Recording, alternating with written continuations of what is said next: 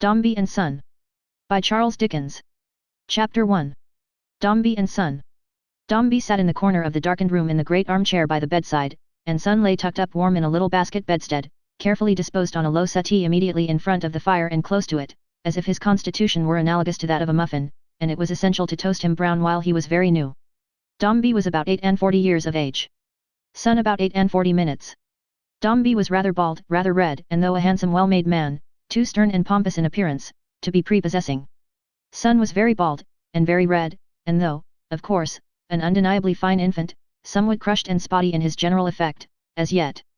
On the brow of Dombey, time and his brother Care had set some marks, as on a tree that was to come down in good time, remorseless twins they are for striding through their human forests, notching as they go, while the countenance of Son was crossed with 1,000 little creases, which the same deceitful time would take delight in smoothing out and wearing away with the flat part of his scythe, as a preparation of the surface for his deeper operations. Dombey, exulting in the long-looked-for event, jingled and jingled the heavy gold watch chain that depended from below his trim blue coat, whereof the buttons sparkled phosphorescently in the feeble rays of the distant fire. Son, with his little fists curled up and clenched, seemed, in his feeble way, to be squaring at existence for having come upon him so unexpectedly.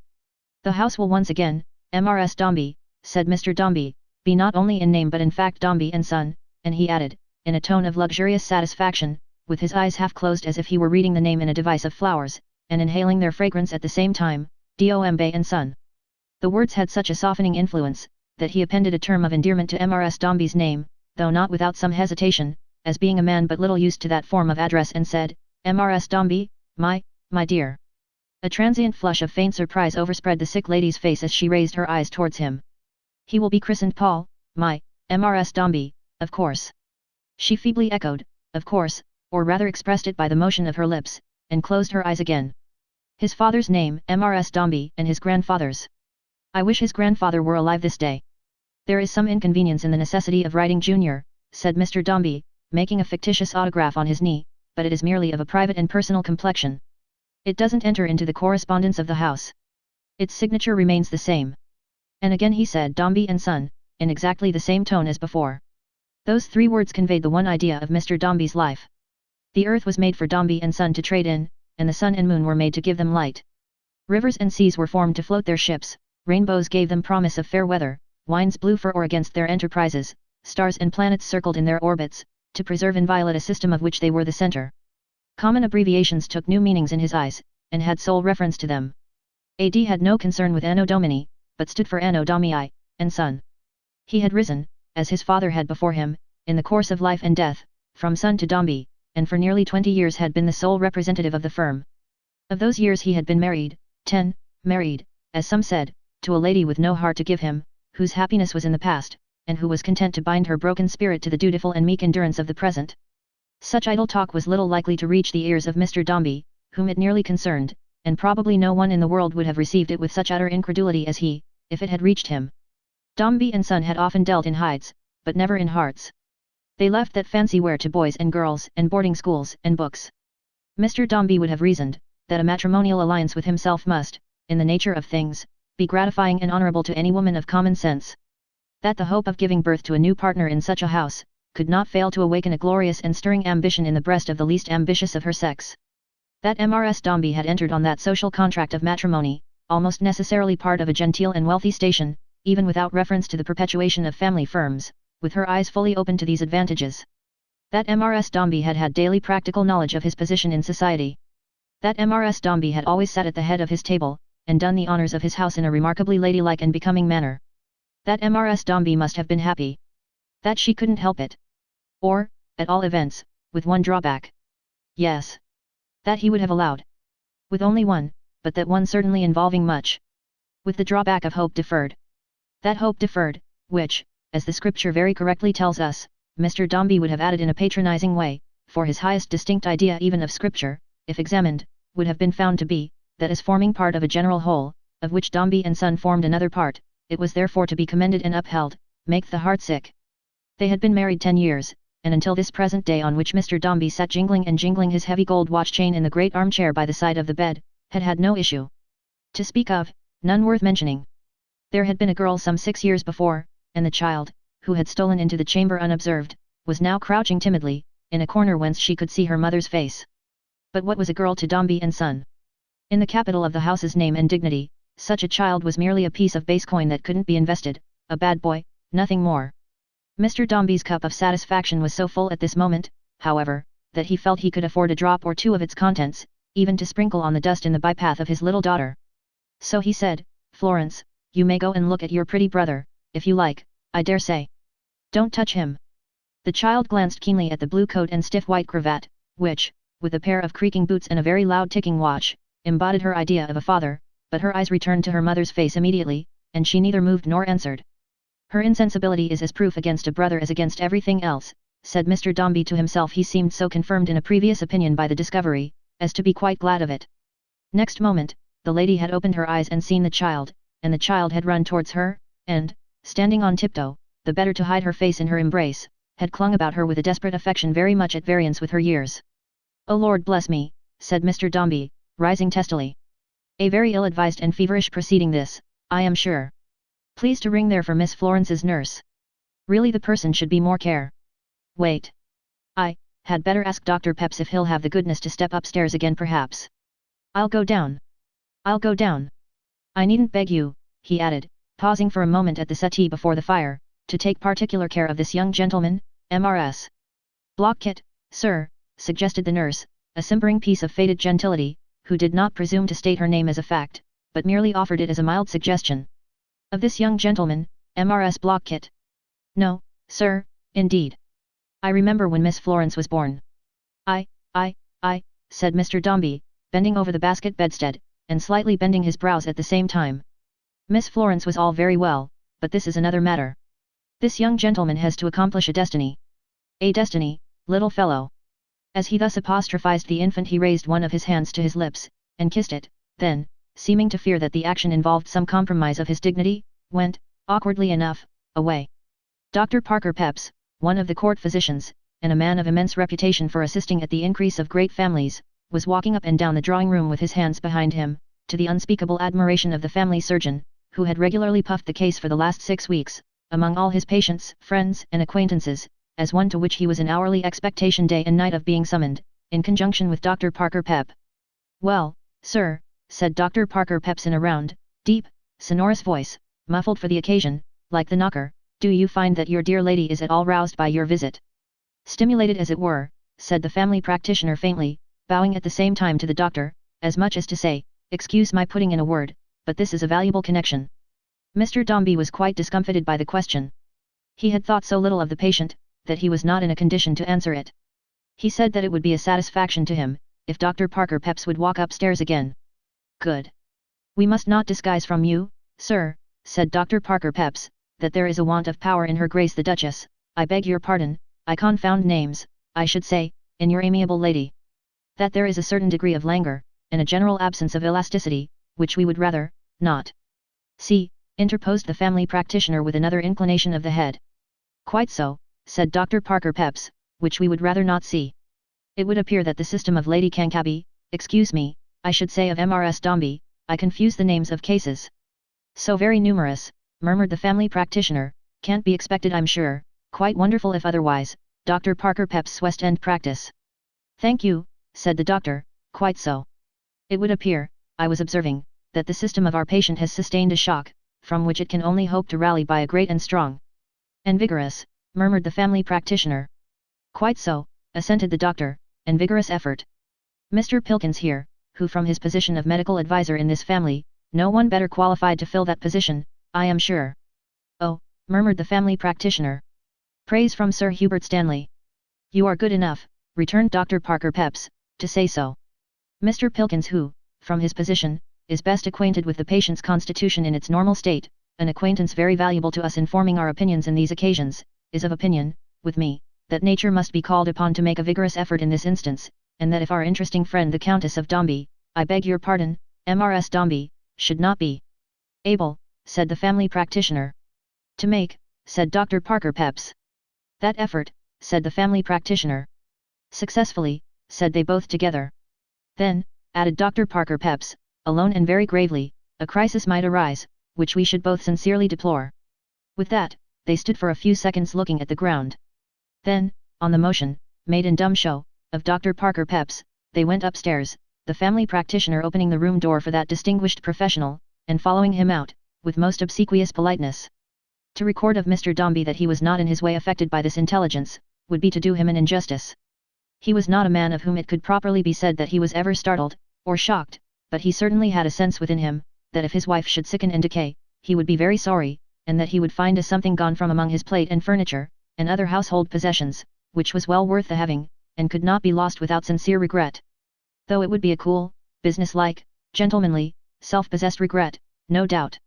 His meditations on the subject were soon interrupted, first by the rustling of garments on the staircase, and then by the sudden whisking into the room of a lady rather past the middle age than otherwise but dressed in a very juvenile manner, particularly as to the tightness of her bodice, who, running up to him with a kind of screw in her face and carriage, expressive of suppressed emotion, flung her arms around his neck, and said, in a choking voice, "My dear Paul! He's quite a Dombey." "Well, well," returned her brother, for Mr. Dombey was her brother, "I think he is like the family." "Don't agitate yourself, Louisa."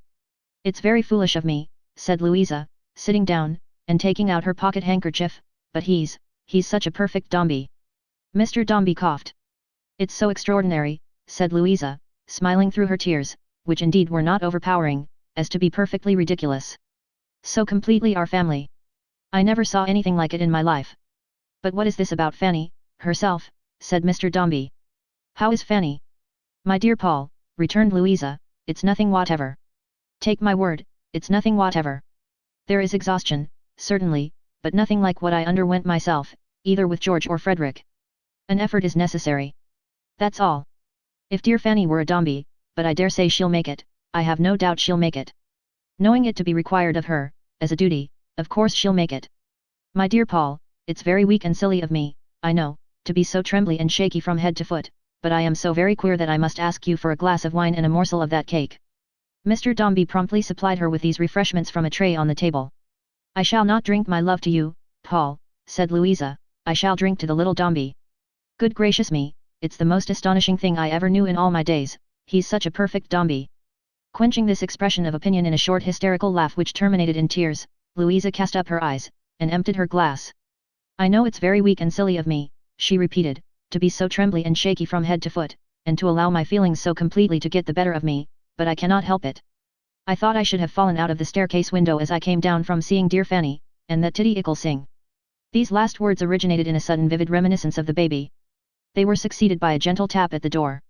"Mrs. Chick," said a very bland female voice outside, "how are you now, my dear friend?" "My dear Paul," said Louisa in a low voice, as she rose from her seat, "it's Miss Tox. The kindest creature. I never could have got here without her. Miss Tox, my brother Mr. Dombey. Paul, my dear, my very particular friend Miss Tox." The lady thus specially presented, was a long lean figure, wearing such a faded air that she seemed not to have been made in what linen drapers call fast colours originally, and to have, by little and little, washed out. But for this she might have been described as the very pink of general propitiation and politeness. From a long habit of listening admiringly to everything that was said in her presence, and looking at the speakers as if she were mentally engaged in taking off impressions of their images upon her soul, never to part with the same but with life, her head had quite settled on one side. Her hands had contracted a spasmodic habit of raising themselves of their own accord as in involuntary admiration. Her eyes were liable to a similar affection. She had the softest voice that ever was heard, and her nose, stupendously aquiline, had a little knob in the very centre or keystone of the bridge, whence it tended downwards towards her face, as in an invincible determination never to turn up at anything. Miss Tox's dress, though perfectly genteel and good, had a certain character of angularity and scantiness. She was accustomed to wear odd weedy little flowers in her bonnets and caps. Strange grasses were sometimes perceived in her hair, and it was observed by the curious, of all her collars, frills, tuckers, wristbands, and other gossamer articles, indeed of everything she wore which had two ends to it intended to unite, that the two ends were never on good terms, and wouldn't quite meet without a struggle. She had furry articles for winter wear, as tippets, boas, and muffs, which stood up on end in rampant manner, and were not at all sleek. She was much given to the carrying about of small bags with snaps to them, that went off like little pistols when they were shut up, and when full dressed, she wore round her neck the barrenest of lockets, representing a fishy old eye, with no approach to speculation in it. These and other appearances of a similar nature, had served to propagate the opinion, that Miss Tox was a lady of what is called a limited independence, which she turned to the best account. Possibly her mincing gait encouraged the belief, and suggested that her clipping a step of ordinary compass into 2 or 3, originated in her habit of making the most of everything. I am sure, said Miss Tox, with a prodigious curtsy, that to have the honour of being presented to Mr. Dombey is a distinction which I have long sought, but very little expected at the present moment. My dear Mrs. Chick, may I say Louisa? Mrs. Chick took Miss Tox's hand in hers, rested the foot of her wine glass upon it, repressed a tear, and said in a low voice, God bless you. My dear Louisa then, said Miss Tox, my sweet friend, how are you now? Better, Mrs. Chick returned. Take some wine. You have been almost as anxious as I have been, and must want it, I am sure. Mr. Dombey of course officiated, and also refilled his sister's glass, which she, looking another way, and unconscious of his intention, held straight and steady the while, and then regarded with great astonishment, saying, My dear Paul, what have you been doing? Miss Tox, Paul, pursued Mrs. Chick, still retaining her hand, knowing how much I have been interested in the anticipation of the event of today, and how trembly and shaky I have been from head to foot in expectation of it, has been working at a little gift for Fanny, which I promised to present. Miss Tox's ingenuity itself. My dear Louisa, said Miss Tox. Don't say so. It is only a pincushion for the toilette table, Paul, resumed his sister, one of those trifles which are insignificant to your sex in general, as it's very natural they should be, we have no business to expect they should be otherwise, but to which we attach some interest. Miss Tox is very good, said Mr. Dombey. And I do say, and will say, and must say, pursued his sister, pressing the foot of the wine glass on Miss Tox's hand, at each of the three clauses, that Miss Tox has very prettily adapted the sentiment to the occasion. I call welcome little Dombey poetry, myself. Is that the device? Inquired her brother. That is the device, returned Louisa. But do me the justice to remember, my dear Louisa, said Miss Tox in a tone of low and earnest entreaty, that nothing but I have some difficulty in expressing myself, the dubiousness of the result would have induced me to take so great a liberty, welcome, Master Dombey, would have been much more congenial to my feelings, as I am sure you know. But the uncertainty attendant on angelic strangers, will, I hope, excuse what must otherwise appear an unwarrantable familiarity. Miss Tox made a graceful bend as she spoke, in favour of Mr. Dombey, which that gentleman graciously acknowledged. Even the sort of recognition of Dombey and Son, conveyed in the foregoing conversation, was so palatable to him, that his sister, Mrs. Chick, though he affected to consider her a weak good-natured person, had perhaps more influence over him than anybody else. My dear Paul, that lady broke out afresh, after silently contemplating his features for a few moments, I don't know whether to laugh or cry when I look at you, I declare, you do so remind me of that dear baby upstairs. Well, said Mrs. Chick, with a sweet smile, after this, I forgive Fanny everything. It was a declaration in a Christian spirit, and Mrs. Chick felt that it did her good. Not that she had anything particular to forgive in her sister-in-law, nor indeed anything at all, except her having married her brother, in itself a species of audacity, and her having, in the course of events, given birth to a girl instead of a boy, which, as Mrs. Chick had frequently observed, was not quite what she had expected of her, and was not a pleasant return for all the attention and distinction she had met with. Mr. Dombey being hastily summoned out of the room at this moment, the two ladies were left alone together. Miss Tox immediately became spasmodic. I knew you would admire my brother. I told you so beforehand, my dear, said Louisa. Miss Tox's hands and eyes expressed how much. And as to his property, my dear. Ah, said Miss Tox, with deep feeling. I'm man's. But his deportment, my dear Louisa, said Miss Tox. His presence. His dignity. No portrait that I have ever seen of anyone has been half so replete with those qualities. Something so stately, you know, so uncompromising, so very wide across the chest, so upright. A pecuniary Duke of York, my love, and nothing short of it, said Miss Tox. That's what I should designate him. Why, my dear Paul, exclaimed his sister, as he returned, you look quite pale. There's nothing the matter. I am sorry to say, Louisa, that they tell me that Fanny. Now, my dear Paul, returned his sister rising, don't believe it. Do not allow yourself to receive a turn unnecessarily. Remember of what importance you are to society, and do not allow yourself to be worried by what is so very inconsiderately told you by people who ought to know better. Really I'm surprised at them. I hope I know, Louisa, said Mr. Dombey, stiffly, how to bear myself before the world. Nobody better, my dear Paul. Nobody half so well. They would be ignorant and base indeed who doubted it. Ignorant and base indeed, echoed Miss Tox softly.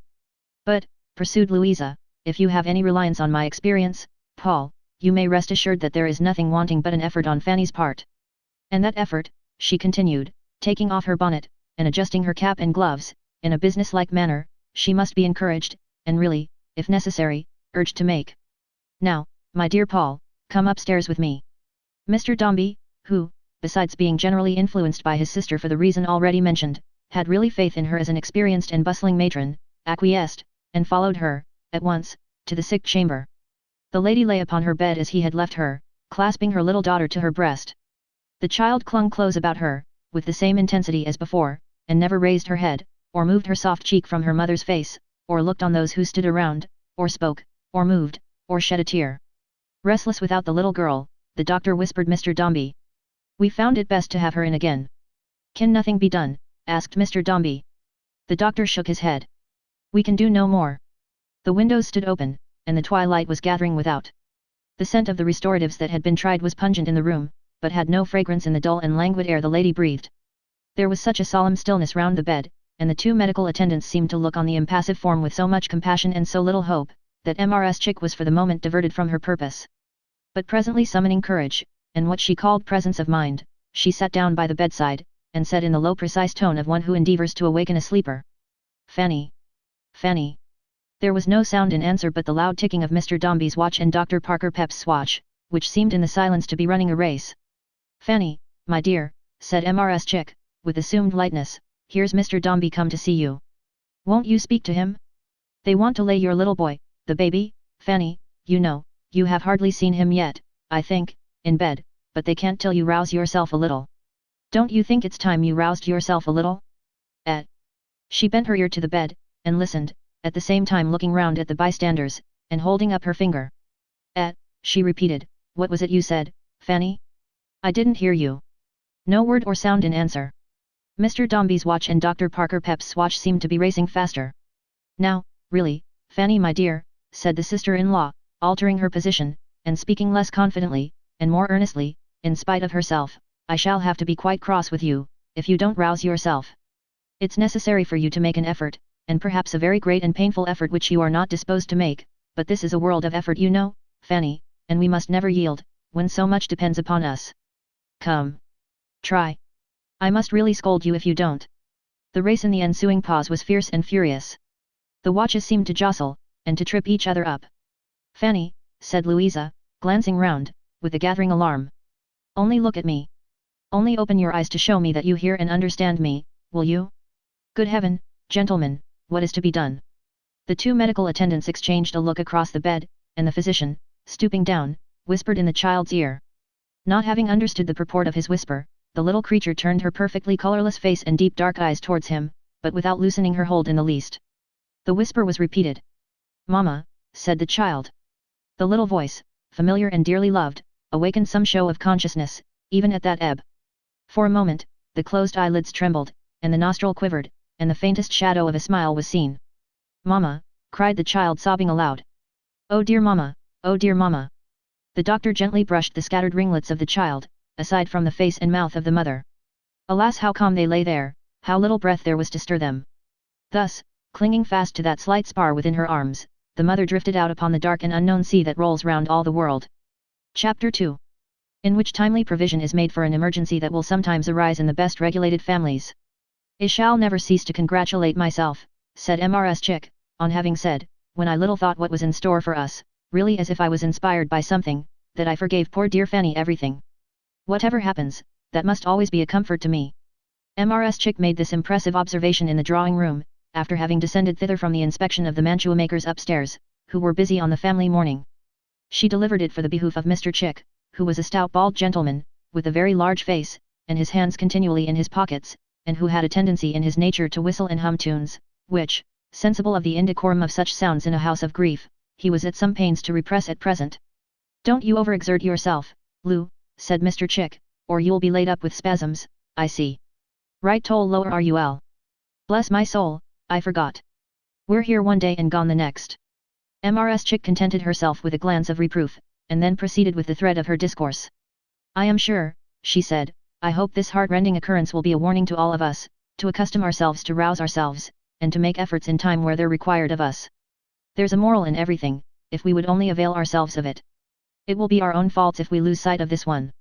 Mr. Chick invaded the grave silence which ensued on this remark with the singularly inappropriate air of a cobbler there was, and checking himself, in some confusion, observed, that it was undoubtedly our own faults if we didn't improve such melancholy occasions as the present. "Which might be better improved, I should think, Mr. C., retorted his helpmate, after a short pause, then by the introduction, either of the college hornpipe, or the equally unmeaning and unfeeling remark of rump-tee-iddity, bow wow wow, which Mr. Chick had indeed indulged in, under his breath, and which Mrs. Chick repeated in a tone of withering scorn. Merely habit, my dear, pleaded Mr. Chick. Nonsense. Habit, returned his wife. If you're a rational being, don't make such ridiculous excuses. Habit. If I was to get a habit, as you call it, of walking on the ceiling, like the flies, I should hear enough of it, I dare say. It appeared so probable that such a habit might be attended with some degree of notoriety, that Mr. Chick didn't venture to dispute the position.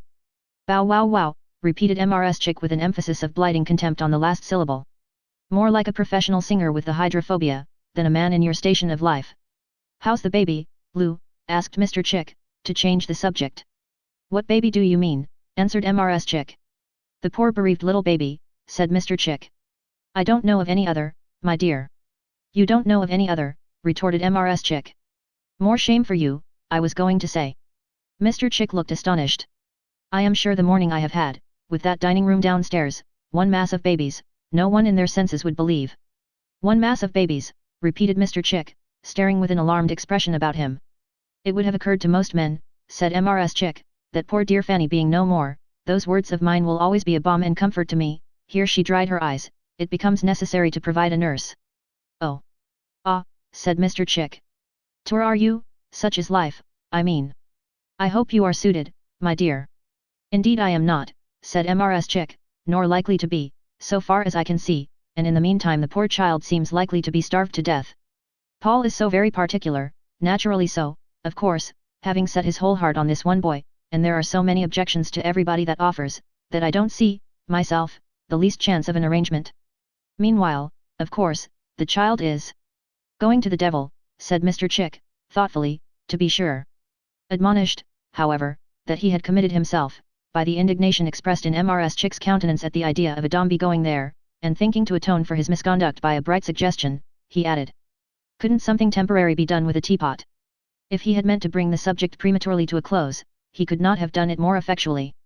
After looking at him for some moments in silent resignation, Mrs. Chick said she trusted he hadn't said it in aggravation, because that would do very little honor to his heart.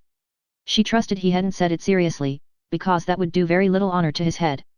As in any case, he couldn't, however sanguine his disposition, hope to offer a remark that would be a greater outrage on human nature in general. We would beg to leave the discussion at that point. Mrs. Chick then walked majestically to the window and peeped through the blind, attracted by the sound of wheels. Mr. Chick, finding that his destiny was, for the time, against him, said no more, and walked off. But it was not always thus with Mr. Chick. He was often in the ascendant himself, and at those times punished Louisa roundly. In their matrimonial bickerings they were, upon the whole, a well-matched, fairly balanced, give-and-take couple. It would have been, generally speaking, very difficult to have bet on the winner. Often when Mr. Chick seemed beaten, he would suddenly make a start, turn the tables, clatter them about the ears of Mrs. Chick, and carry all before him. Being liable himself to similar unlooked-for checks from Mrs. Chick, their little contests usually possessed a character of uncertainty that was very animating. Miss Tox had arrived on the wheels just now alluded to, and came running into the room in a breathless condition. My dear Louisa, said Miss Tox, is the vacancy still unsupplied? You good soul, yes, said Mrs. Chick. Then, my dear Louisa, returned Miss Tox, I hope and believe, but in one moment, my dear, I'll introduce the party. Running downstairs again as fast as she had run up, Miss Tox got the party out of the hackney coach, and soon returned with it under convoy. It then appeared that she had used the word, not in its legal or business acceptation, when it merely expresses an individual, but as a noun of multitude, or signifying many, for Miss Tox escorted a plump rosy-cheeked wholesome apple-faced young woman, with an infant in her arms, a younger woman not so plump, but apple-faced also, who led a plump and apple-faced child in each hand, another plump and also apple-faced boy who walked by himself, and finally, a plump and apple-faced man, who carried in his arms another plump and apple-faced boy, whom he stood down on the floor, and admonished, in a husky whisper, to catch hold of his brother Johnny. My dear Louisa, said Miss Tox, knowing your great anxiety, and wishing to relieve it, I posted off myself to the Queen Charlotte's Royal Married Females, which you had forgot, and put the question, was there anybody there that they thought would suit? No, they said there was not.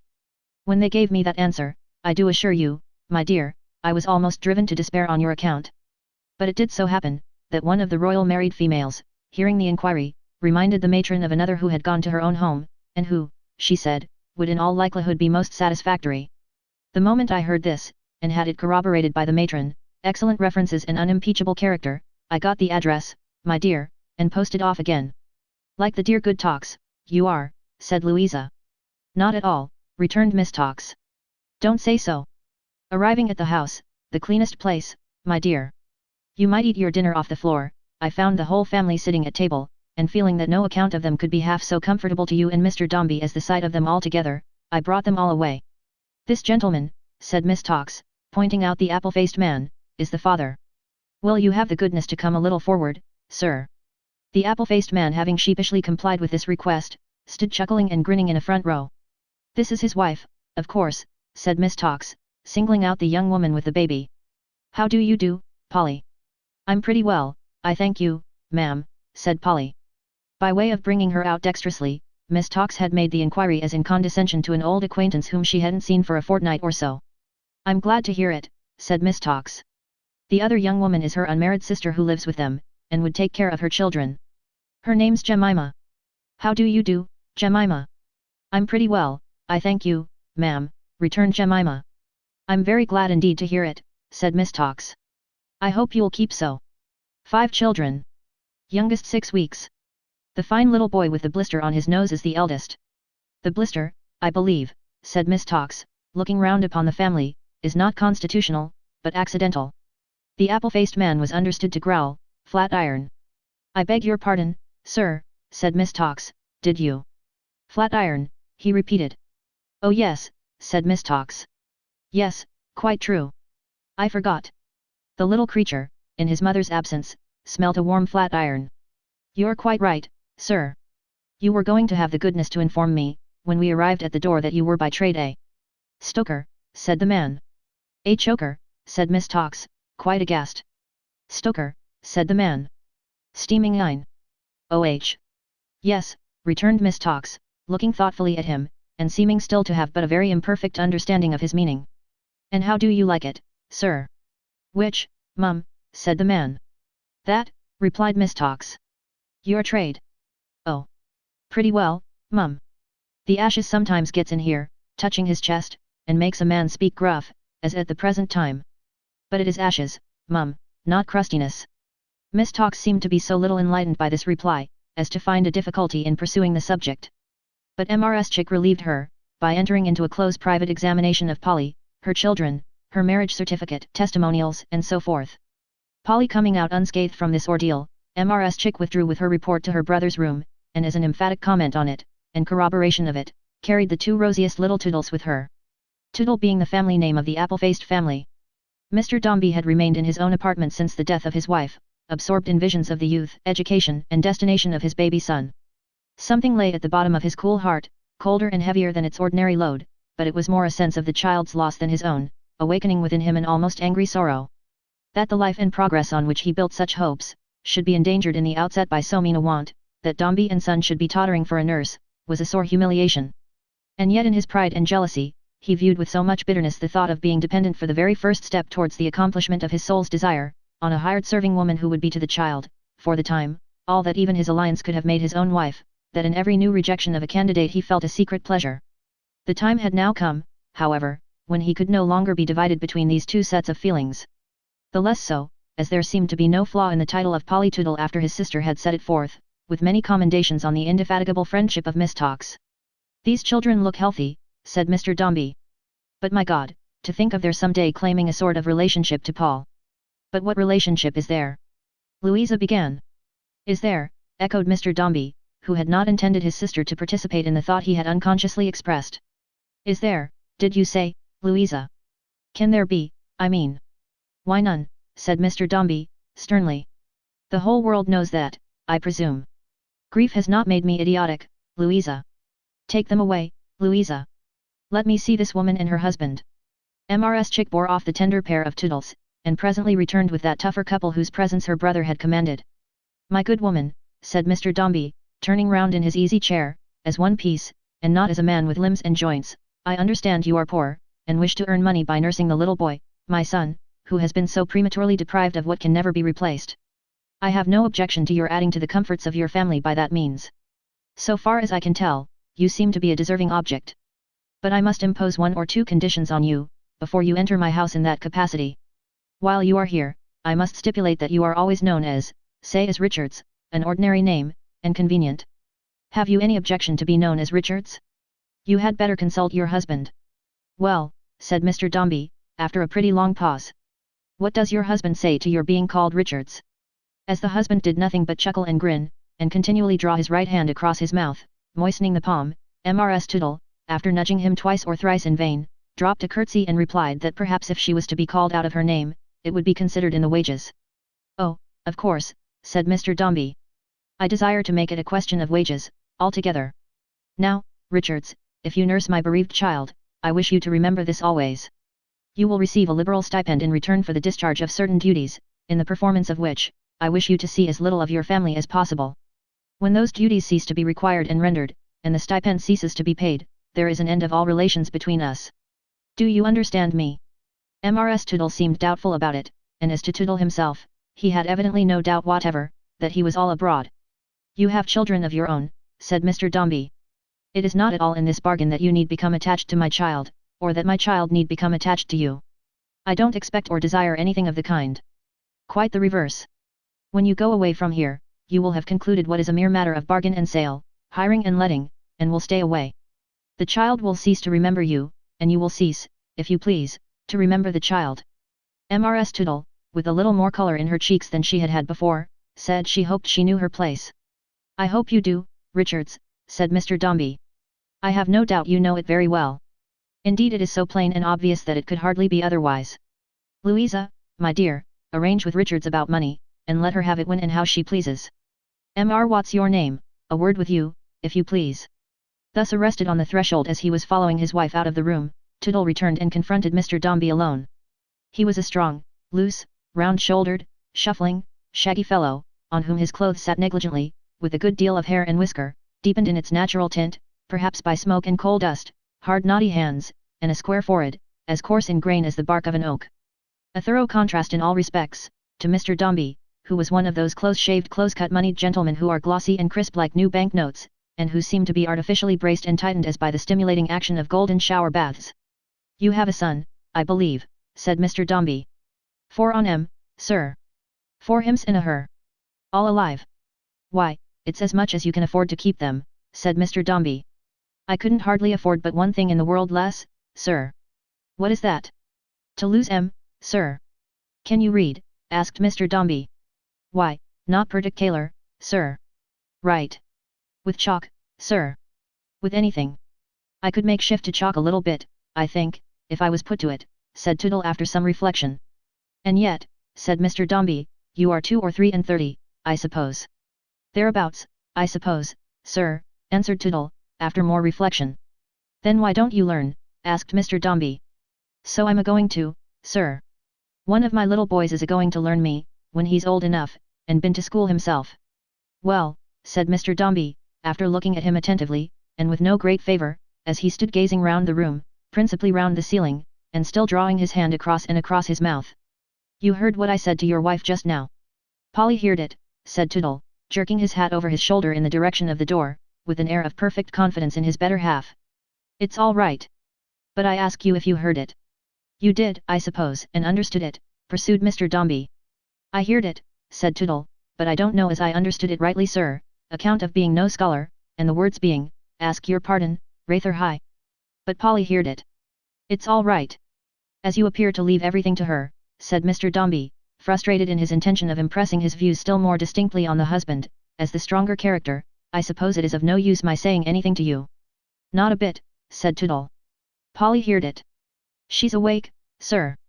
I won't detain you any longer then, returned Mr. Dombey, disappointed. Where have you worked all your life? Mostly underground, sir, till I got married. I come to the level then. I'm a-going on one of these here railroads when they comes into full play. As he added in one of his hoarse whispers, we means to bring up little Byler to that line. Mr. Dombey inquired haughtily who little Byler was. The eldest on 'em, sir, said Tootle, with a smile. It ain't a common name. Sir, much so that when he was took to church the gentleman said, it wam't a Chris and one, and he couldn't give it. But we always calls him Byler just the same. For we don't mean no harm. Not we. Do you mean to say, man, inquired Mr. Dombey, looking at him with marked displeasure, that you have called a child after a boiler. No, no, sir, returned Tootle, with a tender consideration for his mistake. I should hope not. No, sir. Arter a biler, sir. The steaming iron was a'most as good as a godfather to him, and so we called him biler, don't you see? As the last straw breaks the laden camel's back, this piece of information crushed the sinking spirits of Mr. Dombey. He motioned his child's foster father to the door, who departed by no means unwillingly, and then turning the key, paced up and down the room in solitary wretchedness. It would be harsh, and perhaps not altogether true, to say of him that he felt these rubs and gratings against his pride more keenly than he had felt his wife's death, but certainly they impressed that event upon him with new force, and communicated to it added weight and bitterness. It was a rude shock to his sense of property in his child, that these people, the mere dust of the earth, as he thought them, should be necessary to him, and it was natural that in proportion as he felt disturbed by it, he should deplore the occurrence which had made them so. For all his starched, impenetrable dignity and composure, he wiped blinding tears from his eyes as he paced up and down his room, and often said, with an emotion of which he would not, for the world, have had a witness, poor little fellow. It may have been characteristic of Mr. Dombey's pride, that he pitted himself through the child. Not poor me. Not poor widower, confiding by constraint in the wife of an ignorant hind who has been working mostly underground all his life, and yet at whose door death had never knocked, and at whose poor table 4 sons daily sit, but poor little fellow. Those words being on his lips, it occurred to him, and it is an instance of the strong attraction with which his hopes and fears and all his thoughts were tending to one center, that a great temptation was being placed in this woman's way. Her infant was a boy too. Now, would it be possible for her to change them? Though he was soon satisfied that he had dismissed the idea as romantic and unlikely, though possible, there was no denying, he could not help pursuing it so far as to entertain within himself a picture of what his condition would be, if he should discover such an imposture when he was grown old. Whether a man so situated would be able to pluck away the result of so many years of usage, confidence, and belief, from the impostor, and endow a stranger with it. But it was idle speculating thus. It couldn't happen. In a moment afterwards he determined that it could, but that such women were constantly observed, and had no opportunity given them for the accomplishment of such a design, even when they were so wicked as to entertain it. In another moment, he was remembering how few such cases seemed to have ever happened. In another moment he was wondering whether they ever happened and were not found out. As his unusual emotion subsided, these misgivings gradually melted away, though so much of their shadow remained behind, that he was constant in his resolution to look closely after Richards himself, without appearing to do so. Being now in an easier frame of mind, he regarded the woman's station as rather an advantageous circumstance than otherwise, by placing, in itself, a broad distance between her and the child, and rendering their separation easy and natural. Thence he passed to the contemplation of the future glories of Dombey and Son, and dismissed the memory of his wife, for the time being, with a tributary sigh or two. Meanwhile terms were ratified and agreed upon between Mrs. Chick and Richards, with the assistance of Miss Tox, and Richards being with much ceremony invested with the Dombey baby, as if it were an order, resigned her own, with many tears and kisses, to Jemima. Glasses of wine were then produced, to sustain the drooping spirits of the family, and Miss Tox, busying herself in dispensing tastes to the younger branches, bred them up to their father's business with such surprising expedition, that she made chokers of 4 of them in a quarter of a minute. "You'll take a glass yourself, sir, won't you?" said Miss Tox, as Tootle appeared. "Thankee, mum," said Tootle, "since you are suppressing. And you're very glad to leave your dear good wife in such a comfortable home, ain't you, sir?" said Miss Tox, nodding and winking at him stealthily. "No, mum," said Tootle. "Here's wishing of her back agin." Polly cried more than ever at this. So Mrs. Chick, who had her matronly apprehensions that this indulgence in grief might be prejudicial to the little Dombey, acid, indeed, she whispered Miss Tox, hastened to the rescue. "Your little child will thrive charmingly with your sister Jemima, Richards," said Mrs. Chick, "and you have only to make an effort, this is a world of effort, you know, Richards, to be very happy indeed. You have been already measured for your mourning, haven't you, Richards?" Yes, ma'am," sobbed Polly. "And it'll fit beautifully." "I know," said Mrs. Chick, "for the same young person has made me many dresses. The very best materials, too." "Lor, you'll be so smart," said Miss Tox, "that your husband won't know you, will you, sir?" "I should know her," said Tootle, gruffly, "any house and anywheres." Tootle was evidently not to be bought over. "As to living, Richards, you know," pursued Mrs. Chick, "why, the very best of everything will be at your disposal. You will order your little dinner every day, and anything you take a fancy to, I'm sure will be as readily provided as if you were a lady." "Yes, to be sure," said Miss Tox, keeping up the ball with great sympathy. "And as to porter, quite unlimited, will it not, Louisa?" "Oh, certainly, returned Mrs. Chick in the same tone. With a little abstinence, you know, my dear, in point of vegetables. And pickles, perhaps, suggested Miss Tox. With such exceptions, said Louisa, she'll consult her choice entirely, and be under no restraint at all, my love. And then, of course, you know, said Miss Tox, however fond she is of her own dear little child, and I'm sure, Louisa, you don't blame her for being fond of it. Oh no, cried Mrs. Chick, benignantly. Still, resumed Miss Tox, she naturally must be interested in her young charge, and must consider it a privilege to see a little cherub connected with the superior classes, gradually unfolding itself from day to day at one common fountain, is it not so, Louisa? Most undoubtedly, said Mrs. Chick. You see, my love, she's already quite contented and comfortable, and means to say goodbye to her sister Jemima and her little pets, and her good honest husband, with a light heart and a smile, don't she, my dear? Oh yes, cried Miss Tox. To be sure she does. Notwithstanding which, however, poor Polly embraced them all round in great distress, and coming to her spouse at last, could not make up her mind to part from him, until he gently disengaged himself, at the close of the following allegorical piece of consolation. Polly, old woman, whatever you do, my darling, hold up your head and fight low. That's the only rule as I know on, that'll carry anyone through life. You always have held up your head and fought low, Polly. Do it now, or Brix is no longer so. God bless you, Polly. Me and Jemima will do your duty by you, and with relating to your hold up your head and fight low, Polly, and you can't go wrong. Fortified by this golden secret, Polly finally ran away to avoid any more particular leave-taking between herself and the children. But the stratagem hardly succeeded as well as it deserved, for the smallest boy but one divining her intent, immediately began swarming upstairs after her, if that word of doubtful etymology be admissible, on his arms and legs, while the eldest, known in the family by the name of Byler, in remembrance of the steam engine, beat a demoniacal tattoo with his boots, expressive of grief, in which he was joined by the rest of the family. A quantity of oranges and halfpence thrust indiscriminately on each young Toodle, checked the first violence of their regret, and the family were speedily transported to their own home, by means of the hackney coach kept in waiting for that purpose. The children, under the guardianship of Jemima, blocked up the window, and dropped out oranges and halfpence all the way along. Mr. Toodle himself preferred to ride behind among the spikes, as being the mode of conveyance to which he was best accustomed. Chapter 3. In which Mr. Dombey, as a man and a father, is seen at the head of the home department.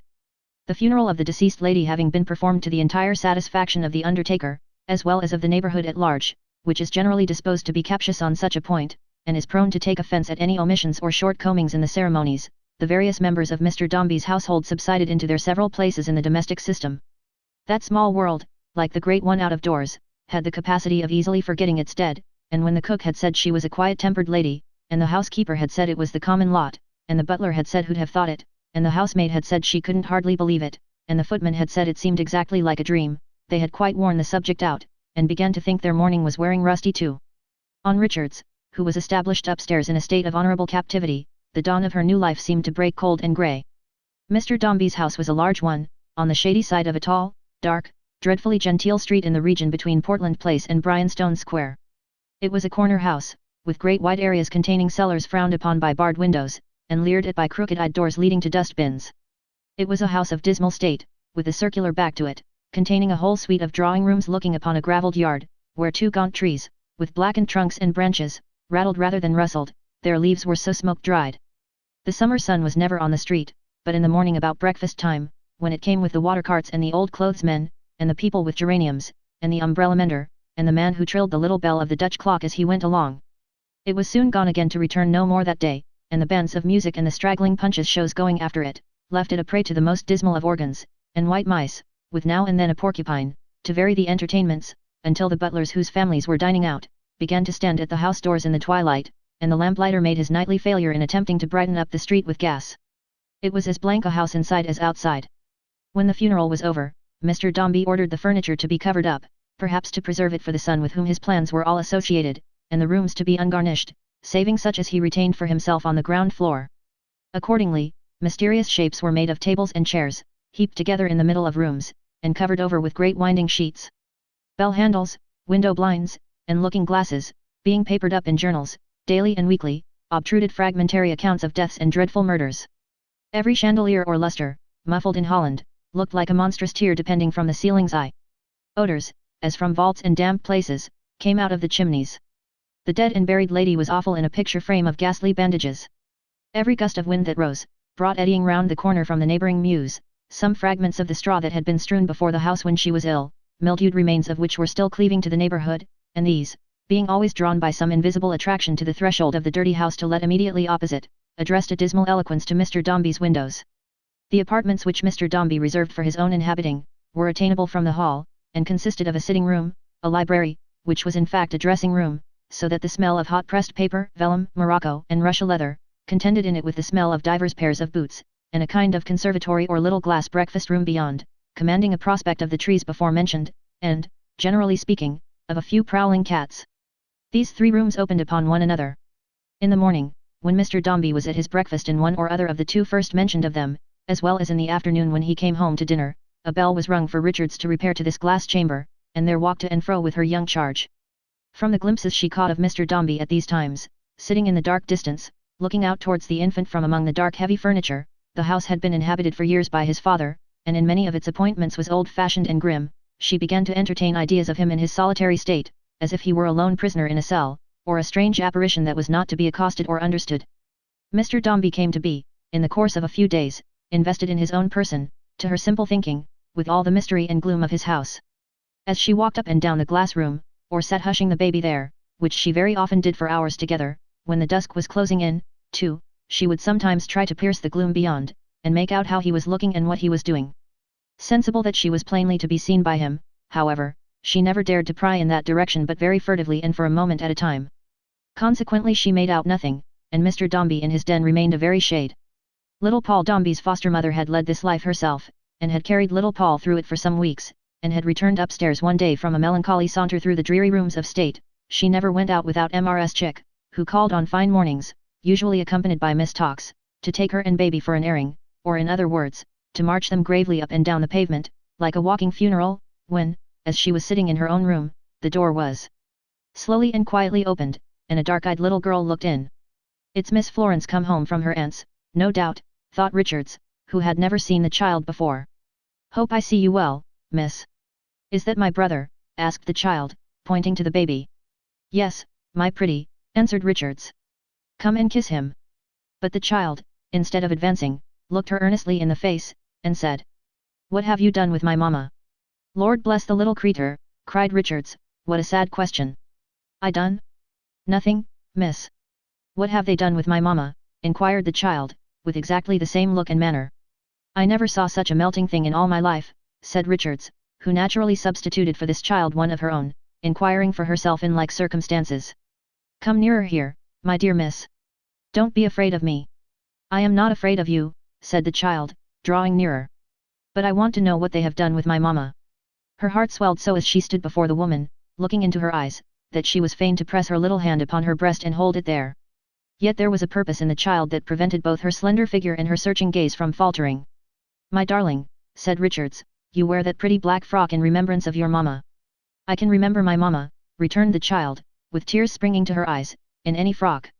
But people put on black, to remember people when they're gone." "Where gone?" asked the child. "Come and sit down by me," said Richards, "and I'll tell you a story." With a quick perception that it was intended to relate to what she had asked, little Florence laid aside the bonnet she had held in her hand until now, and sat down on a stool at the nurse's feet, looking up into her face. "Once upon a time," said Richards, "there was a lady, a very good lady, and her little daughter dearly loved her." "A very good lady and her little daughter dearly loved her," repeated the child. "Who, when God thought it right that it should be so, was taken ill and died." The child shuddered. "Died, never to be seen again by anyone on earth, and was buried in the ground where the trees grow." "The cold ground," said the child, shuddering again. "No. The warm ground," returned Polly, seizing her advantage, "where the ugly little seeds turn into beautiful flowers, and into grass and corn and I don't know what all besides. Where good people turn into bright angels, and fly away to heaven." The child, who had dropped her head, raised it again, and sat looking at her intently. "So, let me see," said Polly, not a little flurried between this earnest scrutiny, her desire to comfort the child, her sudden success, and her very slight confidence in her own powers. "So, when this lady died, wherever they took her, or wherever they put her, she went to God, and she prayed to him, this lady did," said Polly, affecting herself beyond measure, being heartily in earnest, to teach her little daughter to be sure of that in her heart, and to know that she was happy there and loved her still, and to hope and try, oh, all her life, to meet her there one day, never, never, never to part any more. It was my mamma, exclaimed the child, springing up, and clasping her round the neck. And the child's heart, said Polly, drawing her to her breast, the little daughter's heart was so full of the truth of this, that even when she heard it from a strange nurse that couldn't tell it right, but was a poor mother herself and that was all, she found a comfort in it, didn't feel so lonely, sobbed and cried upon her bosom, took kindly to the baby lying in her lap, and, there, said Polly, smoothing the child's curls and dropping tears upon them. There, poor dear. Oh well, Miss Floy. And won't your pa be angry neither, cried a quick voice at the door, proceeding from a short, brown, womanly girl of 14, with a little snub nose, and black eyes like jet beads. When it was particularly given out that you wasn't to go and word the wet nurse. She don't worry me, was the surprised rejoinder of Polly. I am very fond of children. Oh, but begging your pardon, Mrs. Richards, that don't matter, you know, returned the black-eyed girl, who was so desperately sharp and biting that she seemed to make one's eyes water. I may be very fond of pennywinkles, Mrs. Richards, but it don't follow that I'm to have 'em for tea. Well, it don't matter, said Polly. Oh, thank ye, Mrs. Richards, don't it, returned the sharp girl. Remembering, however, if you'll be so good, that Miss Floy's under my charge, and Master Paul's under your'n. But still we needn't quarrel, said Polly. Oh no, Mrs. Richards, rejoined Spitfire. Not at all, I don't wish it, we needn't stand upon that footing, Miss Floy being a permanency, Master Paul a temporary. Spitfire made use of none but comma pauses, shooting out whatever she had to say in one sentence, and in one breath, if possible. Miss Florence has just come home, hasn't she? Asked Polly. Yes, Mrs. Richards, just come, and here, Miss Floy, before you've been in the house a quarter of an hour, you go a-smearing your wet face against the expensive mourning that Mrs. Richards is a-wearing for your ma. With this remonstrance, young Spitfire, whose real name was Susan Nipper, detached the child from her new friend by a wrench, as if she were a tooth. But she seemed to do it, more in the excessively sharp exercise of her official functions, than with any deliberate unkindness. She'll be quite happy, now she has come home again, said Polly, nodding to her with an encouraging smile upon her wholesome face, and will be so pleased to see her dear papa tonight. Lork, Mrs. Richards, cried Miss Nipper, taking up her words with a jerk. Don't. See her dear papa indeed. I should like to see her do it. Won't she then? Asked Polly. Lork, Mrs. Richards, no, her pa's a deal too wrapped up in somebody else, and before there was a somebody else to be wrapped up in she never was a favorite. Girls are thrown away in this house, Mrs. Richards, I assure you. The child looked quickly from one nurse to the other, as if she understood and felt what was said. You surprise me, cried Polly. Hasn't Mr. Dombey seen her since? No, interrupted Susan Nipper. Not once since, and he hadn't hardly set his eyes upon her before that for months and months, and I don't think he'd have known her for his own child if he had met her in the streets, or would know her for his own child if he was to meet her in the streets tomorrow, Mrs. Richards. As to me, said Spitfire, with a giggle, I doubt if he's aware of my existence. Pretty dear, said Richards, meaning, not Miss Nipper, but the little Florence. Oh, there's a Tartar within 100 miles of where we're now in conversation, I can tell you, Mrs. Richards, present company always accepted too, said Susan Nipper, wish you good morning, Mrs. Richards. Now Miss Floy, you come along with me, and don't go hanging back like a naughty wicked child that judgments is no example to, don't. In spite of being thus adjured, and in spite also of some hauling on the part of Susan Nipper, tending towards the dislocation of her right shoulder, little Florence broke away, and kissed her new friend, affectionately. Oh dear, after it was given out so particularly, that Mrs. Richards wasn't to be made free with, exclaimed Susan. Very well, Miss Floy. God bless the sweet thing, said Richards. Goodbye, dear. Goodbye, returned the child. God bless you. I shall come to see you again soon, and you'll come to see me? Susan will let us. Won't you, Susan? Spitfire seemed to be in the main a good-natured little body, although a disciple of that school of trainers of the young idea which holds that childhood, like money, must be shaken and rattled and jostled about a good deal to keep it bright. For, being thus appealed to with some endearing gestures and caresses, she folded her small arms and shook her head, and conveyed a relenting expression into her very wide-open black eyes. It ain't right of you to ask it, Miss Floy, for you know I can't refuse you, but Mrs. Richards and me will see what can be done. If Mrs. Richards likes, I may wish, you see, to take a voyage to Cheney, Mrs. Richards, but I mayn't know how to leave the London docks. Richards assented to the proposition. This house ain't so exactly ringing with merrymaking, said Miss Nipper, that one need be lonelier than one must be. Your toxes and your chickses may draw out my two front double teeth, Mrs. Richards, but that's no reason why I need offer the whole set. This proposition was also assented to by Richards, as an obvious one. So I'm agreeable, I'm sure, said Susan Nipper, to live friendly, Mrs. Richards, while Master Paul continues a permanency, if the means can be planned out without going openly against orders, but goodness gracious Miss Floy, you haven't got your things off yet, you naughty child, you haven't, come along. With these words, Susan Nipper, in a transport of coercion, made a charge at her young ward, and swept her out of the room. The child, in her grief and neglect, was so gentle, so quiet and uncomplaining, was possessed of so much affection that no one seemed to care to have, and so much sorrowful intelligence that no one seemed to mind or think about the wounding of, that Polly's heart was sore when she was left alone again. In the simple passage that had taken place between herself and the motherless little girl, her own motherly heart had been touched no less than the child's, and she felt, as the child did, that there was something of confidence and interest between them from that moment. Notwithstanding Mr. Tootle's great reliance on Polly, she was perhaps in point of artificial accomplishments very little his superior. She had been good-humouredly working and drudging for her life all her life, and was a sober steady-going person, with matter-of-fact ideas about the butcher and baker, and the division of pence into farthings. But she was a good plain sample of a nature that is ever, in the mass, better, truer, higher, nobler, quicker to feel, and much more constant to retain, all tenderness and pity, self-denial and devotion, than the nature of men. And, perhaps, unlearned as she was, she could have brought a dawning knowledge home to Mr. Dombey at that early day, which would not then have struck him in the end like lightning. But this is from the purpose. Polly only thought, at that time, of improving on her successful propitiation of Miss Nipper, and devising some means of having little Florence aid her, lawfully, and without rebellion. An opening happened to present itself that very night. She had been rung down into the glass room as usual, and had walked about and about it a long time, with the baby in her arms, when, to her great surprise and dismay, Mr. Dombey, whom she had seen at first leaning on his elbow at the table, and afterwards walking up and down the middle room, drawing, each time, a little nearer, she thought, to the open folding doors, came out, suddenly, and stopped before her. "Good evening, Richards." Just the same austere, stiff gentleman, as he had appeared to her on that first day. Such a hard-looking gentleman, that she involuntarily dropped her eyes and her curtsy at the same time. "How is Master Paul, Richards?" "Quite thriving, sir, and well." "He looks so," said Mr. Dombey, glancing with great interest at the tiny face she uncovered for his observation, and yet affecting to be half careless of it. "They give you everything you want, I hope?" "Oh yes, thank you, sir." She suddenly appended such an obvious hesitation to this reply, however, that Mr. Dombey, who had turned away, stopped, and turned round again, inquiringly. "If you please, sir, the child is very much disposed to take notice of things," said Richards, with another curtsy, "and, upstairs is a little dull for him, perhaps, sir." "I begged them to take you out for airings, constantly," said Mr. Dombey. "Very well. You shall go out oftener. You're quite right to mention it." "I beg your pardon, sir," faltered Polly, "but we go out quite plenty, sir, thank you." "What would you have then?" asked Mr. Dombey.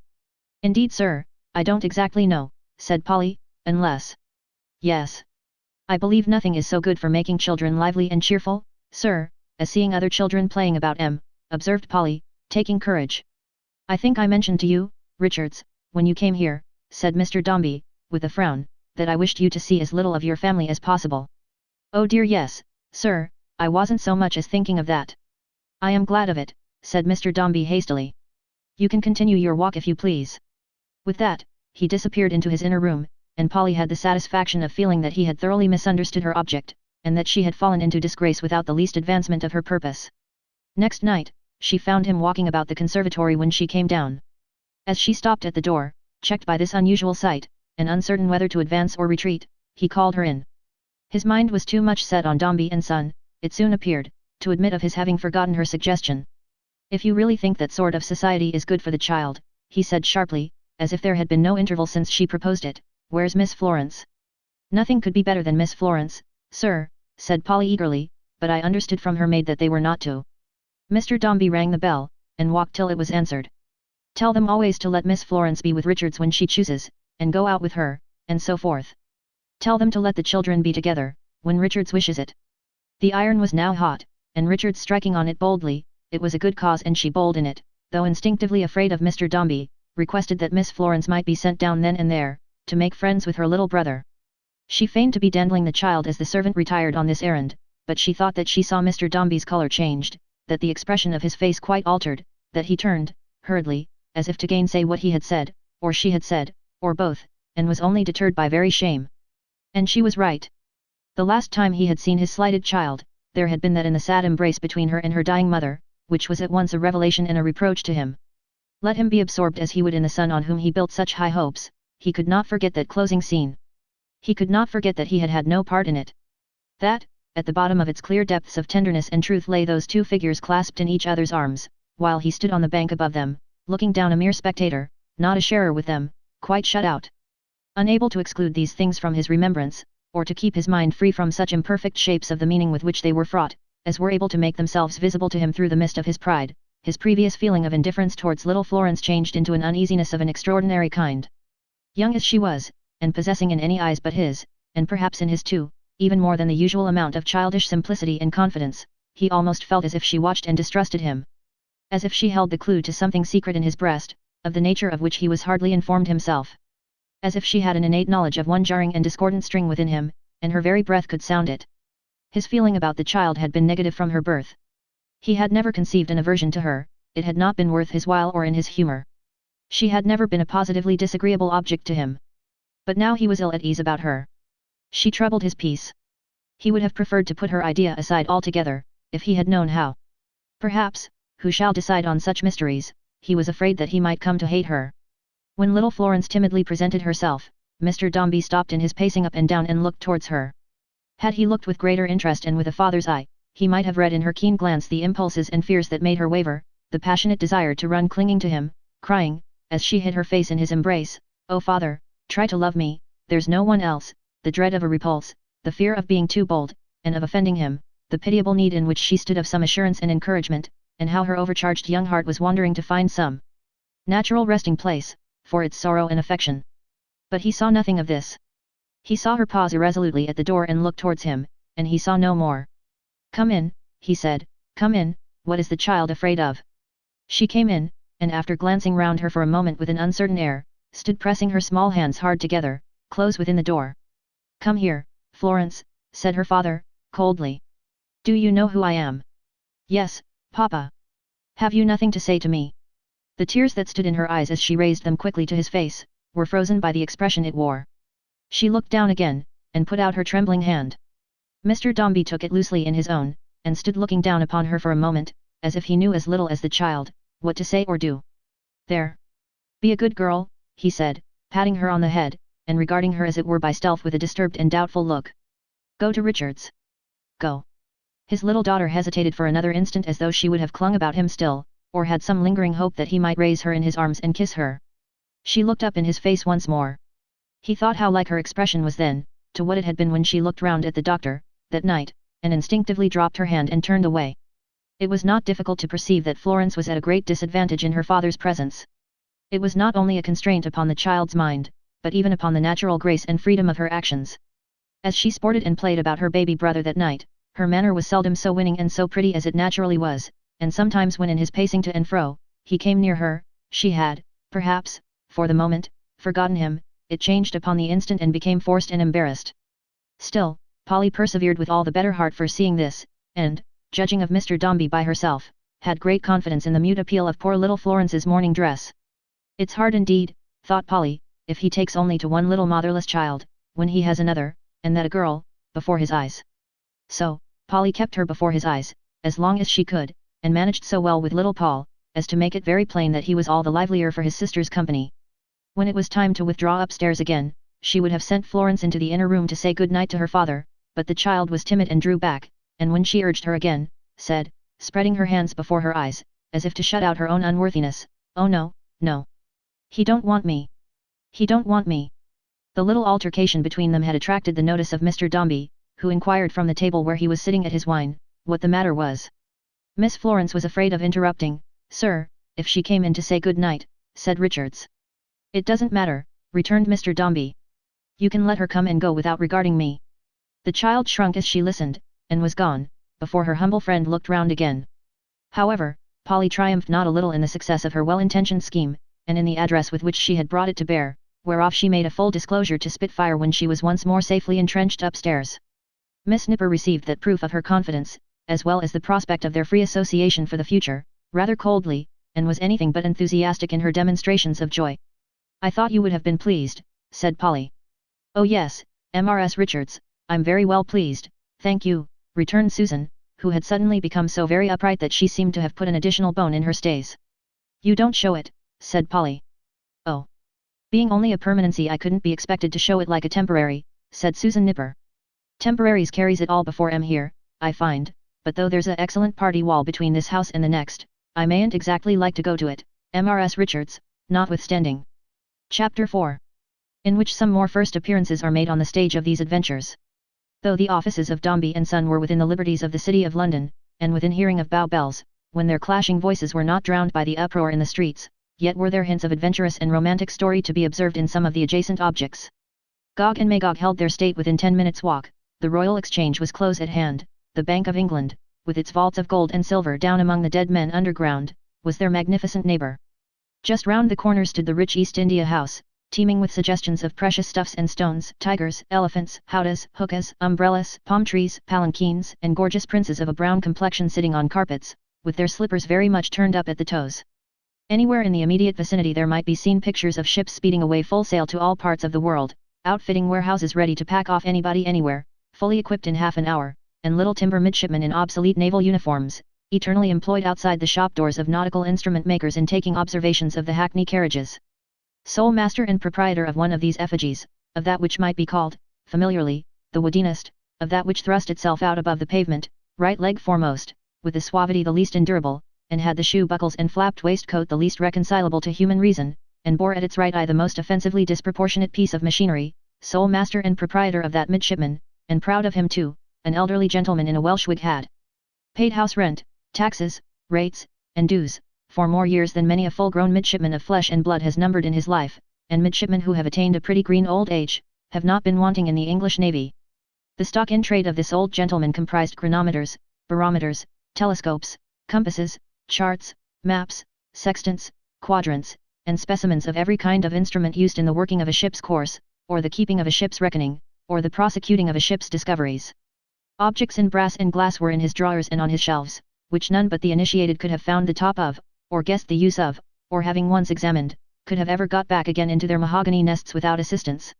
Everything was jammed into the tightest cases, fitted into the narrowest corners, fenced up behind the most impertinent cushions, and screwed into the acutest angles, to prevent its philosophical composure from being disturbed by the rolling of the sea. Such extraordinary precautions were taken in every instance to save room, and keep the thing compact, and so much practical navigation was fitted and cushioned and screwed into every box, whether the box was a mere slab, as some were, or something between a cocked hat and a starfish, as others were, and those quite mild and modest boxes as compared with others, that the shop itself, partaking of the general infection, seemed almost to become a snug, sea-going, ship-shape concern, wanting only good sea-room, in the event of an unexpected launch, to work its way securely to any desert island in the world. Many minor incidents in the household life of the ship's instrument maker, who was proud of his little midshipman, assisted and bore out this fancy. His acquaintance lying chiefly among ship chandlers and so forth, he had always plenty of the veritable ship's biscuit on his table. It was familiar with dried meats and tongues, possessing an extraordinary flavour of rope yarn. Pickles were produced upon it, in great wholesale jars, with "dealer in all kinds of ship's provisions" on the label. Spirits were set forth in case bottles with no throats. Old prints of ships with alphabetical references to their various mysteries, hung in frames upon the walls. The Tartar frigate under way, was on the plates. Outlandish shells, seaweeds, and mosses, decorated the chimney piece. The little wainscot back parlour was lighted by a skylight, like a cabin. Here he lived too, in skipper-like state, all alone with his nephew Walter, a boy of 14 who looked quite enough like a midshipman, to carry out the prevailing idea. But there it ended, for Solomon Gills himself, more generally called Old Soul, was far from having a maritime appearance. To say nothing of his Welsh wig, which was as plain and stubborn a Welsh wig as ever was worn, and in which he looked like anything but a rover, he was a slow, quiet-spoken, thoughtful old fellow, with eyes as red as if they had been small suns looking at you through a fog, and a newly awakened manner, such as he might have acquired by having stared for 3 or 4 days successively through every optical instrument in his shop, and suddenly came back to the world again, to find it green. The only change ever known in his outward man, was from a complete suit of coffee colour cut very square, and ornamented with glaring buttons, to the same suit of coffee colour minus the inexpressibles, which were then of a pale nankeen. He wore a very precise shirt frill, and carried a pair of first-rate spectacles on his forehead, and a tremendous chronometer in his fob, rather than doubt which precious possession, he would have believed in a conspiracy against it on part of all the clocks and watches in the city, and even of the very sun itself. Such as he was, such he had been in the shop and parlour behind the little midshipman, for years upon years, going regularly aloft to bed every night in a howling garret remote from the lodgers, where, when gentlemen of England who lived below at ease had little or no idea of the state of the weather, it often blew great guns. It is 5:30 o'clock, and an autumn afternoon, when the reader and Solomon Gills become acquainted. Solomon Gills is in the act of seeing what time it is by the unimpeachable chronometer. The usual daily clearance has been making in the city for an hour or more, and the human tide is still rolling westward. The streets have thinned, as Mr. Gills says, very much. It threatens to be wet tonight. All the weather glasses in the shop are in low spirits, and the rain already shines upon the cocked hat of the wooden midshipman. "Where's Walter, I wonder?" said Solomon Gills, after he had carefully put up the chronometer again. "Here's dinner been ready, half an hour, and no Walter." Turning round upon his stool behind the counter, Mr. Gills looked out among the instruments in the window, to see if his nephew might be crossing the road. No. He was not among the bobbing umbrellas, and he certainly was not the newspaper boy in the oilskin cap who was slowly working his way along the piece of brass outside, writing his name over Mr. Gills's name with his forefinger. "If I didn't know he was too fond of me to make a run of it, and go and enter himself aboard ship against my wishes, I should begin to be fidgety," said Mr. Gills, tapping 2 or 3 weather glasses with his knuckles. "I really should. All in the Downs, et. Lots of moisture. Well. It's wanted. I believe," said Mr. Gills, blowing the dust off the glass top of a compass case, "that you don't point more direct and due to the back parlour than the boy's inclination does after all. And the parlour couldn't bear straighter either. Due north. Not the 20th part of a point either way. Hello, Uncle Sol." "Hello, my boy," cried the instrument maker, turning briskly round. "What, you are here, are you? A cheerful looking, merry boy, fresh with running home in the rain, fair-faced, bright-eyed and curly-haired. Well, uncle, how have you got on without me all day? Is dinner ready? I'm so hungry." "As to getting on," said Solomon good-naturedly, "it would be odd if I couldn't get on without a young dog like you a great deal better than with you. As to dinner being ready, it's been ready this half hour and waiting for you. As to being hungry, I am." "Come along then, uncle," cried the boy. "Hurrah for the Admiral." "Confound the Admiral," returned Solomon Gills. "You mean the Lord Mayor." "No I don't," cried the boy. "Hurrah for the Admiral! Hurrah for the Admiral! Forward!" At this word of command, the Welsh wig and its wearer were borne without resistance into the back parlour, as at the head of a boarding party of 500 men, and Uncle Sol and his nephew were speedily engaged on a fried sole with a prospect of steak to follow. "The Lord Mayor, Wally," said Solomon, "for ever. No more admirals. The Lord Mayor's your admiral." "Oh, is he though?" said the boy, shaking his head. "Why, the sword-bearer's better than him. He draws his sword sometimes. And a pretty figure he cuts with it for his pains," returned the uncle. "Listen to me, Wally, listen to me. Look on the mantelshelf." "Why, who has cocked my silver mug up there, on a nail?" exclaimed the boy. "I have," said his uncle. "No more mugs now. We must begin to drink out of glasses today, Walter. We are men of business. We belong to the city. We started in life this morning." "Well, uncle," said the boy, "I'll drink out of anything you like, so long as I can drink to you." "Here's to you, Uncle Sol, and hurrah for thee." "Lord Mayor," interrupted the old man. "For the Lord Mayor, Sheriffs, Common Council and Livery," said the boy. "Long life to 'em." The uncle nodded his head with great satisfaction. "And now," he said, "let's hear something about the firm." "Oh, there's not much to be told about the firm, uncle," said the boy, plying his knife and fork. "It's a precious dark set of offices, and in the room where I sit, there's a high fender, and an iron safe, and some cards about ships that are going to sail, and an almanac, and some desks and stools, and an ink bottle, and some books, and some boxes, and a lot of cobwebs, and in one of 'em, just over my head, a shriveled up blue bottle that looks as if it had hung there ever so long." "Nothing else," said the uncle. "No, nothing else, except an old birdcage, I wonder how that ever came there, and a coal scuttle. No banker's books, or cheque-books or bills or such tokens of wealth rolling in from day to day," said Old Sol, looking wistfully at his nephew out of the fog that always seemed to hang about him, and laying an unctuous emphasis upon the words. "Oh yes, plenty of that I suppose," returned his nephew carelessly, "but all that sort of things in Mr. Carker's room, or Mr. Morfin's, or Mr. Dombey's." "Has Mr. Dombey been there today?" inquired the uncle. "Oh yes. In and out all day. He didn't take any notice of you, I suppose?" "Yes he did. He walked up to my seat, I wish he wasn't so solemn and stiff, uncle, and said, 'Oh, you are the son of Mr. Gills the ship's instrument maker. Nephew, sir, I said. I said nephew, boy, said he. But I could take my oath he said son, uncle. You're mistaken I dare say. It's no matter. No, it's no matter, but he needn't have been so sharp, I thought. There was no harm in it though he did say son. Then he told me that you had spoken to him about me, and that he had found me employment in the house accordingly, and that I was expected to be attentive and punctual, and then he went away. I thought he didn't seem to like me much. You mean, I suppose, observed the instrument maker, that you didn't seem to like him much. Well, uncle, returned the boy, laughing. Perhaps so, I never thought of that.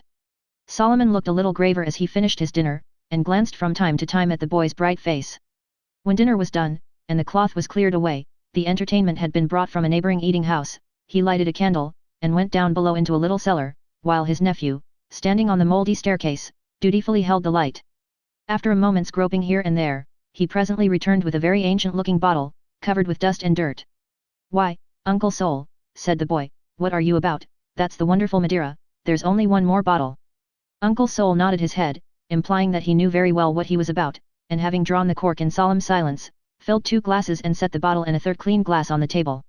You shall drink the other bottle, Wally, he said, when you come to good fortune, when you are a thriving, respected, happy man, when the start in life you have made today shall have brought you, as I pray heaven it may, to a smooth part of the course you have to run, my child.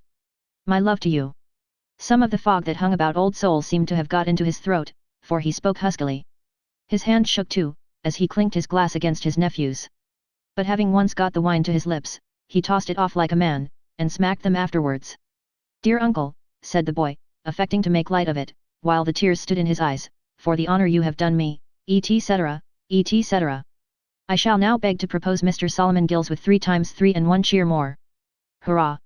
And you'll return thanks, uncle, when we drink the last bottle together, won't you? They clinked their glasses again, and Walter, who was hoarding his wine, took a sip of it, and held the glass up to his eye with as critical an air as he could possibly assume. His uncle sat looking at him for some time in silence.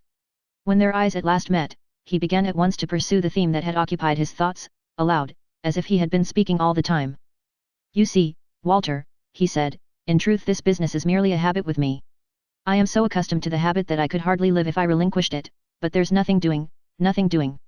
When that uniform was worn, pointing out towards the little midshipman, then indeed, fortunes were to be made, and were made. But competition, competition, new invention, alteration, alteration, the world's gone past me.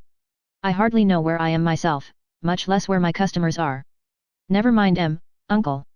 Since you came home from weekly boarding school at Peckham, for instance, and that's 10 days, said Solomon, I don't remember more than one person that has come into the shop.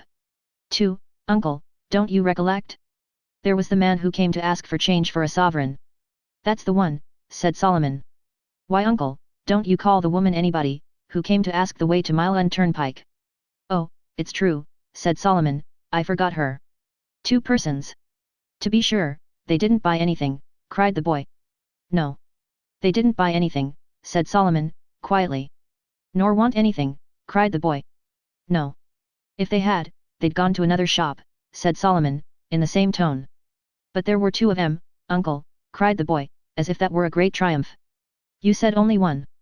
Well, Wally, resumed the old man, after a short pause, not being like the savages who came on Robinson Crusoe's island, we can't live on a man who asks for change for a sovereign, and a woman who inquires the way to Mile End Turnpike. As I said just now, the world has gone past me. I don't blame it, but I no longer understand it. Tradesmen are not the same as they used to be, apprentices are not the same, business is not the same, business commodities are not the same. 7/8 of my stock is old-fashioned. I am an old-fashioned man in an old-fashioned shop, in a street that is not the same as I remember it. I have fallen behind the time, and am too old to catch it again. Even the noise it makes a long way ahead, confuses me. Walter was going to speak, but his uncle held up his hand. Therefore, Wally, therefore it is that I am anxious you should be early in the busy world, and on the world's track. I am only the ghost of this business, its substance vanished long ago, and when I die, its ghost will be laid. As it is clearly no inheritance for you then, I have thought it best to use for your advantage, almost the only fragment of the old connection that stands by me, through long habit. Some people suppose me to be wealthy. I wish for your sake they were right. But whatever I leave behind me, or whatever I can give you, you in such a house as Dombey's are in the road to use well and make the most of. Be diligent, try to like it, my dear boy, work for a steady independence, and be happy. I'll do everything I can, uncle, to deserve your affection. Indeed I will, said the boy, earnestly. I know it, said Solomon. I am sure of it, and he applied himself to a second glass of the old Madeira, with increased relish. As to the sea, he pursued, that's well enough in fiction, Wally, but it won't do in fact, it won't do at all. It's natural enough that you should think about it, associating it with all these familiar things, but it won't do, it won't do. Solomon Gills rubbed his hands with an air of stealthy enjoyment, as he talked of the sea, though, and looked on the seafaring objects about him with inexpressible complacency. Think of this wine for instance, said Old Soul, which has been to the East Indies and back, I'm not able to say how often, and has been once round the world. Think of the pitch-dark nights, the roaring winds, and rolling seas. The thunder, lightning, rain, hail, storm of all kinds, said the boy. To be sure, said Solomon, that this wine has passed through. Think what a straining and creaking of timbers and masts, what a whistling and howling of the gale through ropes and rigging.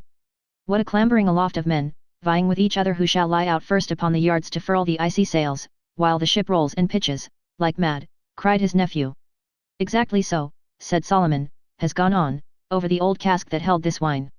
Why, when the charming Sally went down in the Baltic Sea, in the dead of night, 25 past 12 when the captain's watch stopped in his pocket, he lying dead against the main-mast, on the 14th of February, 1749, cried Walter, with great animation. Aye, to be sure, cried Old Soul, quite right. Then, there were 500 casks of such wine aboard, and all hands, except the first mate, first lieutenant, 2 seamen and a lady, in a leaky boat, going to work to stave the casks, got drunk and died drunk, singing Rule Britannia, when she settled and went down, and ending with one awful scream in chorus. But when the George II drove ashore, uncle, on the coast of Cornwall, in a dismal gale, 2 hours before daybreak, on the 4th of March, 71, she had near 200 horses aboard, and the horses breaking loose down below, early in the gale, and tearing to and fro, and trampling each other to death, made such noises, and set up such human cries, that the crew believing the ship to be full of devils, some of the best men, losing heart and head, went overboard in despair, and only 2 were left alive, at last, to tell the tale. And when, said Old Soul, when the Polyphemus, Private West India trader, burden 350 tons, Captain, John Brown of Deptford. Owners, Whigs, and Co., cried Walter. The same, said Soul, when she took fire, 4 days' sail with a fair wind out of Jamaica harbour, in the night. There were 2 brothers on board, interposed his nephew, speaking very fast and loud, and there not being room for both of them in the only boat that wasn't swamped, neither of them would consent to go, until the elder took the younger by the waist, and flung him in. And then the younger, rising in the boat, cried out, Dear Edward, think of your promised wife at home. I'm only a boy. No one waits at home for me. Leaped down into my place, and flung himself in the sea.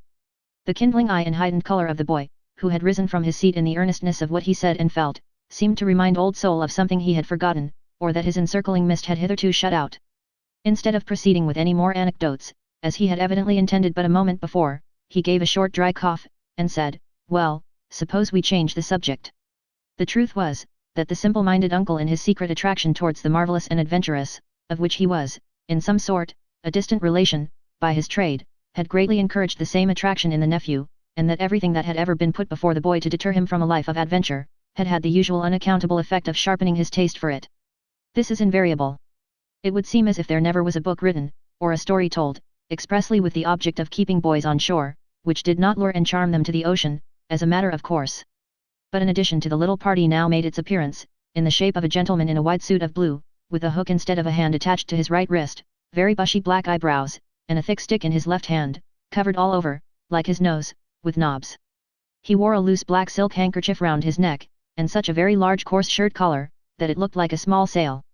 He was evidently the person for whom the spare wine glass was intended, and evidently knew it, for having taken off his rough outer coat, and hung up, on a particular peg behind the door, such a hard glazed hat as a sympathetic person's head might ache at the sight of, and which left a red rim round his own forehead as if he had been wearing a tight basin, he brought a chair to where the clean glass was, and sat himself down behind it. He was usually addressed as Captain, this visitor, and had been a pilot, or a skipper, or a privateersman, or all 3 perhaps, and was a very salt-looking man indeed. His face, remarkable for a brown solidity, brightened as he shook hands with uncle and nephew, but he seemed to be of a laconic disposition, and merely said, How goes it? All well, said Mr. Gills, pushing the bottle towards him. He took it up, and having surveyed and smelled it, said with extraordinary expression. They, returned the instrument maker. Upon that he whistled as he filled his glass, and seemed to think they were making holiday indeed. Wall are, he said, arranging his hair, which was thin, with his hook, and then pointing it at the instrument maker, look at him. Love, honor, and obey. Overhaul your catechism till you find that passage, and when found turn the leaf down. Success, my boy. He was so perfectly satisfied both with his quotation and his reference to it, that he could not help repeating the words again in a low voice, and saying he had forgotten these 40 years. But I never wanted 2 or 3 words in my life that I didn't know where to lay my hand upon Gills, he observed. It comes of not wasting language as some do. The reflection perhaps reminded him that he had better, like young Norval's father, increase his store. At any rate he became silent, and remained so, until Old Soul went out into the shop to light it up, when he turned to Walter, and said, without any introductory remark. I suppose he could make a clock if he tried. I shouldn't wonder, Captain Cuttle, returned the boy. And it would go, said Captain Cuttle, making a species of serpent in the air with his hook. Lord, how that clock would go! For a moment or two he seemed quite lost in contemplating the pace of this ideal timepiece, and sat looking at the boy as if his face were the dial. But he's chock full of science, he observed, waving his hook towards the stock in trade. Look ya here. Here's a collection of earth, air, or water. It's all one. Only say where you'll have it. Up in a balloon? There you are. Down in a bell? There you are. D'ye want to put the North Star in a pair of scales and weigh it? He'll do it for you. It may be gathered from these remarks that Captain Cuttle's reverence for the stock of instruments was profound, and that his philosophy knew little or no distinction between trading in it and inventing it. Ah, he said, with a sigh, it's a fine thing to understand and yet it's a fine thing not to understand I hardly know which is best.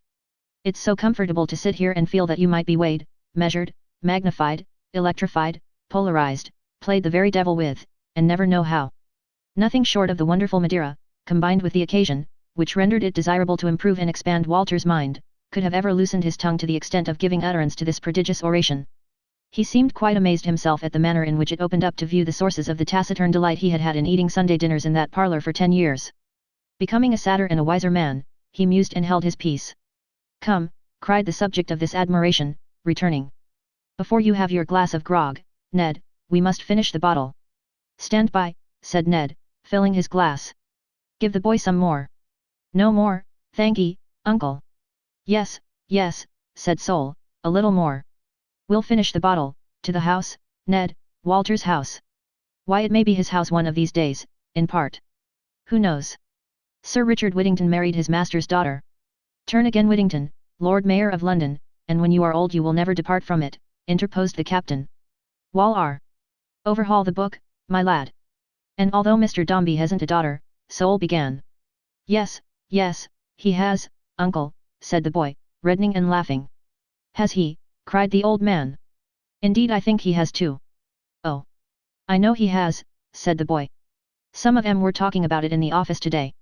And they do say, uncle and Captain Cuttle, lowering his voice, that he's taken a dislike to her, and that she's left, unnoticed, among the servants, and that his mind's so set all the while upon having his son in the house, that although he's only a baby now, he is going to have balances struck oftener than formerly, and the books kept closer than they used to be, and has even been seen, when he thought he wasn't, walking in the docks, looking at his ships and property and all that, as if he was exulting like, over what he and his son will possess together.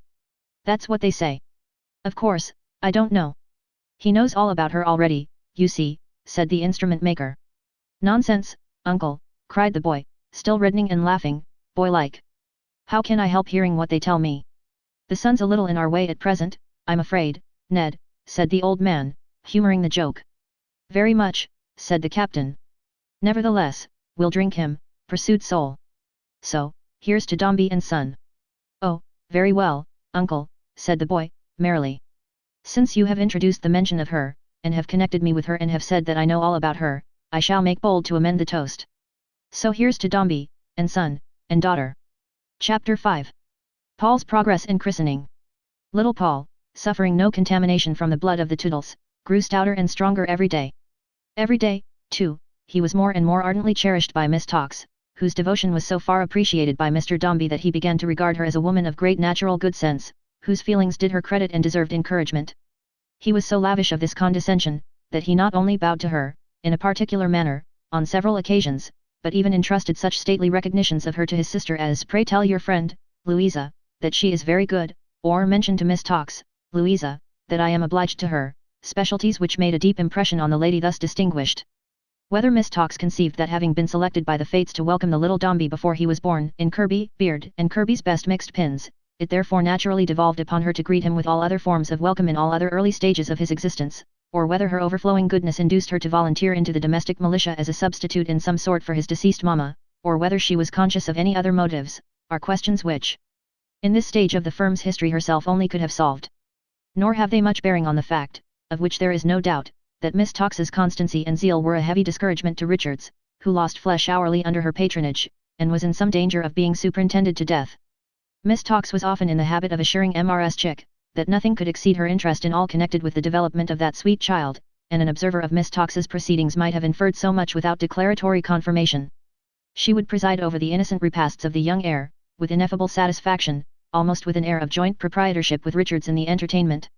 At the little ceremonies of the bath and toilette, she assisted with enthusiasm.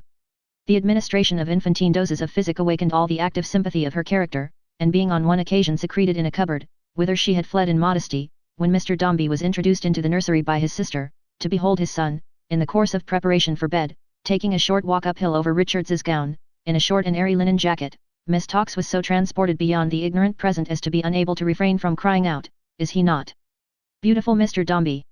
Is he not a Cupid, sir?" and then almost sinking behind the closet door with confusion and blushes. "Louisa," said Mr. Dombey, one day, to his sister, "I really think I must present your friend with some little token, on the occasion of Paul's christening. She has exerted herself so warmly in the child's behalf from the first, and seems to understand her position so thoroughly, a very rare merit in this world, I am sorry to say, that it would really be agreeable to me to notice her. Let it be no detraction from the merits of Miss Tox, to hint that in Mr. Dombey's eyes, as in some others that occasionally see the light, they only achieved that mighty piece of knowledge, the understanding of their own position, who showed a fitting reverence for his. It was not so much their merit that they knew themselves, as that they knew him, and bowed low before him." "My dear Paul," returned his sister, "you do Miss Tox but justice, as a man of your penetration was sure, I knew, to do. I believe if there are 3 words in the English language for which she has a respect amounting almost to veneration, those words are, Dombey and Son." "Well," said Mr. Dombey, "I believe it. It does Miss Tox credit. And as to anything in the shape of a token, my dear Paul," pursued his sister, "all I can say is that anything you give Miss Tox will be hoarded and prized, I am sure, like a relic. But there is a way, my dear Paul, of showing your sense of Miss Tox's friendliness in a still more flattering and acceptable manner, if you should be so inclined." "How is that?" asked Mr. Dombey. "Godfathers, of course," continued Mrs. Chick, "are important in point of connection and influence." "I don't know why they should be, to my son," said Mr. Dombey, coldly. "Very true, my dear Paul," retorted Mrs. Chick, with an extraordinary show of animation, to cover the suddenness of her conversion, "and spoken like yourself. I might have expected nothing else from you. I might have known that such would have been your opinion. Perhaps," here Mrs. Chick faltered again, as not quite comfortably feeling her way, "perhaps that is a reason why you might have the less objection to allowing Miss Tox to be godmother to the dear thing, if it were only as deputy and proxy for someone else. That it would be received as a great honor and distinction, Paul, I need not say." "Louisa," said Mr. Dombey, after a short pause, "it is not to be supposed." "Certainly not," cried Mrs. Chick, hastening to anticipate a refusal, "I never thought it was." Mr. Dombey looked at her impatiently. "Don't flurry me, my dear Paul," said his sister, "for that destroys me. I am far from strong. I have not been quite myself, since poor dear Fanny departed." Mr. Dombey glanced at the pocket handkerchief which his sister applied to her eyes, and resumed. "It is not be supposed, I say." "And I say," murmured Mrs. Chick, "that I never thought it was." "Good heaven, Louisa," said Mr. Dombey. "No, my dear Paul," she remonstrated with tearful dignity, "I must really be allowed to speak. I am not so clever, or so reasoning, or so eloquent, or so anything, as you are. I know that very well. So much the worse for me.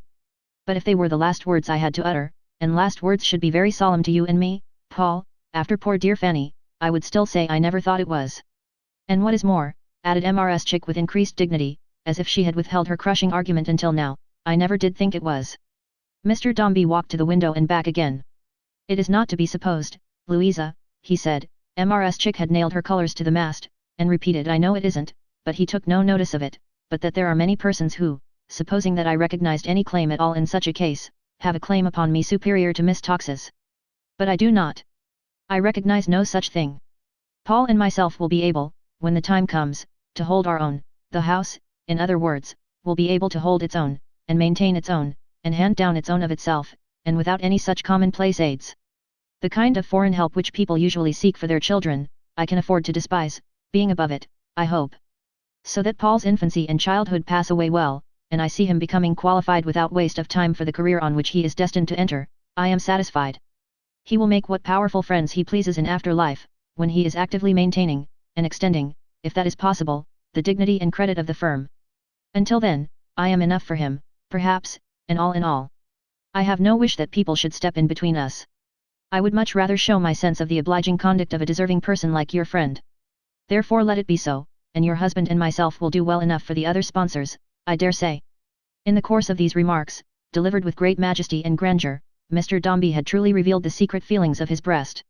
An indescribable distrust of anybody stepping in between himself and his son, a haughty dread of having any rival or partner in the boy's respect and deference, a sharp misgiving, recently acquired, that he was not infallible in his power of bending and binding human wills, as sharp a jealousy of any second check or cross, these were, at that time the master keys of his soul.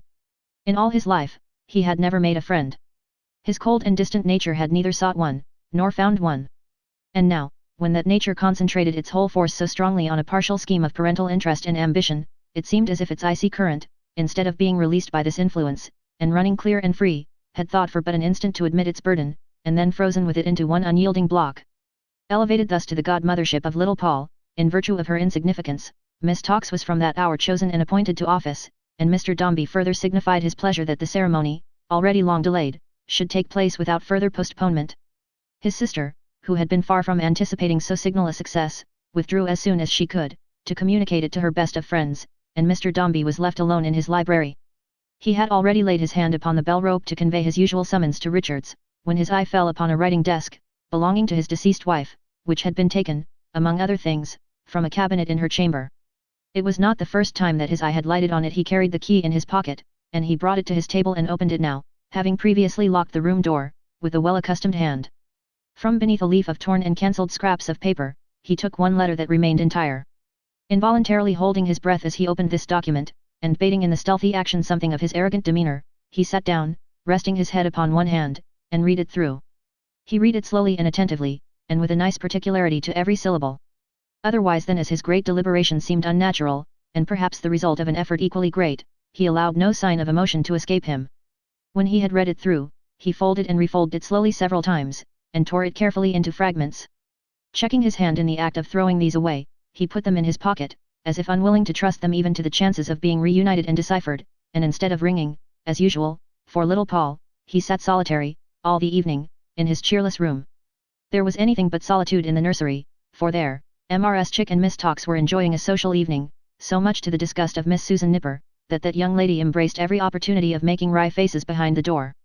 Her feelings were so much excited on the occasion, that she found it indispensable to afford them this relief, even without having the comfort of any audience or sympathy whatever.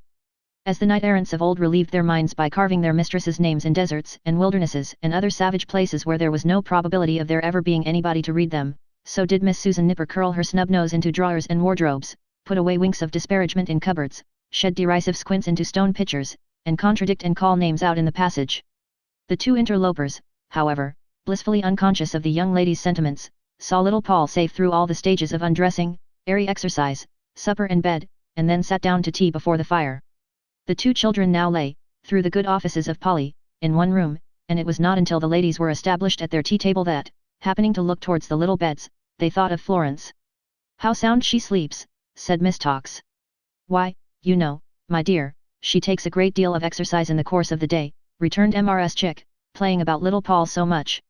"She is a curious child," said Miss Tox. "My dear," retorted Mrs. Chick, in a low voice, "her mamma, all over." "Indeed," said Miss Tox. "Ah dear me." A tone of most extraordinary compassion Miss Tox said it in, though she had no distinct idea why, except that it was expected of her. "Florence will never, never, never be a Dombey," said Mrs. Chick, "not if she lives to be 1,000 years old." Miss Tox elevated her eyebrows, and was again full of commiseration. "I quite fret and worry myself about her," said Mrs. Chick, with a sigh of modest merit. I really don't see what is to become of her when she grows older, or what position she is to take. She don't gain on her papa in the least. How can one expect she should, when she is so very unlike a Dombey? Miss Tox looked as if she saw no way out of such a cogent argument as that, at all. And the child, you see, said Mrs. Chick, in deep confidence, has poor dear Fanny's nature. She'll never make an effort in after life, I'll venture to say. Never. She'll never wind and twine herself about her papa's heart like the ivy, suggested Miss Tox. Like the ivy, Mrs. Chick assented.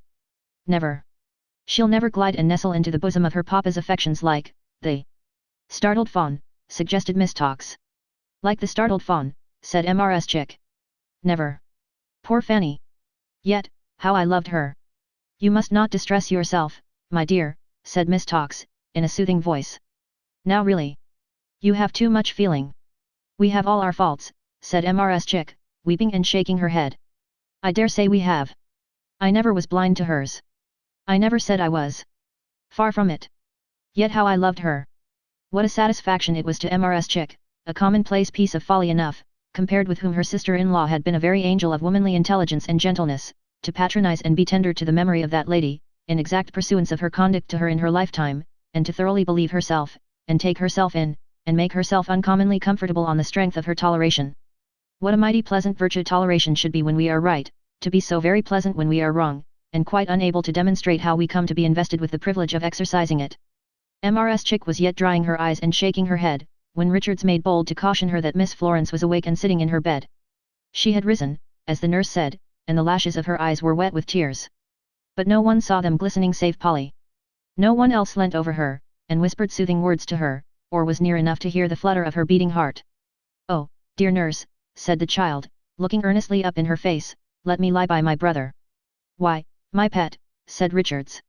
Oh, I think he loves me, cried the child wildly. Let me lie by him. Pray do.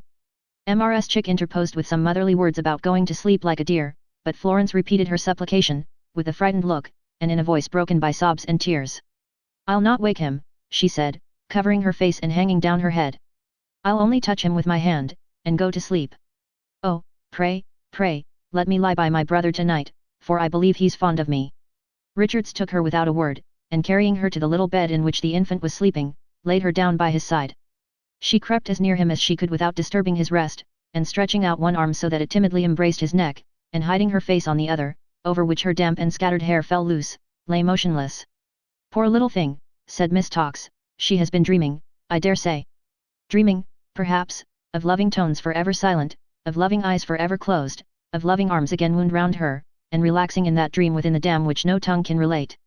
Seeking, perhaps, in dreams, some natural comfort for a heart, deeply and sorely wounded, though so young a child's, and finding it, perhaps, in dreams, if not in waking, cold, substantial truth. This trivial incident had so interrupted the current of conversation, that it was difficult of resumption, and Mrs. Chick moreover had been so affected by the contemplation of her own tolerant nature, that she was not in spirits. The two friends accordingly soon made an end of their tea, and a servant was dispatched to fetch a hackney cabriolet for Miss Tox. Miss Tox had great experience in hackney cabs, and her starting in one was generally a work of time, as she was systematic in the preparatory arrangements. Have the goodness, if you please, Tollinson, said Miss Tox, first of all, to carry out a pen and ink and take his number legibly. Yes, miss, said Tollinson. Then, if you please, Tollinson, said Miss Tox, have the goodness to turn the cushion. Which, said Miss Tox apart to Mrs. Chick, is generally damp, my dear. Yes, miss, said Tollinson. I'll trouble you also, if you please, Tollinson, said Miss Tox, with this card and this shilling. He's to drive to the card, and is to understand that he will not on any account have more than the shilling. No, miss, said Tollinson. And, I'm sorry to give you so much trouble, Tollinson, said Miss Tox, looking at him pensively. Not at all, miss, said Tollinson. Mention to the man, then, if you please, Tollinson, said Miss Tox, that the lady's uncle is a magistrate, and that if he gives her any of his impertinence he will be punished terribly. You can pretend to say that, if you please, Tollinson, in a friendly way, and because you know it was done to another man, who died. Certainly, miss, said Tollinson. And now good night to my sweet, godson, said Miss Tox, with a soft shower of kisses at each repetition of the adjective, and Louisa, my dear friend, Promise me to take a little something warm before you go to bed, and not to distress yourself." It was with extreme difficulty that Nipper, the black-eyed, who looked on steadfastly, contained herself at this crisis, and until the subsequent departure of Mrs. Chick. But the nursery being at length free of visitors, she made herself some recompense for her late restraint. "You might keep me in a strait waistcoat for 6 weeks, said Nipper, "and when I got it off I'd only be more aggravated. Who ever heard the like of them 2 griffins, Mrs. Richards? And then to talk of having been dreaming, poor dear," said Polly. "Oh you beauties," cried Susan Nipper, affecting to salute the door by which the ladies had departed. "Never be a Dombey, won't she?" "It's to be hoped she won't, we don't want any more such, one's enough." "Don't wake the children, Susan dear," said Polly. "I'm very much beholden to you, Mrs. Richards," said Susan, who was not by any means discriminating in her wrath, "and really feel it as an honor to receive your commands, being a black slave and a mulatto. Mrs. Richards, if there's any other orders, you can give me, pray mention 'em." "Nonsense, orders," said Polly. "Oh, bless your heart, Mrs. Richards," cried Susan, "temporaries always orders permanencies here, didn't you know that? Why wherever was you born, Mrs. Richards?" "But wherever you was born, Mrs. Richards," pursued Spitfire, shaking her head resolutely, "and whenever, and however, which is best known to yourself, you may bear in mind, please, that it's one thing to give orders, and quite another thing to take 'em. A person may tell a person to dive off a bridge head foremost into 45 feet of water, Mrs. Richards, but a person may be very far from diving." "There now," said Polly, "you're angry because you're a good little thing, and fond of Miss Florence, and yet you turn round on me, because there's nobody else." "It's very easy for some to keep their tempers, and be soft-spoken, Mrs. Richards," returned Susan, slightly mollified, "when their child's made as much of as a prince, and is petted and patted till it wishes its friends further, but when a sweet young pretty innocent, that never ought to have a cross word spoken to or of it, is run down, the case is very different indeed. My goodness gracious me, Miss Floy, you naughty, sinful child, if you don't shut your eyes this minute, I'll call in them hobgoblins that lives in the cock loft to come and eat you up alive." Here Miss Nipper made a horrible lowing, supposed to issue from a conscientious goblin of the bull species, impatient to discharge the severe duty of his position. Having further composed her young charge by covering her head with the bedclothes, and making 3 or 4 angry dabs at the pillow, she folded her arms, and screwed up her mouth, and sat looking at the fire for the rest of the evening. Though little Paul was said, in nursery phrase, to take a deal of notice for his age, he took as little notice of all this as of the preparations for his christening on the next day but one, which nevertheless went on about him, as to his personal apparel, and that of his sister and the 2 nurses, with great activity. Neither did he, on the arrival of the appointed morning, show any sense of its importance, being, on the contrary, unusually inclined to sleep, and unusually inclined to take it ill in his attendants that they dressed him to go out. It happened to be an iron-grey autumnal day, with a shrewd east wind blowing, a day in keeping with the proceedings. Mr. Dombey represented in himself the wind, the shade, and the autumn of the christening. He stood in his library to receive the company, as hard and cold as the weather, and when he looked out through the glass room, at the trees in the little garden, their brown and yellow leaves came fluttering down, as if he blighted them. Ugh! They were black, cold rooms, and seemed to be in mourning, like the inmates of the house. The books precisely matched as to size, and drawn up in line, like soldiers, looked in their cold, hard, slippery uniforms, as if they had but one idea among them, and that was a freezer. The bookcase, glazed and locked, repudiated all familiarities.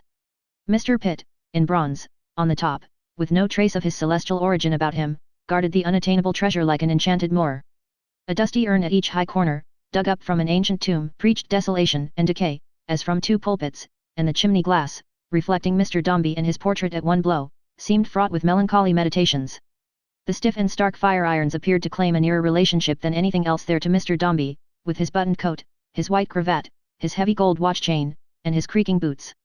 But this was before the arrival of Mr. and Mrs. Chick, his lawful relatives, who soon presented themselves. "My dear Paul," Mrs. Chick murmured, as she embraced him, "the beginning, I hope, of many joyful days." "Thank you, Louisa," said Mr. Dombey, grimly. "How do you do, Mr. John?" "How do you do, sir," said Chick. He gave Mr. Dombey his hand, as if he feared it might electrify him.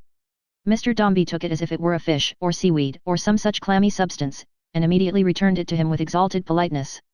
"Perhaps, Louisa," said Mr. Dombey, slightly turning his head in his cravat, as if it were a socket, "you would have preferred a fire." "Oh, my dear Paul, no," said Mrs. Chick, who had much ado to keep her teeth from chattering, "not for me." "Mr. John," said Mr. Dombey, "you are not sensible of any chill." "Mr. John," who had already got both his hands in his pockets over the wrists, and was on the very threshold of that same canine chorus which had given Mrs. Chick so much offence on a former occasion, protested that he was perfectly comfortable. He added in a low voice, "With my tittle told to her RUL," when he was providentially stopped by Tollinson, who announced, "Miss Tox." And enter that fair enslaver, with a blue nose and indescribably frosty face, referable to her being very thinly clad in a maze of fluttering odds and ends, to do honour to the ceremony. "How do you do, Miss Tox?" said Mr. Dombey. Miss Tox, in the midst of her spreading gauzes, went down altogether like an opera glass shutting up. She curtsied so low, in acknowledgement of Mr. Dombey's advancing a step or two to meet her. "I can never forget this occasion, sir," said Miss Tox, softly. "'Tis impossible. My dear Louisa, I can hardly believe the evidence of my senses." If Miss Tox could believe the evidence of one of her senses, it was a very cold day. That was quite clear. She took an early opportunity of promoting the circulation in the tip of her nose by secretly chafing it with her pocket handkerchief, lest, by its very low temperature, it should disagreeably astonish the baby when she came to kiss it. The baby soon appeared, carried in great glory by Richards, while Florence, in custody of that active young constable, Susan Nipper, brought up the rear. Though the whole nursery party were dressed by this time in lighter mourning than at first, there was enough in the appearance of the bereaved children to make the day no brighter. The baby too, it might have been Miss Tox's nose, began to cry. Thereby, as it happened, preventing Mr. Chick from the awkward fulfillment of a very honest purpose he had, which was, to make much of Florence. For this gentleman, insensible to the superior claims of a perfect Dombey, perhaps on account of having the honour to be united to a Dombey himself, and being familiar with excellence, really liked her, and showed that he liked her, and was about to show it in his own way now, when Paul cried, and his helpmate stopped him short. "Now Florence, child," said her aunt, briskly, "what are you doing, love? Show yourself to him. Engage his attention, my dear." The atmosphere became or might have become colder and colder, when Mr. Dombey stood frigidly watching his little daughter, who, clapping her hands, and standing on tiptoe before the throne of his son and heir, lured him to bend down from his high estate, and look at her. Some honest act of Richards's may have aided the effect, but he did look down, and held his peace. As his sister hid behind her nurse, he followed her with his eyes, and when she peeped out with a merry cry to him, he sprang up and crowed lustily, laughing outright when she ran in upon him, and seeming to fondle her curls with his tiny hands, while she smothered him with kisses. Was Mr. Dombey pleased to see this? He testified no pleasure by the relaxation of a nerve, but outward tokens of any kind of feeling were unusual with him. If any sunbeam stole into the room to light the children at their play, it never reached his face. He looked on so fixedly and coldly, that the warm light vanished even from the laughing eyes of little Florence, when, at last, they happened to meet his. It was a dull, grey, autumn day indeed, and in a minute's pause and silence that took place, the leaves fell sorrowfully. "Mr. John," said Mr. Dombey, referring to his watch, and assuming his hat and gloves. "Take my sister, if you please, my arm today is Miss Tox's. You had better go first with Master Paul, Richards. Be very careful." In Mr. Dombey's carriage, Dombey and Son, Miss Tox, Mrs. Chick, Richards, and Florence. In a little carriage following it, Susan Nipper and the owner Mr. Chick. Susan looking out of window, without intermission, as a relief from the embarrassment of confronting the large face of that gentleman, and thinking whenever anything rattled that he was putting up in paper an appropriate pecuniary compliment for herself. Once upon the road to church, Mr. Dombey clapped his hands for the amusement of his son. At which instance of parental enthusiasm Miss Tox was enchanted. But exclusive of this incident, the chief difference between the christening party and a party in a mourning coach consisted in the colours of the carriage and horses. Arrived at the church steps, they were received by a portentous beadle. Mr. Dombey dismounting first to help the ladies out, and standing near him at the church door, looked like another beadle.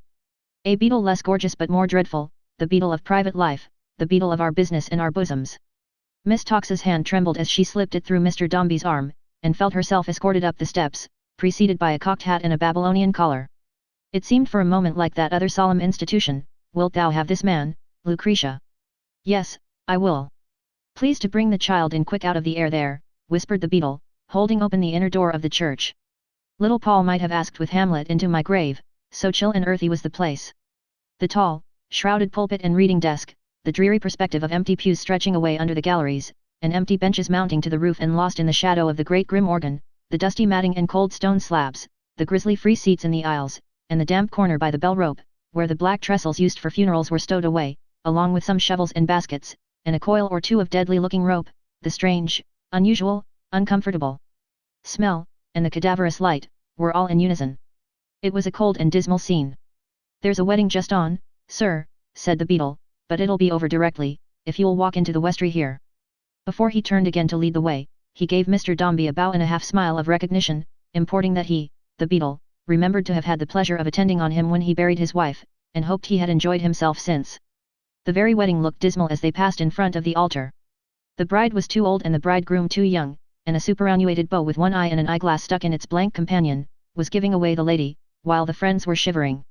In the vestry the fire was smoking, and an overaged and overworked and underpaid attorney's clerk, making a search, was running his forefinger down the parchment pages of an immense register, one of a long series of similar volumes, gorged with burials. Over the fireplace was a ground plan of the vaults underneath the church, and Mr. Chick, scheming the literary portion of it aloud, by way of enlivening the company, read the reference to Mrs. Dombey's tomb in full, before he could stop himself. After another cold interval, a wheezy little pew-opener afflicted with an asthma, appropriate to the churchyard, if not to the church, summoned them to the font, a rigid marble basin which seemed to have been playing a churchyard game at cup and ball with its matter-of-fact pedestal, and to have been just that moment caught on the top of it. Here they waited some little time while the marriage party enrolled themselves, and meanwhile the wheezy little pew-opener, partly in consequence of her infirmity, and partly that the marriage party might not forget her, went about the building coughing like a grampus. Presently the clerk, the only cheerful-looking object there, and he was an undertaker, came up with a jug of warm water, and said something, as he poured it into the font, about taking the chill off, which millions of gallons boiling hot could not have done for the occasion. Then the clergyman, an amiable and mild-looking young curate, but obviously afraid of the baby, appeared like the principal character in a ghost story, a tall figure all in white, at sight of whom Paul rent the air with his cries, and never left off again till he was taken out black in the face. Even when that event had happened, to the great relief of everybody, he was heard under the portico, during the rest of the ceremony, now fainter, now louder, now hushed, now bursting forth again with an irrepressible sense of his wrongs. This so distracted the attention of the two ladies, that Mrs. Chick was constantly deploying into the centre aisle, to send out messages by the pew-opener, while Miss Tox kept her prayer book open at the gunpowder plot, and occasionally read responses from that service. During the whole of these proceedings, Mr. Dombey remained as impassive and gentlemanly as ever, and perhaps assisted in making it so cold, that the young curate smoked at the mouth as he read. The only time that he unbent his visage in the least, was when the clergyman, in delivering, very unaffectedly and simply, the closing exhortation, relative to the future examination of the child by the sponsors, happened to rest his eye on Mr. Chick, and then Mr. Dombey might have been seen to express by a majestic look, that he would like to catch him at it. It might have been well for Mr. Dombey, if he had thought of his own dignity a little less, and had thought of the great origin and purpose of the ceremony in which he took so formal and so stiff a part, a little more. His arrogance contrasted strangely with its history. When it was all over, he again gave his arm to Miss Tox, and conducted her to the vestry, where he informed the clergyman how much pleasure it would have given him to have solicited the honour of his company at dinner, but for the unfortunate state of his household affairs.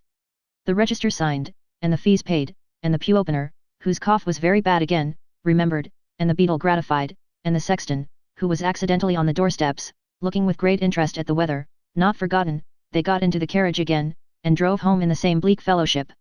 There they found Mr. Pitt turning up his nose at a cold collation, set forth in a cold pomp of glass and silver, and looking more like a dead dinner lying in state than a social refreshment.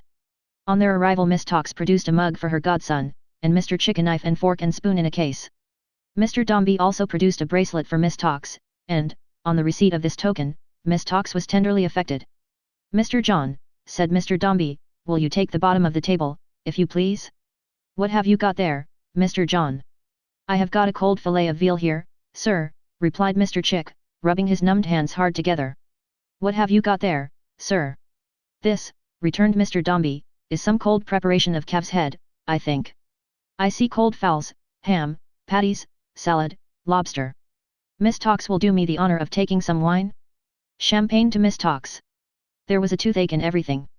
The wine was so bitter cold that it forced a little scream from Miss Tox, which she had great difficulty in turning into a hem. The veal had come from such an airy pantry, that the first taste of it had struck a sensation as of cold lead to Mr. Chick's extremities. Mr. Dombey alone remained unmoved. He might have been hung up for sale at a Russian fair as a specimen of a frozen gentleman. The prevailing influence was too much even for his sister. She made no effort at flattery or small talk, and directed all her efforts to looking as warm as she could. "Well, sir," said Mr. Chick, making a desperate plunge, after a long silence, and filling a glass of sherry, "I shall drink this, if you'll allow me, sir, to little Paul." "Bless him," murmured Miss Tox, taking a sip of wine. "Dear little Dombey," murmured Mrs. Chick. "Mr. John," said Mr. Dombey, with severe gravity, my son would feel and express himself obliged to you, I have no doubt, if he could appreciate the favor you have done him. He will prove, in time to come, I trust, equal to any responsibility that the obliging disposition of his relations and friends, in private, or the onerous nature of our position, in public, may impose upon him. The tone in which this was said admitting of nothing more, Mr. Chick relapsed into low spirits and silence. Not so Miss Tox, who, having listened to Mr. Dombey with even a more emphatic attention than usual, and with a more expressive tendency of her head to one side, now leant across the table, and said to Mrs. Chick softly. Louisa. My dear, said Mrs. Chick. Onerous nature of our position in public may, I have forgotten the exact term. Expose him to, said Mrs. Chick. Pardon me, my dear, returned Miss Tox, I think not. It was more rounded and flowing. Obliging disposition of relations and friends in private, or onerous nature of position in public, may, impose upon him. Impose upon him, to be sure, said Mrs. Chick. Miss Tox struck her delicate hands together lightly, in triumph, and added, casting up her eyes, eloquence indeed. Mr. Dombey, in the meanwhile, had issued orders for the attendance of Richards, who now entered curtsying, but without the baby, Paul being asleep after the fatigues of the morning. Mr. Dombey, having delivered a glass of wine to this vassal, addressed her in the following words, Miss Tox previously settling her head on one side, and making other little arrangements for engraving them on her heart. During the 6 months or so, Richards, which have seen you an inmate of this house, you have done your duty. Desiring to connect some little service to you with this occasion, I considered how I could best effect that object, and I also advised with my sister, Mrs. Chick, interposed the gentleman of that name. Oh, hush if you please, said Miss Tox. I was about to say to you, Richards, resumed Mr. Dombey, with an appalling glance at Mr. John, that I was further assisted in my decision, by the recollection of a conversation I held with your husband in this room, on the occasion of your being hired, when he disclosed to me the melancholy fact that your family, himself at the head, were sunk and steeped in ignorance. Richards quailed under the magnificence of the reproof. I am far from being friendly, pursued Mr. Dombey, to what is called by persons of levelling sentiments, general education. But it is necessary that the inferior classes should continue to be taught to know their position, and to conduct themselves properly. So far I approve of schools.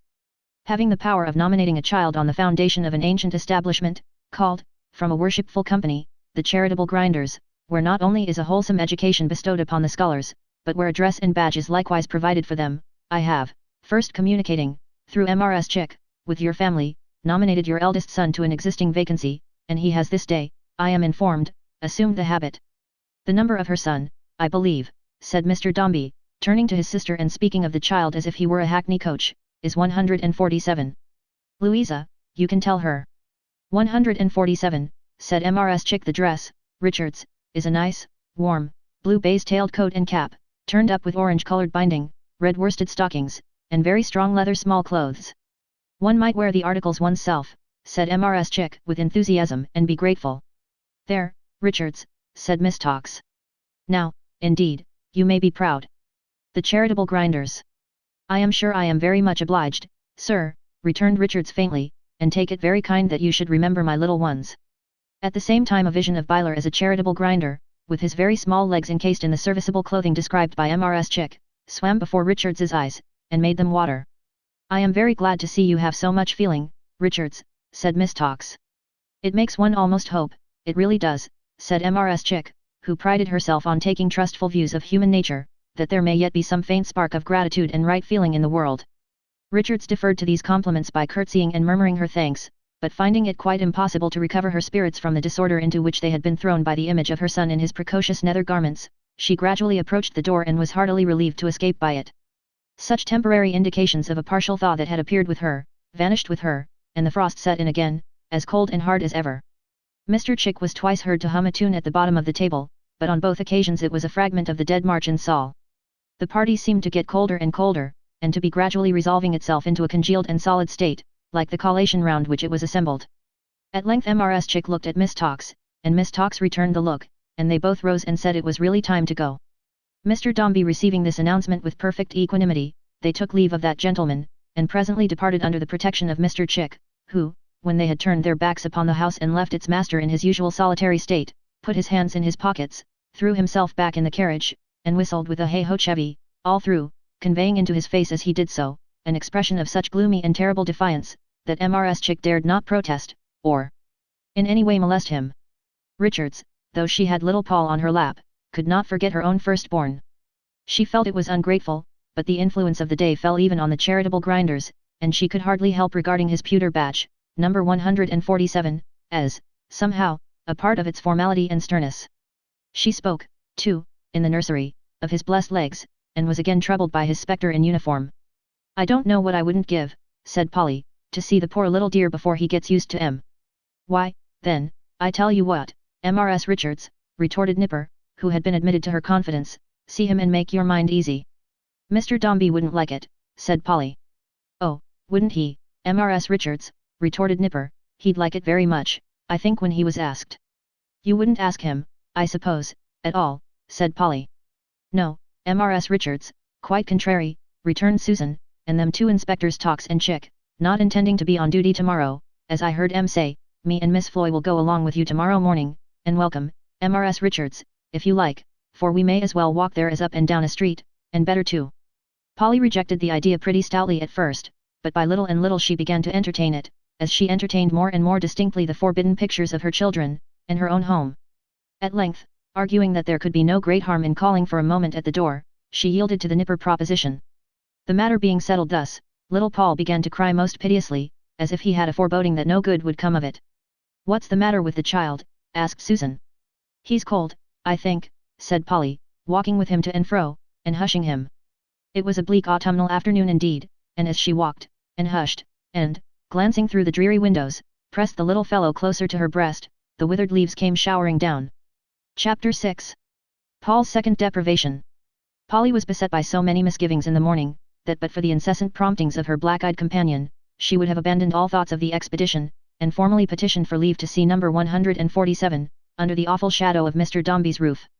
But Susan, who was personally disposed in favour of the excursion, and who, like Tony Lumpkin, if she could bear the disappointments of other people with tolerable fortitude, could not abide to disappoint herself, threw so many ingenious doubts in the way of this second thought, and stimulated the original intention with so many ingenious arguments, that almost as soon as Mr. Dombey's stately back was turned, and that gentleman was pursuing his daily road towards the city, his unconscious son was on his way to Stagg's Gardens.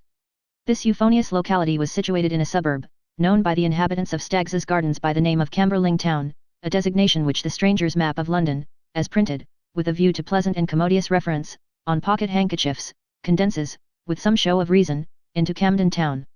Hither the two nurses bent their steps, accompanied by their charges, Richards carrying Paul, of course, and Susan leading little Florence by the hand, and giving her such jerks and pokes from time to time, as she considered it wholesome to administer. The first shock of a great earthquake had, just at that period, rent the whole neighbourhood to its centre. Traces of its course were visible on every side.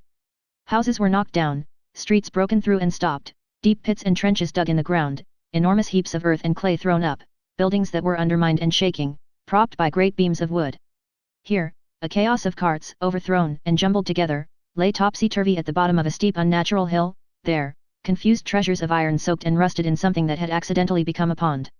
Everywhere were bridges that led nowhere, thoroughfares that were wholly impassable, Babel towers of chimneys, wanting half their height, temporary wooden houses and enclosures, in the most unlikely situations, carcasses of ragged tenements, and fragments of unfinished walls and arches, and piles of scaffolding, and wildernesses of bricks, and giant forms of cranes, and tripods straddling above nothing. There were 100,000 shapes and substances of incompleteness, wildly mingled out of their places, upside down, burrowing in the earth, aspiring in the air, mouldering in the water, and unintelligible as any dream. Hot springs and fiery eruptions, the usual attendants upon earthquakes, lent their contributions of confusion to the scene. Boiling water hissed and heaved within dilapidated walls, whence, also, the glare and roar of flames came issuing forth, and mountains of ashes blocked up rights of way, and wholly changed the law and custom of the neighbourhood. In short, the yet unfinished and unopened railroad was in progress, and, from the very core of all this dire disorder, trailed smoothly away, upon its mighty course of civilization and improvement. But as yet, the neighbourhood was shy to own the railroad. One or two bold speculators had projected streets, and one had built a little, but had stopped among the mud and ashes to consider farther of it. A brand new tavern, redolent of fresh mortar and size, and fronting nothing at all, had taken for its sign the Railway Arms, but that might be rash enterprise, and then it hoped to sell drink to the workmen. So, the excavator's house of call had sprung up from a beer shop, and the old established ham and beef shop had become the railway eating house, with a roast leg of pork daily, through interested motives of a similar immediate and popular description. Lodging house keepers were favourable in like manner, and for the like reasons were not to be trusted. The general belief was very slow. There were frowsy fields, and cow houses, and dunghills, and dust heaps, and ditches, and gardens, and summer houses, and carpet-beating grounds, at the very door of the railway. Little tumuli of oyster shells in the oyster season, and of lobster shells in the lobster season, and of broken crockery and faded cabbage leaves in all seasons, encroached upon its high places. Posts, and rails, and old cautions to trespassers, and backs of mean houses, and patches of wretched vegetation, stared it out of countenance. Nothing was the better for it, or thought of being so. If the miserable waste ground lying near it could have laughed, it would have laughed it to scorn, like many of the miserable neighbours. Staggs's Gardens was uncommonly incredulous. It was a little row of houses, with little squalid patches of ground before them, fenced off with old doors, barrel staves, scraps of tarpaulin, and dead bushes, with bottomless tin kettles and exhausted iron fenders, thrust into the gaps. Here, the Staggs's gardeners trained scarlet beans, kept fowls and rabbits, erected rotten summer houses. One was an old boat, dried clothes, and smoked pipes. Some were of opinion that Staggs's Gardens derived its name from a deceased capitalist, one Mr. Staggs, who had built it for his delectation. Others, who had a natural taste for the country, held that it dated from those rural times when the antlered herd, under the familiar denomination of Staggs's, had resorted to its shady precincts. Be this as it may, Staggs's Gardens was regarded by its population as a sacred grove not to be withered by railroads, and so confident were they generally of its long outliving any such ridiculous inventions, that the master chimney sweeper at the corner, who was understood to take the lead in the local politics of the gardens, had publicly declared that on the occasion of the railroad opening, if ever it did open, 2 of his boys should ascend the flues of his dwelling, with instructions to hail the failure with derisive cheers from the chimney pots. To this unhallowed spot, the very name of which had hitherto been carefully concealed from Mr. Dombey by his sister, was little Paul now borne by fate and Richards. "That's my house, Susan," said Polly, pointing it out. "Is it, indeed, Mrs. Richards?" said Susan, condescendingly. "And there's my sister Jemima at the door, I do declare," cried Polly, "with my own sweet precious baby in her arms." The sight added such an extensive pair of wings to Polly's impatience, that she set off down the gardens at a run, and bouncing on Jemima, changed babies with her in a twinkling, to the unutterable astonishment of that young damsel, on whom the heir of the Dombeys seemed to have fallen from the clouds. "Why, Polly," cried Jemima. "You, what a turn you have given me, who'd have thought it? Come along in, Polly. How well you do look, to be sure. The children will go half wild to see you, Polly, that they will."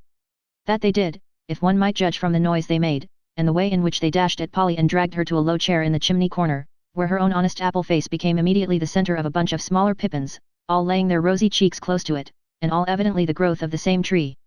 As to Polly, she was full as noisy and vehement as the children, and it was not until she was quite out of breath, and her hair was hanging all about her flushed face, and her new christening attire was very much dishevelled, that any pause took place in the confusion. Even then, the smallest Toodle but one remained in her lap, holding on tight with both arms round her neck, while the smallest Toodle but two mounted on the back of the chair, and made desperate efforts, with one leg in the air, to kiss her round the corner. "Look, there's a pretty little lady come to see you," said Polly, "and see how quiet she is. What a beautiful little lady, ain't she?" This reference to Florence, who had been standing by the door not unobservant of what passed, directed the attention of the younger branches towards her, and had likewise the happy effect of leading to the formal recognition of Miss Nipper, who was not quite free from a misgiving that she had been already slighted. "Oh, do come in and sit down a minute, Susan, please," said Polly. "This is my sister Jemima, this is." "Jemima, I don't know what I should ever do with myself, if it wasn't for Susan Nipper. I shouldn't be here now but for her." "Oh, do sit down, Miss Nipper, if you please," quoth Jemima. Susan took the extreme corner of a chair, with a stately and ceremonious aspect. "I never was so glad to see anybody in all my life, now really I never was, Miss Nipper," said Jemima. Susan, relaxing, took a little more of the chair, and smiled graciously. "Do untie your bonnet strings, and make yourself at home, Miss Nipper, please," entreated Jemima. "I am afraid it's a poorer place than you're used to, but you'll make allowances, I'm sure." The black-eyed was so softened by this deferential behaviour, that she caught up little Miss Toodle who was running past, and took her to Banbury Cross immediately. "But where's my pretty boy?" said Polly. "My poor fellow? I came all this way to see him in his new clothes." "Ah, what a pity," cried Jemima. "He'll break his heart, when he hears his mother has been here." "He's at school, Polly." "Gone already?" "Yes. He went for the first time yesterday, for fear he should lose any learning." "But it's half-holiday, Polly, if you could only stop till he comes home, you and Miss Nipper, leastways," said Jemima, mindful in good time of the dignity of the black-eyed. "And how does he look, Jemima, bless him, faltered Polly. Well, really he don't look so bad as you'd suppose, returned Jemima. Ah, said Polly, with emotion, I knew his legs must be too short. His legs is short, returned Jemima, especially behind, but they'll get longer, Polly, every day. It was a slow, prospective kind of consolation, but the cheerfulness and good nature with which it was administered, gave it a value it did not intrinsically possess. After a moment's silence, Polly asked, in a more sprightly manner. And where's father, Jemima dear, for by that patriarchal appellation, Mr. Tootle was generally known in the family. There again, said Jemima. What a pity. Father took his dinner with him this morning, and isn't coming home till night. But he's always talking of you, Polly, and telling the children about you, and is the peaceablest, patientest, best-temperedest soul in the world, as he always was and will be. Thank ye, Jemima, cried the simple Polly, delighted by the speech, and disappointed by the absence. Oh, you needn't thank me, Polly, said her sister, giving her a sounding kiss upon the cheek, and then dancing little Paul cheerfully. I say the same of you sometimes, and think it too. In spite of the double disappointment, it was impossible to regard in the light of a failure a visit which was greeted with such a reception, so the sisters talked hopefully about family matters, and about Byler, and about all his brothers and sisters, while the black-eyed, having performed several journeys to Banbury Cross and back, took sharp note of the furniture, the Dutch clock, the cupboard, the castle on the mantelpiece with red and green windows in it, susceptible of illumination by a candle end within, and the pair of small black velvet kittens, each with a lady's reticule in its mouth, regarded by the Staggs's gardeners as prodigies of imitative art. The conversation soon becoming general lest the black-eyed should go off at score and turn sarcastic, that young lady related to Jemima a summary of everything she knew concerning Mr. Dombey, his prospects, family, pursuits, and character. Also an exact inventory of her personal wardrobe, and some account of her principal relations and friends. Having relieved her mind of these disclosures, she partook of shrimps and porter, and evinced a disposition to swear eternal friendship. Little Florence herself was not behindhand in improving the occasion, for, being conducted forth by the young Toodles to inspect some toadstools and other curiosities of the gardens, she entered with them, heart and soul, on the formation of a temporary breakwater across a small green pool that had collected in a corner. She was still busily engaged in that labor, when sought and found by Susan, who, such was her sense of duty, even under the humanizing influence of shrimps, delivered a moral address to her, punctuated with thumps, on her degenerate nature, while washing her face and hands, and predicted that she would bring the grey hairs of her family in general, with sorrow to the grave. After some delay, occasioned by a pretty long confidential interview above stairs on pecuniary subjects, between Polly and Jemima, an interchange of babies was again effected, for Polly had all this time retained her own child, and Jemima little Paul, and the visitors took leave. But first the young Toodles, victims of a pious fraud, were deluded into repairing in a body to a chandler's shop in the neighbourhood, for the ostensible purpose of spending a penny, and when the coast was quite clear, Polly fled, Jemima calling after her that if they could only go round towards the city road on their way back, they would be sure to meet little Byler coming from school. Do you think that we might make time to go a little round in that direction, Susan? Inquired Polly, when they halted to take breath. Why not, Mrs. Richards, returned Susan. It's getting on towards our dinner time you know, said Polly. But lunch had rendered her companion more than indifferent to this grave consideration, so she allowed no weight to it, and they resolved to go a little round. Now, it happened that poor Byler's life had been, since yesterday morning, rendered weary by the costume of the charitable grinders. The youth of the streets could not endure it. No young vagabond could be brought to bear its contemplation for a moment, without throwing himself upon the unoffending wearer, and doing him a mischief. His social existence had been more like that of an early Christian, than an innocent child of the 19th century. He had been stoned in the streets. He had been overthrown into gutters, bespattered with mud, violently flattened against posts. Entire strangers to his person had lifted his yellow cap off his head, and cast it to the winds. His legs had not only undergone verbal criticisms and revilings, but had been handled and pinched. That very morning, he had received a perfectly unsolicited black eye on his way to the grinder's establishment, and had been punished for it by the master, a superannuated old grinder of savage disposition, who had been appointed schoolmaster because he didn't know anything, and wasn't fit for anything, and for whose cruel cane all chubby little boys had a perfect fascination. Thus it fell out that Byler, on his way home, sought unfrequented paths, and slunk along by narrow passages and back streets, to avoid his tormentors.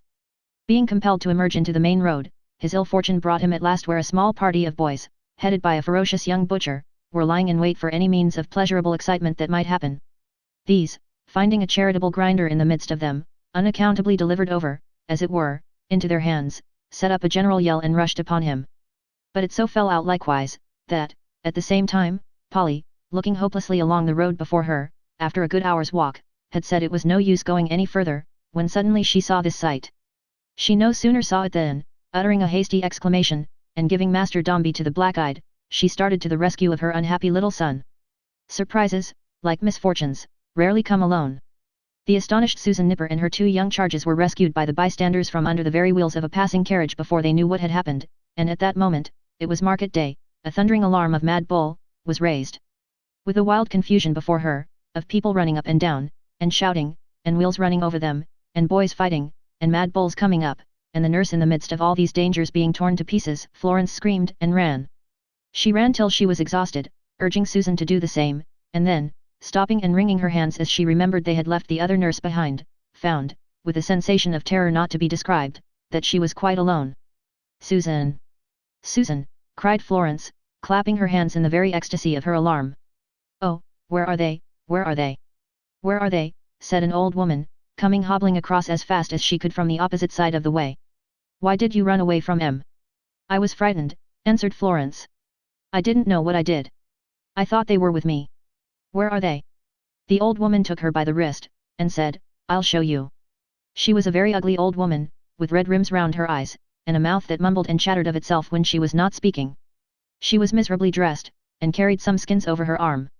She seemed to have followed Florence some little way at all events, for she had lost her breath, and this made her uglier still, as she stood trying to regain it, working her shriveled yellow face and throat into all sorts of contortions.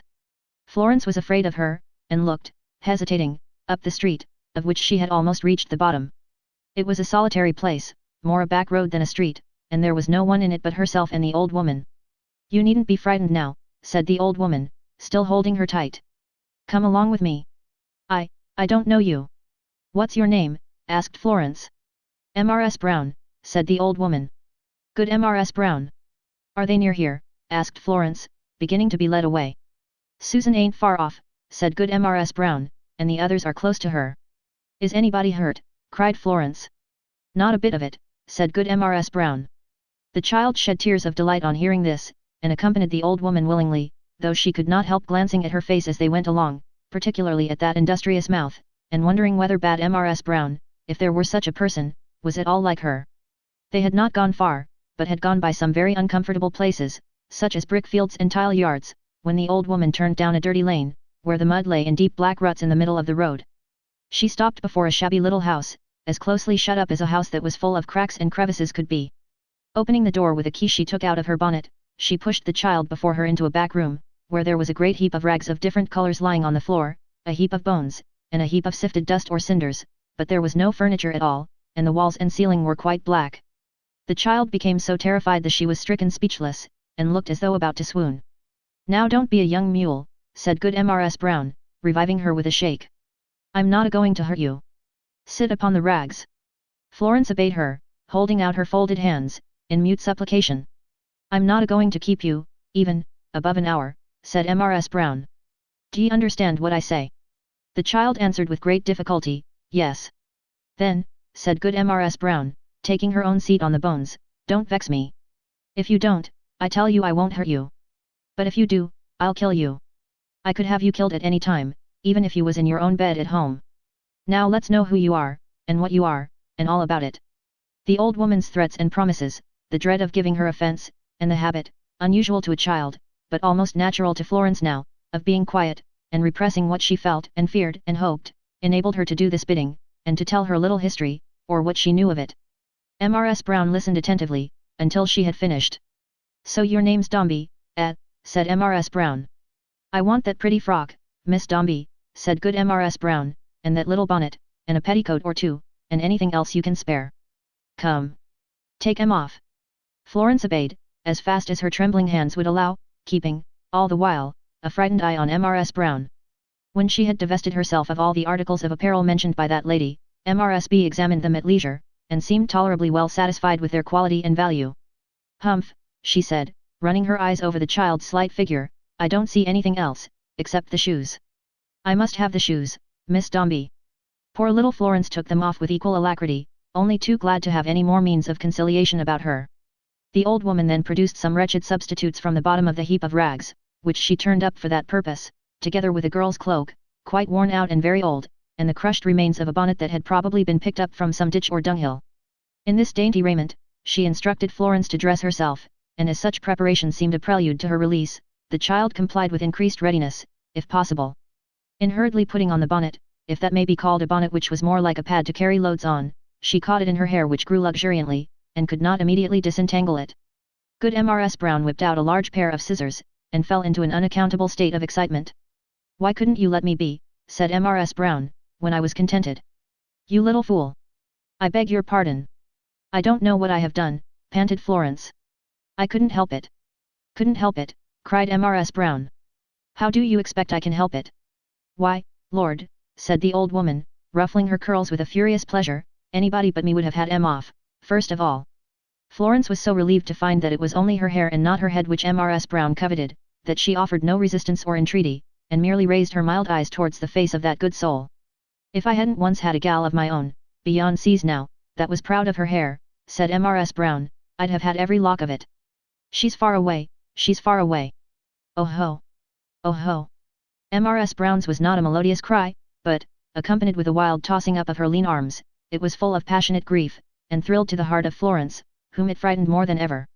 It had its part, perhaps, in saving her curls, for Mrs. Brown, after hovering about her with the scissors for some moments, like a new kind of butterfly, bade her hide them under the bonnet and let no trace of them escape to tempt her.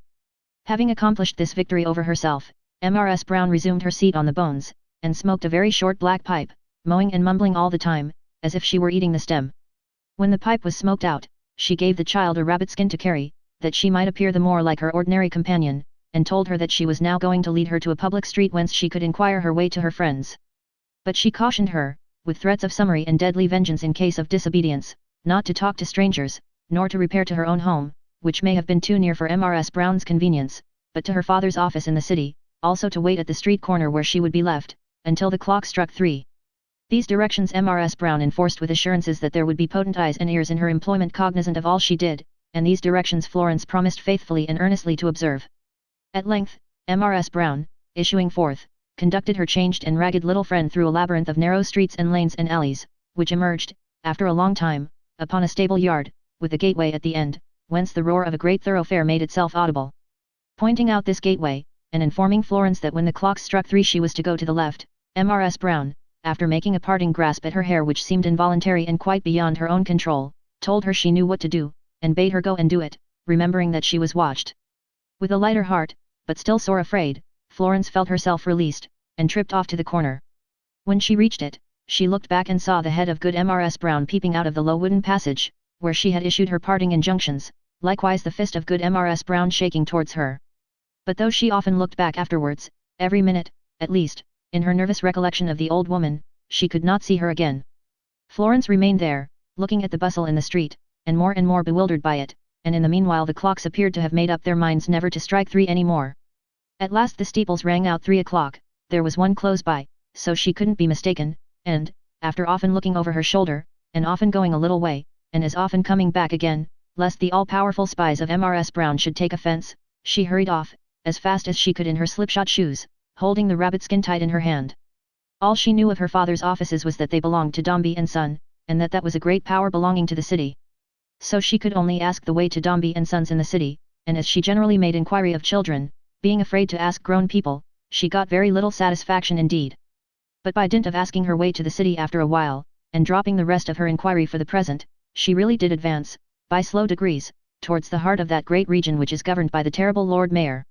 Tired of walking, repulsed and pushed about, stunned by the noise and confusion, anxious for her brother and the nurses, terrified by what she had undergone, and the prospect of encountering her angry father in such an altered state, perplexed and frightened alike by what had passed, and what was passing, and what was yet before her, Florence went upon her weary way with tearful eyes, and once or twice could not help stopping to ease her bursting heart by crying bitterly. But few people noticed her at those times, in the garb she wore, or if they did, believed that she was tutored to excite compassion, and passed on. Florence, too, called to her aid all the firmness and self-reliance of a character that her sad experience had prematurely formed and tried, and keeping the end she had in view steadily before her, steadily pursued it. It was full 2 hours later in the afternoon than when she had started on this strange adventure, when, escaping from the clash and clangor of a narrow street full of carts and wagons, she peeped into a kind of wharf or landing place upon the riverside, where there were a great many packages, casks, and boxes, strewn about, a large pair of wooden scales, and a little wooden house on wheels, outside of which, looking at the neighboring masts and boats, a stout man stood whistling, with his pen behind his ear, and his hands in his pockets, as if his day's work were nearly done. Now then, said this man, happening to turn round. We haven't got anything for you, little girl. Be off. If you please, is this the city? Asked the trembling daughter of the Dombeys. Ah. It's the city. You know that well enough, I dare say. Be off.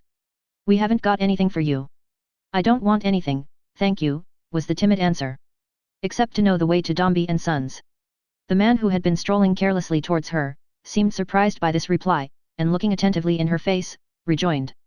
Why, what can you want with Dombey and Sons? To know the way there, if you please. The man looked at her yet more curiously, and rubbed the back of his head so hard in his wonderment that he knocked his own hat off. Joe, he called to another man, a labourer, as he picked it up and put it on again. Joe it is, said Joe. Where's that young spark of Dombeys who's been watching the shipment of them goods? Just gone, by TT other gate, said Joe. Call him back a minute. Joe ran up an archway, bawling as he went, and very soon returned with a blithe-looking boy. You're Dombey's jockey, ain't you? Said the first man. I'm in Dombey's house, Mr. Clark, returned the boy. Look ya here, then, said Mr. Clark. Obedient to the indication of Mr. Clark's hand, the boy approached towards Florence, wondering, as well he might, what he had to do with her. But she, who had heard what passed, and who, besides the relief of so suddenly considering herself safe at her journey's end, felt reassured beyond all measure by his lively youthful face and manner, ran eagerly up to him, leaving one of the slipshod shoes upon the ground and caught his hand in both of hers. I am lost, if you please, said Florence. Lost, cried the boy. Yes, I was lost this morning, a long way from here, and I have had my clothes taken away, since, and I am not dressed in my own now, and my name is Florence Dombey, my little brother's only sister, and, oh dear, dear, take care of me, if you please, sobbed Florence, giving full vent to the childish feelings she had so long suppressed, and bursting into tears. At the same time her miserable bonnet falling off, her hair came tumbling down about her face, moving to speechless admiration and commiseration, young Walter, nephew of Solomon Gills, ship's instrument maker in general. Mr. Clark stood wrapped in amazement, observing under his breath, I never saw such a start on this wharf before. Walter picked up the shoe, and put it on the little foot as the prince in the story might have fitted Cinderella's slipper on. He hung the rabbit skin over his left arm, gave the right to Florence, and felt, not to say like Richard Whittington, that is a tame comparison, but like St. George of England, with the dragon lying dead before him. Don't cry, Miss Dombey, said Walter, in a transport of enthusiasm. What a wonderful thing for me that I am here. You are as safe now as if you were guarded by a whole boat's crew of picked men from a man of war. Oh, don't cry. I won't cry any more, said Florence. I am only crying for joy. Crying for joy, thought Walter, and I'm the cause of it. Come along, Miss Dombey. There's the other shoe off now. Take mine, Miss Dombey. No, no, no, said Florence, checking him in the act of impetuously pulling off his own. These do better. These do very well. Why, to be sure, said Walter, glancing at her foot, mine are a mile too large. What am I thinking about? You never could walk in mine. Come along, Miss Dombey. Let me see the villain who will dare molest you now. So Walter, looking immensely fierce, led off Florence, looking very happy, and they went arm in arm along the streets, perfectly indifferent to any astonishment that their appearance might or did excite by the way. It was growing dark and foggy, and beginning to rain too, but they cared nothing for this, being both wholly absorbed in the late adventures of Florence, which she related with the innocent good faith and confidence of her years, while Walter listened as if, far from the mud and grease of Thames Street, they were rambling alone among the broad leaves and tall trees of some desert island in the tropics, as he very likely fancied, for the time, they were. Have we far to go? Asked Florence at last, lilting up her eyes to her companion's face. Ah! By the by, said Walter, stopping, let me see, where are we? Oh! I know. But the offices are shut up now, Miss Dombey. There's nobody there. Mr. Dombey has gone home long ago. I suppose we must go home too? Or, stay. Suppose I take you to my uncle's, where I live, it's very near here, and go to your house in a coach to tell them you are safe, and bring you back some clothes. Won't that be best? I think so, answered Florence. Don't you? What do you think? As they stood deliberating in the street, a man passed them, who glanced quickly at Walter as he went by, as if he recognized him, but seeming to correct that first impression, he passed on without stopping. Why, I think it's Mr. Carker, said Walter. Carker in our house. Not Carker our manager, Miss Dombey, the other Carker, the junior, hello. Mr. Carker. Is that Walter Gay? Said the other, stopping and returning. I couldn't believe it, with such a strange companion. As he stood near a lamp, listening with surprise to Walter's hurried explanation, he presented a remarkable contrast to the two youthful figures arm in arm before him. He was not old, but his hair was white, his body was bent, or bowed as if by the weight of some great trouble, and there were deep lines in his worn and melancholy face. The fire of his eyes, the expression of his features, the very voice in which he spoke, were all subdued and quenched, as if the spirit within him lay in ashes. He was respectably, though very plainly dressed, in black, but his clothes, molded to the general character of his figure, seemed to shrink and abase themselves upon him, and to join in the sorrowful solicitation which the whole man from head to foot expressed, to be left unnoticed, and alone in his humility. And yet his interest in youth and hopefulness was not extinguished with the other embers of his soul, for he watched the boy's earnest countenance as he spoke with unusual sympathy, though with an inexplicable show of trouble and compassion, which escaped into his looks, however hard he strove to hold it prisoner. When Walter, in conclusion, put to him the question he had put to Florence, he still stood glancing at him with the same expression, as if he had read some fate upon his face, mournfully at variance with its present brightness. What do you advise, Mr. Carker? Said Walter, smiling. You always give me good advice, you know, when you do speak to me. That's not often, though. I think your own idea is the best, he answered, looking from Florence to Walter, and back again. Mr. Carker, said Walter, brightening with a generous thought, come. Here's a chance for you. Go you to Mr. Dombey's, and be the messenger of good news. It may do you some good, sir. I'll remain at home. You shall go. Returned the other. Yes. Why not, Mr. Carker, said the boy. He merely shook him by the hand in answer. He seemed in a manner ashamed and afraid even to do that, and bidding him good night, and advising him to make haste, turned away. Come, Miss Dombey, said Walter, looking after him as they turned away also, we'll go to my uncle's as quick as we can. Did you ever hear Mr. Dombey speak of Mr. Carker the Junior, Miss Florence? No, returned the child, mildly, I don't often hear Papa speak.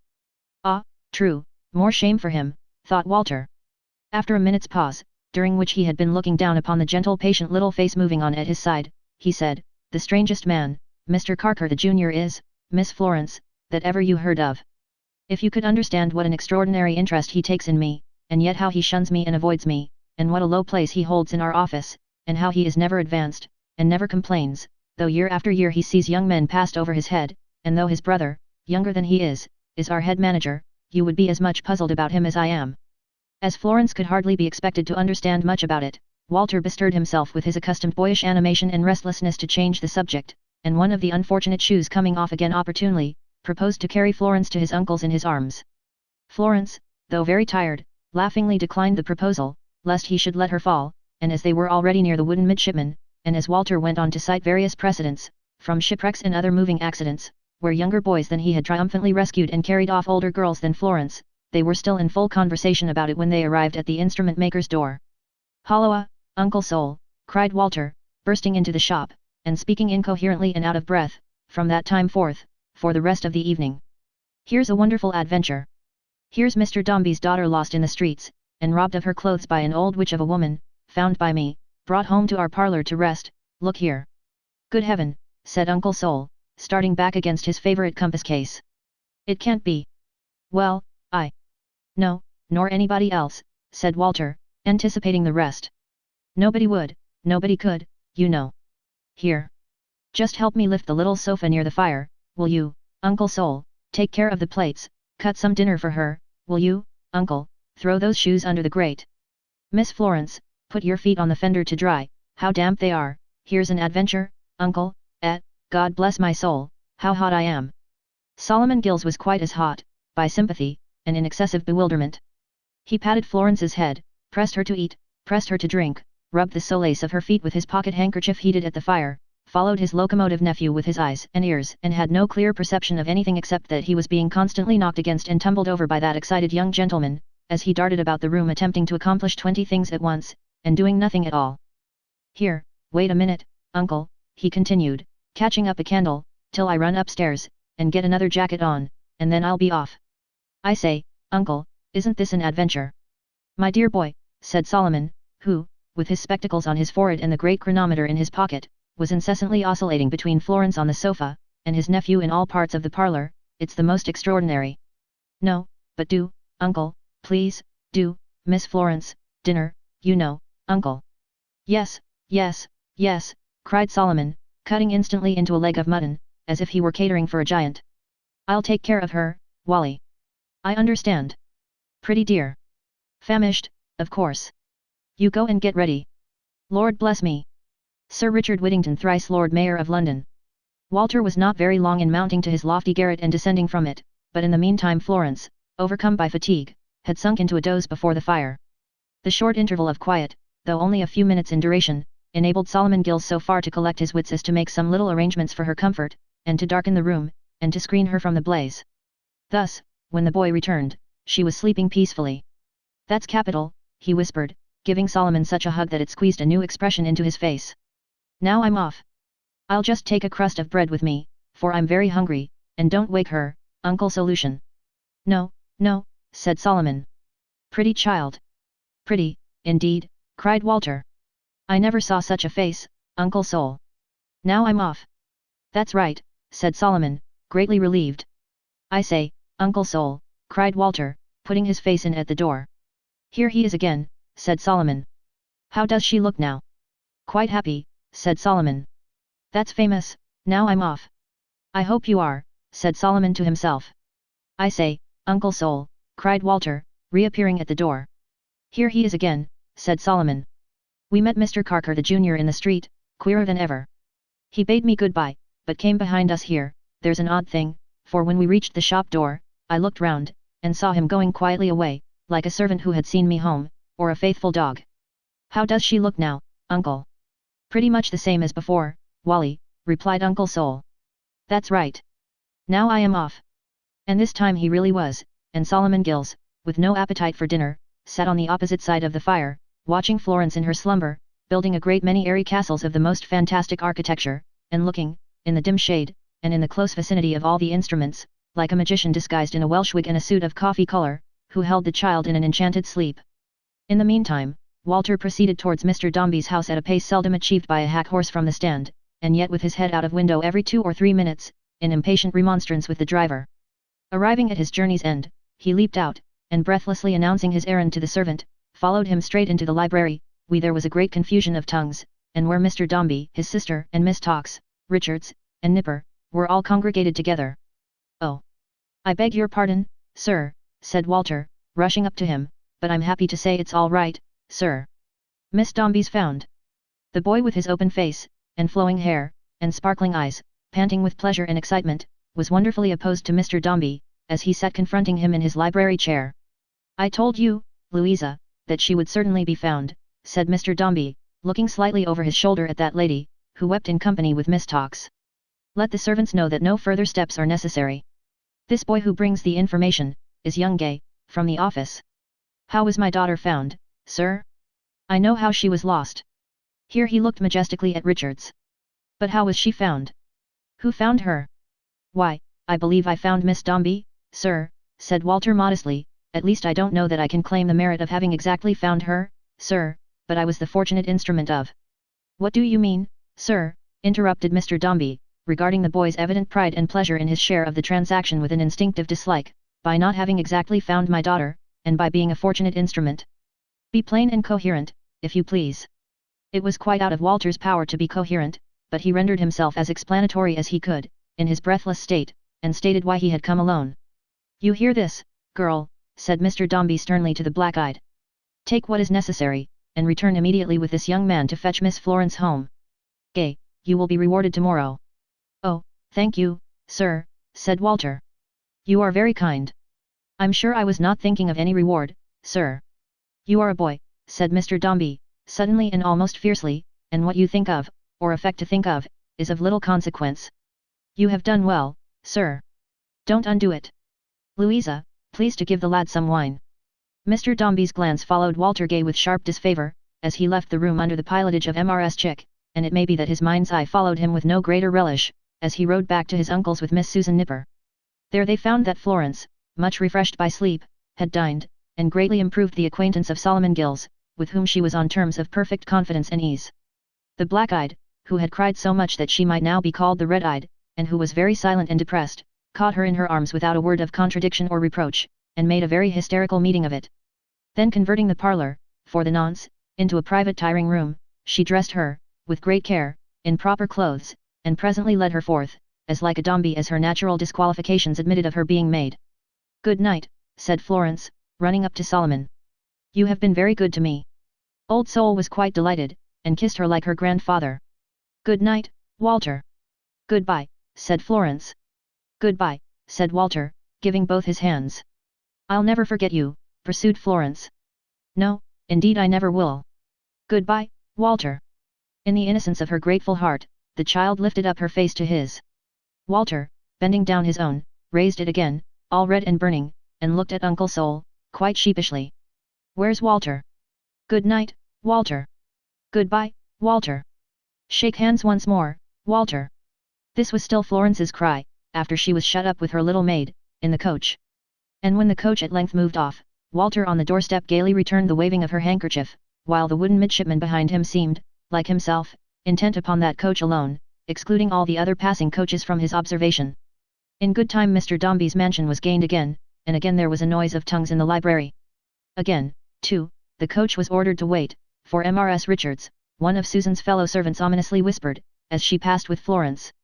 The entrance of the lost child made a slight sensation, but not much.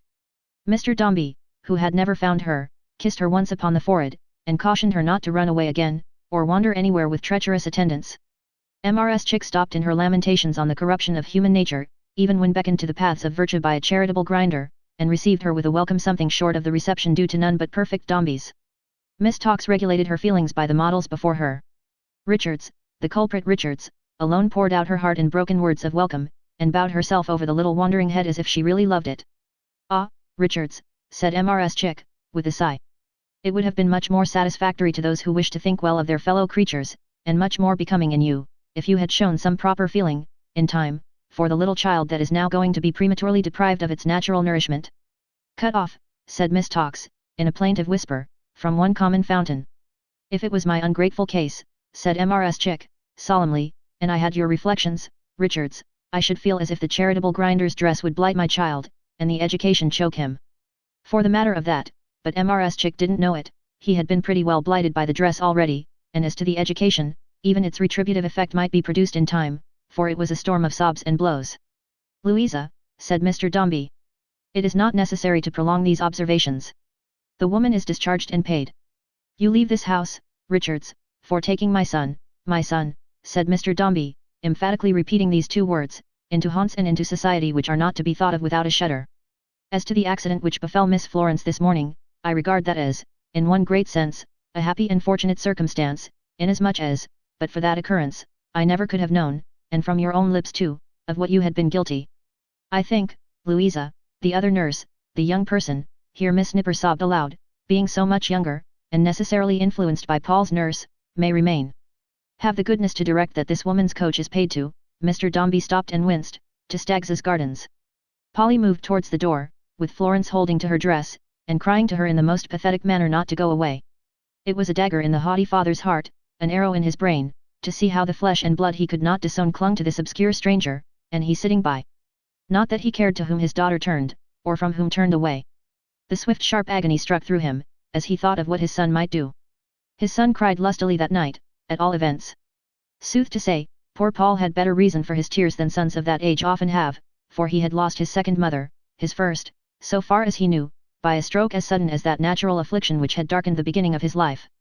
At the same blow, his sister too, who cried herself to sleep so mournfully, had lost as good and true a friend. But that is quite beside the question. Let us waste no words about it. Chapter 7. A bird's-eye glimpse of Miss Tox's dwelling place, also of the state of Miss Tox's affections. Miss Tox inhabited a dark little house that had been squeezed, at some remote period of English history, into a fashionable neighbourhood at the west end of the town, where it stood in the shade like a poor relation of the great street round the corner, coldly looked down upon by mighty mansions. It was not exactly in a court, and it was not exactly in a yard, but it was in the dullest of no thoroughfares, rendered anxious and haggard by distant double knocks. The name of this retirement, where grass grew between the chinks in the stone pavement, was Princess's Place, and in Princess's Place was Princess's Chapel, with the tinkling bell, where sometimes as many as 25 people attended service on a Sunday. The Princess's Arms was also there, and much resorted to by splendid footmen. A sedan chair was kept inside the railing before the Princess's Arms, but it had never come out within the memory of man, and on fine mornings, the top of every rail, there were 48, as Miss Tox had often counted, was decorated with a pewter pot. There was another private house besides Miss Tox's in Princess's Place, not to mention an immense pair of gates, with an immense pair of lion-headed knockers on them, which were never opened by any chance, and were supposed to constitute a disused entrance to somebody's stables. Indeed, there was a smack of stabling in the air of Princess's Place, and Miss Tox's bedroom, which was at the back, commanded a vista of mews, where hostlers, at whatever sort of work engaged, were continually accompanying themselves with effervescent noises, and where the most domestic and confidential garments of coachmen and their wives and families, usually hung, like Macbeth's banners, on the outward walls. At this other private house in Princess's Place, tenanted by a retired butler who had married a housekeeper, apartments were let furnished, to a single gentleman, to wit, a wooden-featured, blue-faced major, with his eyes starting out of his head, in whom Miss Tox recognized, as she herself expressed it, something so truly military, and between whom and herself, an occasional interchange of newspapers and pamphlets, and such platonic dalliance, was effected through the medium of a dark servant of the major's whom Miss Tox was quite content to classify as a native, without connecting him with any geographical idea whatever. Perhaps there never was a smaller entry and staircase, than the entry and staircase of Miss Tox's house. Perhaps, taken all together, from top to bottom, it was the most inconvenient little house in England, and the crookedest, but then, Miss Tox said, what a situation! There was very little daylight to be got there in the winter, no sun at the best of times, air was out of the question, and traffic was walled out. Still Miss Tox said, think of the situation. So said the blue-faced major, whose eyes were starting out of his head, who gloried in Princess's Place, and who delighted to turn the conversation at his club, whenever he could, to something connected with some of the great people in the great street round the corner, that he might have the satisfaction of saying they were his neighbors. In short, with Miss Tox and the blue-faced major, it was enough for Princess's Place, as with a very small fragment of society, it is enough for many a little hanger-on of another sort, to be well connected, and to have genteel blood in its veins.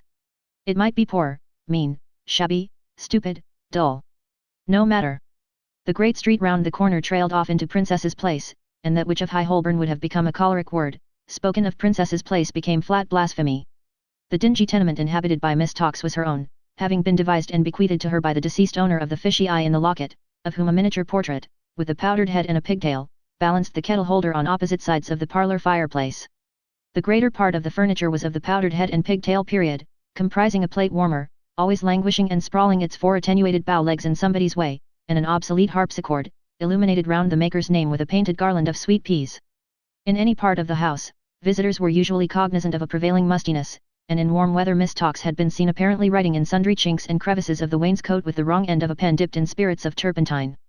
Although Major Bagstock had arrived at what is called in polite literature, the grand meridian of life, and was proceeding on his journey downhill with hardly any throat, and a very rigid pair of jawbones, and long-flapped elephantine ears, and his eyes and complexion in the state of artificial excitement already mentioned, he was mightily proud of awakening an interest in Miss Tox, and tickled his vanity with the fiction that she was a splendid woman who had her eye on him. This he had several times hinted at the club, in connection with little jocularities, of which old Joe Bagstock, old Joey Bagstock, old Jay Bagstock, old Josh Bagstock, or so forth, was the perpetual theme, it being, as it were, the Major's stronghold and dungeon keep of light humour, to be on the most familiar terms with his own name. Joey B., sir, the Major would say, with a flourish of his walking stick, is worth a dozen of you. If you had a few more of the Bagstock breed among you, sir, you'd be none the worse for it. Old Joe, sir, needn't look far for a wife even now, if he was on the lookout, but he's hard-hearted, sir, is Joe, he's tough, sir, tough, and devilish sly. After such a declaration, wheezing sounds would be heard, and the Major's blue would deepen into purple, while his eyes strained and started convulsively. Notwithstanding his very liberal laudation of himself, however, the Major was selfish. It may be doubted whether there ever was a more entirely selfish person at heart, or at stomach is perhaps a better expression, seeing that he was more decidedly endowed with that latter organ than with the former. He had no idea of being overlooked or slighted by anybody, least of all, had he the remotest comprehension of being overlooked and slighted by Miss Tox. And yet, Miss Tox, as it appeared, forgot him, gradually forgot him. She began to forget him soon after her discovery of the Toodle family. She continued to forget him up to the time of the christening. She went on forgetting him with compound interest after that. Something or somebody had superseded him as a source of interest. "Good morning, ma'am," said the Major, meeting Miss Tox in Princess's Place, some weeks after the changes chronicled in the last chapter. "Good morning, sir," said Miss Tox, very coldly. "Joe Bagstock, ma'am," observed the Major, with his usual gallantry, has not had the happiness of bowing to you at your window, for a considerable period. Joe has been hardly used, ma'am. His son has been behind a cloud. Miss Tox inclined her head, but very coldly indeed. Joe's luminary has been out of town, ma'am, perhaps, inquired the Major. Out of town, oh no, I have not been out of town, said Miss Tox. I have been much engaged lately. My time is nearly all devoted to some very intimate friends. I am afraid I have none to spare, even now. Good morning, sir. As Miss Tox, with her most fascinating step and carriage, disappeared from Princess's Place, the Major stood looking after her with a bluer face than ever, muttering and growling some not at all complimentary remarks. Why, damn, sir, said the Major, rolling his lobster eyes round and round Princess's Place, and apostrophizing its fragrant air. 6 months ago, the woman loved the ground Josh Bagstock walked on. What's the meaning of it? The Major decided, after some consideration, that it meant man-traps, that it meant plotting and snaring, that Miss Tox was digging pitfalls. But you won't catch Joe, ma'am, said the Major. He's tough, ma'am, tough, is J.B. Tough, and devilish sly, over which reflection he chuckled for the rest of the day. But still, when that day and many other days were gone and past, it seemed that Miss Tox took no heed whatever of the Major, and thought nothing at all about him. She had been wont, once upon a time, to look out at one of her little dark windows by accident, and blushingly return the Major's greeting, but now, she never gave the Major a chance, and cared nothing at all whether he looked over the way or not. Other changes had come to pass too. The Major, standing in the shade of his own apartment, could make out that an air of greater smartness had recently come over Miss Tox's house, that a new cage with gilded wires had been provided for the ancient little canary bird, that divers ornaments, cut out of colored cardboards and paper, seemed to decorate the chimney piece and tables, that a plant or two had suddenly sprung up in the windows, that Miss Tox occasionally practiced on the harpsichord, whose garland of sweet peas was always displayed ostentatiously, crowned with the Copenhagen and bird waltzes in a music book of Miss Tox's own copying. Over and above all this, Miss Tox had long been dressed with uncommon care and elegance in slight mourning. But this helped the Major out of his difficulty, and he determined within himself that she had come into a small legacy, and grown proud.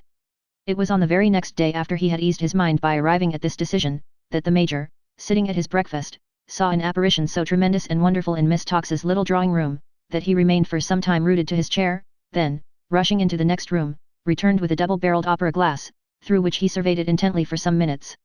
It's a baby, sir, said the Major, shutting up the glass again, for £50,000. The Major couldn't forget it. He could do nothing but whistle, and stare to that extent, that his eyes, compared with what they now became, had been in former times quite cavernous and sunken. Day after day, 2, 3, 4 times a week, this baby reappeared. The Major continued to stare and whistle. To all other intents and purposes he was alone in Princess's Place. Miss Tox had ceased to mind what he did. He might have been black as well as blue, and it would have been of no consequence to her. The perseverance with which she walked out of Princess's Place to fetch this baby and its nurse, and walked back with them, and walked home with them again, and continually mounted guard over them, and the perseverance with which she nursed it herself, and fed it, and played with it, and froze its young blood with airs upon the harpsichord, was extraordinary. At about this same period too, she was seized with a passion for looking at a certain bracelet, also with a passion for looking at the moon, of which she would take long observations from her chamber window. But whatever she looked at, sun, moon, stars, or bracelet, she looked no more at the Major. And the Major whistled and stared and wondered, and dodged about his room, and could make nothing of it. You'll quite win my brother Paul's heart, and that's the truth, my dear, said Mrs. Chick, one day. Miss Tox turned pale. He grows more like Paul every day, said Mrs. Chick. Miss Tox returned no other reply than by taking the little Paul in her arms, and making his cockade perfectly flat and limp with her caresses. His mother, my dear, said Miss Tox, whose acquaintance I was to have made through you, does he at all resemble her? Not at all, returned Louisa. She was pretty, I believe, faltered Miss Tox. Why, poor dear Fanny was interesting, said Mrs. Chick, after some judicial consideration. Certainly interesting. She had not that air of commanding superiority which one would somehow expect, almost as a matter of course, to find in my brother's wife, nor had she that strength and vigour of mind which such a man requires. Miss Tox heaved a deep sigh. But she was pleasing, said Mrs. Chick, extremely so. And she meant, oh, dear, how well poor Fanny meant. You angel, cried Miss Tox to little Paul. You picture of your own papa. If the Major could have known how many hopes and ventures, what a multitude of plans and speculations, rested on that baby head, and could have seen them hovering, in all their heterogeneous confusion and disorder, round the puckered cap of the unconscious little Paul, he might have stared indeed. Then would he have recognized, among the crowd, some few ambitious motes and beams belonging to Miss Tox, then would he perhaps have understood the nature of that lady's faltering investment in the Dombey firm. If the child himself could have awakened in the night, and seen, gathered about his cradle curtains, faint reflections of the dreams that other people had of him, they might have scared him, with good reason. But he slumbered on, alike unconscious of the kind intentions of Miss Tox, the wonder of the Major, the early sorrows of his sister, and the stern visions of his father, and innocent that any spot of earth contained a Dombey or a son. Chapter 8. Paul's further progress, growth, and character. Beneath the watching and attentive eyes of time, so far another Major, Paul's slumbers gradually changed. More and more light broke in upon them, distincter and distincter dreams disturbed them, an accumulating crowd of objects and impressions swarmed about his rest, and so he passed from babyhood to childhood, and became a talking, walking, wondering Dombey. On the downfall and banishment of Richards, the nursery may be said to have been put into commission, as a public department is sometimes, when no individual atlas can be found to support it. The commissioners were, of course, Mrs. Chick and Miss Tox, who devoted themselves to their duties with such astonishing ardor that Major Bagstock had every day some new reminder of his being forsaken, while Mr. Chick, bereft of domestic supervision, cast himself upon the gay world, dined at clubs and coffee houses, smelled of smoke on 3 different occasions, went to the play by himself, and in short, loosened, as Mrs. Chick once told him, every social bond, and moral obligation. Yet, in spite of his early promise, all this vigilance and care could not make little Paul a thriving boy. Naturally delicate, perhaps, he pined and wasted after the dismissal of his nurse, and, for a long time, seemed but to wait his opportunity of gliding through their hands, and seeking his lost mother. This dangerous ground in his steeplechase towards manhood past, he still found it very rough riding, and was grievously beset by all the obstacles in his course. Every tooth was a breakneck fence, and every pimple in the measles a stone wall to him. He was down in every fit of the whooping cough, and rolled upon and crushed by a whole field of small diseases, that came trooping on each other's heels to prevent his getting up again. Some bird of prey got into his throat instead of the thrush, and the very chickens turning ferocious, if they have anything to do with that infant malady to which they lend their name, worried him like tiger cats. The chill of Paul's christening had struck home, perhaps to some sensitive part of his nature, which could not recover itself in the cold shade of his father, but he was an unfortunate child from that day. Mrs. Wickham often said she never see a dear so put upon.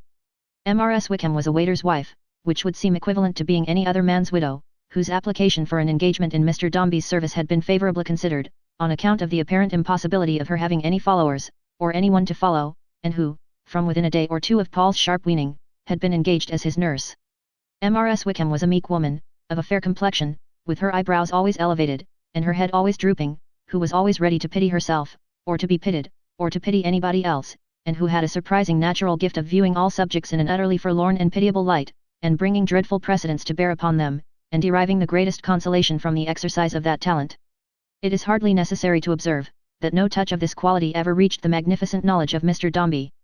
It would have been remarkable, indeed, if any had, when no one in the house, not even Mrs. Chick or Miss Tox, dared ever whisper to him that there had, on any one occasion, been the least reason for uneasiness in reference to little Paul.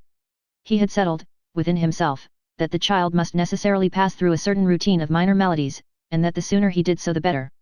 If he could have bought him off, or provided a substitute, as in the case of an unlucky drawing for the militia, he would have been glad to do so, on liberal terms.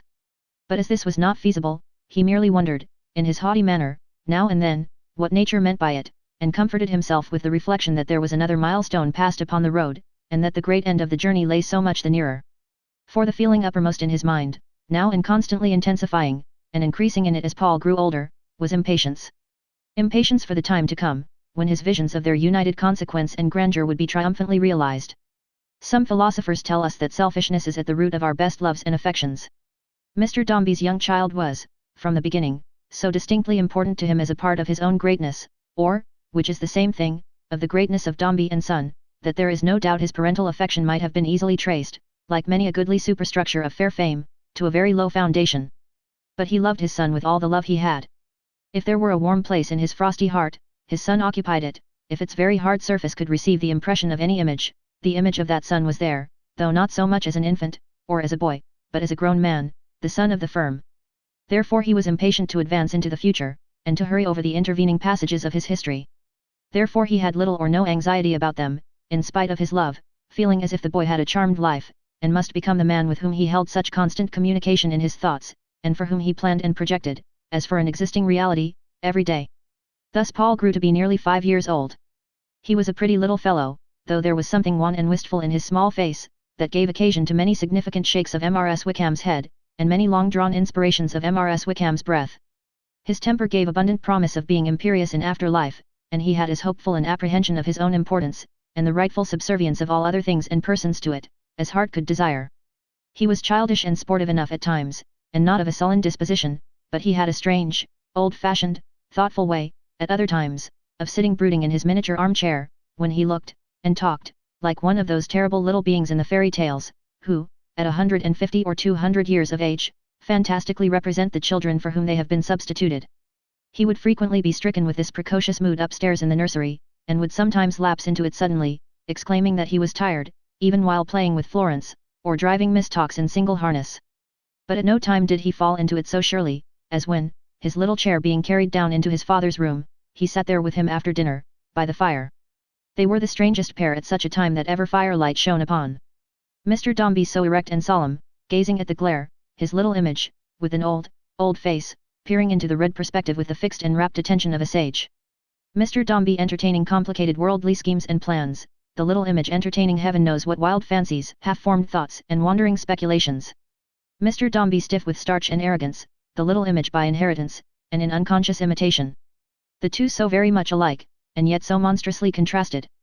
On one of these occasions, when they had both been perfectly quiet for a long time, and Mr. Dombey only knew that the child was awake by occasionally glancing at his eye, where the bright fire was sparkling like a jewel, little Paul broke silence thus.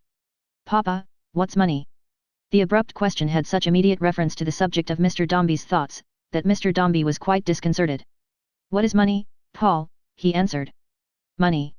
Yes," said the child, laying his hands upon the elbows of his little chair, and turning the old face up towards Mr. Dombey's. "What is money?" Mr. Dombey was in a difficulty. He would have liked to give him some explanation involving the terms circulating medium, currency, depreciation of currency, paper, bullion, rates of exchange, value of precious metals in the market, and so forth, but looking down at the little chair, and seeing what a long way down it was, he answered, "Gold and silver and copper. Guineas, shillings, halfpence. You know what they are." "Oh yes, I know what they are," said Paul. "I don't mean that, Papa. I mean what's money after all." Heaven and earth, how old his face was as he turned it up again towards his father's. "What is money after all?" said Mr. Dombey, backing his chair a little, that he might the better gaze in sheer amazement at the presumptuous atom that propounded such an inquiry. "I mean, Papa, what can it do?" returned Paul, folding his arms, they were hardly long enough to fold, and looking at the fire, and up at him, and at the fire, and up at him again. Mr. Dombey drew his chair back to its former place, and patted him on the head. "You'll know better by and by, my man," he said. "Money, Paul, can do anything." He took hold of the little hand, and beat it softly against one of his own, as he said so. But Paul got his hand free as soon as he could, and rubbing it gently to and fro on the elbow of his chair, as if his whip were in the palm, and he were sharpening it, and looking at the fire again, as though the fire had been his adviser and prompter, repeated, after a short pause. "Anything, Papa?" "Yes. Anything, almost," said Mr. Dombey. "Anything means everything, don't it, Papa?" asked his son, not observing, or possibly not understanding, the qualification. "It includes it, yes," said Mr. Dombey. "Why didn't money save me my mamma?" returned the child. "It isn't cruel, is it?" "Cruel," said Mr. Dombey, settling his neckcloth, and seeming to resent the idea. "No. A good thing can't be cruel." "If it's a good thing, and can do anything," said the little fellow, thoughtfully, as he looked back at the fire, "I wonder why it didn't save me my mamma." He didn't ask the question of his father this time. Perhaps he had seen, with the child's quickness, that it had already made his father uncomfortable. But he repeated the thought aloud, as if it were quite an old one to him, and had troubled him very much, and sat with his chin resting on his hand, still cogitating and looking for an explanation in the fire. Mr. Dombey having recovered from his surprise, not to say his alarm, for it was the very first occasion on which the child had ever broached the subject of his mother to him, though he had had him sitting by his side, in this same manner, evening after evening, expounded to him how that money, though a very potent spirit, never to be disparaged on any account whatever, could not keep people alive whose time was come to die, and how that we must all die, unfortunately, even in the city, though we were never so rich. But how that money caused us to be honored, feared, respected, courted, and admired, and made us powerful and glorious in the eyes of all men, and how that it could, very often, even keep off death, for a long time together. How, for example, it had secured to his mamma the services of Mr. Pilkins, by which he, Paul, had often profited himself, likewise of the great Dr. Parker Peps, whom he had never known. And how it could do all that could be done.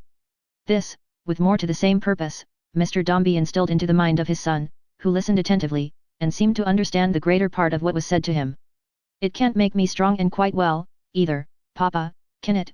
asked Paul, after a short silence, rubbing his tiny hands. "Why, you are strong and quite well," returned Mr. Dombey. "Are you not?" "Oh!"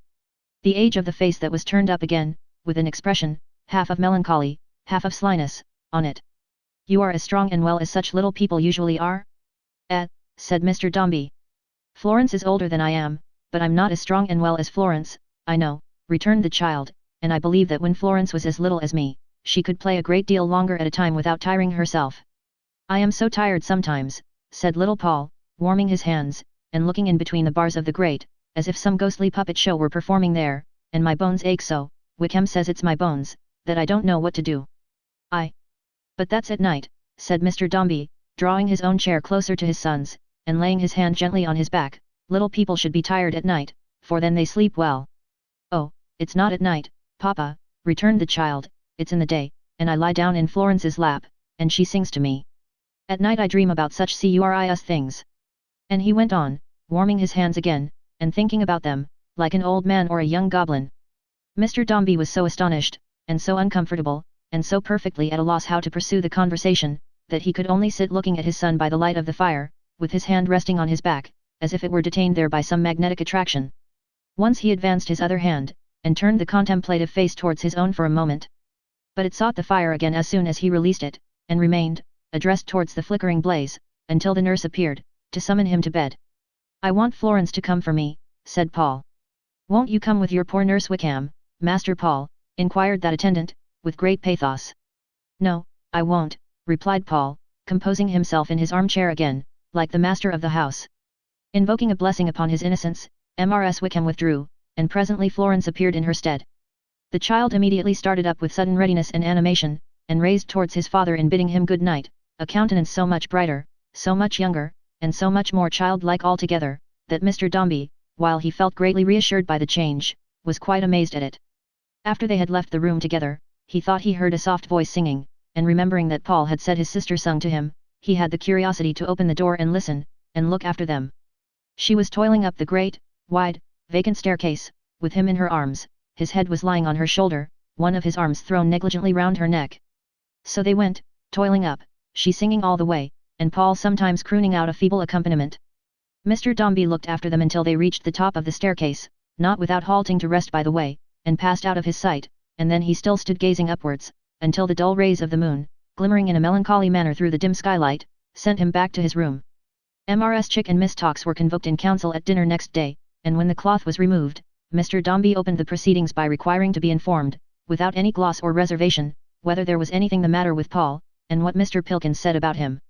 "For the child is hardly," said Mr. Dombey, "as stout as I could wish." "My dear Paul," returned Mrs. Chick, with your usual happy discrimination, "which I am weak enough to envy you, every time I am in your company, and so I think is Miss Tox." "Oh my dear," said Miss Tox, softly, "how could it be otherwise? Presumptuous as it is to aspire to such a level, still, if the bird of night may, but I'll not trouble Mr. Dombey with the sentiment. It merely relates to the bulbul." Mr. Dombey bent his head in stately recognition of the bulbuls as an old established body. "With your usual happy discrimination, my dear Paul," resumed Mrs. Chick, "you have hit the point at once. Our darling is altogether as stout as we could wish. The fact is, that his mind is too much for him. His soul is a great deal too large for his frame. I am sure the way in which that dear child talks," said Mrs. Chick, shaking her head, "no one would believe. His expressions, Lucretia, only yesterday upon the subject of funerals." "I am afraid," said Mr. Dombey, interrupting her testily, "that some of those persons upstairs suggest improper subjects to the child. He was speaking to me last night about his bones," said Mr. Dombey, laying an irritated stress upon the word. "What on earth has anybody to do with the bones of my son? He is not a living skeleton, I suppose." "Very far from it," said Mrs. Chick, with unspeakable expression. "I hope so," returned her brother. "Funerals again, who talks to the child of funerals? We are not undertakers, or mutes, or grave diggers, I believe." "Very far from it," interposed Mrs. Chick, with the same profound expression as before. Then who puts such things into his head, said Mr. Dombey. Really I was quite dismayed and shocked last night. Who puts such things into his head, Louisa? My dear Paul, said Mrs. Chick, after a moment's silence, it is of no use inquiring. I do not think, I will tell you candidly that Wickham is a person of very cheerful spirit, or what one would call a daughter of Momus, Miss Tox softly suggested. Exactly so, said Mrs. Chick, but she is exceedingly attentive and useful, and not at all presumptuous, indeed I never saw a more biddable woman. I would say that for her, if I was put upon my trial before a court of justice. Well, you are not put upon your trial before a court of justice, at present, Louisa, returned Mr. Dombey, chafing, and therefore it don't matter. My dear Paul, said Mrs. Chick, in a warning voice, I must be spoken to kindly, or there is an end of me. At the same time a premonitory redness developed itself in Mrs. Chick's eyelids, which was an invariable sign of rain, unless the weather changed directly. I was inquiring, Louisa, observed Mr. Dombey, in an altered voice, and after a decent interval, about Paul's health and actual state. If the dear child, said Mrs. Chick, in the tone of one who was summing up what had been previously quite agreed upon, instead of saying it all for the first time, is a little weakened by that last attack, and is not in quite such vigorous health as we could wish, and if he has some temporary weakness in his system, and does occasionally seem about to lose, for the moment, the use of his. Mrs. Chick was afraid to say limbs, after Mr. Dombey's recent objection to bones, and therefore waited for a suggestion from Miss Tox, who, true to her office, hazarded members. Members, repeated Mr. Dombey. I think the medical gentleman mentioned legs this morning, my dear Louisa, did he not, said Miss Tox. Why, of course he did, my love, retorted Mrs. Chick, mildly reproachful. How can you ask me? You heard him. I say, if our dear Paul should lose, for the moment, the use of his legs, these are casualties common to many children at his time of life, and not to be prevented by any care or caution. The sooner you understand that, Paul, and admit that, the better. If you have any doubt as to the amount of care and caution and affection, and self-sacrifice, that has been bestowed upon little Paul, I should wish to refer the question to your medical attendant, or to any of your dependents in this house. Call Tollinson, said Mrs. Chick, I believe he has no prejudice in our favour, quite the contrary. I should wish to hear what accusation Tollinson can make. Surely you must know, Louisa, observed Mr. Dombey, that I don't question your natural devotion to, and regard for, the future head of my house. I am glad to hear it, Paul, said Mrs. Chick, but really you are very odd, and sometimes talk very strangely, though without meaning it, I know. If your dear boy's soul is too much for his body, Paul, you should remember whose fault that is, who he takes after, I mean, and make the best of it. He's as like his papa as he can be. People have noticed it in the streets. The very beadle, I am informed, observed it, so long ago as at his christening. He's a very respectable man, with children of his own. He ought to know. Mr. Pilkins saw Paul this morning, I believe, said Mr. Dombey. Yes, he did, returned his sister. Miss Tox and myself were present. Miss Tox and myself are always present. We make a point of it. Mr. Pilkins has seen him for some days past, and a very clever man I believe him to be. He says it is nothing to speak of, which I can confirm, if that is any consolation, but he recommended, today, sea air. Very wisely, Paul, I feel convinced. Sea air, repeated Mr. Dombey, looking at his sister. There is nothing to be made uneasy by, in that, said Mrs. Chick. My George and Frederick were both ordered sea air, when they were about his age, and I have been ordered it myself a great many times. I quite agree with you, Paul, that perhaps topics may be incautiously mentioned upstairs before him, which it would be as well for his little mind not to expatiate upon, but I really don't see how that is to be helped, in the case of a child of his quickness. If he were a common child, there would be nothing in it. I must say I think, with Miss Tox, that a short absence from this house, the air of Brighton, and the bodily and mental training of so judicious a person as Mrs. Pipchin for instance. Who is Mrs. Pipchin, Louisa? Asked Mr. Dombey, aghast at this familiar introduction of a name he had never heard before. Mrs. Pipchin, my dear Paul, returned his sister, is an elderly lady, Miss Tox knows her whole history, who has for some time devoted all the energies of her mind, with the greatest success, to the study and treatment of infancy, and who has been extremely well connected. Her husband broke his heart in, how did you say her husband broke his heart, my dear? I forget the precise circumstances. In pumping water out of the Peruvian mines, replied Miss Tox. Not being a pumper himself, of course, said Mrs. Chick, glancing at her brother, and it really did seem necessary to offer the explanation, for Miss Tox had spoken of him as if he had died at the handle, but having invested money in the speculation, which failed. I believe that Mrs. Pipchin's management of children is quite astonishing. I have heard it commended in private circles ever since I was, dear me, how high. Mrs. Chick's eye wandered about the bookcase near the bust of Mr. Pitt, which was about 10 feet from the ground. Perhaps I should say of Mrs. Pipchin, my dear sir, observed Miss Tox, with an ingenuous blush, having been so pointedly referred to, that the encomium which has been passed upon her by your sweet sister is well merited. Many ladies and gentlemen, now grown up to be interesting members of society, have been indebted to her care. The humble individual who addresses you was once under her charge. I believe juvenile nobility itself is no stranger to her establishment. Do I understand that this respectable matron keeps an establishment, Miss Tox, the Mr. Dombey, condescendingly. Why, I really don't know, rejoined that lady, whether I am justified in calling it so. It is not a preparatory school by any means. Should I express my meaning, said Miss Tox, with peculiar sweetness, if I designated it an infantine boarding house of a very select description? On an exceedingly limited and particular scale, suggested Mrs. Chick, with a glance at her brother. Oh! Exclusion itself, said Miss Tox. There was something in this. Mrs. Pipchin's husband having broken his heart of the Peruvian mines was good. It had a rich sound. Besides, Mr. Dombey was in a state almost amounting to consternation at the idea of Paul remaining where he was 1 hour after his removal had been recommended by the medical practitioner. It was a stoppage and delay upon the road the child must traverse, slowly at the best, before the goal was reached.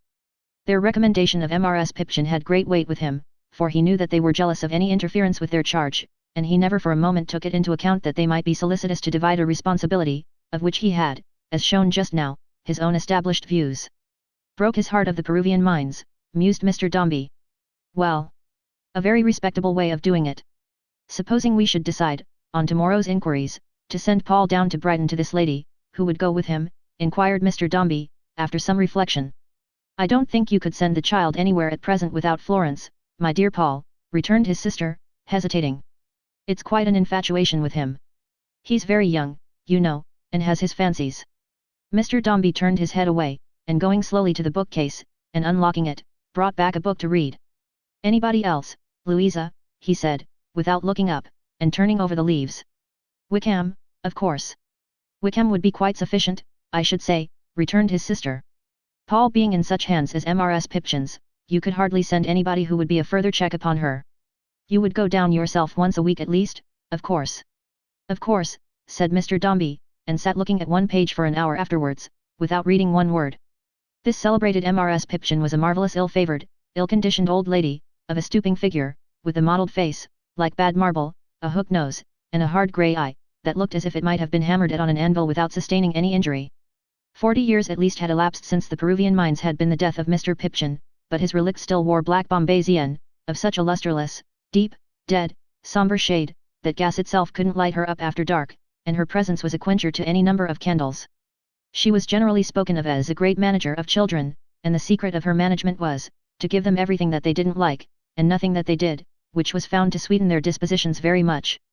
She was such a bitter old lady, that one was tempted to believe there had been some mistake in the application of the Peruvian machinery, and that all her waters of gladness and milk of human kindness, had been pumped out dry, instead of the mines. The castle of this ogress and child queller was in a steep by-street at Brighton, where the soil was more than usually chalky, flinty, and sterile, and the houses were more than usually brittle and thin, where the small front gardens had the unaccountable property of producing nothing but marigolds, whatever was sown in them, and where snails were constantly discovered holding on to the street doors, and other public places they were not expected to ornament, with the tenacity of cupping glasses.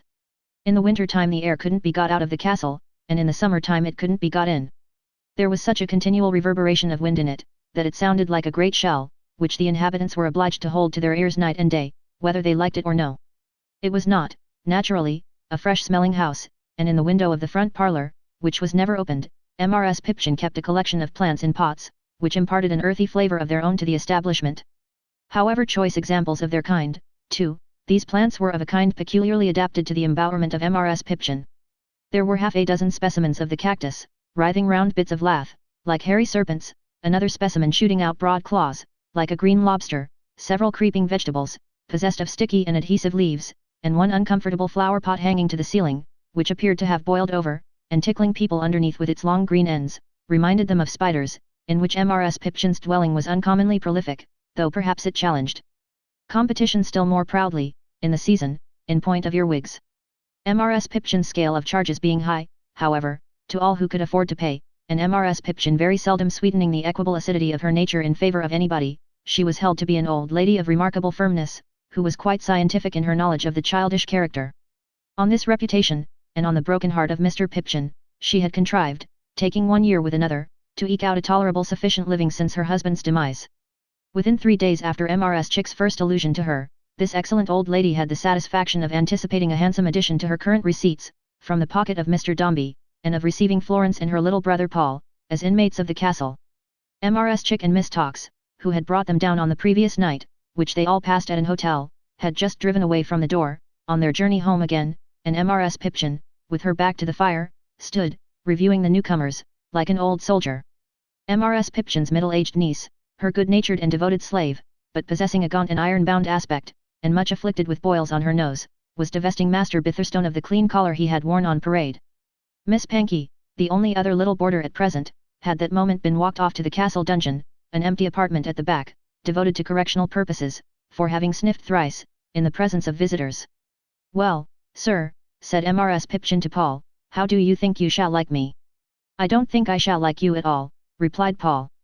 "I want to go away. This isn't my house." "No. It's mine," retorted Mrs. Pipchin. "It's a very nasty one," said Paul. "There's a worse place in it than this though," said Mrs. Pipchin, "where we shut up our bad boys." "Has he ever been in it?" asked Paul, pointing out Master Bitherstone.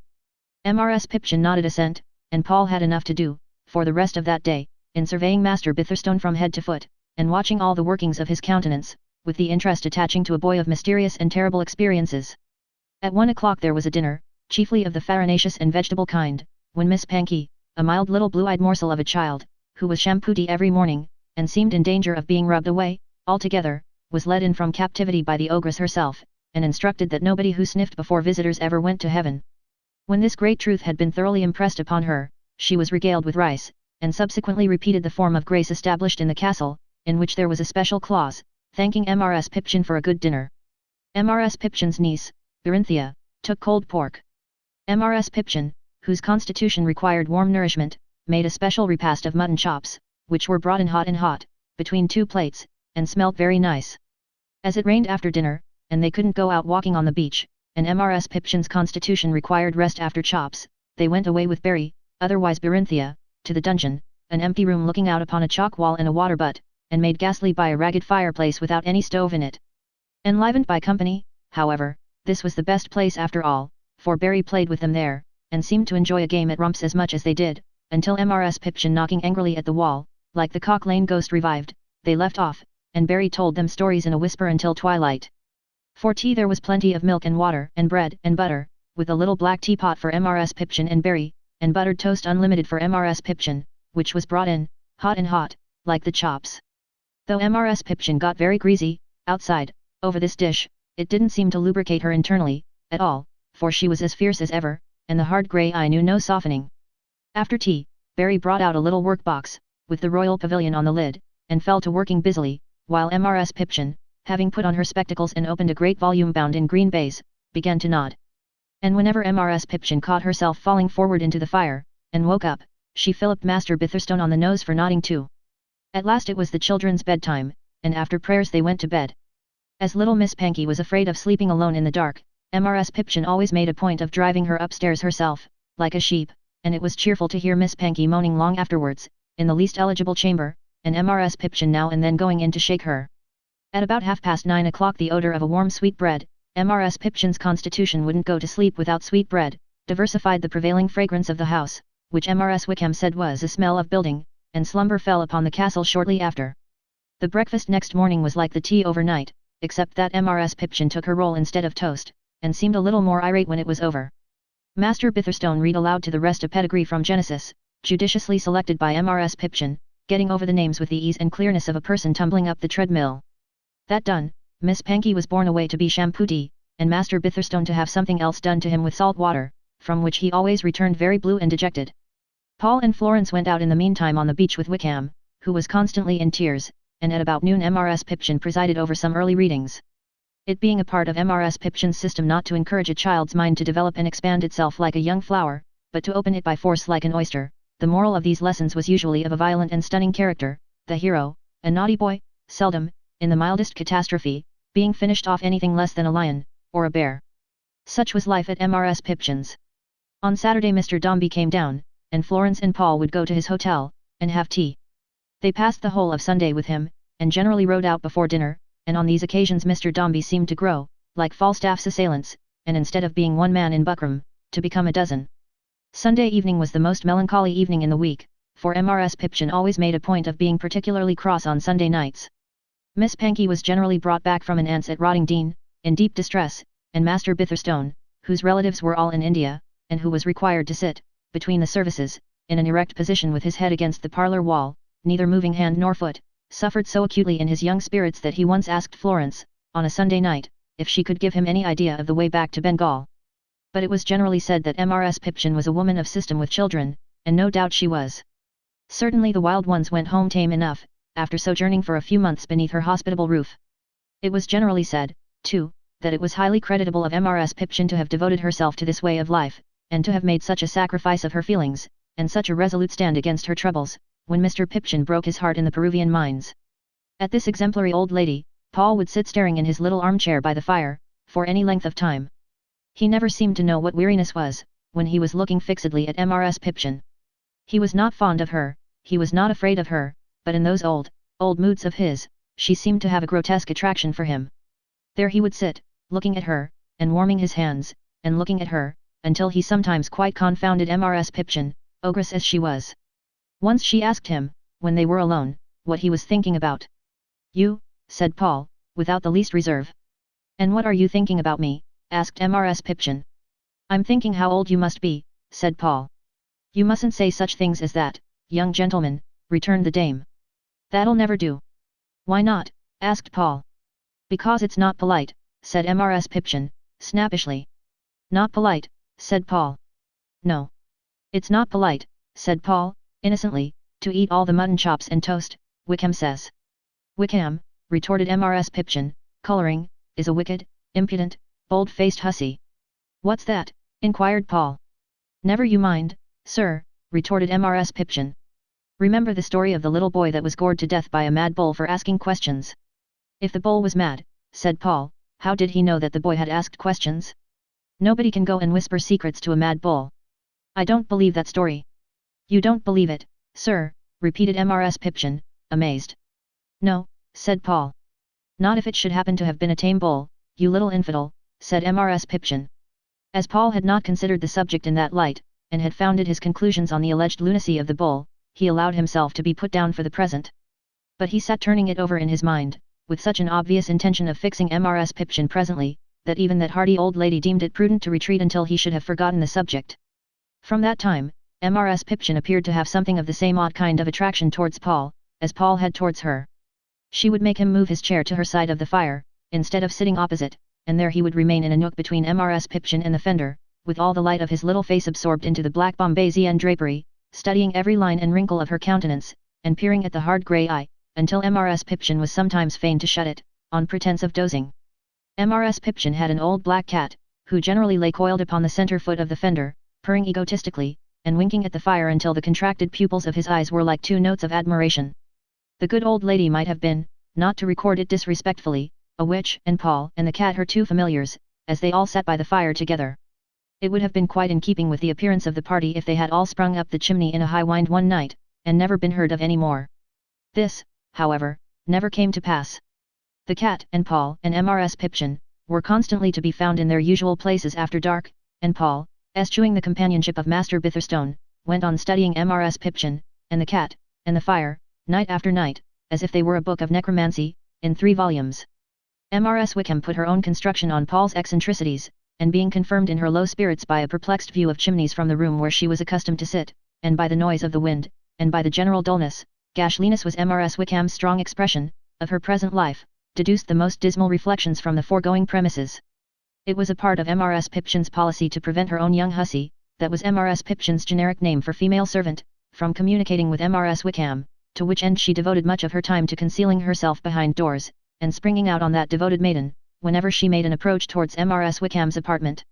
But Berry was free to hold what converse she could in that quarter, consistently with the discharge of the multifarious duties at which she toiled incessantly from morning to night, and to Berry Mrs. Wickham unburdened her mind. What a pretty fellow he is when he's asleep, said Barry, stopping to look at Paul in bed, one night when she took up Mrs. Wickham's supper. Ah, sighed Mrs. Wickham. He need be. Why, he's not ugly when he's awake, observed Barry. No, ma'am. Oh, no. No more was my uncle's Betsy Jane, said Mrs. Wickham. Barry looked as if she would like to trace the connection of ideas between Paul Dombey and Mrs. Wickham's uncle's Betsy Jane. My uncle's wife, Mrs. Wickham went on to say, died just like his mama. My uncle's child took on just as Master Paul do. Took on. You don't think he grieves for his mama, sure, argued Barry, sitting down on the side of the bed. He can't remember anything about her, you know, Mrs. Wickham. It's not possible.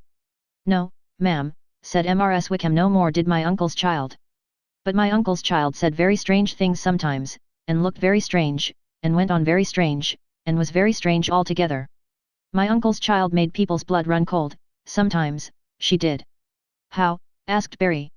I wouldn't have sat up all night alone with Betsy Jane, said Mrs. Wickham, not if you'd have put Wickham into business next morning for himself. I couldn't have done it, Miss Barry. Miss Barry naturally asked why not? But Mrs. Wickham, agreeably to the usage of some ladies in her condition, pursued her own branch of the subject, without any compunction. Betsy Jane, said Mrs. Wickham, was as sweet a child as I could wish to see. I couldn't wish to see a sweeter. Everything that a child could have in the way of illnesses, Betsy Jane had come through. The cramps was as common to her, said Mrs. Wickham, as biles is to yourself, Miss Barry. Miss Barry involuntarily wrinkled her nose. But Betsy Jane, said Mrs. Wickham, lowering her voice, and looking round the room, and towards Paul in bed, had been minded, in her cradle, by her departed mother. I couldn't say how, nor I couldn't say when, nor I couldn't say whether the dear child knew it or not, but Betsy Jane had been watched by her mother, Miss Barry, and Mrs. Wickham, with a very white face, and with watery eyes, and with a tremulous voice, again looked fearfully round the room, and towards Paul in bed. Nonsense, cried Miss Barry, somewhat resentful of the idea. You may say nonsense. I ain't offended, miss. I hope you may be able to think in your own conscience that it is nonsense, you'll find your spirits all the better for it in this, you'll excuse my being so free, in this burying ground of a place, which is wearing of me down. Master Paul's a little restless in his sleep. Pat his back, if you please. Of course you think, said Barry, gently doing what she was asked, that he has been nursed by his mother, too. Betsy Jane, returned Mrs. Wickham in her most solemn tones, was put upon as that child has been put upon, and changed as that child has changed. I have seen her sit, often and often, thinking, like him. I have seen her look, often and often, old, like him. I have heard her, many a time, talk just like him. I consider that child and Betsy Jane on the same footing entirely, Miss Barry. Is your uncle's child alive? Asked Barry. Yes, miss, she is alive, returned Mrs. Wickham with an air of triumph, for it was evident. Miss Barry expected the reverse, and is married to a silver chaser. Oh yes, miss, she is alive, said Mrs. Wickham, laying strong stress on her nominative case. It being clear that somebody was dead, Mrs. Pipchin's niece inquired who it was. I wouldn't wish to make you uneasy, returned Mrs. Wickham, pursuing her supper. Don't ask me. This was the surest way of being asked again.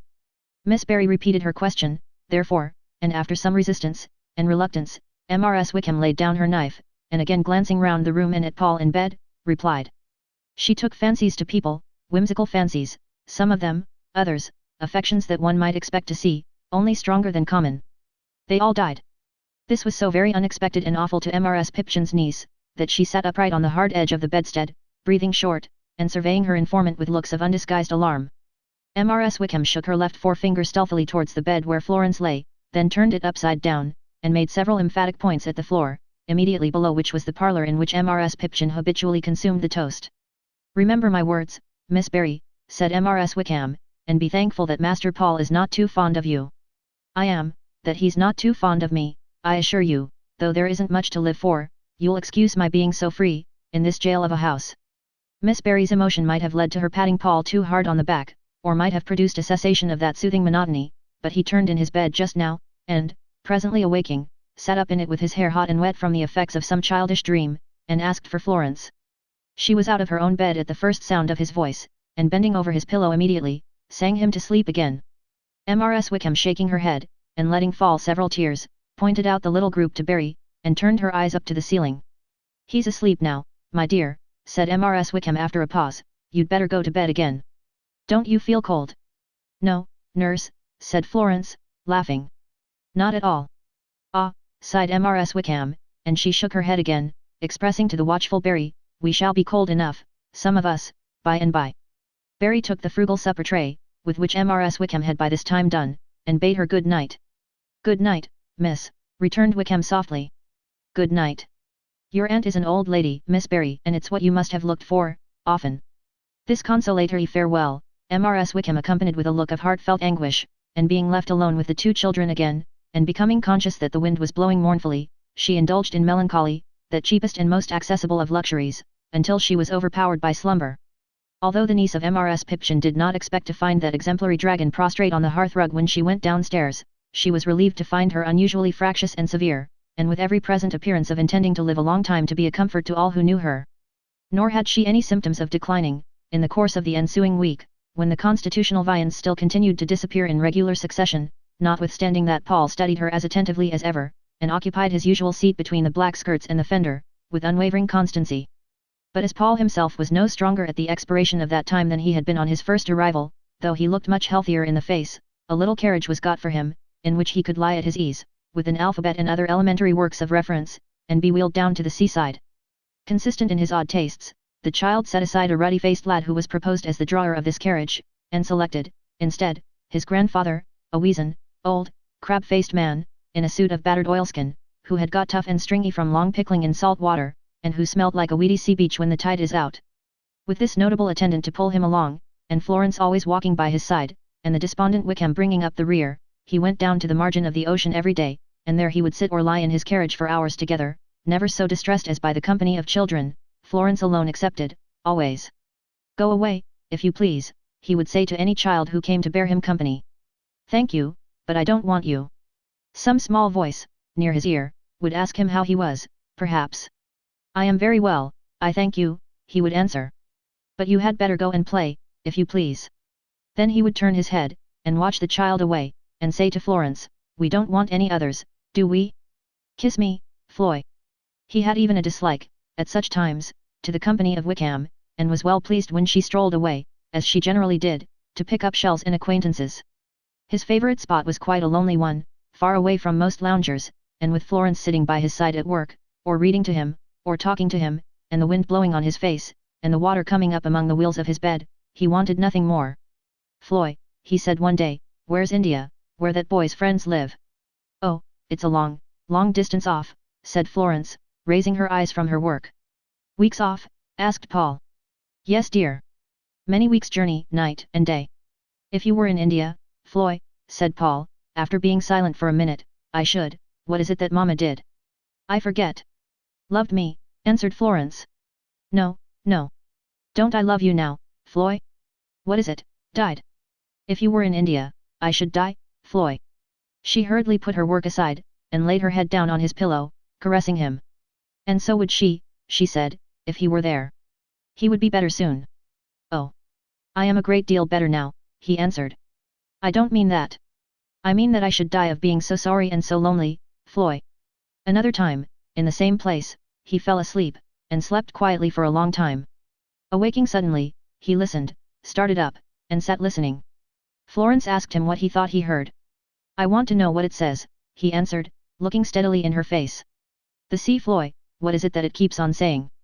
She told him that it was only the noise of the rolling waves. Yes, yes, he said. But I know that they are always saying something. Always the same thing. What place is over there? He rose up, looking eagerly at the horizon. She told him that there was another country opposite, but he said he didn't mean that, he meant further away, farther away. Very often afterwards, in the midst of their talk, he would break off, to try to understand what it was that the waves were always saying, and would rise up in his couch to look towards that invisible region, far away. Chapter 9. In which the wooden midshipman gets into trouble.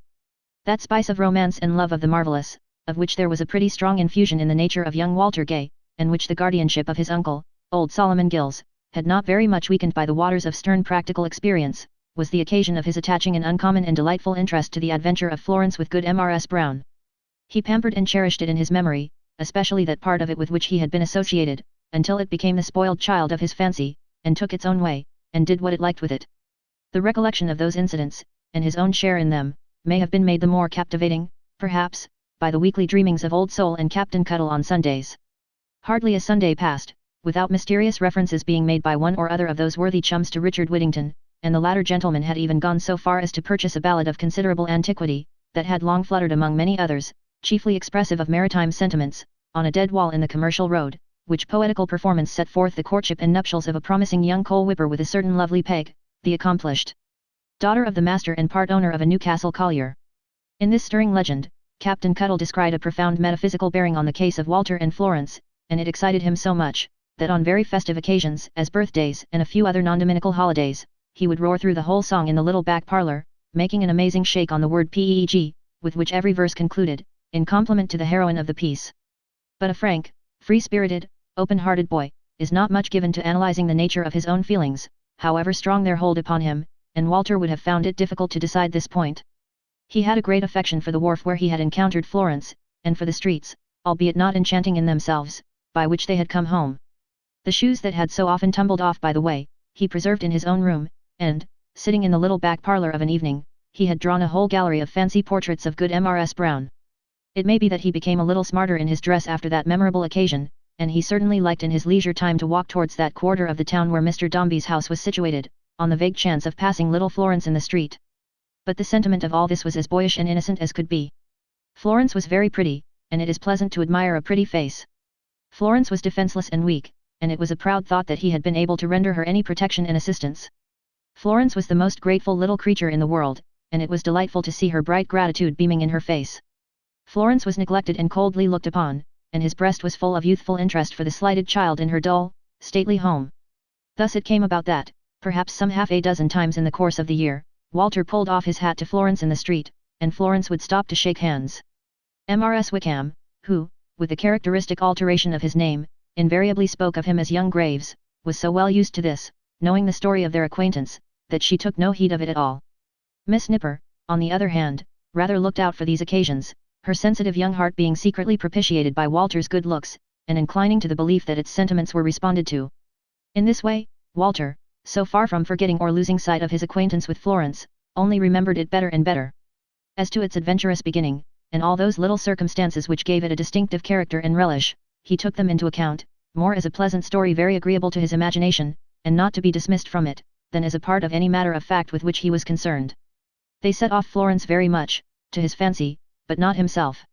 Sometimes he thought, and then he walked very fast, what a grand thing it would have been for him to have been going to sea on the day after that first meeting, and to have gone, and to have done wonders there, and to have stopped away a long time, and to have come back an admiral of all the colours of the Dolphin, or at least a post-captain with epaulets of insupportable brightness, and have married Florence, then a beautiful young woman, in spite of Mr. Dombey's teeth, cravat and watch chain, and borne her away to the blue shores of somewhere or other, triumphantly.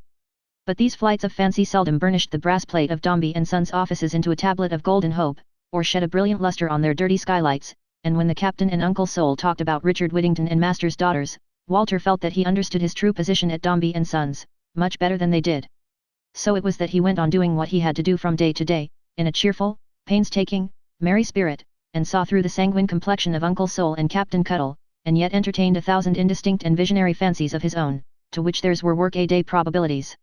Such was his condition at the Pipchin period, when he looked a little older than of yore, but not much, and was the same light-footed, light-hearted, light-headed lad, as when he charged into the parlour at the head of Uncle Sol and the imaginary boarders, and lighted him to bring up the Madeira. "Uncle Sol," said Walter, "I don't think you're well. You haven't eaten any breakfast. I shall bring a doctor to you, if you go on like this." "He can't give me what I want, my boy," said Uncle Sol. "At least he is in good practice if he can, and then he wouldn't." "What is it, Uncle?" "Customers." "Aye," returned Solomon, with a sigh. "Customers would do." "Confound it, Uncle," said Walter, putting down his breakfast cup with a clatter, and striking his hand on the table, "when I see the people going up and down the street in shoals all day, and passing and repassing the shop every minute, by scores, I feel half tempted to rush out, collar somebody, bring him in, and make him buy £50 worth of instruments for ready money. What are you looking in at the door for?" continued Walter, apostrophizing an old gentleman with a powdered head, inaudibly to him of course, who was staring at a ship's telescope with all his might and main. "That's no use. I could do that. Come in and buy it." The old gentleman, however, having satiated his curiosity, walked calmly away. "There he goes," said Walter. "That's the way with 'em all."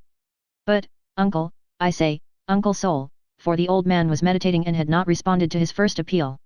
"Don't be cast down. Don't be out of spirits, uncle. When orders do come, they'll come in such a crowd, you won't be able to execute 'em." "I shall be past executing 'em, whenever they come, my boy," returned Solomon Gills. "They'll never come to this shop again, till I am out of tea." "I say, uncle. You mustn't tea really, you know," urged Walter. "Don't." Old Sol endeavored to assume a cheery look, and smiled across the little table at him as pleasantly as he could. "There's nothing more than usual the matter, is there, uncle?" said Walter, leaning his elbows on the tea tray, and bending over, to speak the more confidentially and kindly. "Be open with me, uncle, if there is, and tell me all about it." "No, no, no," returned Old Sol. "More than usual?" "No, no. What should there be the matter more than usual?" Walter answered with an incredulous shake of his head. "That's what I want to know," he said, "and you ask me. I'll tell you what, uncle, when I see you like this, I am quite sorry that I live with you." Old Sol opened his eyes involuntarily. "Yes. Though nobody ever was happier than I am and always have been with you, I am quite sorry that I live with you, when I see you with anything in your mind." "I am a little dull at such times, I know," observed Solomon, meekly rubbing his hands. "What I mean, Uncle Sol," pursued Walter, bending over a little more to pat him on the shoulder, "is, that then I feel you ought to have, sitting here and pouring out the tea instead of me, a nice little dumpling of a wife, you know, a comfortable, capital, cozy old lady, who was just a match for you, and knew how to manage you, and keep you in good heart. Here am I, as loving a nephew as ever was, I am sure I ought to be, but I am only a nephew, and I can't be such a companion to you when you're low and out of sorts as she would have made herself, years ago, though I'm sure I'd give any money if I could cheer you up. And so I say, when I see you with anything on your mind, that I feel quite sorry you haven't got somebody better about you than a blundering young rough and tough boy like me, who has got the will to console you, uncle, but hasn't got the way, repeated Walter, reaching over further yet, to shake his uncle by the hand.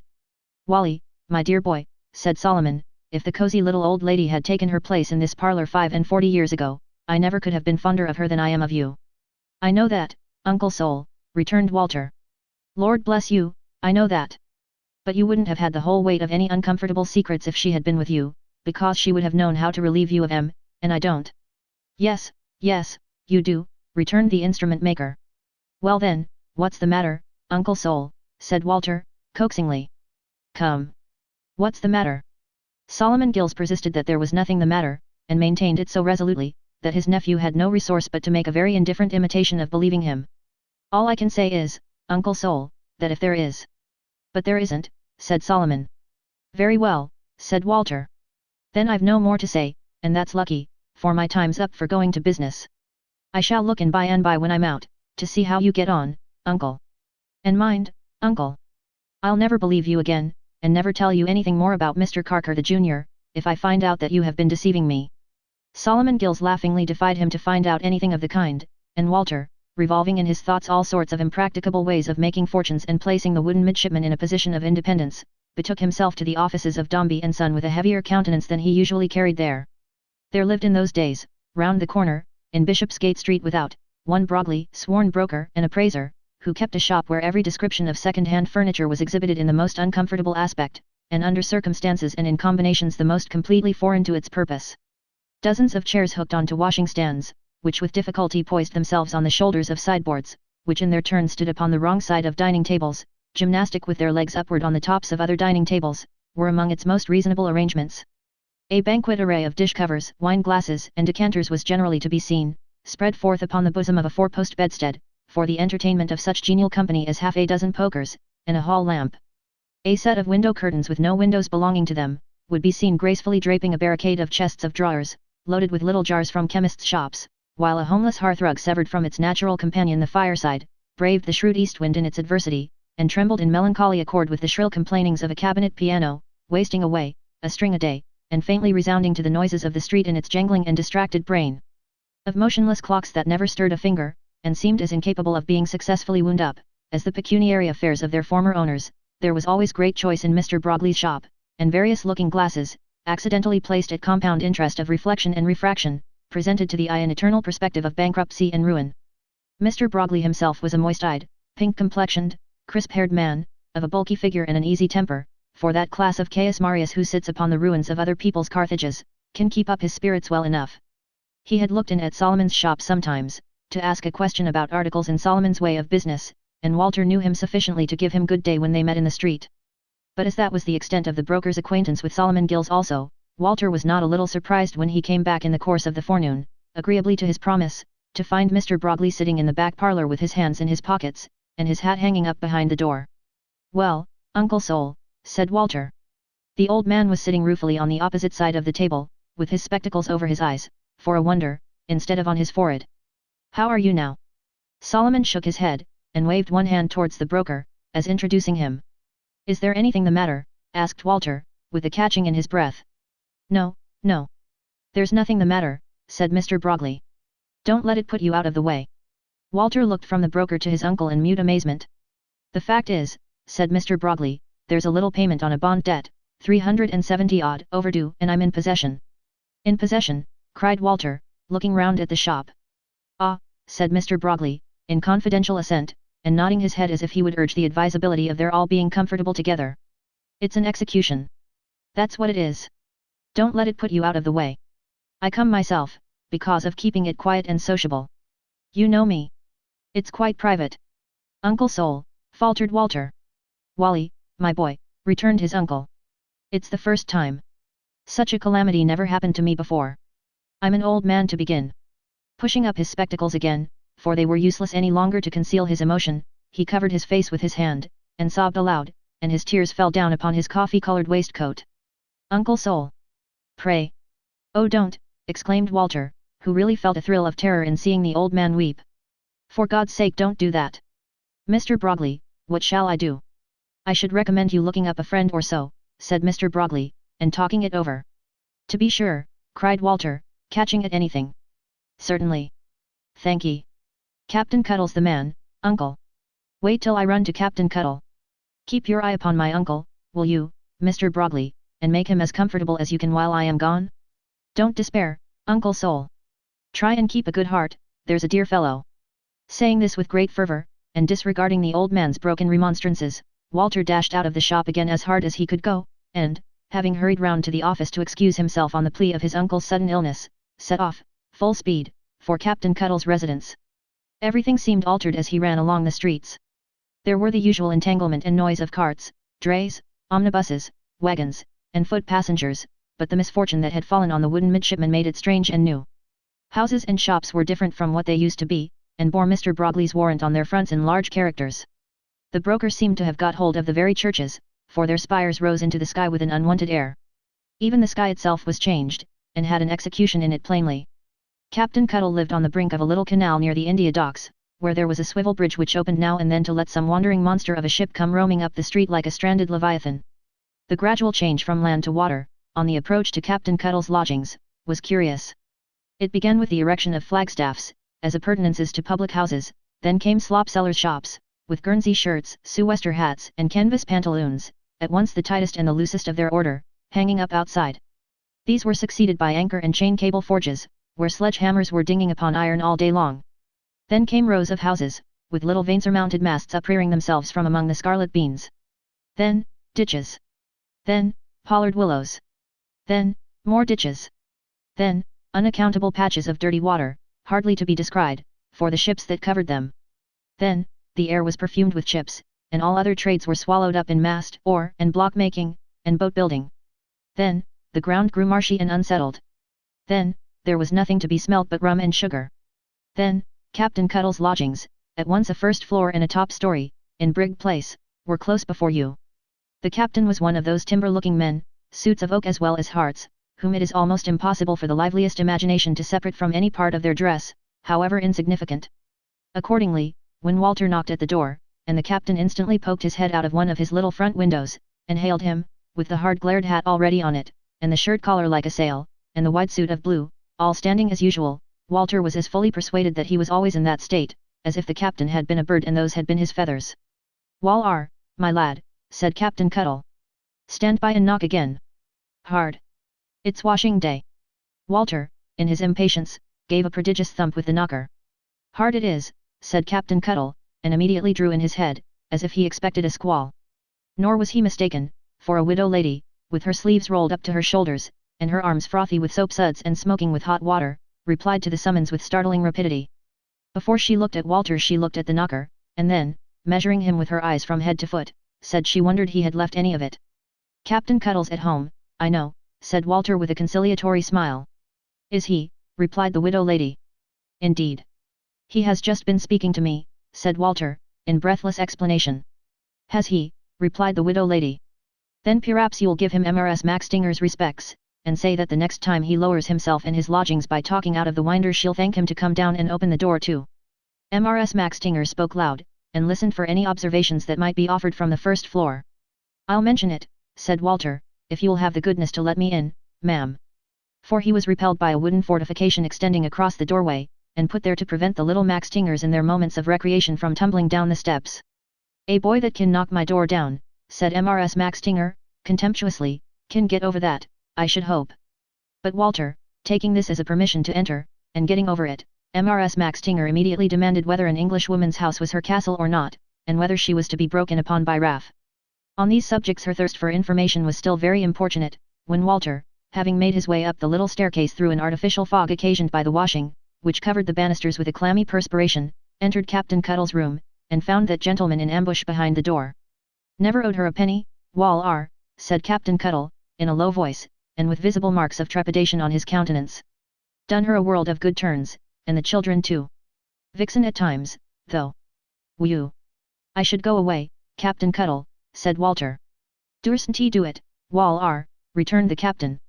"She'd find me out, wherever I went. Sit down. How's Gills?" The captain was dining, in his hat, off cold loin of mutton, porter and some smoking hot potatoes, which he had cooked himself, and took out of a little saucepan before the fire as he wanted them.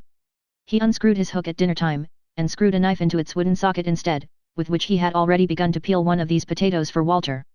His rooms were very small, and strongly impregnated with tobacco smoke, but snug enough, everything being stowed away, as if there were an earthquake regularly every half hour. "How's Gills?" inquired the captain. Walter, who had by this time recovered his breath, and lost his spirits, or such temporary spirits as his rapid journey had given him, looked at his questioner for a moment, said "Oh, Captain Cuttle," and burst into tears. No words can describe the captain's consternation at this sight. Mrs. Maxtinger faded into nothing before it. He dropped the potato and the fork, and would have dropped the knife too if he could, and sat gazing at the boy, as if he expected to hear next moment that a gulf had opened in the city, which had swallowed up his old friend, coffee-colored suit, buttons, chronometer, spectacles, and all. But when Walter told him what was really the matter, Captain Cuttle, after a moment's reflection, started up into full activity. He emptied out of a little tin canister on the top shelf of the cupboard, his whole stock of ready money, amounting to 13 pounds and half a crown, which he transferred to one of the pockets of his square blue coat, further enriched that repository with the contents of his plate chest, consisting of 2 withered atomies of teaspoons, and an obsolete pair of knock-kneedy sugar tongs, pulled up his immense double-cased silver watch from the depths in which it reposed, to assure himself that valuable was sound and whole, reattached the hook to his right wrist, and seizing the stick covered over with knobs, bade Walter come along. Remembering, however, in the midst of his virtuous excitement, that Mrs. Maxtinger might be lying in wait below, Captain Cuttle hesitated at last, not without glancing at the window, as if he had some thoughts of escaping by that unusual means of egress, rather than encounter his terrible enemy. He decided, however, in favour of stratagem. "Wal R," said the captain, with a timid wink, "go afore, my lad. Sing out, 'Goodbye, Captain Cuttle,' when you're in the passage, and shut the door. Then wait at the corner of the street till you see me." These directions were not issued without a previous knowledge of the enemy's tactics, for when Walter got downstairs, Mrs. Maxtinger glided out of the little back kitchen, like an avenging spirit. But not gliding out upon the captain, as she had expected, she merely made a further allusion to the knocker, and glided in again. Some 5 minutes elapsed before Captain Cuttle could summon courage to attempt his escape, for Walter waited so long at the street corner, looking back at the house, before there were any symptoms of the hard-glazed hat. At length the captain burst out of the door with the suddenness of an explosion, and coming towards him at a great pace, and never once looking over his shoulder, pretended, as soon as they were well out of the street, to whistle a tune. "Uncle Much hove down, Wal R?" inquired the captain, as they were walking along. "I am afraid so. If you had seen him this morning, you would never have forgotten it." "Walk fast, Wal R, my lad," returned the captain, mending his pace, "and walk the same all the days of your life. Overhaul the catechism for that advice, and keep it." The captain was too busy with his own thoughts of Solomon Gills, mingled perhaps with some reflections on his late escape from MRS Max Tinger, to offer any further quotations on the way for Walter's moral improvement. They interchanged no other word until they arrived at Old Soul's door, where the unfortunate wooden midshipman, with his instrument at his eye, seemed to be surveying the whole horizon in search of some friend to help him out of his difficulty. "Gills," said the captain, hurrying into the back parlour, and taking him by the hand quite tenderly. "Lay your head well to the wind, and we'll fight through it. All you've got to do," said the captain, with the solemnity of a man who was delivering himself of one of the most precious practical tenets ever discovered by human wisdom, "is to lay your head well to the wind, and we'll fight through it." Old Soul returned the pressure of his hand, and thanked him. Captain Cuttle, then, with the gravity suitable to the nature of the occasion, put down upon the table the 2 teaspoons and the sugar tongs, the silver watch, and the ready money, and asked Mr. Brogley, the broker, what the damage was. "Come. What do you make of it?" said Captain Cuttle. "Why, Lord help you," returned the broker, "you don't suppose that property's of any use, do you?" "Why not?" inquired the captain. "Why, the amount's 370, odd," replied the broker. "Never mind," returned the captain, though he was evidently dismayed by the figures, "all's fish that comes to your net, I suppose." "Certainly," said Mr. Brogley. "But sprats ain't whales, you know." The philosophy of this observation seemed to strike the captain. He ruminated for a minute, eyeing the broker, meanwhile, as a deep genius, and then called the instrument maker aside. "Gills," said Captain Cuttle, "what's the bearings of this business? Who's the creditor?" "Hush," returned the old man. "Come away. Don't speak before Wally. It's a matter of security for Wally's father, an old bond. I've paid a good deal of it, Ned, but the times are so bad with me that I can't do more just now. I've foreseen it, but I couldn't help it. Not a word before Wally, for all the world." "You've got some money, haven't you?" whispered the captain.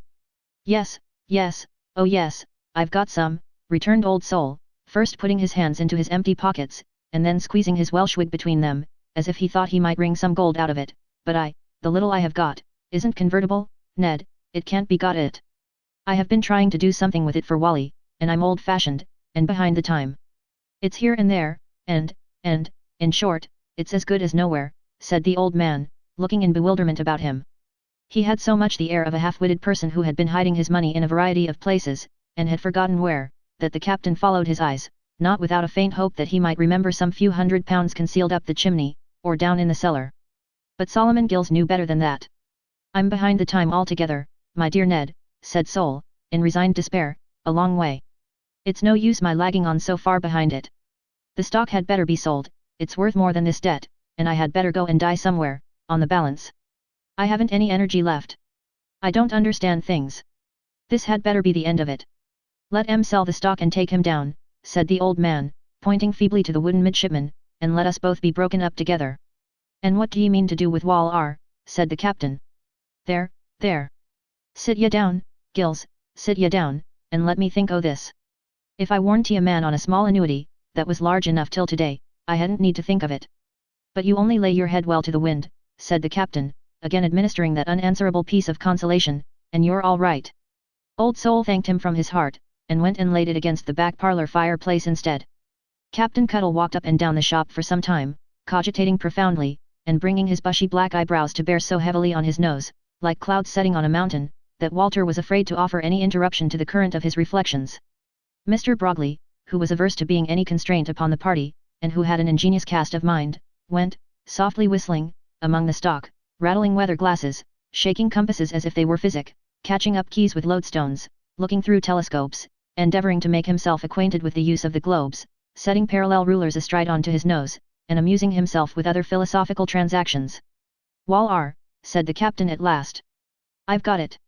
"Have you, Captain Cuttle?" cried Walter, with great animation. "Come this way, my lad," said the captain. "The stock's the security. I'm another. Your governor's the man to advance money." "Mr. Dombey," faltered Walter. The captain nodded gravely. "Look at him," he said. "Look at Gills.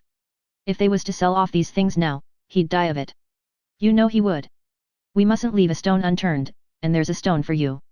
"A stone, Mr. Dombey," faltered Walter. "You run round to the office, first of all, and see if he's there," said Captain Cuttle, clapping him on the back. "Quick!" Walter felt he must not dispute the command.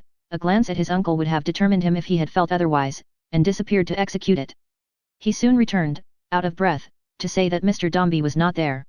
It was Saturday, and he had gone to Brighton. "I tell you what, Wall R," said the captain, who seemed to have prepared himself for this contingency in his absence. "We'll go to Brighton. I'll back you, my boy. I'll back you, Wall R. We'll go to Brighton by the afternoon's coach."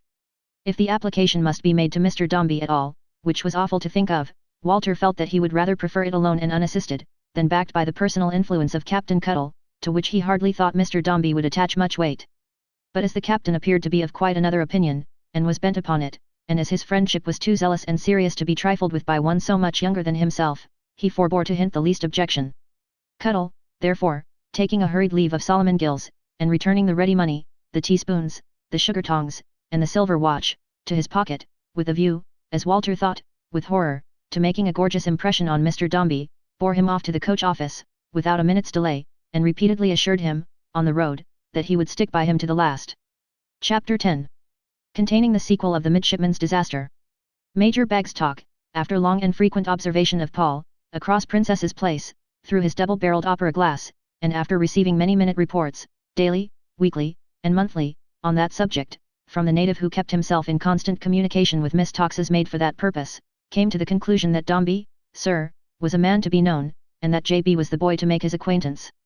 Miss Tox, however, maintaining her reserved behavior, and frigidly declining to understand the Major whenever he called, which he often did, on any little fishing excursion connected with this project, the Major, in spite of his constitutional toughness and slyness, was fain to leave the accomplishment of his desire in some measure to chance, which, as he was used to observe with chuckles at his club, has been 50-1 in favour of Joey B., sir, ever since his elder brother died of Yellow Jack in the West Indies. It was some time coming to his aid in the present instance, but it befriended him at last.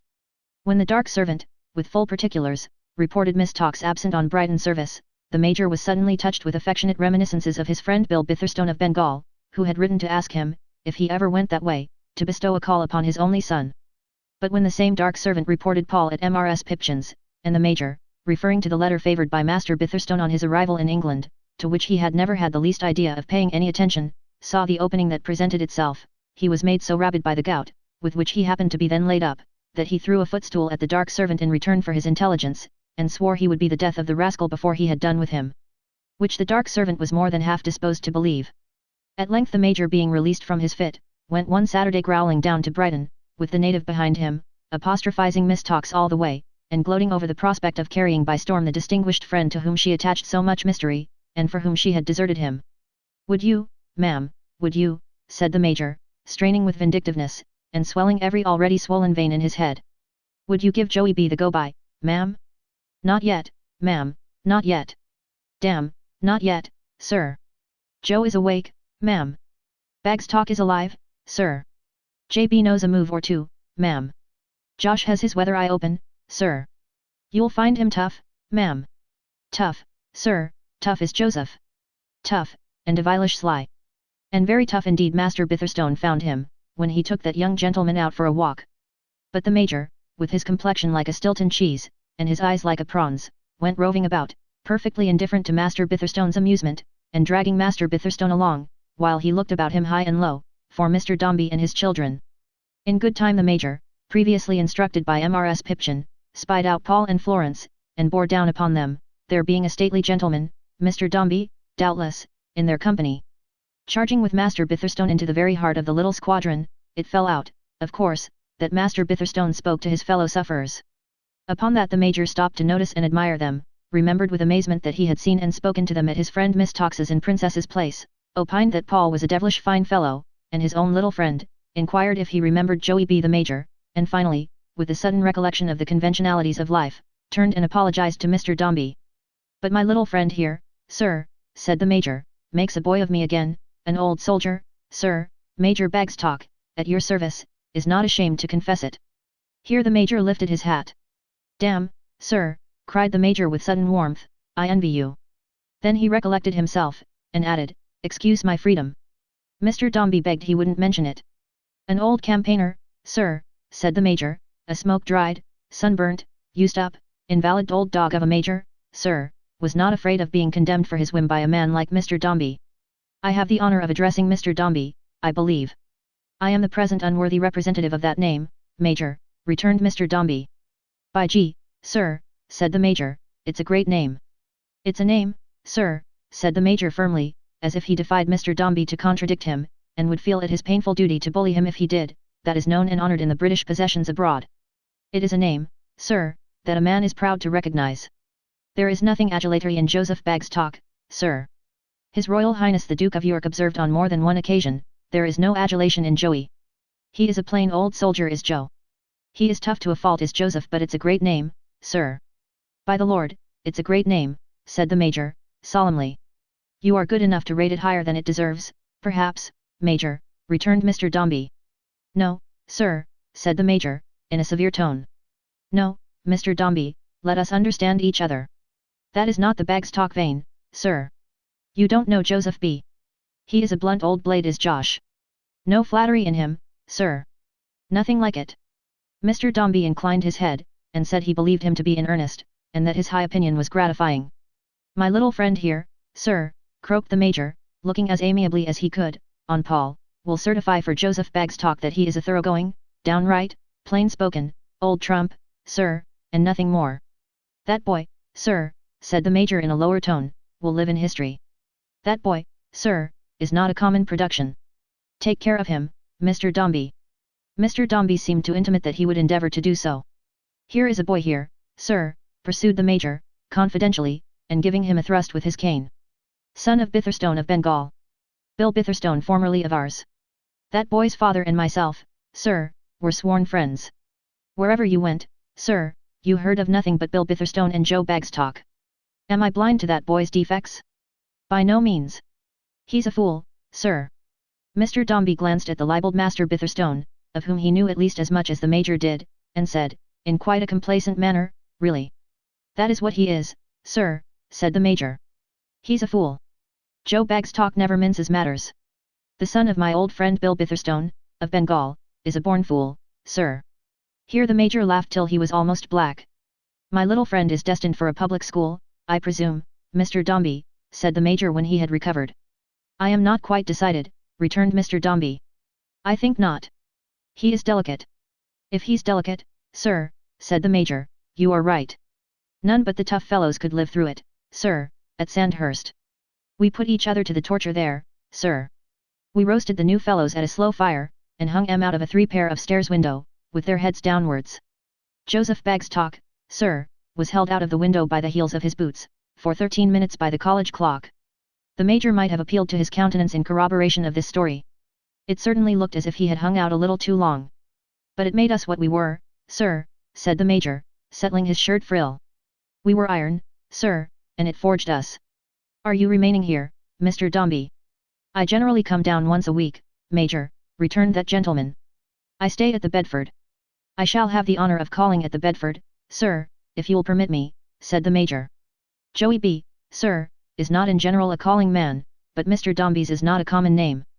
I am much indebted to my little friend, sir, for the honour of this introduction. Mr. Dombey made a very gracious reply, and Major Bag's talk, having patted Paul on the head, and said of Florence that her eyes would play the devil with the youngsters before long, and the oldsters too, sir, if you come to that, added the Major, chuckling very much, stirred up Master Bitherstone with his walking stick, and departed with that young gentleman, at a kind of half-trot, rolling his head and coughing with great dignity, as he staggered away, with his legs very wide asunder. In fulfilment of his promise, the Major afterwards called on Mr. Dombey, and Mr. Dombey, having referred to the army list, afterwards called on the Major. Then the Major called at Mr. Dombey's house in town, and came down again, in the same coach as Mr. Dombey. In short, Mr. Dombey and the Major got on uncommonly well together, and uncommonly fast, and Mr. Dombey observed of the Major, to his sister, that besides being quite a military man he was really something more, as he had a very admirable idea of the importance of things unconnected with his own profession. At length Mr. Dombey, bringing down Miss Tox and Mrs. Chick to see the children, and finding the Major again at Brighton, invited him to dinner at the Bedford, and complimented Miss Tox highly, beforehand, on her neighbour and acquaintance.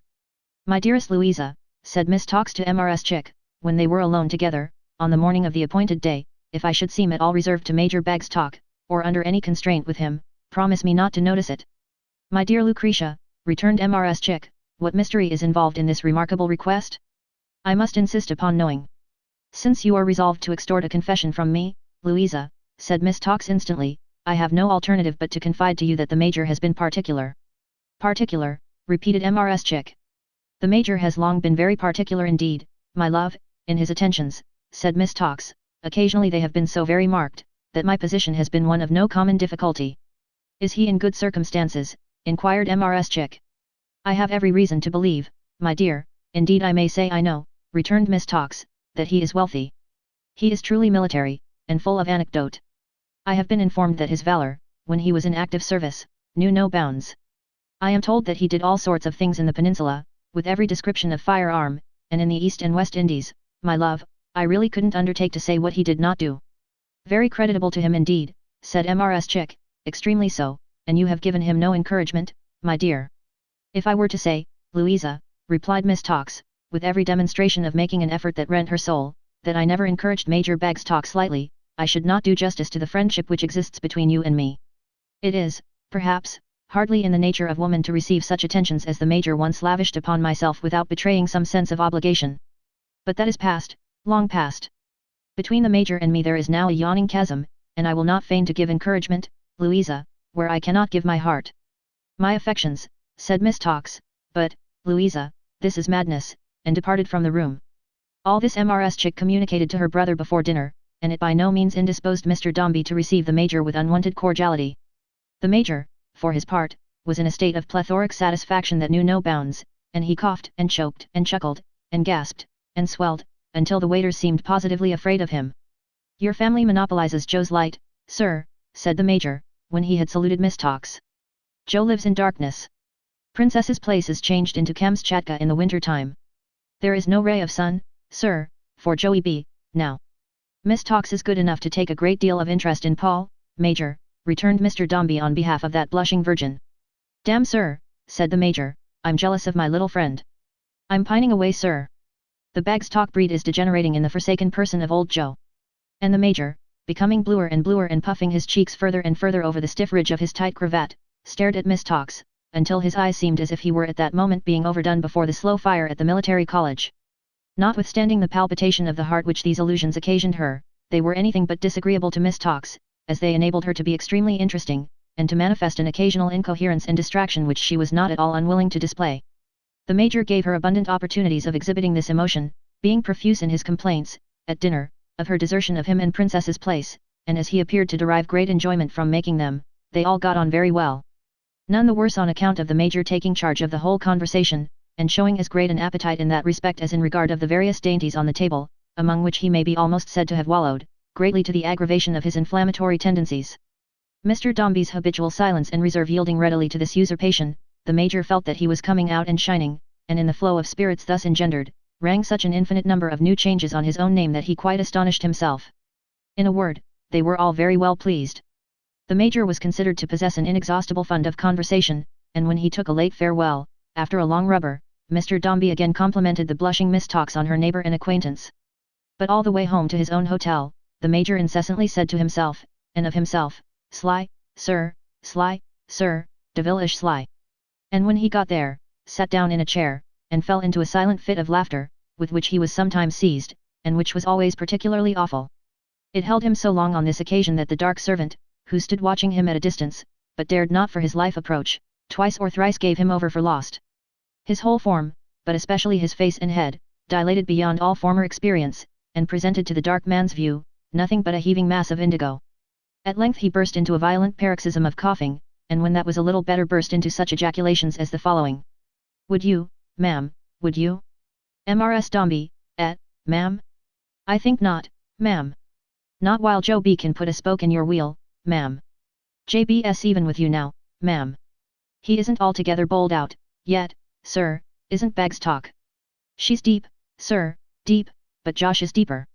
Wide awake is old Joe, broad awake, and staring, sir. There was no doubt of this last assertion being true, and to a very fearful extent, as it continued to be during the greater part of that night, which the Major chiefly passed in similar exclamations, diversified with fits of coughing and choking that startled the whole house. It was on the day after this occasion, being Sunday, when, as Mr. Dombey, Mrs. Chick, and Miss Tox were sitting at breakfast, still eulogizing the Major, Florence came running in, her face suffused with a bright color, and her eyes sparkling joyfully, and cried, Papa! Papa! Here's Walter! And he won't come in. Who? Cried Mr. Dombey. What does she mean? What is this? Walter, Papa, said Florence timidly, sensible of having approached the presence with too much familiarity. Who found me when I was lost? Does she mean young Gay, Louisa? Inquired Mr. Dombey, knitting his brows. Really, this child's manners have become very boisterous. She cannot mean young Gay, I think. See what it is, will you? Mrs. Chick hurried into the passage, and returned with the information that it was young Gay, accompanied by a very strange-looking person, and that young Gay said he would not take the liberty of coming in, hearing Mr. Dombey was at breakfast, but would wait until Mr. Dombey should signify that he might approach. Tell the boy to come in now, said Mr. Dombey. Now, Gay, what is the matter? Who sent you down here? Was there nobody else to come?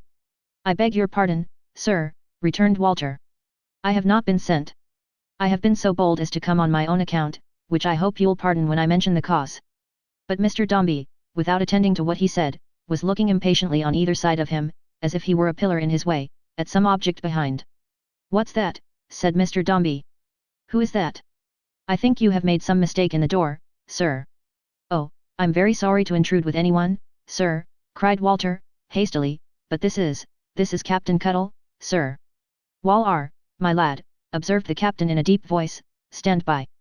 At the same time the captain, coming a little further in, brought out his wide suit of blue, his conspicuous shirt collar, and his knobby nose in full relief, and stood bowing to Mr. Dombey, and waving his hook politely to the ladies, with the hard glazed hat in his one hand, and a red equator round his head which it had newly imprinted there. Mr. Dombey regarded this phenomenon with amazement and indignation, and seemed by his looks to appeal to Mrs. Chick and Miss Tox against it. Little Paul, who had come in after Florence, backed towards Miss Tox as the captain waved his hook, and stood on the defensive. Now, Gay, said Mr. Dombey. What have you got to say to me? Again the captain observed, as a general opening of the conversation that could not fail to propitiate all parties, Wall stand by. I am afraid, sir, began Walter, trembling, and looking down at the ground, that I take a very great liberty in coming, indeed, I am sure I do. I should hardly have had the courage to ask to see you, sir, even after coming down, I am afraid, if I had not overtaken Miss Dombey, and... Well, said Mr. Dombey, following his eyes as he glanced at the attentive Florence, and frowning unconsciously as she encouraged him with a smile. Go on, if you please. I, observed the captain, considering it incumbent on him, as a point of good breeding, to support Mr. Dombey. Well said.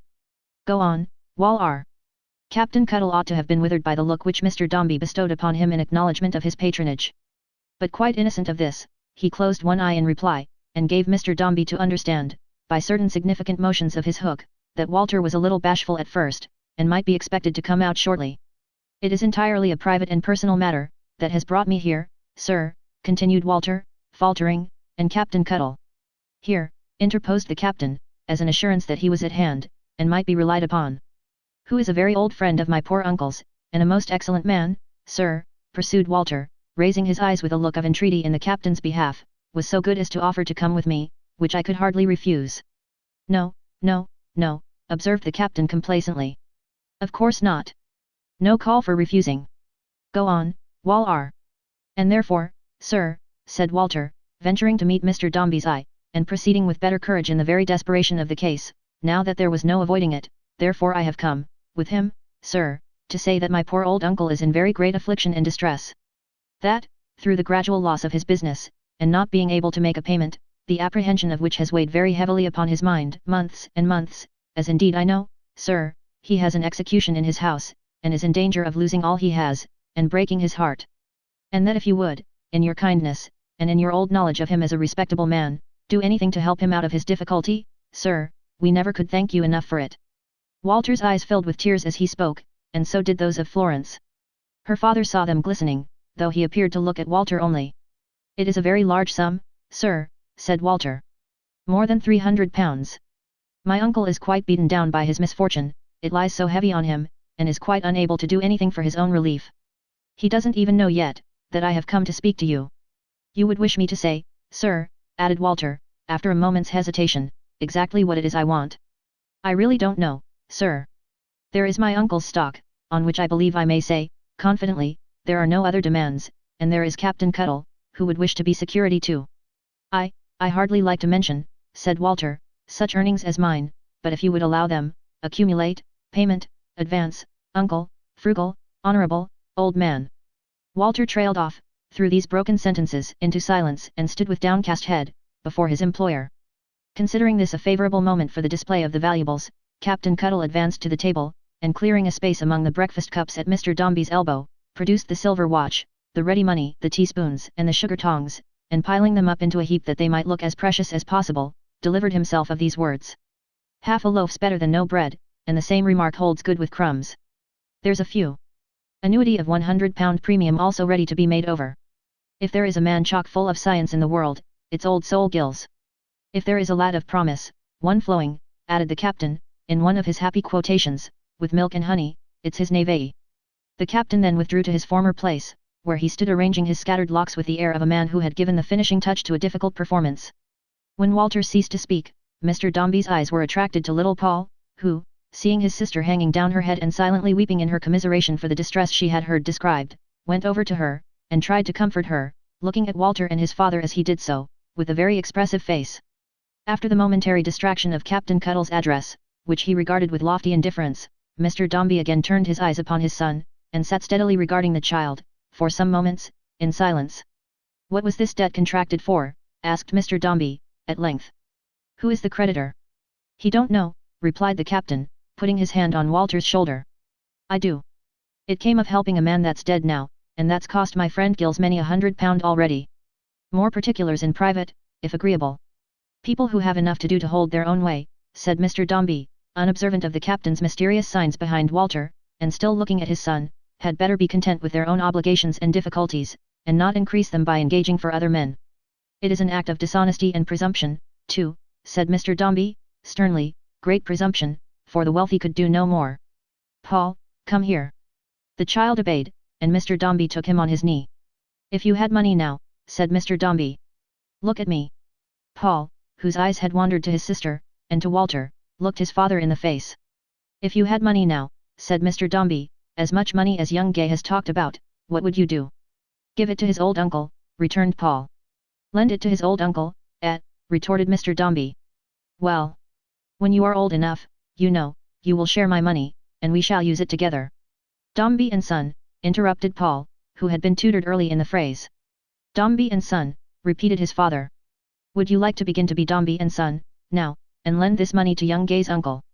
"Oh, if you please, Papa," said Paul, "and so would Florence." "Girls," said Mr. Dombey, "have nothing to do with Dombey and Son. Would you like it?" "Yes, Papa, yes." "Then you shall do it," returned his father.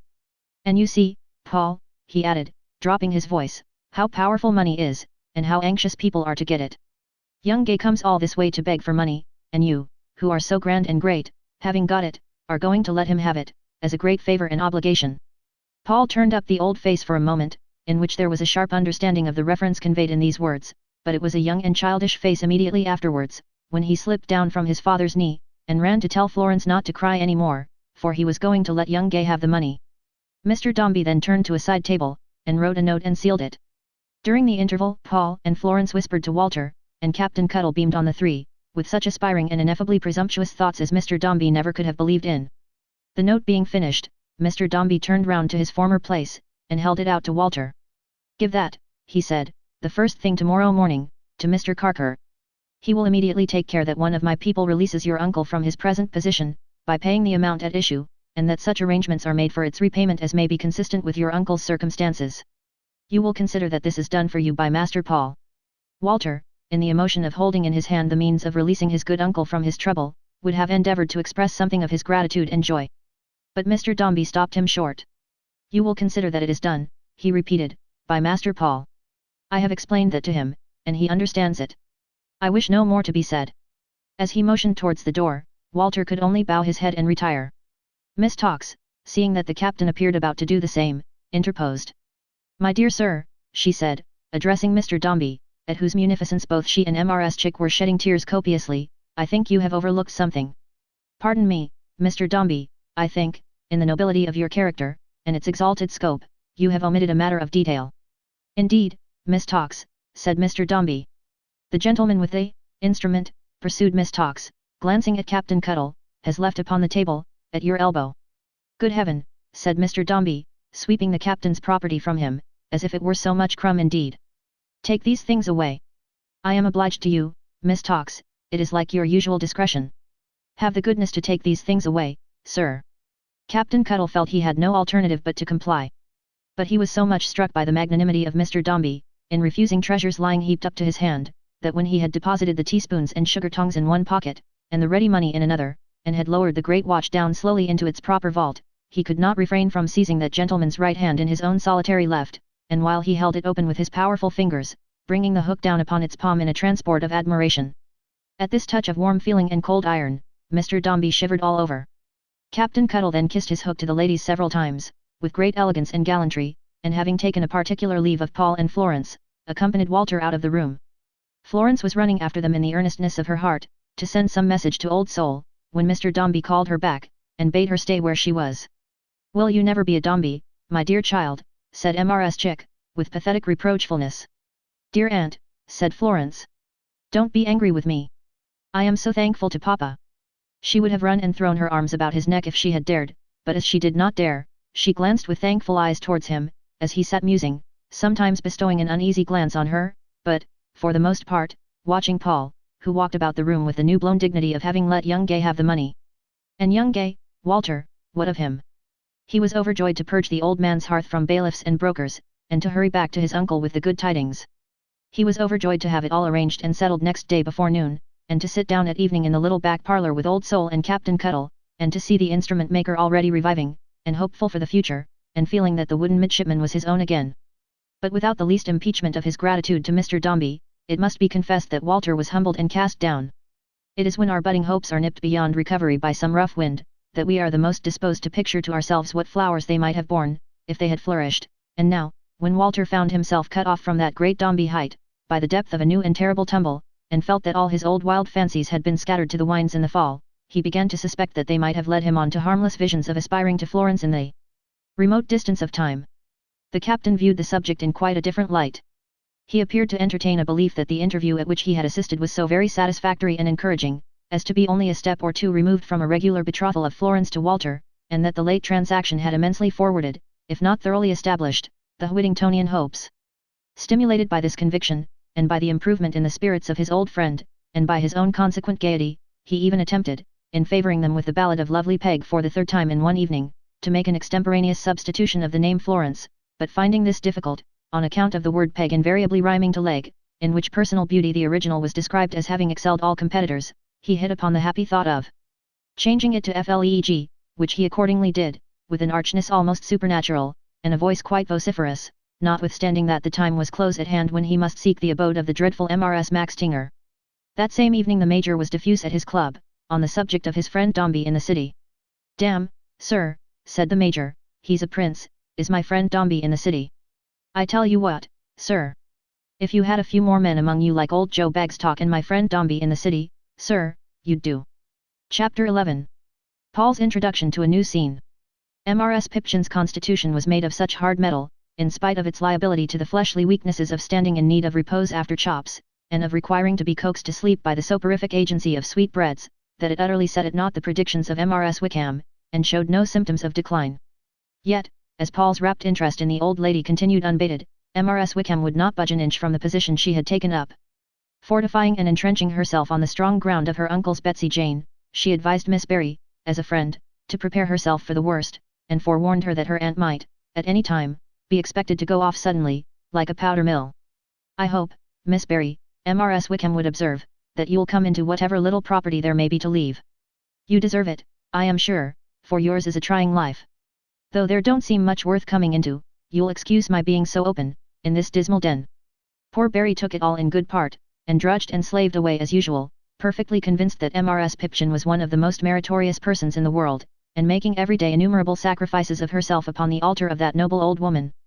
But all these immolations of Barry were somehow carried to the credit of Mrs. Pipchin by Mrs. Pipchin's friends and admirers, and were made to harmonize with, and carry out, that melancholy fact of the deceased Mr. Pipchin having broken his heart in the Peruvian mines. For example, there was an honest grocer and general dealer in the retail line of business, between whom and Mrs. Pipchin there was a small memorandum book, with a greasy red cover, perpetually in question, and concerning which divers secret councils and conferences were continually being held between the parties to that register, on the mat in the passage, and with closed doors in the parlour. Nor were there wanting dark hints from Master Bitherstone, whose temper had been made revengeful by the solar heats of India acting on his blood, of balances unsettled, and of a failure, on one occasion within his memory, in the supply of moist sugar at tea time. This grocer, being a bachelor and not a man who looked upon the surface for beauty, had once made honourable offers for the hand of Berry, which Mrs. Pipchin had, with contumely and scorn, rejected.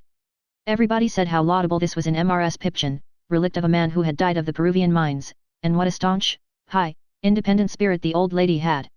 But nobody said anything about poor Berry, who cried for 6 weeks, being soundly rated by her good aunt all the time, and lapsed into a state of hopeless spinsterhood. "Berry's very fond of you, ain't she?" Paul once asked Mrs. Pipchin when they were sitting by the fire with the cat. "Yes," said Mrs. Pipchin. "Why?" asked Paul. "Why," returned the disconcerted old lady. "How can you ask such things, sir? Why are you fond of your sister Florence?" "Because she's very good," said Paul. "There's nobody like Florence." "Well," retorted Mrs. Pipchin, shortly, "and there's nobody like me, I suppose." "Ain't there really though?" asked Paul, leaning forward in his chair, and looking at her very hard. "No," said the old lady. "I am glad of that," observed Paul, rubbing his hands thoughtfully. "That's a very good thing." Mrs. Pipchin didn't dare to ask him why, lest she should receive some perfectly annihilating answer. But as a compensation to her wounded feelings, she harassed Master Bitherstone to that extent until bedtime, that he began that very night to make arrangements for an overland return to India, by secreting from his supper a quarter of a round of bread and a fragment of moist Dutch cheese, as the beginning of a stock of provision to support him on the voyage. Mrs. Pipchin had kept watch and ward over little Paul and his sister for nearly 12 months. They had been home twice, but only for a few days, and had been constant in their weekly visits to Mr. Dombey at the hotel. By little and little Paul had grown stronger, and had become able to dispense with his carriage, though he still looked thin and delicate, and still remained the same old, quiet, dreamy child that he had been when first consigned to Mrs. Pipchin's care.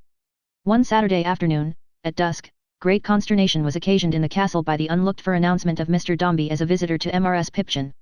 The population of the parlour was immediately swept upstairs as on the wings of a whirlwind, and after much slamming of bedroom doors, and trampling overhead, and some knocking about of Master Bitherstone by Mrs. Pipchin, as a relief to the perturbation of her spirits, the black Bombaysian garments of the worthy old lady darkened the audience chamber where Mr. Dombey was contemplating the vacant armchair of his son and heir.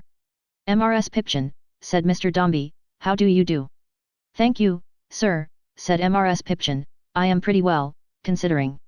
Mrs. Pipchin always used that form of words. It meant, considering her virtues, sacrifices, and so forth. "I can't expect, sir, to be very well," said Mrs. Pipchin, taking a chair and fetching her breath, "but such health as I have, I am grateful for." Mr. Dombey inclined his head with the satisfied air of a patron, who felt that this was the sort of thing for which he paid so much a quarter. After a moment's silence he went on to say, "Mrs. Pipchin, I have taken the liberty of calling, to consult you in reference to my son. I have had it in my mind to do so for some time past, but have deferred it from time to time, in order that his health might be thoroughly re-established." "You have no misgivings on that subject, Mrs. Pipchin?" "Brighton has proved very beneficial, sir," returned Mrs. Pipchin. "Very beneficial, indeed." "I purpose," said Mr. Dombey, "his remaining at Brighton." Mrs. Pipchin rubbed her hands, and bent her grey eyes on the fire. "But," pursued Mr. Dombey, stretching out his forefinger, "but possibly that he should now make a change, and lead a different kind of life here. In short, Mrs. Pipchin, that is the object of my visit. My son is getting on, Mrs. Pipchin. Really, he is getting on." There was something melancholy in the triumphant air with which Mr. Dombey said this. It showed how long Paul's childish life had been to him, and how his hopes were set upon a later stage of his existence. Pity may appear a strange word to connect with anyone so haughty and so cold, and yet he seemed a worthy subject for it at that moment. 6 years old, said Mr. Dombey, settling his neckcloth, perhaps to hide an irrepressible smile that rather seemed to strike upon the surface of his face and glance away, as finding no resting place, than to play there for an instant. "Dear me, 6 will be changed to 16, before we have time to look about us." 10 years, croaked the unsympathetic Pipchin, with the frosty glistening of her hard grey eye, and a dreary shaking of her bent head, "is a long time." "It depends on circumstances," returned Mr. Dombey, "at all events, Mrs. Pipchin, my son is 6 years old, and there is no doubt, I fear, that in his studies he is behind many children of his age, or his youth," said Mr. Dombey, quickly answering what he mistrusted was a shrewd twinkle of the frosty eye. "His youth is a more appropriate expression. Now, Mrs. Pipchin, instead of being behind his peers, my son ought to be before them, far before them.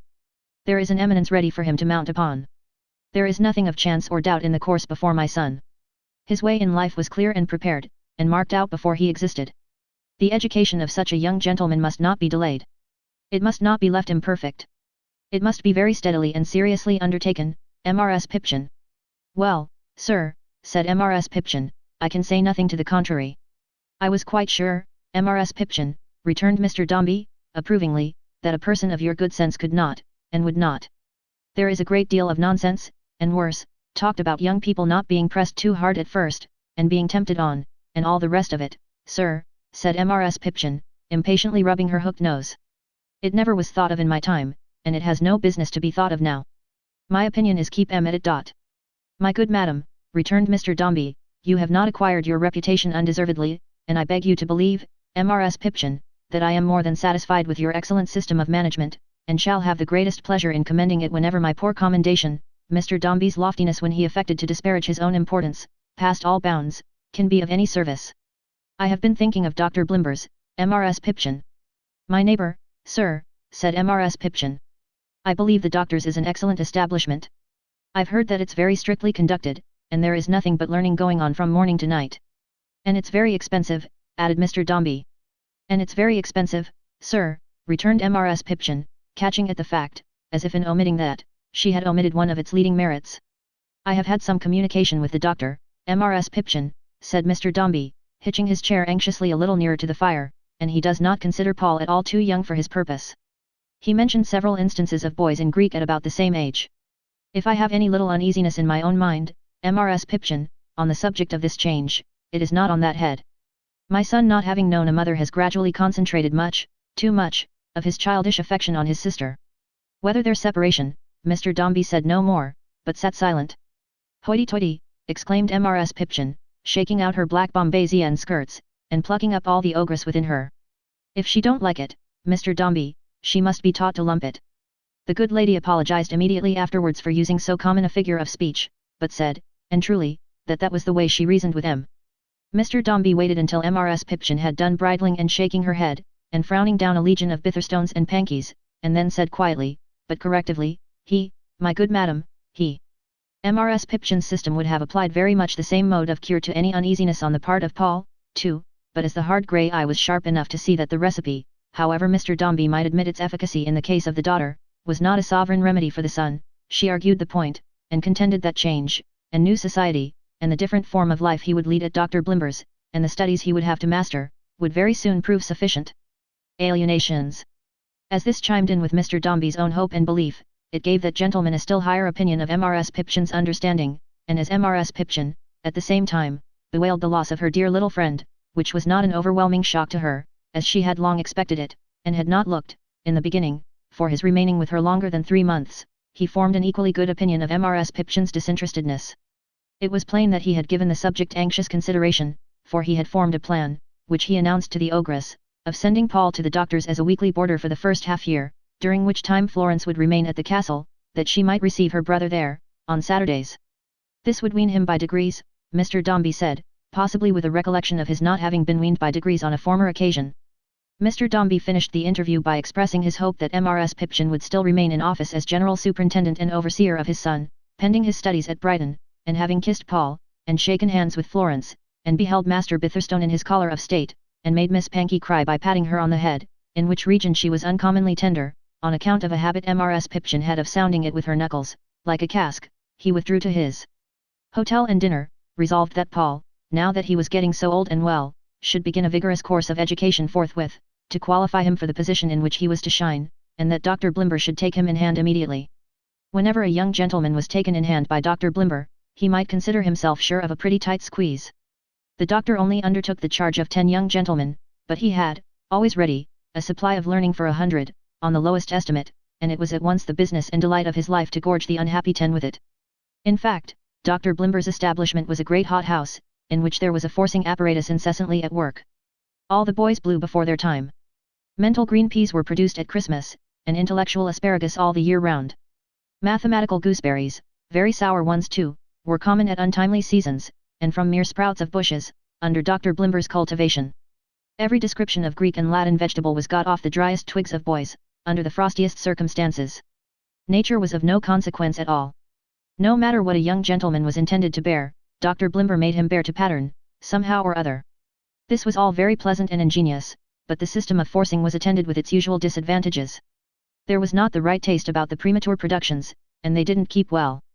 Moreover, one young gentleman, with a swollen nose and an excessively large head, the oldest of the 10 who had gone through everything, suddenly left off blowing one day, and remained in the establishment a mere stock.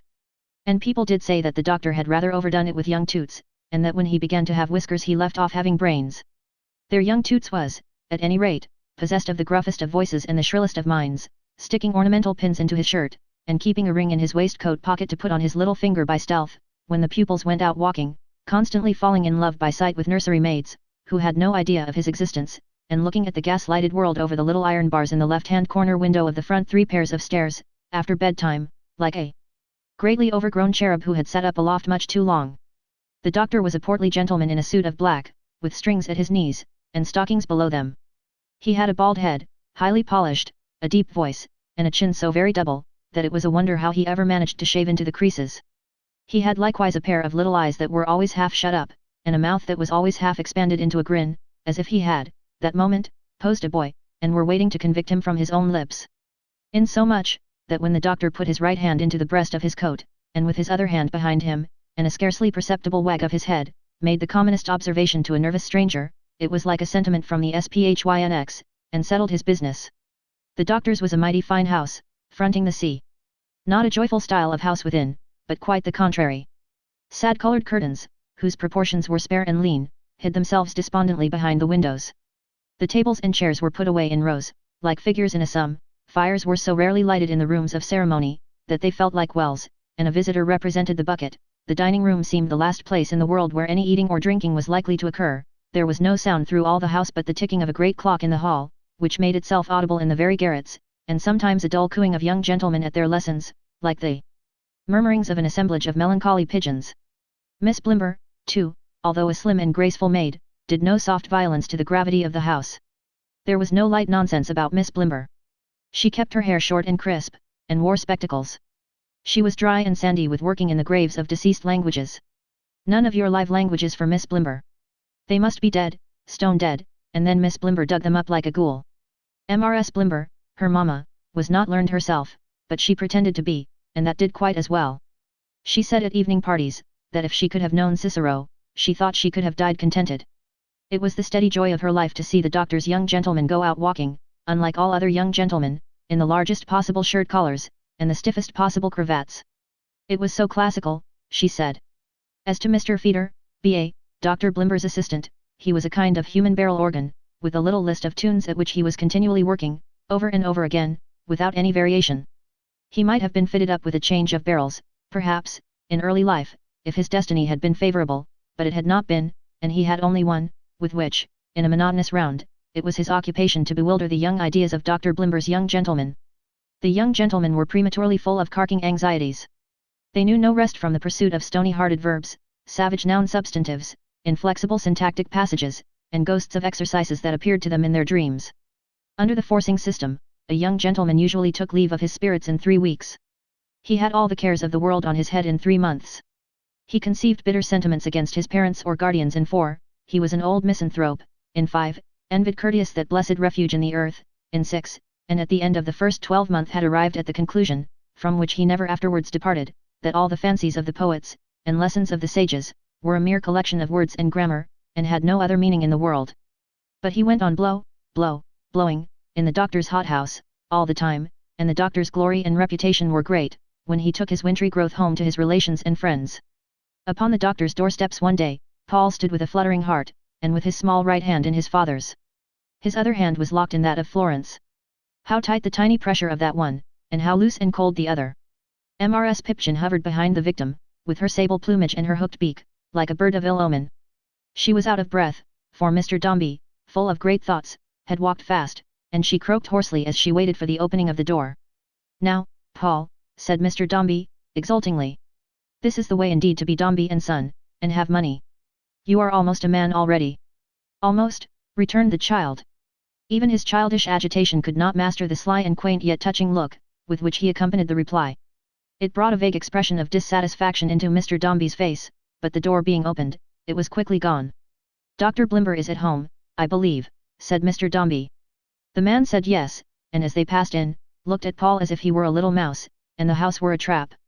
He was a weak-eyed young man, with the first faint streaks or early dawn of a grin on his countenance. It was mere imbecility, but Mrs. Pipchin took it into her head that it was impudence, and made a snap at him directly. How dare you laugh behind the gentleman's back, said Mrs. Pipchin. And what do you take me for? I ain't a-laughing at nobody, and I'm sure I don't take you for nothing, ma'am, returned the young man, in consternation.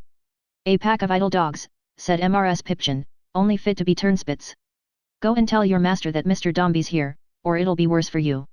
The weak-eyed young man went, very meekly, to discharge himself of this commission, and soon came back to invite them to the doctor's study. You're laughing again, sir, said Mrs. Pipchin, when it came to her turn, bringing up the rear, to pass him in the hall. I ain't, returned the young man, grievously oppressed. I never see such a thing as this. What is the matter, Mrs. Pipchin, said Mr. Dombey, looking round. Softly. Pray. Mrs. Pipchin, in her deference, merely muttered at the young man as she passed on, and said, oh, he was a precious fellow, leaving the young man, who was all meekness and incapacity, affected even to tears by the incident. But Mrs. Pipchin had a way of falling foul of all meek people, and her friends said who could wonder at it, after the Peruvian mines. The doctor was sitting in his portentous study, with the globe at each knee, books all round him, Homer over the door, and Minerva on the mantel-shelf. And how do you do, sir, he said to Mr. Dombey, and how is my little friend? Grave as an organ was the doctor's speech, and when he ceased, the great clock in the hall seemed, to Paul at least, to take him up, and to go on saying, how is my tle friend, how is my tle friend, over and over and over again. The little friend being something too small to be seen at all from where the doctor sat, over the books on his table, the doctor made several futile attempts to get a view of him round the legs, which Mr. Dombey perceiving, relieved the doctor from his embarrassment by taking Paul up in his arms, and sitting him on another little table, over against the doctor, in the middle of the room. Ha, said the doctor, leaning back in his chair with his hand in his breast. Now I see my little friend. How do you do, my little friend? The clock in the hall wouldn't subscribe to this alteration in the form of words, but continued to repeat how is my tle friend? How is my tle friend? Very well, I thank you, sir, returned Paul, answering the clock quite as much as the doctor. Ha, said Dr. Blimber. Shall we make a man of him?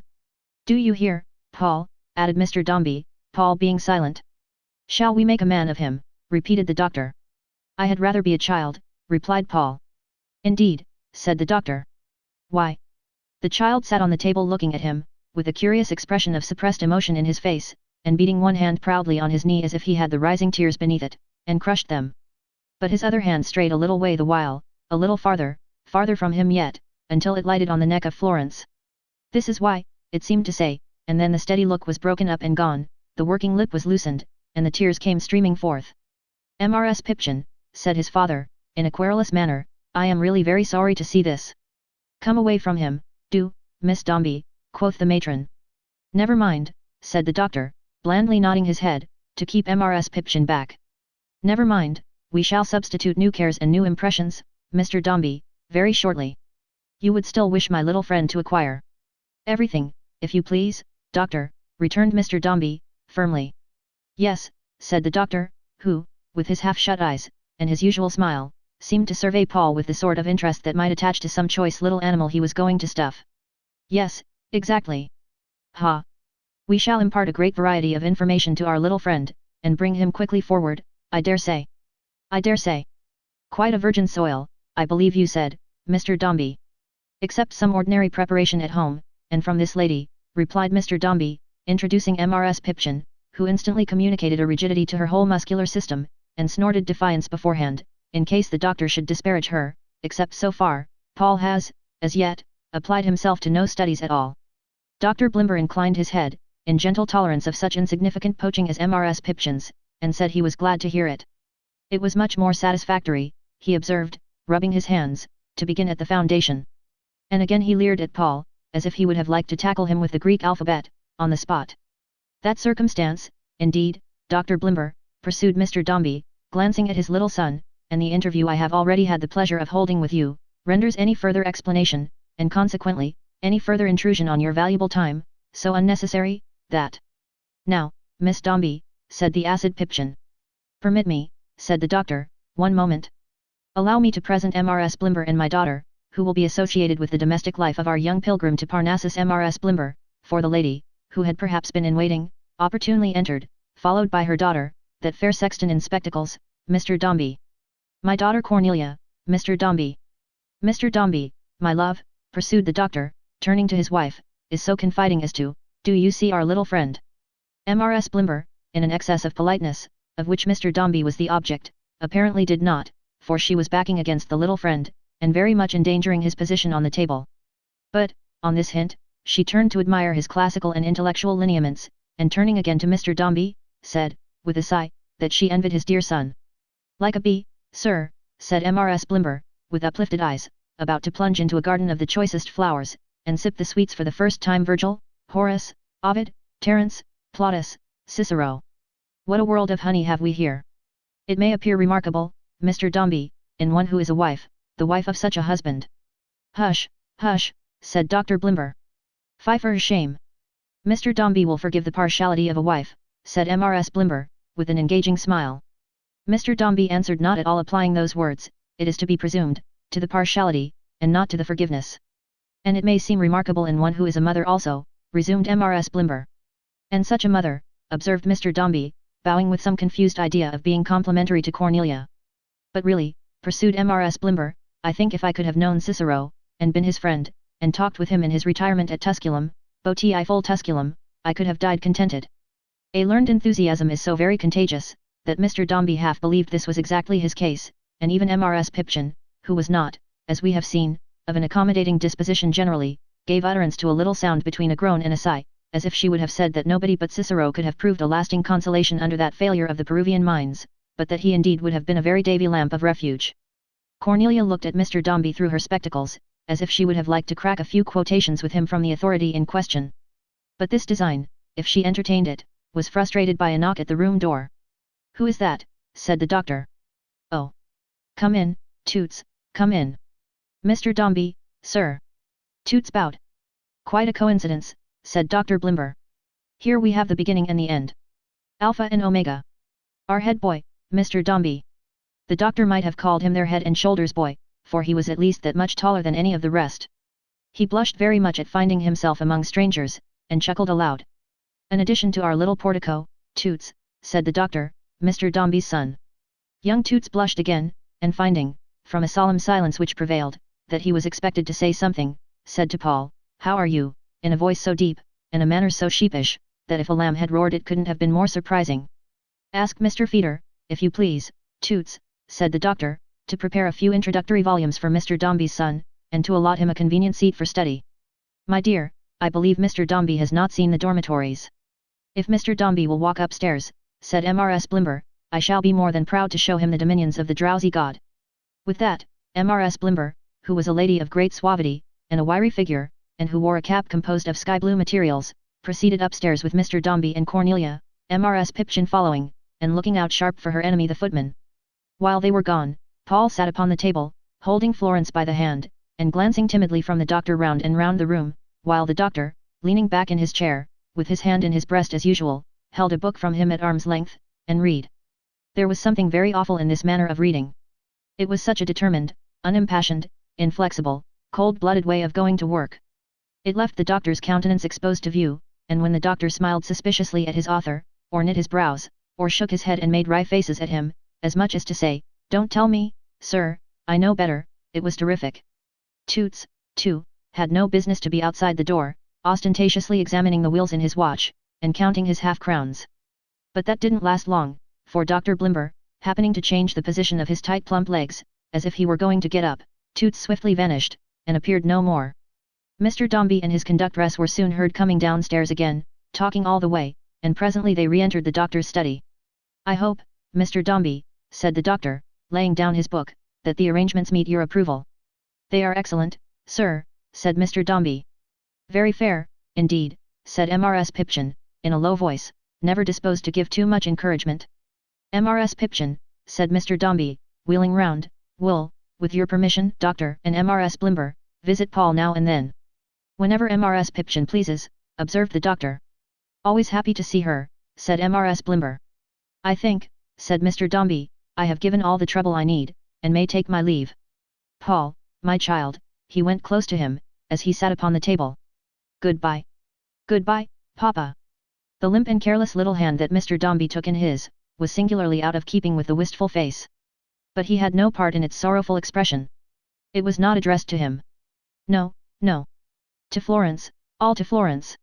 If Mr. Dombey in his insolence of wealth, had ever made an enemy, hard to appease and cruelly vindictive in his hate, even such an enemy might have received the pang that wrung his proud heart then, as compensation for his injury. He bent down, over his boy, and kissed him. If his sight were dimmed as he did so, by something that for a moment blurred the little face, and made it indistinct to him, his mental vision may have been, for that short time, the clearer perhaps. I shall see you soon, Paul. You are free on Saturdays and Sundays, you know. Yes, Papa, returned Paul, looking at his sister. On Saturdays and Sundays. And you'll try and learn a great deal here, and be a clever man, said Mr. Dombey, won't you? I'll try, returned the child, wearily. And you'll soon be grown up now, said Mr. Dombey. Oh, very soon, replied the child. Once more the old look passed rapidly across his features like a strange light. It fell on Mrs. Pipchin, and extinguished itself in her black dress. That excellent ogress stepped forward to take leave and to bear off Florence, which she had long been thirsting to do. The move on her part roused Mr. Dombey, whose eyes were fixed on Paul. After patting him on the head, and pressing his small hand again, he took leave of Dr. Blimber, Mrs. Blimber and Miss Blimber, with his usual polite frigidity, and walked out of the study. Despite his entreaty that they would not think of stirring, Dr. Blimber, Mrs. Blimber and Miss Blimber all pressed forward to attend him to the hall, and thus Mrs. Pipchin got into a state of entanglement with Miss Blimber and the doctor, and was crowded out of the study before she could clutch Florence.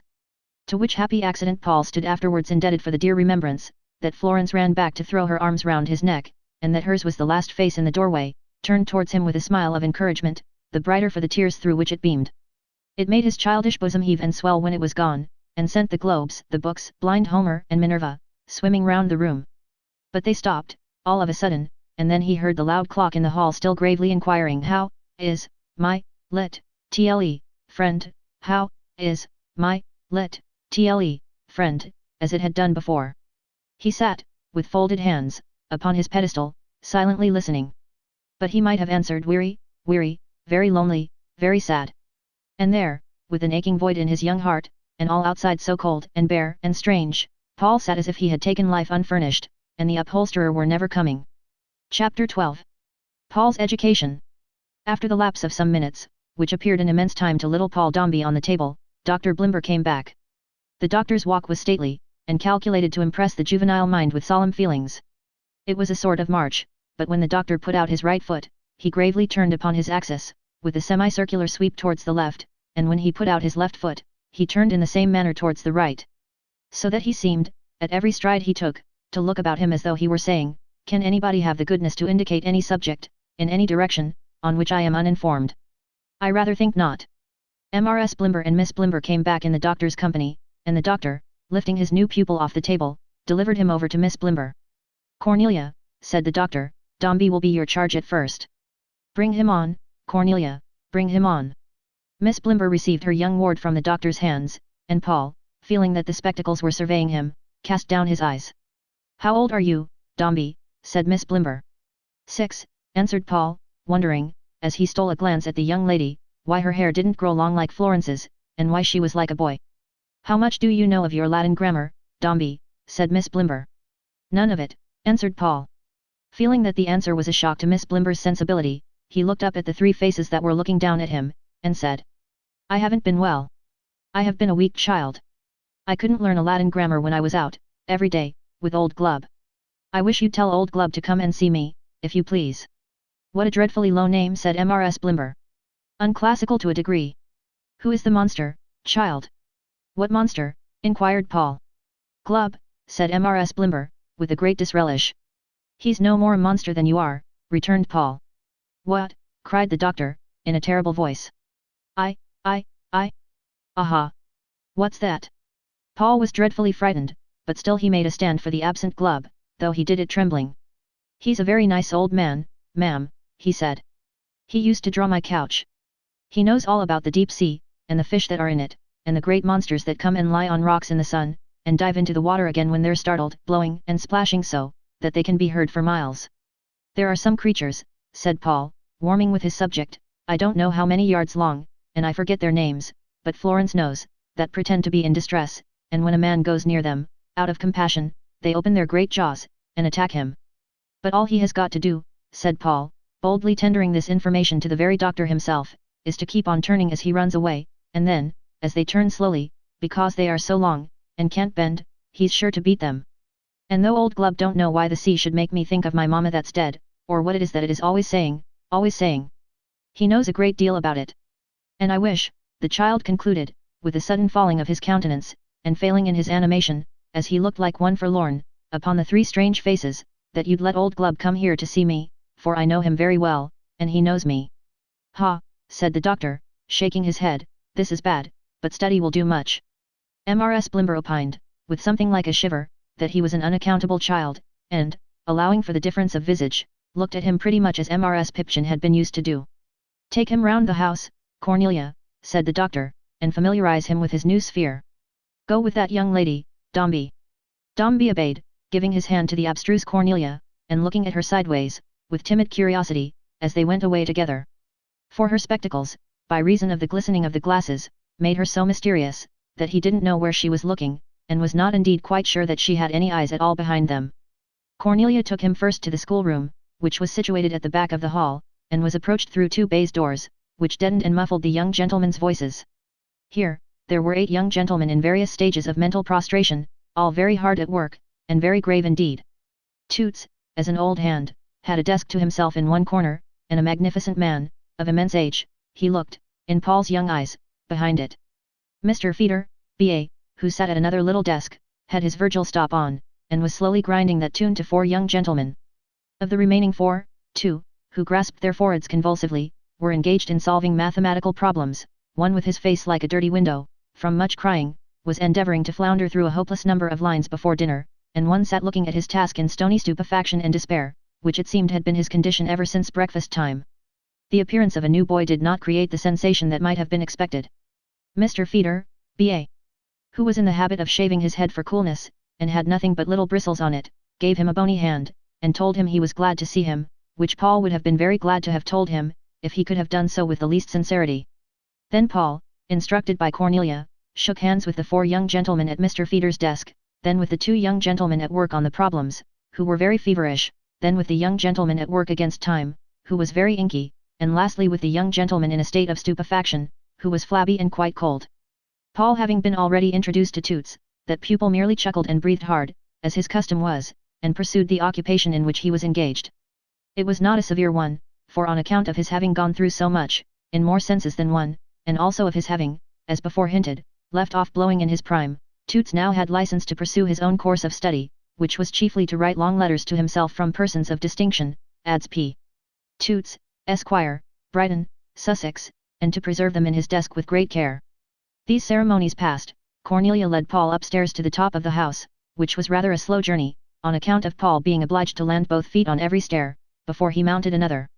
But they reached their journey's end at last, and there, in a front room, looking over the wild sea, Cornelia showed him a nice little bed with white hangings, close to the window, on which there was already beautifully written on a card in round text, down strokes very thick, and up strokes very fine, Dombey, while 2 other little bedsteads in the same room were announced, through like means, as respectively appertaining unto Briggs and Tozer.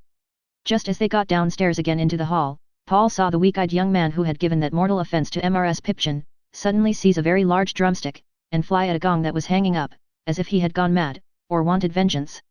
Instead of receiving warning, however, or being instantly taken into custody, the young man left off unchecked, after having made a dreadful noise. Then Cornelia Blimber said to Dombey that dinner would be ready in a quarter of an hour, and perhaps he had better go into the schoolroom among his friends. So Dombey, deferentially passing the great clock which was still as anxious as ever to know how he found himself, opened the schoolroom door a very little way, and strayed in like a lost boy, shutting it after him with some difficulty. His friends were all dispersed about the room except the stony friend, who remained immovable. Mr. Feeder was stretching himself in his grey gown, as if, regardless of expense, he were resolved to pull the sleeves off. Hey ho hum, cried Mr. Feeder, shaking himself like a cart horse. Oh dear me, dear me. Yeah. Paul was quite alarmed by Mr. Feeder's yawning, it was done on such a great scale, and he was so terribly in earnest. All the boys too, Toots excepted, seemed knocked up, and were getting ready for dinner, some newly tying their neckcloths, which were very stiff indeed, and others washing their hands or brushing their hair, in an adjoining antechamber, as if they didn't think they should enjoy it at all. Young Toots, who was ready beforehand, and had therefore nothing to do, and had leisure to bestow upon Paul, said, with heavy good nature, "Sit down, Dombey." "Thank you, sir," said Paul. His endeavouring to hoist himself onto a very high window seat, and his slipping down again, appeared to prepare Toots' mind for the reception of a discovery. "You're a very small chap," said Mr. Toots. "Yes, sir, I'm small," returned Paul. "Thank you, sir." For Toots had lifted him into the seat, and done it kindly too. "Who's your tailor?" inquired Toots, after looking at him for some moments. "It's a woman that has made my clothes as yet," said Paul. "My sister's dressmaker." "My tailor's Burgess & Co., said Toots. "Fashionable. But very dear." Paul had wit enough to shake his head, as if he would have said it was easy to see that, and indeed he thought so. "Your father's regularly rich, ain't he?" inquired Mr. Toots. "Yes, sir," said Paul. "He's Dombey and Son." "And which?" demanded Toots. "And Son, sir," replied Paul. Mr. Toots made 1 or 2 attempts, in a low voice, to fix the firm in his mind, but not quite succeeding, said he would get Paul to mention the name again tomorrow morning, as it was rather important. And indeed he purposed nothing less than writing himself a private and confidential letter from Dombey and Son immediately. By this time the other pupils, always excepting the stony boy, gathered round. They were polite but pale and spoke low, and they were so depressed in their spirits, that in comparison with the general tone of that company, Master Bitherstone was a perfect Miller, or complete jest book. And yet he had a sense of injury upon him, too, had Bitherstone. "You sleep in my room, don't you?" asked a solemn young gentleman, whose shirt collar curled up the lobes of his ears. "Master Briggs?" inquired Paul. "Tozer," said the young gentleman. Paul answered yes, and Tozer, pointing out the stony pupil, said that was Briggs. Paul had already felt certain that it must be either Briggs or Tozer, though he didn't know why. "Is yours a strong constitution?" inquired Tozer. Paul said he thought not. Tozer replied that he thought not also, judging from Paul's looks, and that it was a pity, for it need be. He then asked Paul if he were going to begin with Cornelia, and on Paul saying yes, all the young gentlemen, Briggs excepted, gave a low groan. It was drowned in the tintinnabulation of the gong, which sounding again with great fury, there was a general move towards the dining room, still excepting Briggs the stony boy, who remained where he was, and as he was, and on its way to whom Paul presently encountered a round of bread, genteelly served on a plate and napkin, and with a silver fork lying crosswise on the top of it. Dr. Blimber was already in his place in the dining room, at the top of the table, with Miss Blimber and Mrs. Blimber on either side of him. Mr. Feeder in a black coat was at the bottom. Paul's chair was next to Miss Blimber, but it being found, when he sat in it, that his eyebrows were not much above the level of the tablecloth, some books were brought in from the doctor's study, on which he was elevated, and on which he always sat from that time, carrying them in and out himself on after occasions, like a little elephant in castle. Grace having been said by the doctor, dinner began. There was some nice soup, also roast meat, boiled meat, vegetables, pie, and cheese. Every young gentleman had a massive silver fork, and a napkin, and all the arrangements were stately and handsome. In particular, there was a butler in a blue coat and bright buttons, who gave quite a winey flavour to the table beer, he poured it out so superbly. Nobody spoke, unless spoken to, except Dr. Blimber, Mrs. Blimber, and Miss Blimber, who conversed occasionally. Whenever a young gentleman was not actually engaged with his knife and fork or spoon, his eye, with an irresistible attraction, sought the eye of Dr. Blimber, Mrs. Blimber, or Miss Blimber, and modestly rested there. Toots appeared to be the only exception to this rule. He sat next Mr. Feeder on Paul's side of the table, and frequently looked behind and before the intervening boys to catch a glimpse of Paul. Only once during dinner was there any conversation that included the young gentleman. It happened at the epoch of the cheese, when the doctor, having taken a glass of port wine, and hemmed twice or thrice, said, "It is remarkable, Mr. Feeder, that the Romans." At the mention of this terrible people, their implacable enemies, every young gentleman fastened his gaze upon the doctor, with an assumption of the deepest interest. One of the number who happened to be drinking, and who caught the doctor's eye glaring at him through the side of his tumbler, left off so hastily that he was convulsed for some moments, and in the sequel ruined Dr. Blimber's point. "It is remarkable, Mr. Feeder," said the doctor, beginning again slowly, "that the Romans, in those gorgeous and profuse entertainments of which we read in the days of the emperors, when luxury had attained a height unknown before or since, and when whole provinces were ravaged to supply the splendid means of one imperial banquet." Here the offender, who had been swelling and straining, and waiting in vain for a full stop, broke out violently. "Johnson," said Mr. Feeder, in a low reproachful voice, "Take some water." The doctor, looking very stern, made a pause until the water was brought, and then resumed. "And when, Mr. Feeder?" But Mr. Feeder, who saw that Johnson must break out again, and who knew that the doctor would never come to a period before the young gentleman until he had finished all he meant to say, couldn't keep his eye off Johnson, and thus was caught in the fact of not looking at the doctor, who consequently stopped. "I beg your pardon, sir," said Mr. Feeder, reddening. "I beg your pardon, Dr. Blimber." "And when," said the doctor, raising his voice, "when, sir, as we read, and have no reason to doubt, incredible as it may appear to the vulgar, of our time, the brother of Vitellius prepared for him a feast, in which were served, of fish, 2,000 dishes." "Take some water, Johnson." "Dishes, sir," said Mr. Feeder. "Of various sorts of fowl, 5,000 dishes." "Or try a crust of bread," said Mr. Feeder. "And one dish," pursued Dr. Blimber, raising his voice still higher as he looked all round the table, "called, from its enormous dimensions, the shield of Minerva, and made, among other costly ingredients, of the brains of pheasants." "Ow, ow, ow!" from Johnson. "Woodcocks." "Ow, ow, ow!" The sounds of the fish called scary. "You'll burst some vessel in your head," said Mr. Feeder. "You had better let it come." "And the spawn of the lamprey, brought from the Carpathian Sea," pursued the doctor, in his severest voice, "when we read of costly entertainments such as these, and still remember, that we have a Titus." "What would be your mother's feelings if you died of apoplexy?" said Mr. Feeder. "A Domitian." "And you're blue, you know," said Mr. Feeder. "A Nero, a Tiberius, a Caligula, a Heliogabalus, and many more," pursued the doctor. "It is, Mr. Feeder, if you are doing me the honor to attend, remarkable, very remarkable, sir." But Johnson, unable to suppress it any longer, burst at that moment into such an overwhelming fit of coughing, that although both his immediate neighbors thumped him on the back, and Mr. Feeder himself held a glass of water to his lips, and the butler walked him up and down several times between his own chair and the sideboard, like a sentry, it was a full 5 minutes before he was moderately composed. Then there was a profound silence. "Gentlemen," said Dr. Blimber, "rise for grace. Cornelia, lift Dombey down," nothing of whom but his scalp was accordingly seen above the tablecloth. "Johnson will repeat to me tomorrow morning before breakfast, without book and from the Greek Testament, the first chapter of the Epistle of St. Paul to the Ephesians. We will resume our studies, Mr. Feeder, in half an hour." The young gentleman bowed and withdrew. Mr. Feeder did likewise. During the half hour, the young gentleman, broken into pairs, loitered arm in arm up and down a small piece of ground behind the house, or endeavoured to kindle a spark of animation in the breast of Briggs. But nothing happened so vulgar as play. Punctually at the appointed time, the gong was sounded, and the studies, under the joint auspices of Dr. Blimber and Mr. Feeder, were resumed. As the Olympic game of lounging up and down had been cut shorter than usual that day, on Johnson's account, they all went out for a walk before tea. Even Briggs, though he hadn't begun yet, partook of this dissipation, in the enjoyment of which he looked over the cliff 2 or 3 times darkly.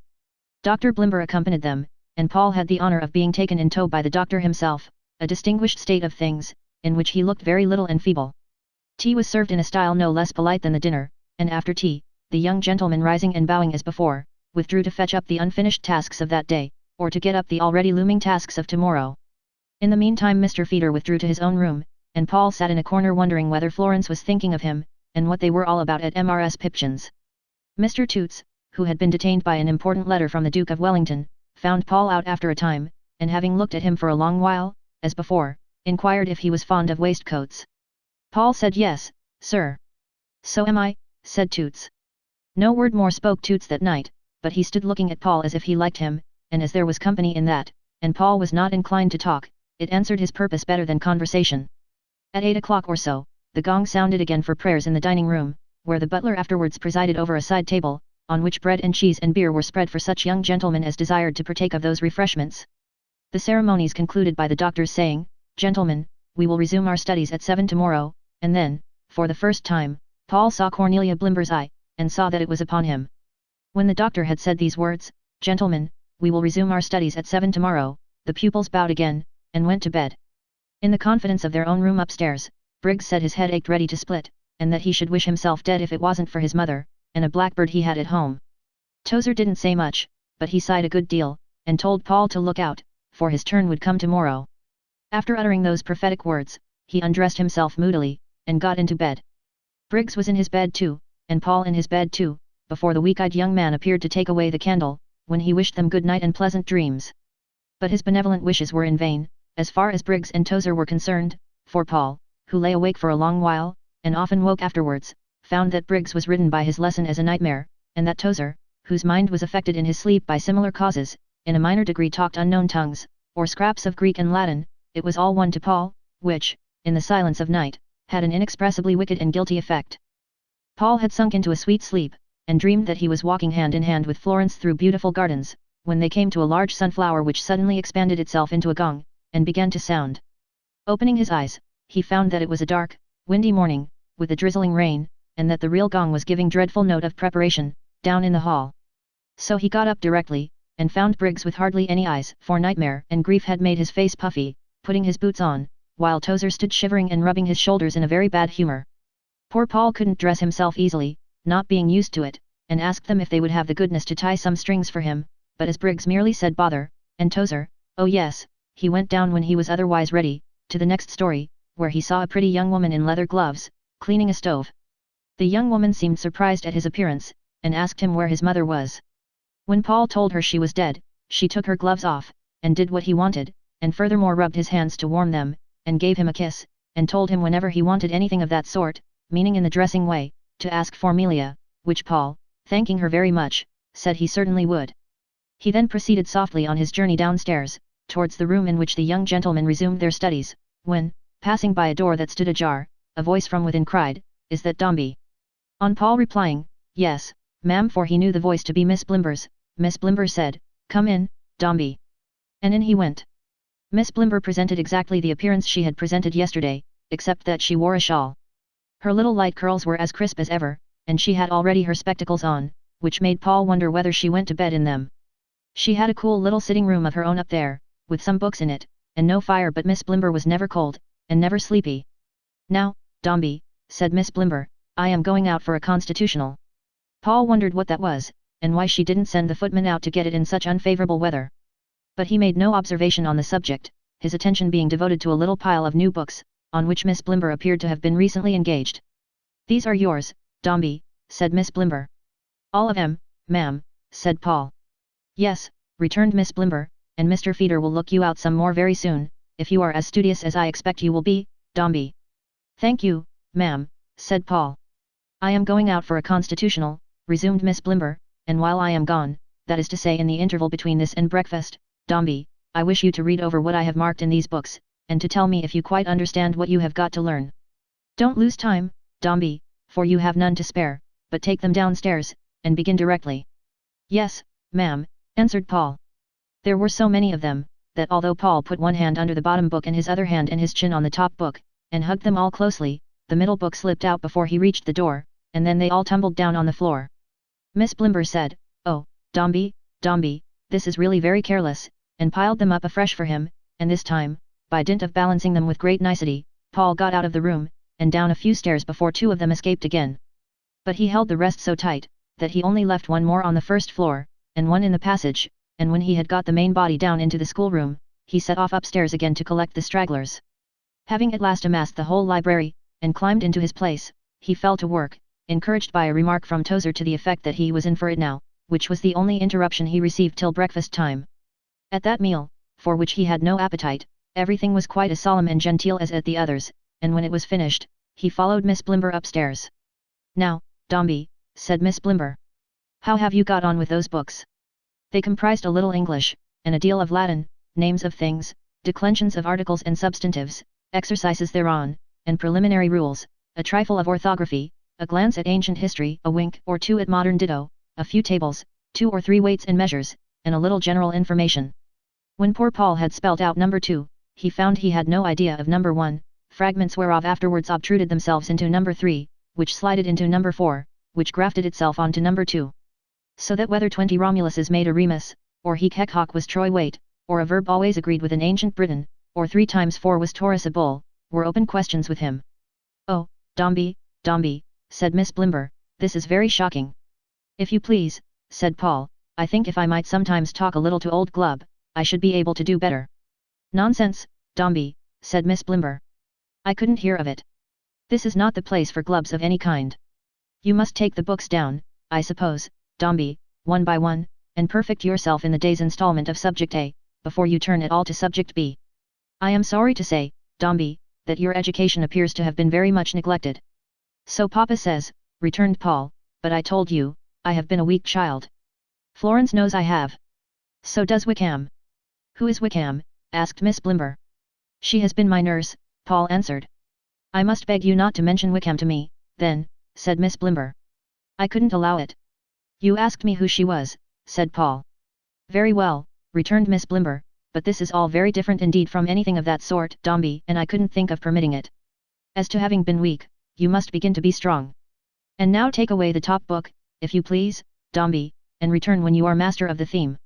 Miss Blimber expressed her opinions on the subject of Paul's uninstructed state with a gloomy delight, as if she had expected this result, and were glad to find that they must be in constant communication.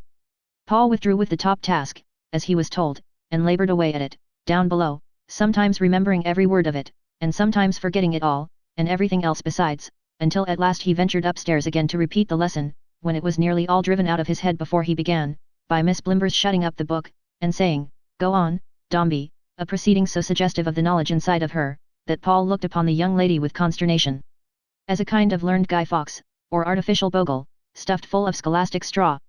He acquitted himself very well, nevertheless, and Miss Blimber, commending him as giving promise of getting on fast, immediately provided him with subject B, from which he passed to C, and even D before dinner. It was hard work, resuming his studies, soon after dinner, and he felt giddy and confused and drowsy and dull. But all the other young gentlemen had similar sensations, and were obliged to resume their studies too, if there were any comfort in that. It was a wonder that the great clock in the hall, instead of being constant to its first inquiry, never said, Gentlemen, we will now resume our studies, for that phrase was often enough repeated in its neighbourhood. The studies went round like a mighty wheel, and the young gentlemen were always stretched upon it. After tea there were exercises again, and preparations for next day by candlelight. And in due course there was bed, where, but for that resumption of the studies which took place in dreams, were rest and sweet forgetfulness. Oh Saturdays! Oh happy Saturdays, when Florence always came at noon, and never would, in any weather, stay away, though Mrs. Pipchin snarled and growled, and worried her bitterly. Those Saturdays were Sabbaths for at least 2 little Christians among all the Jews, and did the holy Sabbath work of strengthening and knitting up a brother's and a sister's love. Not even Sunday nights, the heavy Sunday nights, whose shadow darkened the first waking burst of light on Sunday mornings, could mar those precious Saturdays. Whether it was the great seashore, where they sat, and strolled together, or whether it was only Mrs. Pipchin's dull back room, in which she sang to him so softly, with his drowsy head upon her arm, Paul never cared. It was Florence. That was all he thought of. So, on Sunday nights, when the doctor's dark door stood agape to swallow him up for another week, the time was come for taking leave of Florence, no one else. Mrs. Wickham had been drafted home to the house in town, and Miss Nipper, now a smart young woman, had come down. To many a single combat with Mrs. Pipchin, did Miss Nipper gallantly devote herself, and if ever Mrs. Pipchin in all her life had found her match, she had found it now. Miss Nipper threw away the scabbard the first morning she arose in Mrs. Pipchin's house. She asked and gave no quarter. She said it must be war, and war it was, and Mrs. Pipchin lived from that time in the midst of surprises, harassings, and defiances, and skirmishing attacks that came bouncing in upon her from the passage, even in unguarded moments of chops, and carried desolation to her very toast. Miss Nipper had returned one Sunday night with Florence, from walking back with Paul to the doctor's, when Florence took from her bosom a little piece of paper, on which she had penciled down some words. See here, Susan, she said. These are the names of the little books that Paul brings home to do those long exercises with, when he is so tired. I copied them last night while he was writing. Don't show 'em to me, Miss Floy, if you please, returned Nipper, I'd as soon see Mrs. Pipchin. I want you to buy them for me, Susan, if you will, tomorrow morning. I have money enough, said Florence. Why, goodness gracious me, Miss Floy, returned Miss Nipper, how can you talk like that, when you have books upon books already, and masterses and missesses a teaching of you everything continual, though my belief is that your pa, Miss Dombey, never would have learnt you nothing, never would have thought of it, unless you'd asked him, when he couldn't well refuse, but giving consent when asked, and offering when unasked, miss, is quite 2 things. I may not have my objections to a young man's keeping company with me, and when he puts the question, may say yes, but that's not saying would you be so kind as like me. But you can buy me the books, Susan, and you will, when you know why I want them. Well, miss, and why do you want 'em, replied Nipper, adding, in a lower voice, if it was to fling at Mrs. Pipchin's head, I'd buy a cartload. Paul has a great deal too much to do, Susan, said Florence, I am sure of it. And well you may be, miss, returned her maid, and make your mind quite easy that the willing deer is worked and worked away. If those is Latin legs, exclaimed Miss Nipper, with strong feeling, in allusion to Paul's, give me English ones.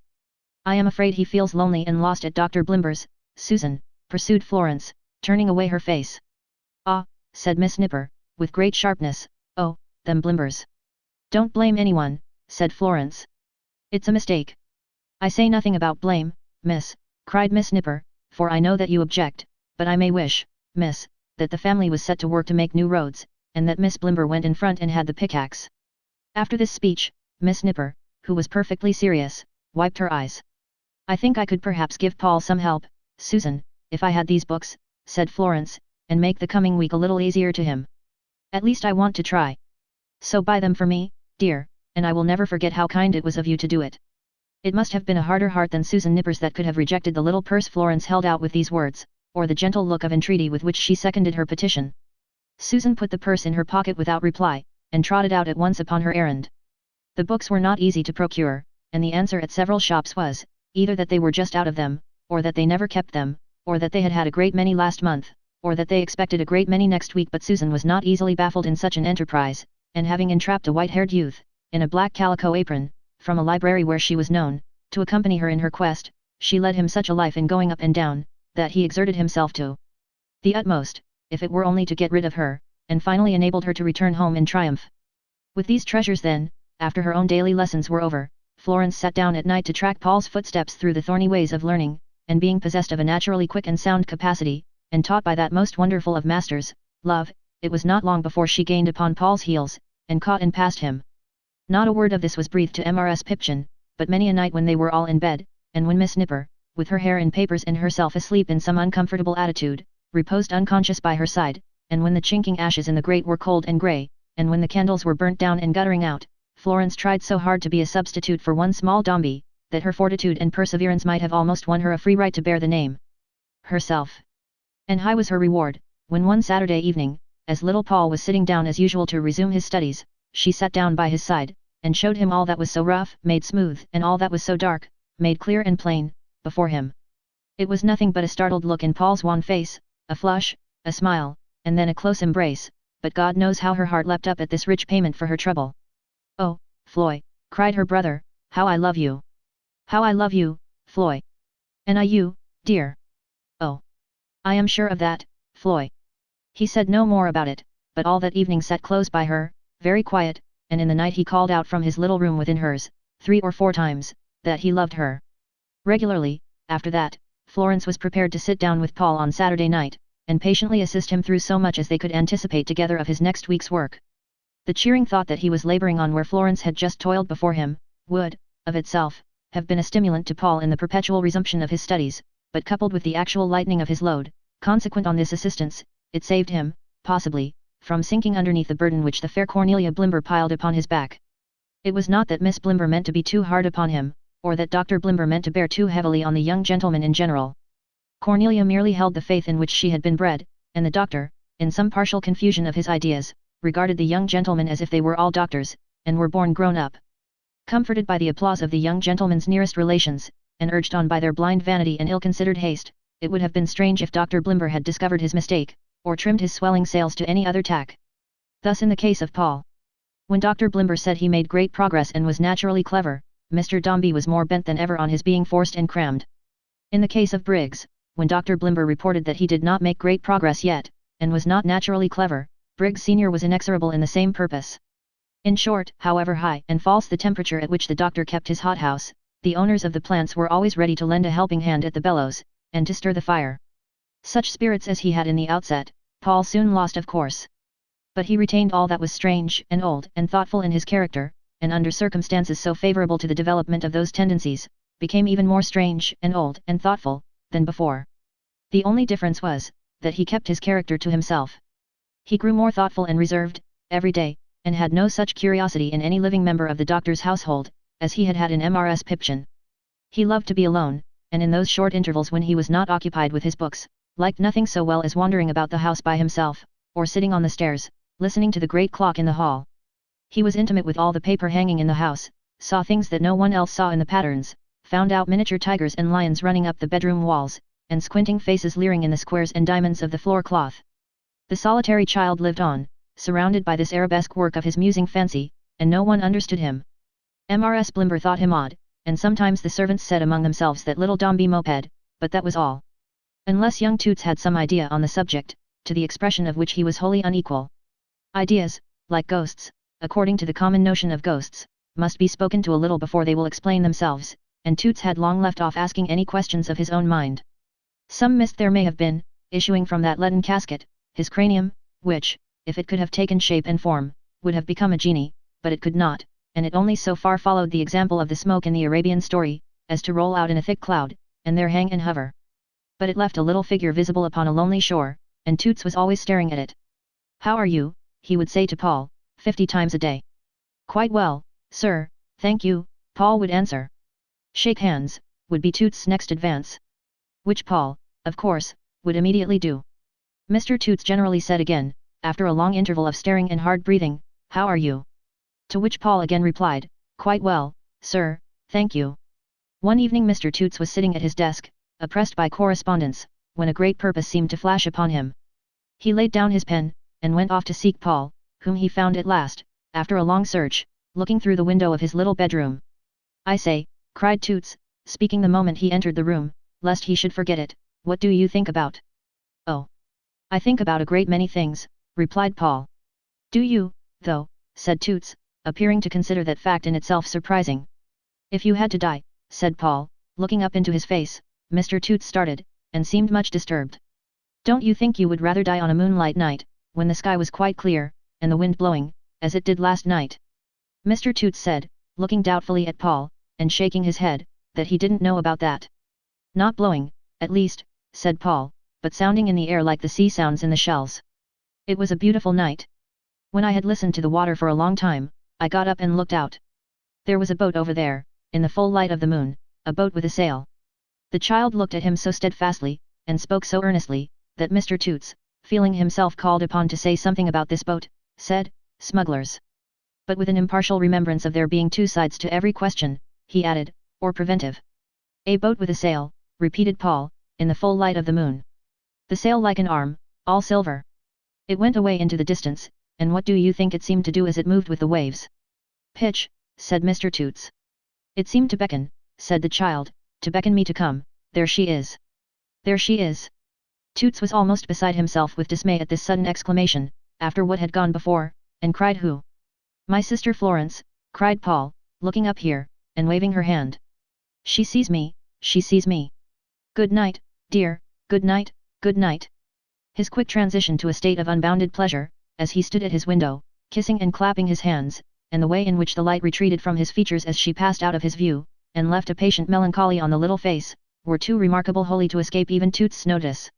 Their interview being interrupted at this moment by a visit from Mrs. Pipchin, who usually brought her black skirts to bear upon Paul just before dusk, once or twice a week, Toots had no opportunity of improving the occasion, but it left so marked an impression on his mind that he twice returned, after having exchanged the usual salutations, to ask Mrs. Pipchin how she did. This the irascible old lady conceived to be a deeply devised and long meditated insult, originating in the diabolical invention of the weak-eyed young man downstairs, against whom she accordingly lodged a formal complaint with Dr. Blimber that very night, who mentioned to the young man that if he ever did it again, he should be obliged to part with him. The evenings being longer now, Paul stole up to his window every evening to look out for Florence. She always passed and repassed at a certain time, until she saw him, and their mutual recognition was a gleam of sunshine in Paul's daily life. Often after dark, one other figure walked alone before the doctor's house. He rarely joined them on the Saturdays now. He could not bear it. He would rather come unrecognized, and look up at the windows where his son was qualifying for a man, and wait and watch and plan, and hope. Oh! Could he but have seen, or seen as others did, the slight spare boy above, watching the waves and clouds at twilight, with his earnest eyes, and breasting the window of his solitary cage when birds flew by, as if he would have emulated them, and soared away. Chapter 13. Shipping Intelligence and Office Business. Mr. Dombey's offices were in a court where there was an old established stall of choice fruit at the corner, where perambulating merchants, of both sexes, offered for sale at any time between the hours of 10 and 5, slippers, pocket-books, sponges, dogs' collars, and Windsor soap, and sometimes a pointer or an oil painting. The pointer always came that way, with a view to the stock exchange, where a sporting taste, originating generally in bets of new hats, is much in vogue. The other commodities were addressed to the general public, but they were never offered by the vendors to Mr. Dombey. When he appeared, the dealers in those wares fell off respectfully. The principal slipper and dog's collar man, who considered himself a public character, and whose portrait was screwed onto an artist's door in Cheapside, threw up his forefinger to the brim of his hat as Mr. Dombey went by. The ticket porter, if he were not absent on a job, always ran officiously before, to open Mr. Dombey's office door as wide as possible, and hold it open, with his hat off, while he entered. The clerks within were not a whit behindhand in their demonstrations of respect. A solemn hush prevailed, as Mr. Dombey passed through the outer office. The wit of the counting-house became in a moment as mute as the row of leathern fire buckets hanging up behind him. Such vapid and flat daylight as filtered through the ground glass windows and skylights, leaving a black sediment upon the panes, showed the books and papers, and the figures bending over them, enveloped in a studious gloom, and as much abstracted in appearance, from the world without, as if they were assembled at the bottom of the sea, while a mouldy little strong room in the obscure perspective, where a shaded lamp was always burning, might have represented the cavern of some ocean monster. Looking on with a red eye at these mysteries of the deep, when Perch the messenger, whose place was on a little bracket, like a timepiece, saw Mr. Dombey come in, or rather when he felt that he was coming, for he had usually an instinctive sense of his approach, he hurried into Mr. Dombey's room, stirred the fire, carried fresh coals from the bowels of the coal box, hung the newspaper to air upon the fender, put the chair ready, and the screen in its place, and was round upon his heel on the instant of Mr. Dombey's entrance, to take his greatcoat and hat, and hang them up. Then Perch took the newspaper, and gave it a turn or two in his hands before the fire, and laid it, deferentially, at Mr. Dombey's elbow. And so little objection had Perch to being deferential in the last degree, that if he might have laid himself at Mr. Dombey's feet, or might have called him by some such title as used to be bestowed upon the Caliph Haroun al-Rashid, he would have been all the better pleased. As this honour would have been an innovation and an experiment, Perch was fain to content himself by expressing as well as he could, in his manner, "You are the light of my eyes. You are the breath of my soul. You are the commander of the faithful, Perch."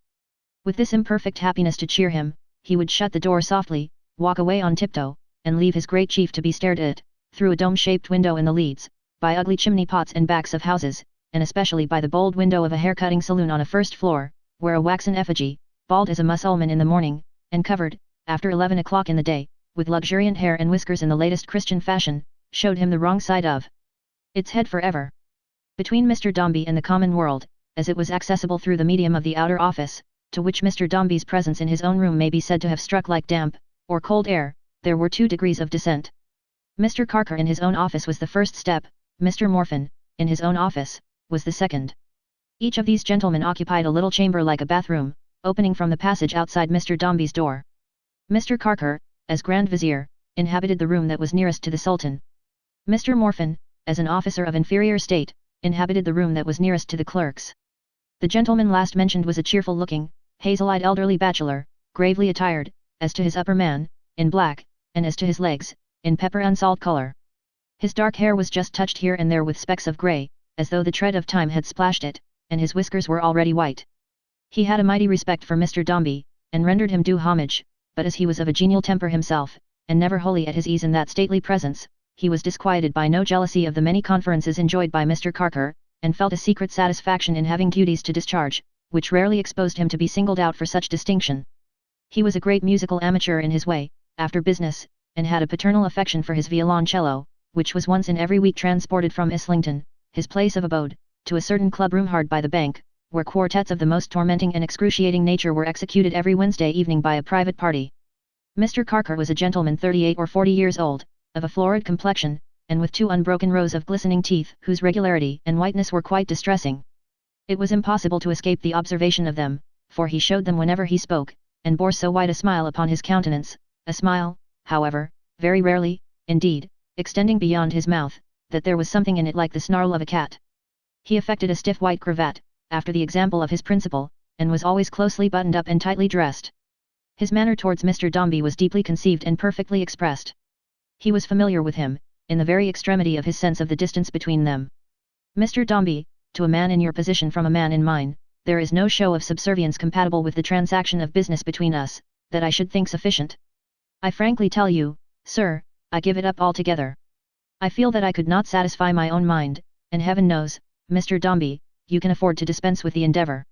If he had carried these words about with him printed on a placard, and had constantly offered it to Mr. Dombey's perusal on the breast of his coat, he could not have been more explicit than he was. This was Carker the manager. Mr. Carker the Jr., Walter's friend, was his brother, 2 or 3 years older than he, but widely removed in station. The younger brother's post was on the top of the official ladder, the elder brother's at the bottom. The elder brother never gained a stave, or raised his foot to mount one. Young men passed above his head, and rose, but he was always at the bottom. He was quite resigned to occupy that low condition, never complained of it, and certainly never hoped to escape from it. "How do you do this morning?" said Mr. Carker the manager, entering Mr. Dombey's room soon after his arrival one day, with a bundle of papers in his hand. "How do you do, Carker?" said Mr. Dombey. "Coolish," observed Carker, stirring the fire. "Rather," said Mr. Dombey. "Any news of the young gentleman who is so important to us all?" asked Carker, with his whole regiment of teeth on parade. "Yes, not direct news, I hear he's very well," said Mr. Dombey. "Who had come from Brighton overnight? But no one knew it." "Very well, and becoming a great scholar, no doubt," observed the manager. "I hope so," returned Mr. Dombey. "Egad," said Mr. Carker, shaking his head, "time flies." "I think so, sometimes," returned Mr. Dombey, glancing at his newspaper. "Oh. You have no reason to think so," observed Carker. "One who sits on such an elevation as yours, and can sit there, unmoved, in all seasons, hasn't much reason to know anything about the flight of time. It's men like myself, who are low down and are not superior in circumstances, and who inherit new masters in the course of time, that have cause to look about us. I shall have a rising sun to worship, soon." Time enough, Carker," said Mr. Dombey, rising from his chair, and standing with his back to the fire. "Have you anything there for me?" "I don't know that I need trouble you," returned Carker, turning over the papers in his hand. "You have a committee today at 3, you know." "And one at 3:75, added Mr. Dombey. "Catch you forgetting anything," exclaimed Carker, still turning over his papers. "If Mr. Paul inherits your memory, he'll be a troublesome customer in the house. One of you is enough." "You have an accurate memory of your own," said Mr. Dombey. "Oh. Returned the manager. "It's the only capital of a man like me." Mr. Dombey did not look less pompous or at all displeased, as he stood leaning against the chimney-piece, surveying his, of course unconscious, clerk, from head to foot. The stiffness and nicety of Mr. Carker's dress, and a certain arrogance of manner, either natural to him or imitated from a pattern not far off, gave great additional effect to his humility. He seemed a man who would contend against the power that vanquished him, if he could, but who was utterly borne down by the greatness and superiority of Mr. Dombey. "Is Morphin here?" asked Mr. Dombey after a short pause, during which Mr. Carker had been fluttering his papers, and muttering little abstracts of their contents to himself. "Morphin's here," he answered, looking up with his widest and almost sudden smile, humming musical recollections, of his last night's quartet party, I suppose, through the walls between us, and driving me half mad. I wish he'd make a bonfire of his violoncello, and burn his music books in it." "You respect nobody, Carker, I think," said Mr. Dombey. "No?" inquired Carker, with another white and most feline show of his teeth. "Well, not many people, I believe. I wouldn't answer perhaps," he murmured, as if he were only thinking it, "for more than one. A dangerous quality, if real, and a not less dangerous one, if feigned." But Mr. Dombey hardly seemed to think so, as he still stood with his back to the fire, drawn up to his full height, and looking at his head clerk with a dignified composure, in which there seemed to lurk a stronger latent sense of power than usual. "Talking of Morphin," resumed Mr. Carker, taking out one paper from the rest, "he reports a junior dead in the agency at Barbados, and proposes to reserve a passage in the Sun and Air. She'll sail in a month or so, for the successor. You don't care who goes, I suppose? We have nobody of that sort here." Mr. Dombey shook his head with supreme indifference. "It's no very precious appointment," observed Mr. Carker, taking up a pen, with which to endorse a memorandum on the back of the paper. "I hope he may bestow it on some orphan nephew of a musical friend. It may perhaps stop his fiddle playing, if he has a gift that way. Who's that? Come in." "I beg your pardon, Mr. Carker. I didn't know you were here, sir," answered Walter, appearing with some letters in his hand, unopened, and newly arrived. "Mr. Carker the Jr., sir." At the mention of this name, Mr. Carker the manager was or affected to be, touched to the quick with shame and humiliation.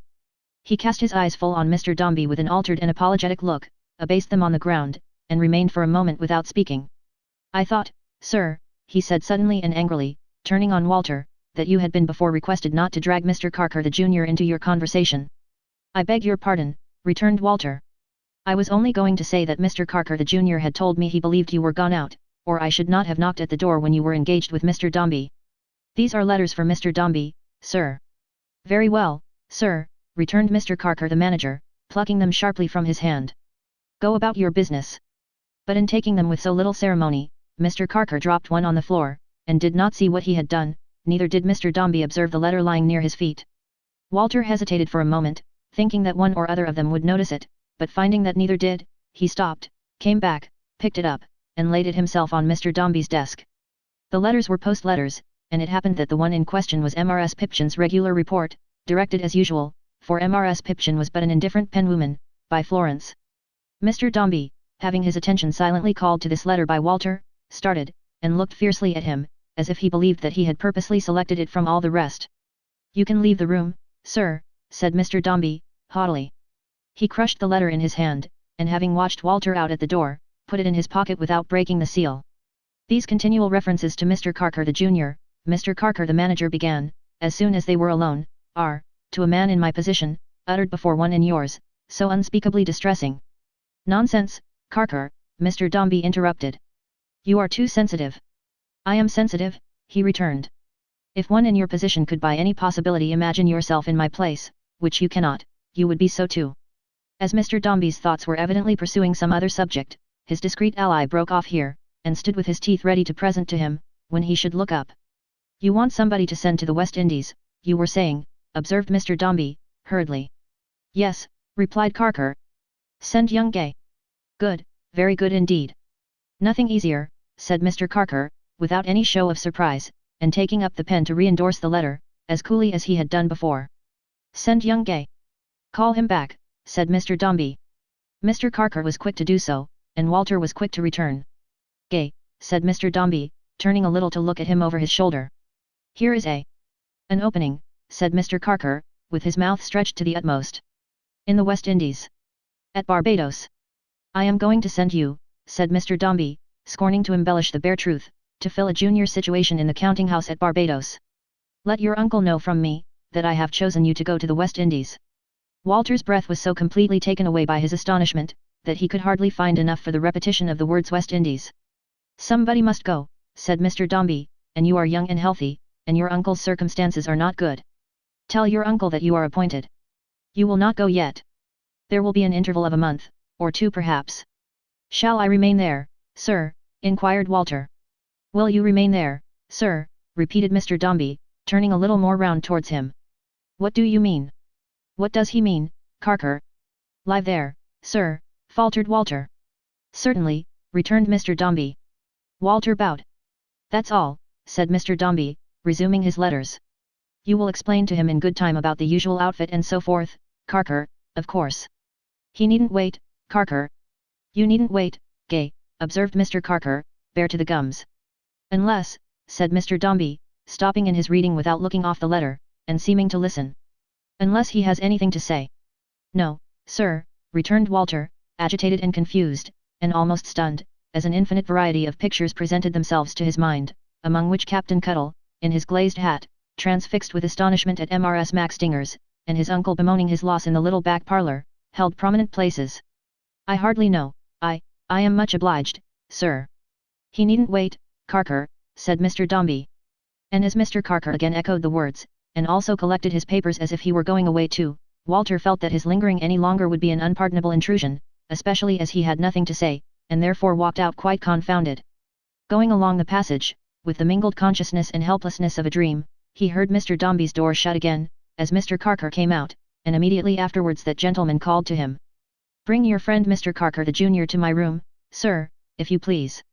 Walter went to the outer office and apprised Mr. Carker the Junior of his errand, who accordingly came out from behind a partition where he sat alone in one corner, and returned with him to the room of Mr. Carker the manager. That gentleman was standing with his back to the fire, and his hands under his coat tails, looking over his white cravat, as unpromisingly as Mr. Dombey himself could have looked. He received them without any change in his attitude or softening of his harsh and black expression, merely signing to Walter to close the door. John Carker, said the manager, when this was done, turning suddenly upon his brother, with his 2 rows of teeth bristling as if he would have bitten him, what is the league between you and this young man, in virtue of which I am haunted and hunted by the mention of your name? Is it not enough for you, John Carker, that I am your near relation, and can't detach myself from that? Say disgrace, James, interposed the other in a low voice, finding that he stammered for a word. You mean it, and have reason, say disgrace. From that disgrace, assented his brother with keen emphasis, but is the fact to be blurted out and trumpeted, and proclaimed continually in the presence of the very house. In moments of confidence too? Do you think your name is calculated to harmonize in this place with trust and confidence, John Carker? No, returned the other. No, James. God knows I have no such thought. What is your thought, then, said his brother, and why do you thrust yourself in my way? Haven't you injured me enough already? I have never injured you, James, wilfully. You are my brother, said the manager. That's injury enough. I wish I could undo it, James. I wish you could and would. During this conversation, Walter had looked from one brother to the other, with pain and amazement. He who was the senior in years, and junior in the house, stood, with his eyes cast upon the ground, and his head bowed, humbly listening to the reproaches of the other. Though these were rendered very bitter by the tone and look with which they were accompanied, and by the presence of Walter whom they so much surprised and shocked, he entered no other protest against them than by slightly raising his right hand in a deprecatory manner, as if he would have said, "Spare me." So, had they been blows, and he a brave man, under strong constraint, and weakened by bodily suffering, he might have stood before the executioner. Generous and quick in all his emotions, and regarding himself as the innocent occasion of these taunts, Walter now struck in, with all the earnestness he felt. "Mr. Carker," he said, addressing himself to the manager. Indeed, this is my fault solely. In a kind of heedlessness, for which I cannot blame myself enough, I have no doubt, mentioned Mr. Carker the junior much oftener than was necessary, and have allowed his name sometimes to slip through my lips, when it was against your expressed wish. But it has been my own mistake, sir. We have never exchanged one word upon the subject, very few, indeed, on any subject. And it has not been, added Walter, after a moment's pause, all heedlessness on my part, sir, for I have felt an interest in Mr. Carker ever since I have been here, and have hardly been able to help speaking of him sometimes, when I have thought of him so much. Walter said this from his soul, and with the very breath of honor. For he looked upon the bowed head, and the downcast eyes, and upraised hand, and thought, I have felt it, and why should I not avow it in behalf of this unfriended, broken man? Mr. Carker the manager looked at him, as he spoke, and when he had finished speaking, with a smile that seemed to divide his face into two parts. You are an excitable youth, Gay, he said, and should endeavour to cool down a little now, for it would be unwise to encourage feverish predispositions. Be as cool as you can, Gay. Be as cool as you can. You might have asked Mr. John Carker himself, if you have not done so, whether he claims to be, or is, an object of such strong interest. James, do me justice, said his brother. I have claimed nothing, and I claim nothing. Believe me, on my honor, said his brother, with another smile, as he warmed himself before the fire. On my fallen life, returned the other, in the same low voice, but with a deeper stress on his words than he had yet seemed capable of giving them. Believe me, I have held myself aloof, and kept alone. This has been unsought by me. I have avoided him and everyone. Indeed, you have avoided me, Mr. Carker, said Walter, with the tears rising to his eyes, so true was his compassion. I know it, to my disappointment and regret. When I first came here, and ever since, I am sure I have tried to be as much your friend, as one of my age could presume to be, but it has been of no use. And observe, said the manager, taking him up quickly, it will be of still less use, Gay, if you persist in forcing Mr. John Carker's name on people's attention. That is not the way to befriend Mr. John Carker. Ask him if he thinks it is. It is no service to me, said the brother. It only leads to such a conversation as the present, which I need not say I could have well spared. No one can be a better friend to me. He spoke here very distinctly, as if he would impress it upon Walter, than in forgetting me, and leaving me to go my way, unquestioned and unnoticed. Your memory not being retentive, Gay, of what you are told by others, said Mr. Carker the manager, warming himself with great and increased satisfaction, I thought it well that you should be told this from the best authority, nodding towards his brother. You are not likely to forget it now, I hope. That's all, Gay. You can go. Walter passed out at the door, and was about to close it after him, when, hearing the voices of the brothers again, and also the mention of his own name, he stood irresolutely, with his hand upon the lock, and the door ajar, uncertain whether to return or go away. In this position he could not help overhearing what followed. Think of me more leniently, if you can, James, said John Carker, when I tell you I have had, how could I help having, with my history, written here, striking himself upon the breast, my whole heart awakened by my observation of that boy, Walter Gay. I saw in him when he first came here, almost my other self. Your other self, repeated the manager, disdainfully. Not as I am, but as I was when I first came here too, as sanguine, giddy, youthful, inexperienced, flushed with the same restless and adventurous fancies, and full of the same qualities, fraught with the same capacity of leading on to good or evil. I hope not, said his brother, with some hidden and sarcastic meaning in his tone. You strike me sharply, and your hand is steady, and your thrust is very deep, returned the other, speaking, or so Walter thought, as if some cruel weapon actually stabbed him as he spoke. I imagined all this when he was a boy. I believed it. It was a truth to me. I saw him lightly walking on the edge of an unseen gulf where so many others walk with equal gaiety, and from which.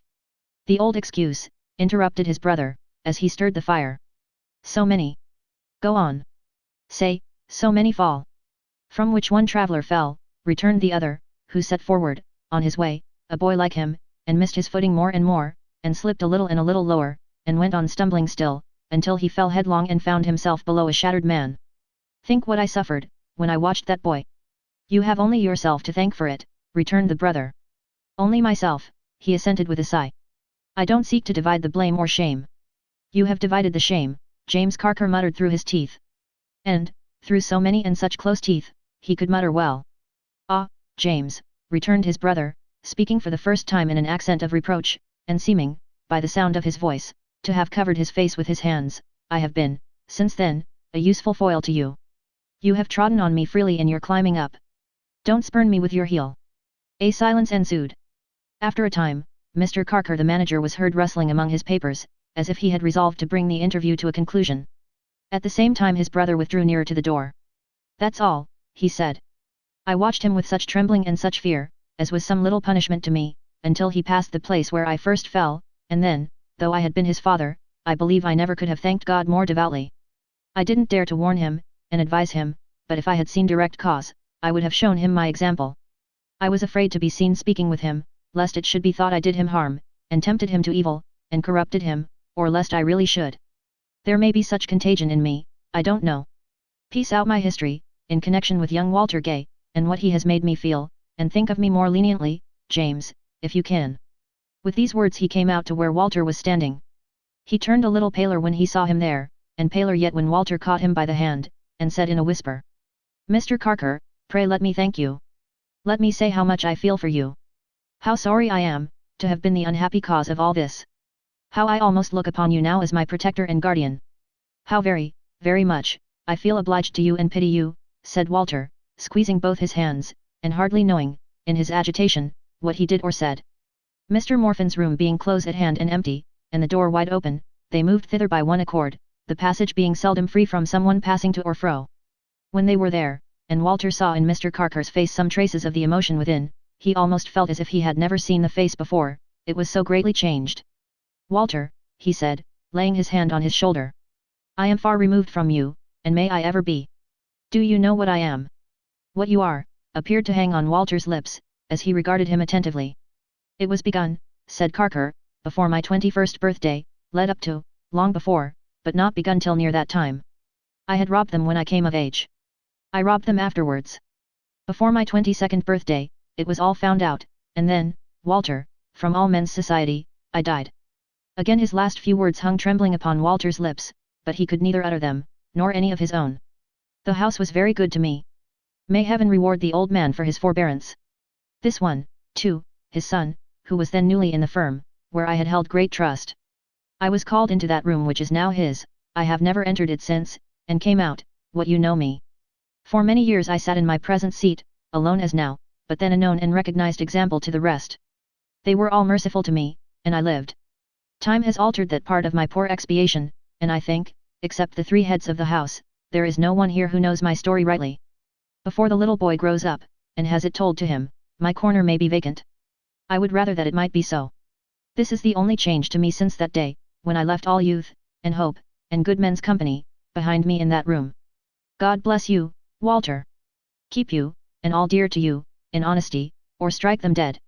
Some recollection of his trembling from head to foot, as if with excessive cold, and of his bursting into tears, was all that Walter could add to this, when he tried to recall exactly what had passed between them.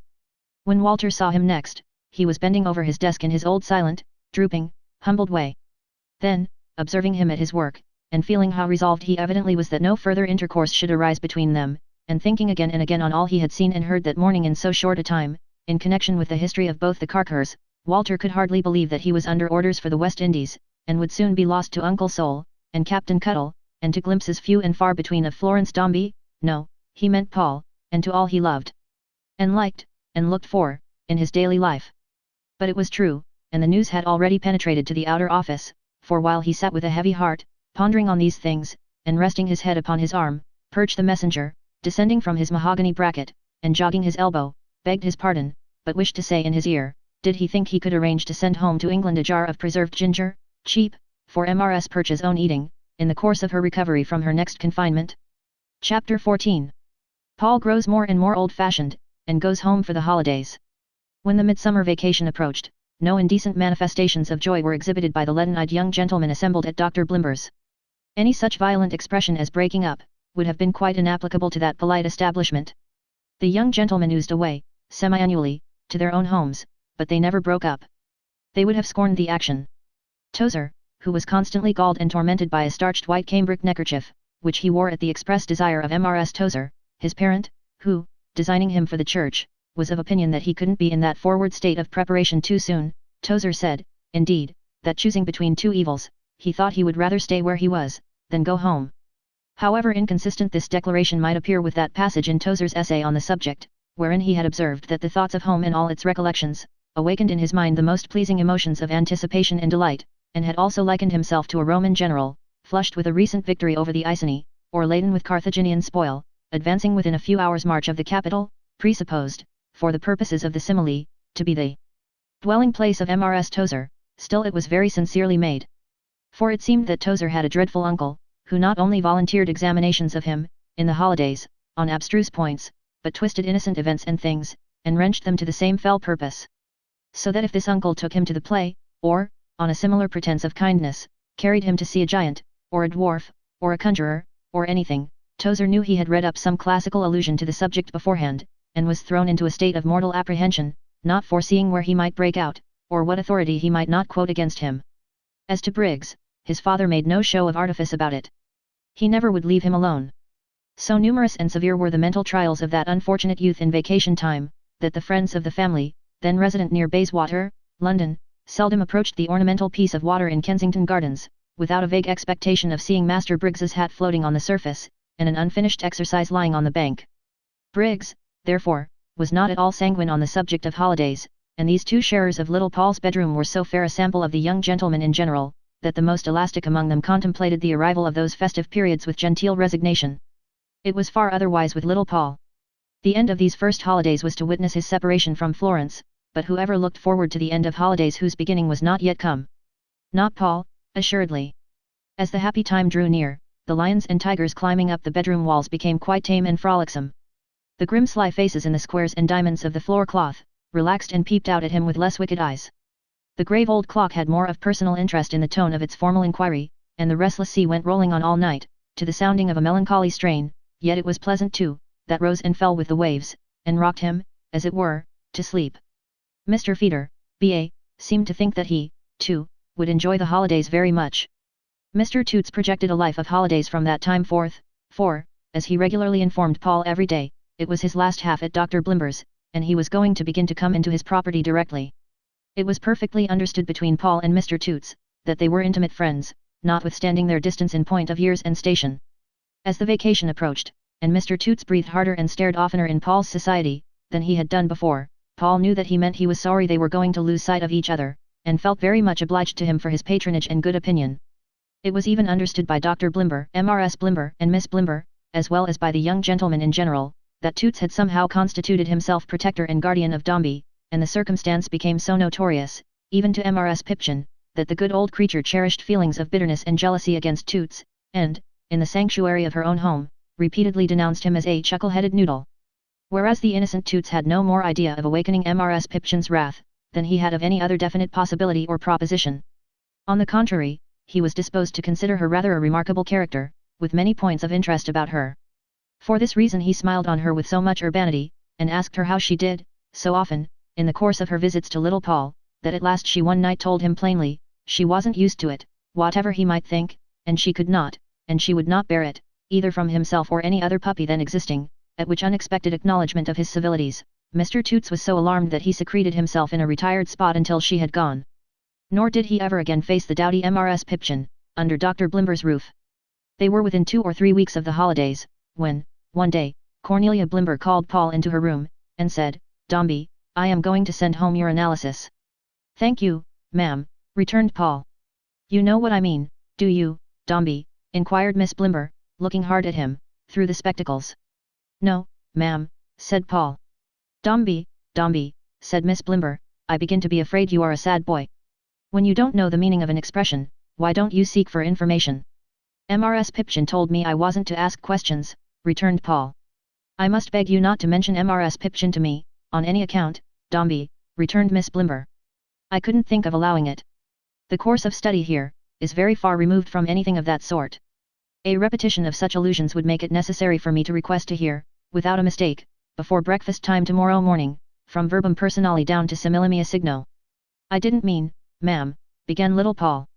"I must trouble you not to tell me that you didn't mean, if you please, Dombey," said Miss Blimber, who preserved an awful politeness in her admonitions.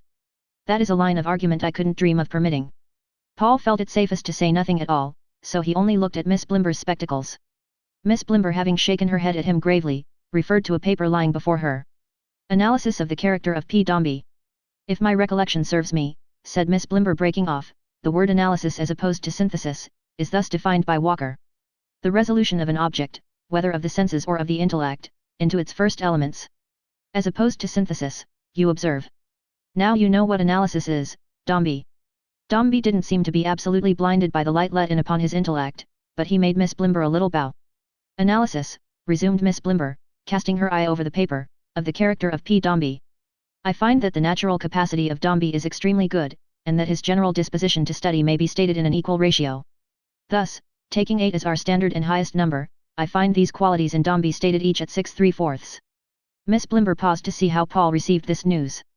Being undecided whether 6 3/4 meant £6.15, or 6 3 farthings, or 6 foot 3, or 3/4 past 6, or 6 somethings that he hadn't learnt yet, with 3 unknown something else's over, Paul rubbed his hands and looked straight at Miss Blimber.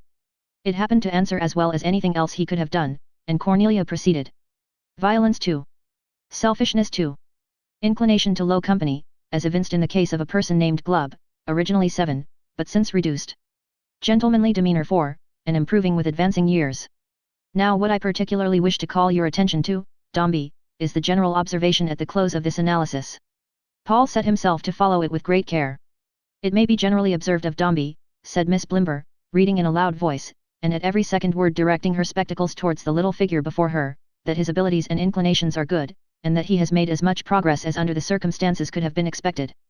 But it is to be lamented of this young gentleman that he is singular, what is usually termed old-fashioned, in his character and conduct, and that, without presenting anything in either which distinctly calls for reprobation, he is often very unlike other young gentlemen of his age and social position. Now, Dombey," said Miss Blimber, laying down the paper, "do you understand that?" "I think I do, ma'am," said Paul. "This analysis, you see, Dombey," Miss Blimber continued, "is going to be sent home to your respected parent. It will naturally be very painful to him to find that you are singular in your character and conduct. It is naturally painful to us, for we can't like you, you know, Dombey, as well as we could wish." She touched the child upon a tender point. He had secretly become more and more solicitous from day to day, as the time of his departure drew more near, that all the house should like him. From some hidden reason, very imperfectly understood by himself, if understood at all, he felt a gradually increasing impulse of affection, towards almost everything and everybody in the place. He could not bear to think that they would be quite indifferent to him when he was gone. He wanted them to remember him kindly, and he had made it his business even to conciliate a great horse shaggy dog, chained up at the back of the house, who had previously been the terror of his life, that even he might miss him when he was no longer there. Little thinking that in this, he only showed again the difference between himself and his compeers, poor tiny Paul set it forth to Miss Blimber as well as he could, and begged her, in despite of the official analysis, to have the goodness to try and like him. To Mrs. Blimber, who had joined them, he preferred the same petition, and when that lady could not forbear, even in his presence, from giving utterance to her often repeated opinion, that he was an odd child, Paul told her that he was sure she was quite right, that he thought it must be his bones, but he didn't know, and that he hoped she would overlook it, for he was fond of them all. "Not so fond," said Paul, with a mixture of timidity and perfect frankness, which was one of the most peculiar and most engaging qualities of the child, "not so fond as I am of Florence, of course, that could never be." "You couldn't expect that, could you, ma'am?" "The old-fashioned little soul," cried Mrs. Blimber, in a whisper. "But I like everybody here very much," pursued Paul, "and I should grieve to go away, and think that anyone was glad that I was gone, or didn't care." Mrs. Blimber was now quite sure that Paul was the oddest child in the world, and when she told the doctor what had passed, the doctor did not controvert his wife's opinion. But he said, as he had said before, when Paul first came, that study would do much, and he also said, as he had said on that occasion, "Bring him on, Cornelia. Bring him on." Cornelia had always brought him on as vigorously as she could, and Paul had had a hard life of it. But over and above the getting through his tasks, he had long had another purpose always present to him, and to which he still held fast. It was, to be a gentle, useful, quiet little fellow, always striving to secure the love and attachment of the rest, and though he was yet often to be seen at his old post on the stairs, or watching the waves and clouds from his solitary window, he was oftener found, too, among the other boys, modestly rendering them some little voluntary service. Thus it came to pass, that even among those rigid and absorbed young anchorites, who mortified themselves beneath the roof of Dr. Blimber, Paul was an object of general interest, a fragile little plaything that they all liked, and that no one would have thought of treating roughly. But he could not change his nature, or rewrite the analysis, and so they all agreed that Dombey was old-fashioned. There were some immunities, however, attaching to the character enjoyed by no one else. They could have better spared a newer-fashioned child, and that alone was much. When the others only bowed to Dr. Blimber and family on retiring for the night, Paul would stretch out his morsel of a hand, and boldly shake the doctor's, also Mrs. Blimber's, also Cornelia's. If anybody was to be begged off from impending punishment, Paul was always the delegate. The weak-eyed young man himself had once consulted him, in reference to a little breakage of glass and china. And it was darkly rumoured that the butler, regarding him with favour such as that stern man had never shown before to mortal boy, had sometimes mingled porter with his table beer to make him strong. Over and above these extensive privileges, Paul had free right of entry to Mr. Feeder's room, from which apartment he had twice led Mr. Toots into the open air in a state of faintness, consequent on an unsuccessful attempt to smoke a very blunt cigar, one of a bundle which that young gentleman had covertly purchased on the shingle from a most desperate smuggler, who had acknowledged, in confidence, that £200 was the price set upon his head, dead or alive, by the custom house. It was a snug room, Mr. Feeder's, with his bed in another little room inside of it, and a flute, which Mr. Feeder couldn't play yet, but was going to make a point of learning, he said, hanging up over the fireplace. There were some books in it, too, and a fishing rod, for Mr. Feeder said he should certainly make a point of learning to fish, when he could find time. Mr. Feeder had amassed, with similar intentions, a beautiful little curly second-hand key bugle, a chessboard and men, a Spanish grammar, a set of sketching materials, and a pair of boxing gloves. The art of self-defense Mr. Feeder said he should undoubtedly make a point of learning, as he considered it the duty of every man to do, for it might lead to the protection of a female in distress.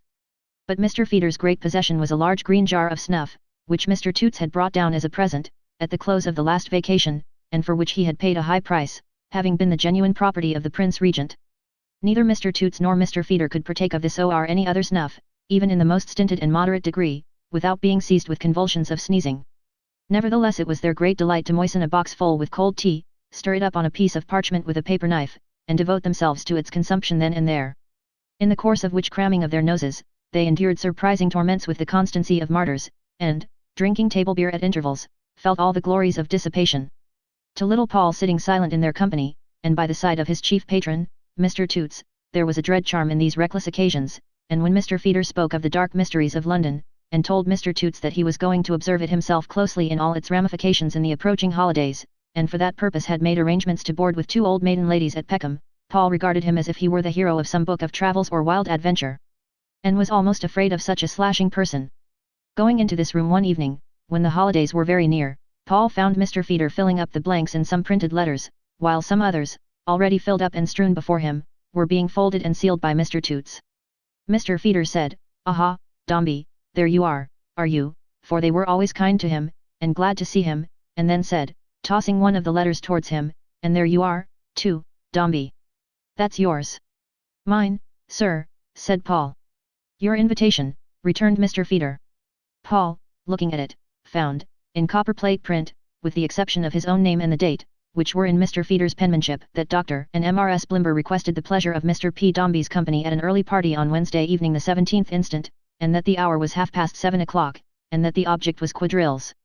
Mr. Toots also showed him, by holding up a companion sheet of paper, that Dr. and Mrs. Blimber requested the pleasure of Mr. Toots' company at an early party on Wednesday evening the 17th instant, when the hour was 7:30 o'clock, and when the object was quadrilles. He also found, on glancing at the table where Mr. Feeder sat, that the pleasure of Mr. Briggs's company, and of Mr. Tozer's company, and of every young gentleman's company, was requested by Dr. and Mrs. Blimber on the same genteel occasion. Mr. Feeder then told him, to his great joy, that his sister was invited, and that it was a half-yearly event, and that, as the holidays began that day, he could go away with his sister after the party, if he liked, which Paul interrupted him to say he would like, very much. Mr. Feeder then gave him to understand that he would be expected to inform Dr. and Mrs. Blimber, in superfine small hand, that Mr. P. Dombey would be happy to have the honor of waiting on them, in accordance with their polite invitation. Lastly, Mr. Feeder said, he had better not refer to the festive occasion, in the hearing of Dr. and Mrs. Blimber, as these preliminaries, and the whole of the arrangements, were conducted on principles of classicality and high breeding, and that Dr. and Mrs. Blimber on the one hand, and the young gentleman on the other, were supposed, in their scholastic capacities, not to have the least idea of what was in the wind. Paul thanked Mr. Feeder for these hints, and pocketing his invitation, sat down on a stool by the side of Mr. Toots, as usual. But Paul's head, which had long been ailing more or less, and was sometimes very heavy and painful, felt so uneasy that night, that he was obliged to support it on his hand. And yet it dropped so, that by little and little it sunk on Mr. Toots' knee, and rested there, as if it had no care to be ever lifted up again. That was no reason why he should be deaf, but he must have been, he thought, for, by and by, he heard Mr. Feeder calling in his ear, and gently shaking him to rouse his attention. And when he raised his head, quite scared, and looked about him, he found that Dr. Blimber had come into the room, and that the window was open, and that his forehead was wet with sprinkled water, though how all this had been done without his knowledge, was very curious indeed. "Ah! Come, come! That's well! How is my little friend now?" said Dr. Blimber, encouragingly. "Oh, quite well, thank you, sir," said Paul. But there seemed to be something the matter with the floor, for he couldn't stand upon it steadily, and with the walls too, for they were inclined to turn round, and could only be stopped by being looked at very hard indeed. Mr. Toots' head had the appearance of being at once bigger and farther off than was quite natural, and when he took Paul in his arms, to carry him upstairs, Paul observed with astonishment that the door was in quite a different place from that in which he had expected to find it, and almost thought, at first, that Mr. Toots was going to walk straight up the chimney. It was very kind of Mr. Toots to carry him to the top of the house so tenderly, and Paul told him that it was. But Mr. Toots said he would do a great deal more than that, if he could, and indeed he did more as it was, for he helped Paul to undress, and helped him to bed, in the kindest manner possible, and then sat down by the bedside and chuckled very much, while Mr. Feeder, B.A., leaning over the bottom of the bedstead, set all the little bristles on his head bolt upright with his bony hands, and then made believe to spar at Paul with great science, on account of his being all right again, which was so uncommonly facetious, and kind too in Mr. Feeder, that Paul, not being able to make up his mind whether it was best to laugh or cry at him, did both at once. How Mr. Toots melted away, and Mr. Feeder changed into Mrs. Pipchin, Paul never thought of asking, neither was he at all curious to know, but when he saw Mrs. Pipchin standing at the bottom of the bed, instead of Mr. Feeder, he cried out, "Mrs. Pipchin, don't tell Florence." "Don't tell Florence what, my little Paul?" said Mrs. Pipchin, coming round to the bedside, and sitting down in the chair. "About me," said Paul. "No, no," said Mrs. Pipchin. "What do you think I mean to do when I grow up, Mrs. Pipchin?" inquired Paul, turning his face towards her on his pillow, and resting his chin wistfully on his folded hands. Mrs. Pipchin couldn't guess. "I mean," said Paul, "to put my money all together in one bank, never try to get any more, go away into the country with my darling Florence, have a beautiful garden, fields and woods, and live there with her all my life." "Indeed," cried Mrs. Pipchin. "Yes," said Paul. "That's what I mean to do, when He stopped, and pondered for a moment. Mrs. Pipchin's grey eye scanned his thoughtful face. "If I grow up," said Paul. Then he went on immediately to tell Mrs. Pipchin all about the party, about Florence's invitation, about the pride he would have in the admiration that would be felt for her by all the boys, about their being so kind to him and fond of him, about his being so fond of them, and about his being so glad of it. Then he told Mrs. Pipchin about the analysis, and about his being certainly old-fashioned, and took Mrs. Pipchin's opinion on that point, and whether she knew why it was, and what it meant. Mrs. Pipchin denied the fact altogether, as the shortest way of getting out of the difficulty, but Paul was far from satisfied with that reply, and looked so searchingly at Mrs. Pipchin for a truer answer, that she was obliged to get up and look out of the window to avoid his eyes. There was a certain apothecary, who attended at the establishment when any of the young gentlemen were ill, and somehow he got into the room and appeared at the bedside, with Mrs. Blimber. How they came there, or how long they had been there, Paul didn't know, but when he saw them, he sat up in bed, and answered all the apothecary's questions at full length, and whispered to him that Florence was not to know anything about it, if he pleased, and that he had set his mind upon her coming to the party. He was very chatty with the apothecary, and they parted excellent friends. Lying down again with his eyes shut, he heard the apothecary say, out of the room and quite a long way off, or he dreamed it, that there was a want of vital power. What was that? Paul wondered, and great constitutional weakness. That as the little fellow had set his heart on parting with his schoolmates on the 17th, it would be better to indulge the fancy if he grew no worse. That he was glad to hear from Mrs. Pipchin, that the little fellow would go to his friends in London on the 18th. That he would write to Mr. Dombey, when he should have gained a better knowledge of the case, and before that day. That there was no immediate cause for, what? Paul lost that word. And that the little fellow had a fine mind, but was an old-fashioned boy. What old-fashioned could that be? Paul wondered with a palpitating heart, that was so visibly expressed in him, so plainly seen by so many people. He could neither make it out, nor trouble himself long with the effort. Mrs. Pipchin was again beside him. If she had ever been away, he thought she had gone out with the doctor, but it was all a dream perhaps, and presently a bottle and glass got into her hands magically, and she poured out the contents for him. After that, he had some real good jelly, which Mrs. Blimber brought to him herself, and then he was so well, that Mrs. Pipchin went home, at his urgent solicitation, and Briggs and Tozer came to bed. Poor Briggs grumbled terribly about his own analysis, which could hardly have discomposed him more if it had been a chemical process, but he was very good to Paul, and so was Tozer, and so were all the rest, for they every one looked in before going to bed, and said, "How are you now, Dombey? Cheer up, little Dombey," and so forth. After Briggs had got into bed, he lay awake for a long time, still bemoaning his analysis, and saying he knew it was all wrong, and they couldn't have analysed a murderer worse, and, how would Dr. Blimber like it if his pocket money depended on it? It was very easy, Briggs said, to make a galley slave of a boy all the half year, and then score him up idle, and to crib 2 dinners a week out of his board, and then score him up greedy, but that wasn't going to be submitted to, he believed, was it? Oh! Ah! Before the weak-eyed young man performed on the gong next morning, he came upstairs to Paul and told him he was to lie still, which Paul very gladly did. Mrs. Pipchin reappeared a little before the apothecary, and a little after the good young woman whom Paul had seen cleaning the stove on that first morning, how long ago it seemed now, had brought him his breakfast. There was another consultation a long way off, or else Paul dreamed it again, and then the apothecary, coming back with Dr. and Mrs. Blimber, said, "Yes, I think, Dr. Blimber, we may release this young gentleman from his books just now, the vacation being so very near at hand." "By all means," said Dr. Blimber. "My love, you will inform Cornelia, if you please." "Assuredly," said Mrs. Blimber. The apothecary, bending down, looked closely into Paul's eyes, and felt his head, and his pulse, and his heart, with so much interest and care, that Paul said, "Thank you, sir." "Our little friend," observed Dr. Blimber, "has never complained." "Oh no," replied the apothecary. "He was not likely to complain." "You find him greatly better," said Dr. Blimber. "Oh, he is greatly better, sir," returned the apothecary. Paul had begun to speculate, in his own odd way, on the subject that might occupy the apothecary's mind just at that moment, so musingly had he answered the 2 questions of Dr. Blimber. But the apothecary happening to meet his little patient's eyes, as the latter set off on that mental expedition, and coming instantly out of his abstraction with a cheerful smile, Paul smiled in return and abandoned it. He lay in bed all that day, dozing and dreaming, and looking at Mr. Toots, but got up on the next, and went downstairs. Lo and behold, there was something the matter with the great clock, and a workman on a pair of steps had taken its face off, and was poking instruments into the works by the light of a candle. This was a great event for Paul, who sat down on the bottom stair, and watched the operation attentively, now and then glancing at the clock face, leaning all askew, against the wall hard by, and feeling a little confused by a suspicion that it was ogling him.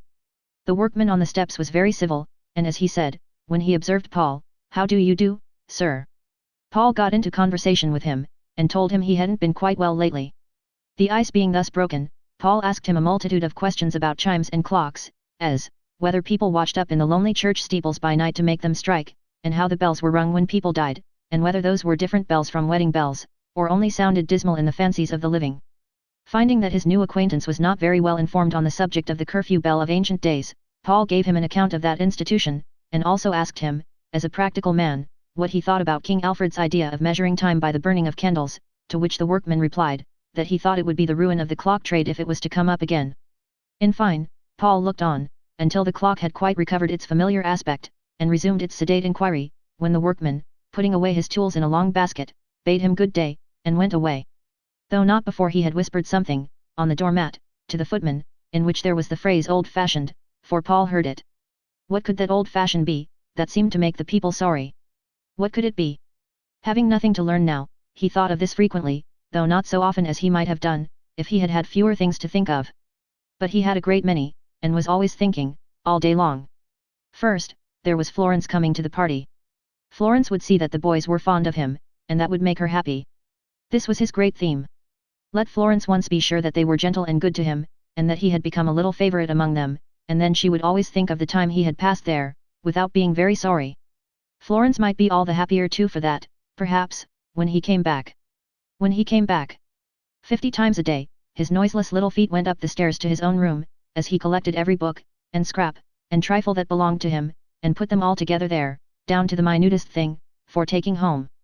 There was no shade of coming back on little Paul, no preparation for it, or other reference to it, grew out of anything he thought or did, except this slight one in connection with his sister. On the contrary, he had to think of everything familiar to him, in his contemplative moods and in his wanderings about the house, as being to be parted with, and hence the many things he had to think of, all day long. He had to peep into those rooms upstairs, and think how solitary they would be when he was gone, and wonder through how many silent days, weeks, months, and years, they would continue just as grave and undisturbed. He had to think, would any other child, old-fashioned, like himself, stray there at any time, to whom the same grotesque distortions of pattern and furniture would manifest themselves, and would anybody tell that boy of little Dombey, who had been there once? He had to think of a portrait on the stairs, which always looked earnestly after him as he went away, eyeing it over his shoulder, and which, when he passed it in the company of anyone, still seemed to gaze at him, and not at his companion. He had much to think of, in association with a print that hung up in another place, where, in the center of a wondering group, one figure that he knew, a figure with a light about its head, benignant, mild, and merciful, stood pointing upward. At his own bedroom window, there were crowds of thoughts that mixed with these, and came on, one upon another, like the rolling waves.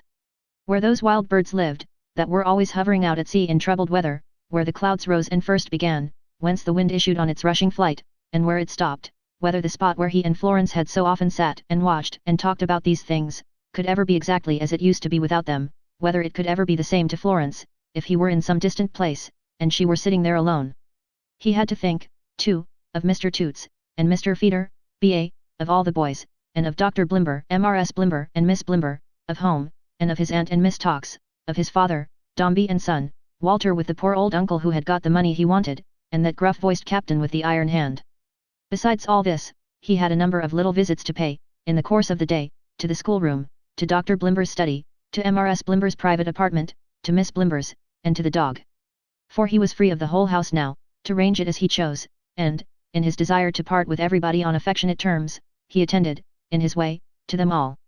Sometimes he found places in books for Briggs, who was always losing them, sometimes he looked up words in dictionaries for other young gentlemen who were in extremity, sometimes he held skeins of silk for M.R.S. Blimber to wind, sometimes he put Cornelia's desk to rights, sometimes he would even creep into the doctor's study, and, sitting on the carpet near his learned feet, turn the globe softly, and go round the world, or take a flight among the far-off stars.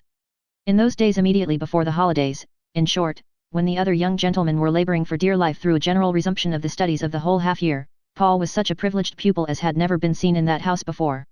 He could hardly believe it himself, but his liberty lasted from hour to hour, and from day to day, and little Dombey was caressed by everyone.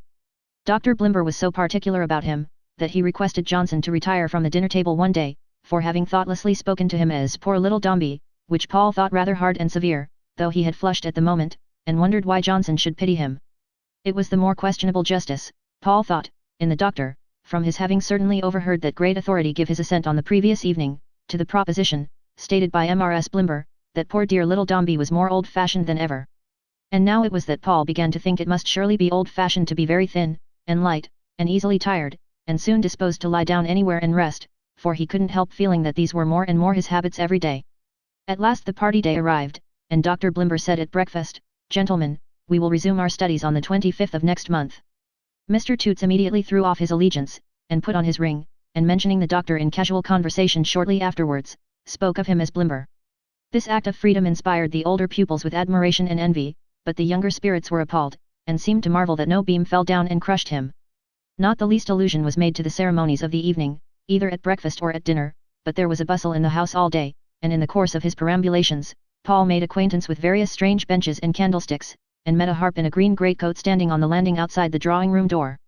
There was something queer, too, about Mrs. Blimber's head at dinner time, as if she had screwed her hair up too tight, and though Miss Blimber showed a graceful bunch of plaited hair on each temple, she seemed to have her own little curls in paper underneath, and in a playbill too, for Paul read Theatre Royal over one of her sparkling spectacles, and Brighton over the other. There was a grand array of white waistcoats and cravats in the young gentlemen's bedrooms as evening approached, and such a smell of singed hair, that Dr. Blimber sent up the footman with his compliments, and wished to know if the house was on fire. But it was only the hairdresser curling the young gentleman, and overheating his tongs in the ardour of business. When Paul was dressed, which was very soon done, for he felt unwell and drowsy, and was not able to stand about it very long, he went down into the drawing-room, where he found Dr. Blimber pacing up and down the room full dressed, but with a dignified and unconcerned demeanour, as if he thought it barely possible that one or two people might drop in by and by. Shortly afterwards, Mrs. Blimber appeared, looking lovely, Paul thought, and attired in such a number of skirts that it was quite an excursion to walk round her. Miss Blimber came down soon after her mamma, a little squeezed in appearance, but very charming. Mr. Toots and Mr. Feeder were the next arrivals. Each of these gentlemen brought his hat in his hand, as if he lived somewhere else, and when they were announced by the butler, Dr. Blimber said, I. God bless my soul, and seemed extremely glad to see them. Mr. Toots was one blaze of jewellery and buttons, and he felt the circumstance so strongly, that when he had shaken hands with the doctor, and had bowed to Mrs. Blimber and Miss Blimber, he took Paul aside, and said, "What do you think of this, Dombey?" But notwithstanding this modest confidence in himself, Mr. Toots appeared to be involved in a good deal of uncertainty whether, on the whole, it was judicious to button the bottom button of his waistcoat, and whether, on a calm revision of all the circumstances, it was best to wear his waistbands turned up or turned down. Observing that Mr. Feeder's were turned up, Mr. Toots turned his up, but the waistbands of the next arrival being turned down, Mr. Toots turned his down. The differences in point of waistcoat buttoning, not only at the bottom, but at the top too, became so numerous and complicated as the arrivals thickened, that Mr. Toots was continually fingering that article of dress, as if he were performing on some instrument, and appeared to find the incessant execution it demanded, quite bewildering. All the young gentlemen, tightly cravated, curled, and pumped, and with their best hats in their hands, having been at different times announced and introduced, Mr. Baps, the dancing master, came, accompanied by Mrs. Baps, to whom Mrs. Blimber was extremely kind and condescending. Mr. Baps was a very grave gentleman, with a slow and measured manner of speaking, and before he had stood under the lamp 5 minutes, he began to talk to Toots, who had been silently comparing pumps with him, about what you were to do with your raw materials when they came into your ports in return for your drain of gold. Mr. Toots, to whom the question seemed perplexing, suggested cook M. But Mr. Baps did not appear to think that would do. Paul now slipped away from the cushioned corner of a sofa, which had been his post of observation, and went downstairs into the tea-room to be ready for Florence, whom he had not seen for nearly a fortnight, as he had remained at Dr. Blimber's on the previous Saturday and Sunday, lest he should take cold. Presently she came, looking so beautiful in her simple ball dress, with her fresh flowers in her hand, that when she knelt down on the ground to take Paul round the neck and kiss him, for there was no one there, but his friend and another young woman waiting to serve out the tea, he could hardly make up his mind to let her go again, or to take away her bright and loving eyes from his face. "But what is the matter, Floy?" asked Paul, almost sure that he saw a tear there. "Nothing, darling, nothing," returned Florence. Paul touched her cheek gently with his finger, and it was a tear. "Why, Floy," said he. "We'll go home together, and I'll nurse you, love," said Florence. "Nurse me," echoed Paul. Paul couldn't understand what that had to do with it, nor why the two young women looked on so seriously, nor why Florence turned away her face for a moment, and then turned it back, lighted up again with smiles. "Floy," said Paul, holding a ringlet of her dark hair in his hand. "Tell me, dear, do you think I have grown old-fashioned?" His sister laughed, and fondled him, and told him no. "Because I know they say so," returned Paul, "and I want to know what they mean, Floy." But a loud double knock coming at the door, and Florence hurrying to the table, there was no more said between them. Paul wondered again when he saw his friend whisper to Florence, as if she were comforting her, but a new arrival put that out of his head speedily. It was Sir Barnet Skettles, Lady Skettles, and Master Skettles. Master Skettles was to be a new boy after the vacation, and Fame had been busy, in Mr. Feeder's room, with his father, who was in the House of Commons, and of whom Mr. Feeder had said that when he did catch the Speaker's eye, which he had been expected to do for 3 or 4 years, it was anticipated that he would rather touch up the Radicals. "And what room is this now, for instance?" said Lady Skettles to Paul's friend, Melia. "Dr. Blimber's study, ma'am," was the reply. Lady Skettles took a panoramic survey of it through her glass, and said to Sir Barnet Skettles, with a nod of approval, "Very good." Sir Barnet assented, but Master Skettles looked suspicious and doubtful. "And this little creature, now," said Lady Skettles, turning to Paul. Is he one of the young gentlemen, ma'am? Yes, ma'am, said Paul's friend. And what is your name, my pale child? Said Lady Skettles. Dombey, answered Paul. Sir Barnet Skettles immediately interposed, and said that he had had the honour of meeting Paul's father at a public dinner, and that he hoped he was very well. Then Paul heard him say to Lady Skettles, City, very rich, most respectable, doctor mentioned it. And then he said to Paul, will you tell your good papa that Sir Barnet Skettles rejoiced to hear that he was very well, and sent him his best compliments? Yes, sir, answered Paul. That is my brave boy, said Sir Barnet Skettles. Barnet, to Master Skettles, who was revenging himself for the studies to come, on the plum cake, this is a young gentleman you ought to know. This is a young gentleman you may know, Barnet, said Sir Barnet Skettles, with an emphasis on the permission. What eyes! What hair! What a lovely face, exclaimed Lady Skettles softly, as she looked at Florence through her glass. My sister, said Paul, presenting her. The satisfaction of the Skettleses was now complete. And as Lady Skettles had conceived, at first sight, a liking for Paul, they all went upstairs together, Sir Barnet Skettles taking care of Florence, and young Barnet following. Young Barnet did not remain long in the background after they had reached the drawing-room, for Dr. Blimber had him out in no time, dancing with Florence. He did not appear to Paul to be particularly happy, or particularly anything but sulky, or to care much what he was about, but as Paul heard Lady Skettles say to Mrs. Blimber, while she beat time with her fan, that her dear boy was evidently smitten to death by that angel of a child, Miss Dombey, it would seem that Skettles Jr. was in a state of bliss, without showing it. Little Paul thought it a singular coincidence that nobody had occupied his place among the pillows, and that when he came into the room again, they should all make way for him to go back to it, remembering it was his. Nobody stood before him either, when they observed that he liked to see Florence dancing, but they left the space in front quite clear, so that he might follow her with his eyes. They were so kind, too, even the strangers, of whom there were soon a great many, that they came and spoke to him every now and then, and asked him how he was, and if his head ached, and whether he was tired. He was very much obliged to them for all their kindness and attention, and reclining propped up in his corner, with Mrs. Blimber and Lady Skettles on the same sofa, and Florence coming and sitting by his side as soon as every dance was ended, he looked on very happily indeed. Florence would have sat by him all night, and would not have danced at all of her own accord, but Paul made her, by telling her how much it pleased him. And he told her the truth, too, for his small heart swelled, and his face glowed, when he saw how much they all admired her, and how she was the beautiful little rosebud of the room. From his nest among the pillows, Paul could see and hear almost everything that passed as if the whole were being done for his amusement. Among other little incidents that he observed Mr. Baps the dancing master get into conversation with Sir Barnet Skettles, and very soon ask him, as he had asked Mr. Toots, what you were to do with your raw materials, when they came into your ports in return for your drain of gold, which was such a mystery to Paul that he was quite desirous to know what ought to be done with them. Sir Barnet Skettles had much to say upon the question, and said it, but it did not appear to solve the question, for Mr. Baps retorted, yes, but supposing Russia stepped in with her tallows, which struck Sir Barnet almost dumb, for he could only shake his head after that, and say, why then you must fall back upon your cottons, he supposed.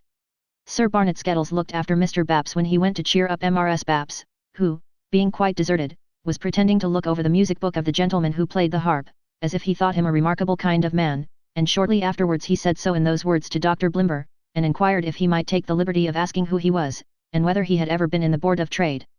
Dr. Blimber answered no, he believed not, and that in fact he was a professor of something connected with statistics, I'll swear, observed Sir Barnet Skettles. Why no, Sir Barnet, replied Dr. Blimber, rubbing his chin. No, not exactly. Figures of some sort, I would venture a bet, said Sir Barnet Skettles. Why yes, said Dr. Blimber, yes, but not of that sort. Mr. Baps is a very worthy sort of man, Sir Barnet, and, in fact he's our professor of dancing. Paul was amazed to see that this piece of information quite altered Sir Barnet Skettles' opinion of Mr. Baps, and that Sir Barnet flew into a perfect rage, and glowered at Mr. Baps over on the other side of the room. He even went so far as to Mr. Baps to Lady Skettles, in telling her what had happened, and to say that it was like his most consummate and confounded impudence. There was another thing that Paul observed. Mr. Feeder, after imbibing several custard cups of negus, began to enjoy himself.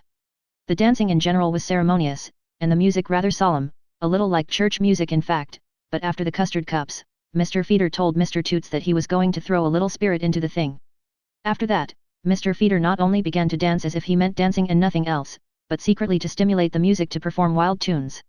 Further, he became particular in his attentions to the ladies, and dancing with Miss Blimber, whispered to her, though not so softly but that Paul heard him say this remarkable poetry. Had I a heart for falsehood framed, I ne'er could injure you. This, Paul heard him repeat to 4 young ladies, in succession. Well might Mr. Feeder say to Mr. Toots, that he was afraid he should be the worse for it tomorrow. Mrs. Blimber was a little alarmed by this, comparatively speaking, profligate behaviour, and especially by the alteration in the character of the music, which, beginning to comprehend low melodies that were popular in the streets, might not unnaturally be supposed to give offence to Lady Skettles. But Lady Skettles was so very kind as to beg Mrs. Blimber not to mention it, and to receive her explanation that Mr. Feeder's spirits sometimes betrayed him into excesses on these occasions, with the greatest courtesy and politeness, observing, that he seemed a very nice sort of person for his situation, and that she particularly liked the unassuming style of his hair, which, as already hinted, was about 1/4 of an inch long. Once, when there was a pause in the dancing, Lady Skettles told Paul that he seemed very fond of music. Paul replied, that he was, and if she was too, she ought to hear his sister, Florence, sing. Lady Skettles presently discovered that she was dying with anxiety to have that gratification, and though Florence was at first very much frightened at being asked to sing before so many people, and begged earnestly to be excused, yet, on Paul calling her to him, and saying, "Do, Floy, please, for me, my dear," she went straight to the piano, and began. When they all drew a little away, that Paul might see her, and when he saw her sitting there all alone, so young, and good, and beautiful, and kind to him, and heard her thrilling voice, so natural and sweet, and such a golden link between him and all his life's love and happiness, rising out of the silence, he turned his face away, and hid his tears. Not, as he told them when they spoke to him, not that the music was too plaintive or too sorrowful, but it was so dear to him. They all loved Florence. How could they help it? Paul had known beforehand that they must and would, and sitting in his cushioned corner, with calmly folded hands, and one leg loosely doubled under him, few would have thought what triumph and delight expanded his childish bosom while he watched her, or what a sweet tranquillity he felt. Lavish encomiums on Dombey's sister reached his ears from all the boys, admiration of the self-possessed and modest little beauty was on every lip, reports of her intelligence and accomplishments floated past him, constantly, and, as if borne in upon the air of the summer night, there was a half-intelligible sentiment diffused around, referring to Florence and himself, and breathing sympathy for both, that soothed and touched him. He did not know why. For all that the child observed and felt and thought, that night, the present and the absent, what was then and what had been, were blended like the colors in the rainbow, or in the plumage of rich birds when the sun is shining on them, or in the softening sky when the same sun is setting. The many things he had had to think of lately, passed before him in the music, not as claiming his attention over again, or as likely evermore to occupy it, but as peacefully disposed of and gone. A solitary window, gazed through years ago, looked out upon an ocean miles and miles away, upon its waters, fancies, busy with him only yesterday, were hushed and lulled to rest like broken waves. The same mysterious murmur he had wondered at, when lying on his couch upon the beach, he thought he still heard sounding through his sister's song, and through the hum of voices, and the tread of feet, and having some part in the faces flitting by, and even in the heavy gentleness of Mr. Toots, who frequently came up to shake him by the hand. Through the universal kindness he still thought he heard it, speaking to him, and even his old-fashioned reputation seemed to be allied to it, he knew not how. Thus little Paul sat musing, listening, looking on, and dreaming, and was very happy. Until the time arrived for taking leave, and then, indeed, there was a sensation in the party. Sir Barnet Skettles brought up Skettles Jr. to shake hands with him, and asked him if he would remember to tell his good papa, with his best compliments, that he, Sir Barnet Skettles, had said he hoped the 2 young gentlemen would become intimately acquainted. Lady Skettles kissed him, and patted his hair upon his brow, and held him in her arms, and even Mrs. Baps, poor Mrs. Baps. Paul was glad of that, came over from beside the music book of the gentleman who played the harp, and took leave of him quite as heartily as anybody in the room. "Goodbye, Dr. Blimber," said Paul, stretching out his hand. "Goodbye, my little friend," returned the doctor. "I'm very much obliged to you, sir," said Paul, looking innocently up into his awful face. "Ask them to take care of Diogenes, if you please." Diogenes was the dog, who had never in his life received a friend into his confidence, before Paul. The doctor promised that every attention should be paid to Diogenes in Paul's absence, and Paul having again thanked him, and shaken hands with him, bade adieu to Mrs. Blimber and Cornelia with such heartfelt earnestness that Mrs. Blimber forgot from that moment to mention Cicero to Lady Skettles, though she had fully intended it all the evening. Cornelia, taking both Paul's hands in hers, said, "Dombey, Dombey, you have always been my favourite pupil. God bless you." And it showed, Paul thought, how easily one might do injustice to a person, for Miss Blimber meant it, though she was a forcer, and felt it. A buzz then went round among the young gentlemen, of Dombey's going. Little Dombey's going, and there was a general move after Paul and Florence down the staircase and into the hall, in which the whole Blimber family were included. Such a circumstance, Mr. Feeder said aloud, as had never happened in the case of any former young gentleman within his experience, but it would be difficult to say if this were sober fact or custard cups. The servants, with the butler at their head, had all an interest in seeing little Dombey go, and even the weak-eyed young man, taking out his books and trunks to the coach that was to carry him and Florence to Mrs. Pipchin's for the night, melted visibly. Not even the influence of the softer passion on the young gentleman, and they all, to a boy, doted on Florence, could restrain them from taking quite a noisy leave of Paul, waving hats after him, pressing downstairs to shake hands with him, crying individually Dombey, don't forget me, and indulging in many such ebullitions of feeling, uncommon among those young Chesterfields. Paul whispered Florence, as she wrapped him up before the door was opened, did she hear them? Would she ever forget it?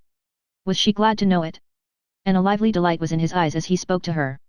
Once, for a last look, he turned and gazed upon the faces thus addressed to him, surprised to see how shining and how bright, and numerous they were, and how they were all piled and heaped up, as faces are at crowded theatres. They swam before him as he looked, like faces in an agitated glass, and next moment he was in the dark coach outside, holding close to Florence.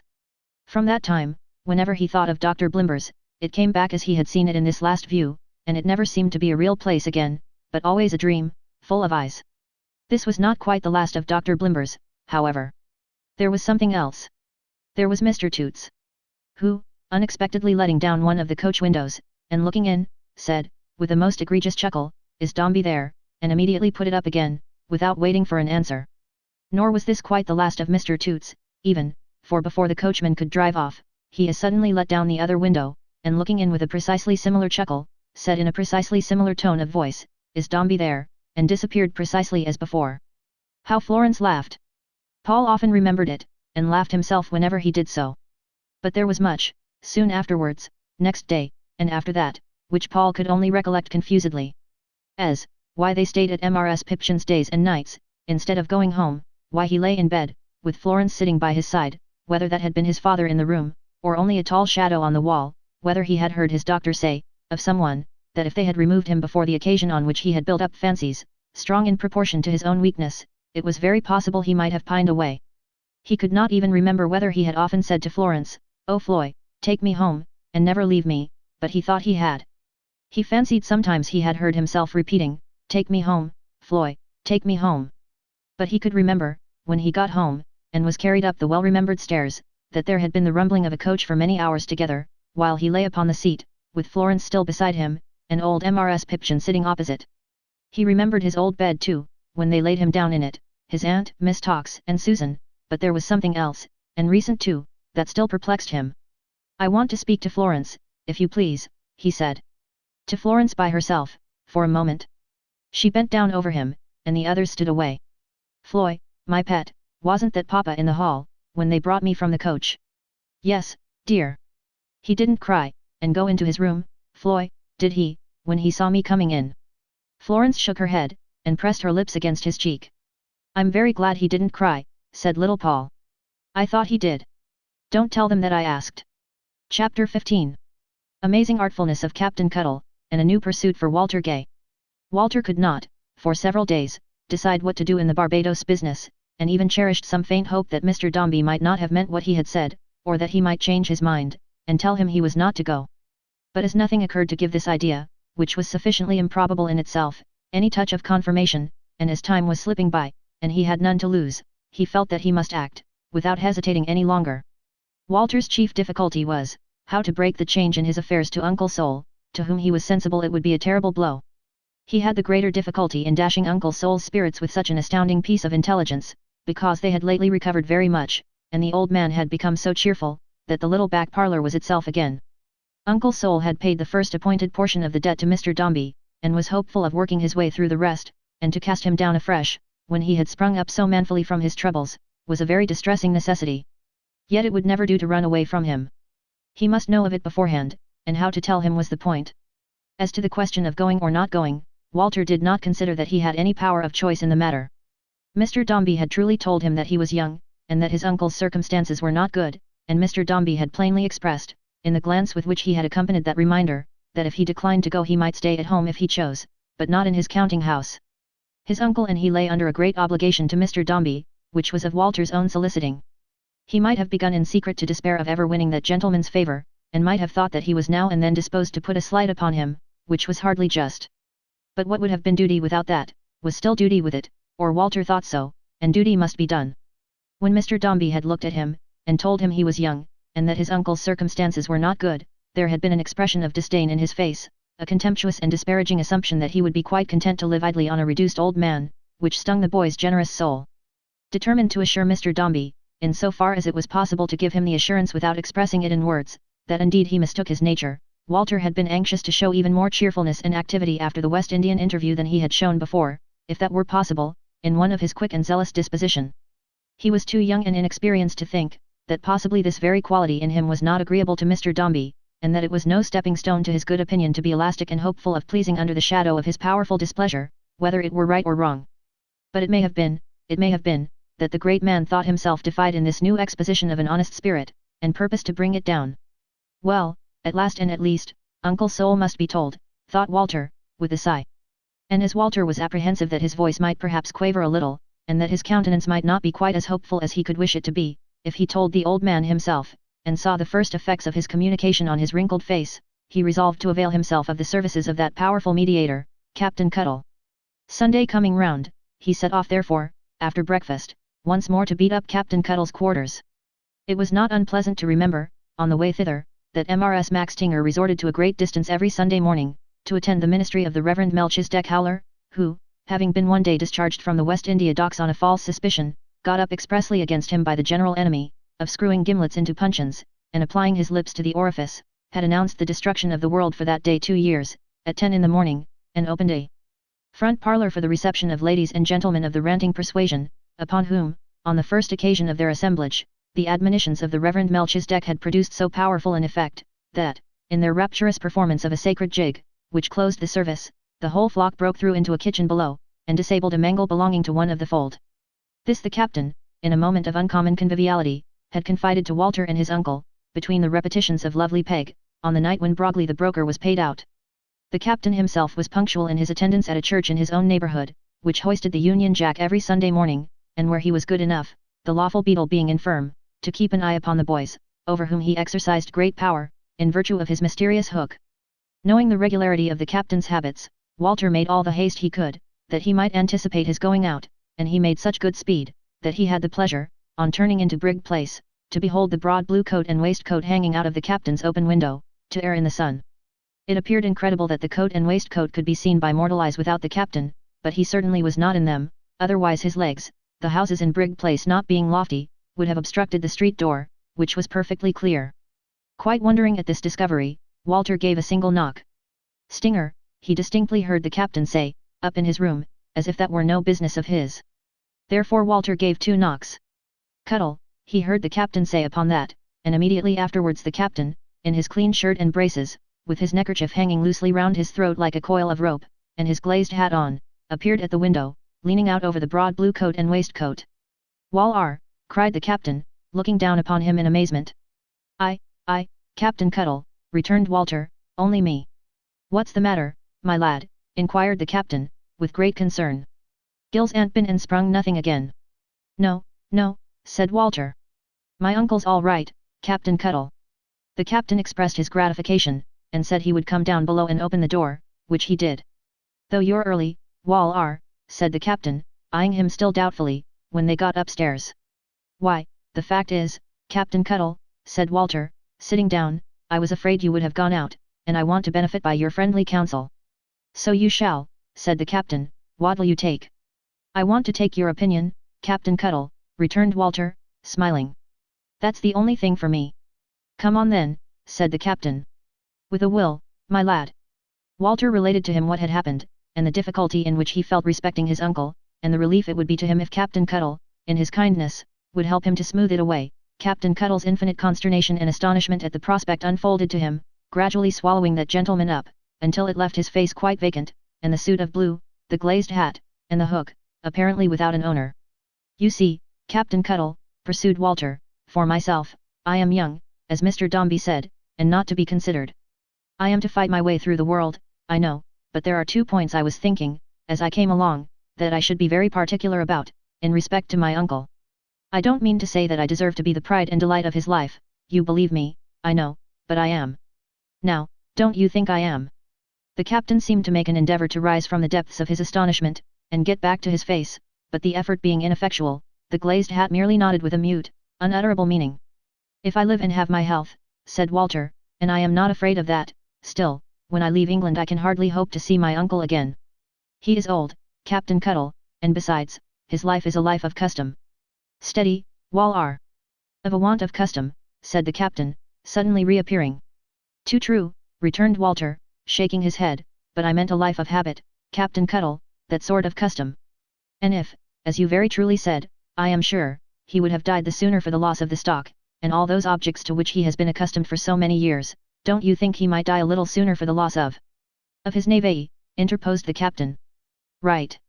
Well then, said Walter, trying to speak gaily, we must do our best to make him believe that the separation is but a temporary one, after all, but as I know better, or dread that I know better, Captain Cuttle, and as I have so many reasons for regarding him with affection and duty and honor, I am afraid I should make but a very poor hand at that, if I tried to persuade him of it. That's my great reason for wishing you to break it out to him, and that's the first point. Keep her off a point or so, observed the captain, in a contemplative voice. What did you say, Captain Cuttle? Inquired Walter. Stand by, returned the captain, thoughtfully.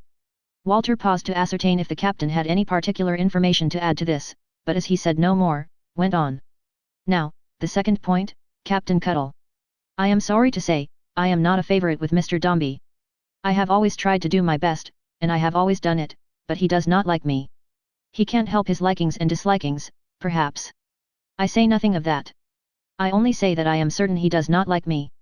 He does not send me to this post as a good one, he disclaims to represent it as being better than it is, and I doubt very much if it will ever lead me to advancement in the house, whether it does not, on the contrary, dispose of me forever, and put me out of the way. Now, we must say nothing of this to my uncle, Captain Cuttle, but must make it out to be as favourable and promising as we can, and when I tell you what it really is, I only do so, that in case any means should ever arise of lending me a hand, so far off, I may have one friend at home who knows my real situation. Wall-R, my boy, replied the captain, in the Proverbs of Solomon you will find the following words, may we never want a friend in need, nor a bottle to give him. When found, make a note of. Here the captain stretched out his hand to Walter, with an air of downright good faith that spoke volumes, at the same time repeating, for he felt proud of the accuracy and pointed application of his quotation, when found, make a note of. Captain Cuttle, said Walter, taking the immense fist extended to him by the captain in both his hands, which it completely filled, next to my uncle's soul, I love you. There is no one on earth in whom I can more safely trust, I am sure. As to the mere going away, Captain Cuttle, I don't care for that, why should I care for that? If I were free to seek my own fortune, if I were free to go as a common sailor, if I were free to venture on my own account to the farthest end of the world, I would gladly go. I would have gladly gone, years ago, and taken my chance of what might come of it. But it was against my uncle's wishes, and against the plans he had formed for me, and there was an end of that. But what I feel, Captain Cuttle, is that we have been a little mistaken all along, and that, so far as any improvement in my prospects is concerned, I am no better off now than I was when I first entered Dombey's house, perhaps a little worse, for the house may have been kindly inclined towards me then, and it certainly is not now. Turn again, Whittington, muttered the disconsolate captain, after looking at Walter for some time. I, replied Walter, laughing, and turn a great many times, too, Captain Cuttle, I'm afraid, before such fortune as his ever turns up again. Not that I complain, he added, in his lively, animated, energetic way. I have nothing to complain of. I am provided for. I can live. When I leave my uncle, I leave him to you, and I can leave him to no one better, Captain Cuttle. I haven't told you all this because I despair, not I, it's to convince you that I can't pick and choose in Dombey's house, and that where I am sent, there I must go, and what I am offered, that I must take. It's better for my uncle that I should be sent away, for Mr. Dombey is a valuable friend to him, as he proved himself, you know when, Captain Cuttle, and I am persuaded he won't be less valuable when he hasn't me there, every day, to awaken his dislike. So hurrah for the West Indies, Captain Cuttle. How does that tune go that the sailors sing? For the port of Barbados, boys. Cheerily. Leaving old England behind us, boys. Cheerily. Here the captain roared in chorus. Oh cheerily, cheerily. Oh cheerily. The last line reaching the quick ears of an ardent skipper not quite sober, who lodged opposite, and who instantly sprung out of bed, threw up his window, and joined in, across the street, at the top of his voice, produced a fine effect. When it was impossible to sustain the concluding note any longer, the skipper bellowed forth a terrific ahoy, intended in part as a friendly greeting, and in part to show that he was not at all breathed. That done, he shut down his window, and went to bed again. "And now, Captain Cuttle," said Walter, handing him the blue coat and waistcoat, and bustling very much, "if you'll come and break the news to Uncle Sol, which he ought to have known, days upon days ago, by rights, I'll leave you at the door, you know, and walk about until the afternoon." The captain, however, scarcely appeared to relish the commission, or to be by any means confident of his powers of executing it. He had arranged the future life and adventures of Walter so very differently, and so entirely to his own satisfaction, he had felicitated himself so often on the sagacity and foresight displayed in that arrangement, and had found it so complete and perfect in all its parts, that to suffer it to go to pieces all at once, and even to assist in breaking it up, required a great effort of his resolution. The captain, too, found it difficult to unload his old ideas upon the subject, and to take a perfectly new cargo on board, with that rapidity which the circumstances required, or without jumbling and confounding the two. Consequently, instead of putting on his coat and waistcoat with anything like the impetuosity that could alone have kept pace with Walter's mood, he declined to invest himself with those garments at all at present, and informed Walter that on such a serious matter, he must be allowed to bite his nails a bit. "It's an old habit of mine, Wal-R," said the captain, "any time these 50 year. When you see Ned Cuttle bite his nails, Wal-R, then you may know that Ned Cuttle's aground." Thereupon the captain put his iron hook between his teeth, as if it were a hand, and with an air of wisdom and profundity that was the very concentration and sublimation of all philosophical reflection and grave inquiry, applied himself to the consideration of the subject in its various branches. "There's a friend of mine," murmured the captain, in an absent manner, "but he's at present coasting round to Whitby, that would deliver such an opinion on this subject, or any other that could be named, as would give Parliament 6 and beat 'em. Been knocked overboard, that man," said the captain, "twice, and none the worse for it. Was beat in his apprenticeship, for 3 weeks, off and on, about the head with a ring bolt. And yet a clear-minded man don't walk." In spite of his respect for Captain Cuttle, Walter could not help inwardly rejoicing at the absence of this sage, and devoutly hoping that his limpid intellect might not be brought to bear on his difficulties until they were quite settled. "If you was to take and show that man the buoy at the Nore," said Captain Cuttle in the same tone, "and ask him his opinion of it, Wal-R, he'd give you an opinion that was no more like that buoy than your uncle's buttons are. There ain't a man that walks, certainly not on 2 legs, that can come near him." "Not near him.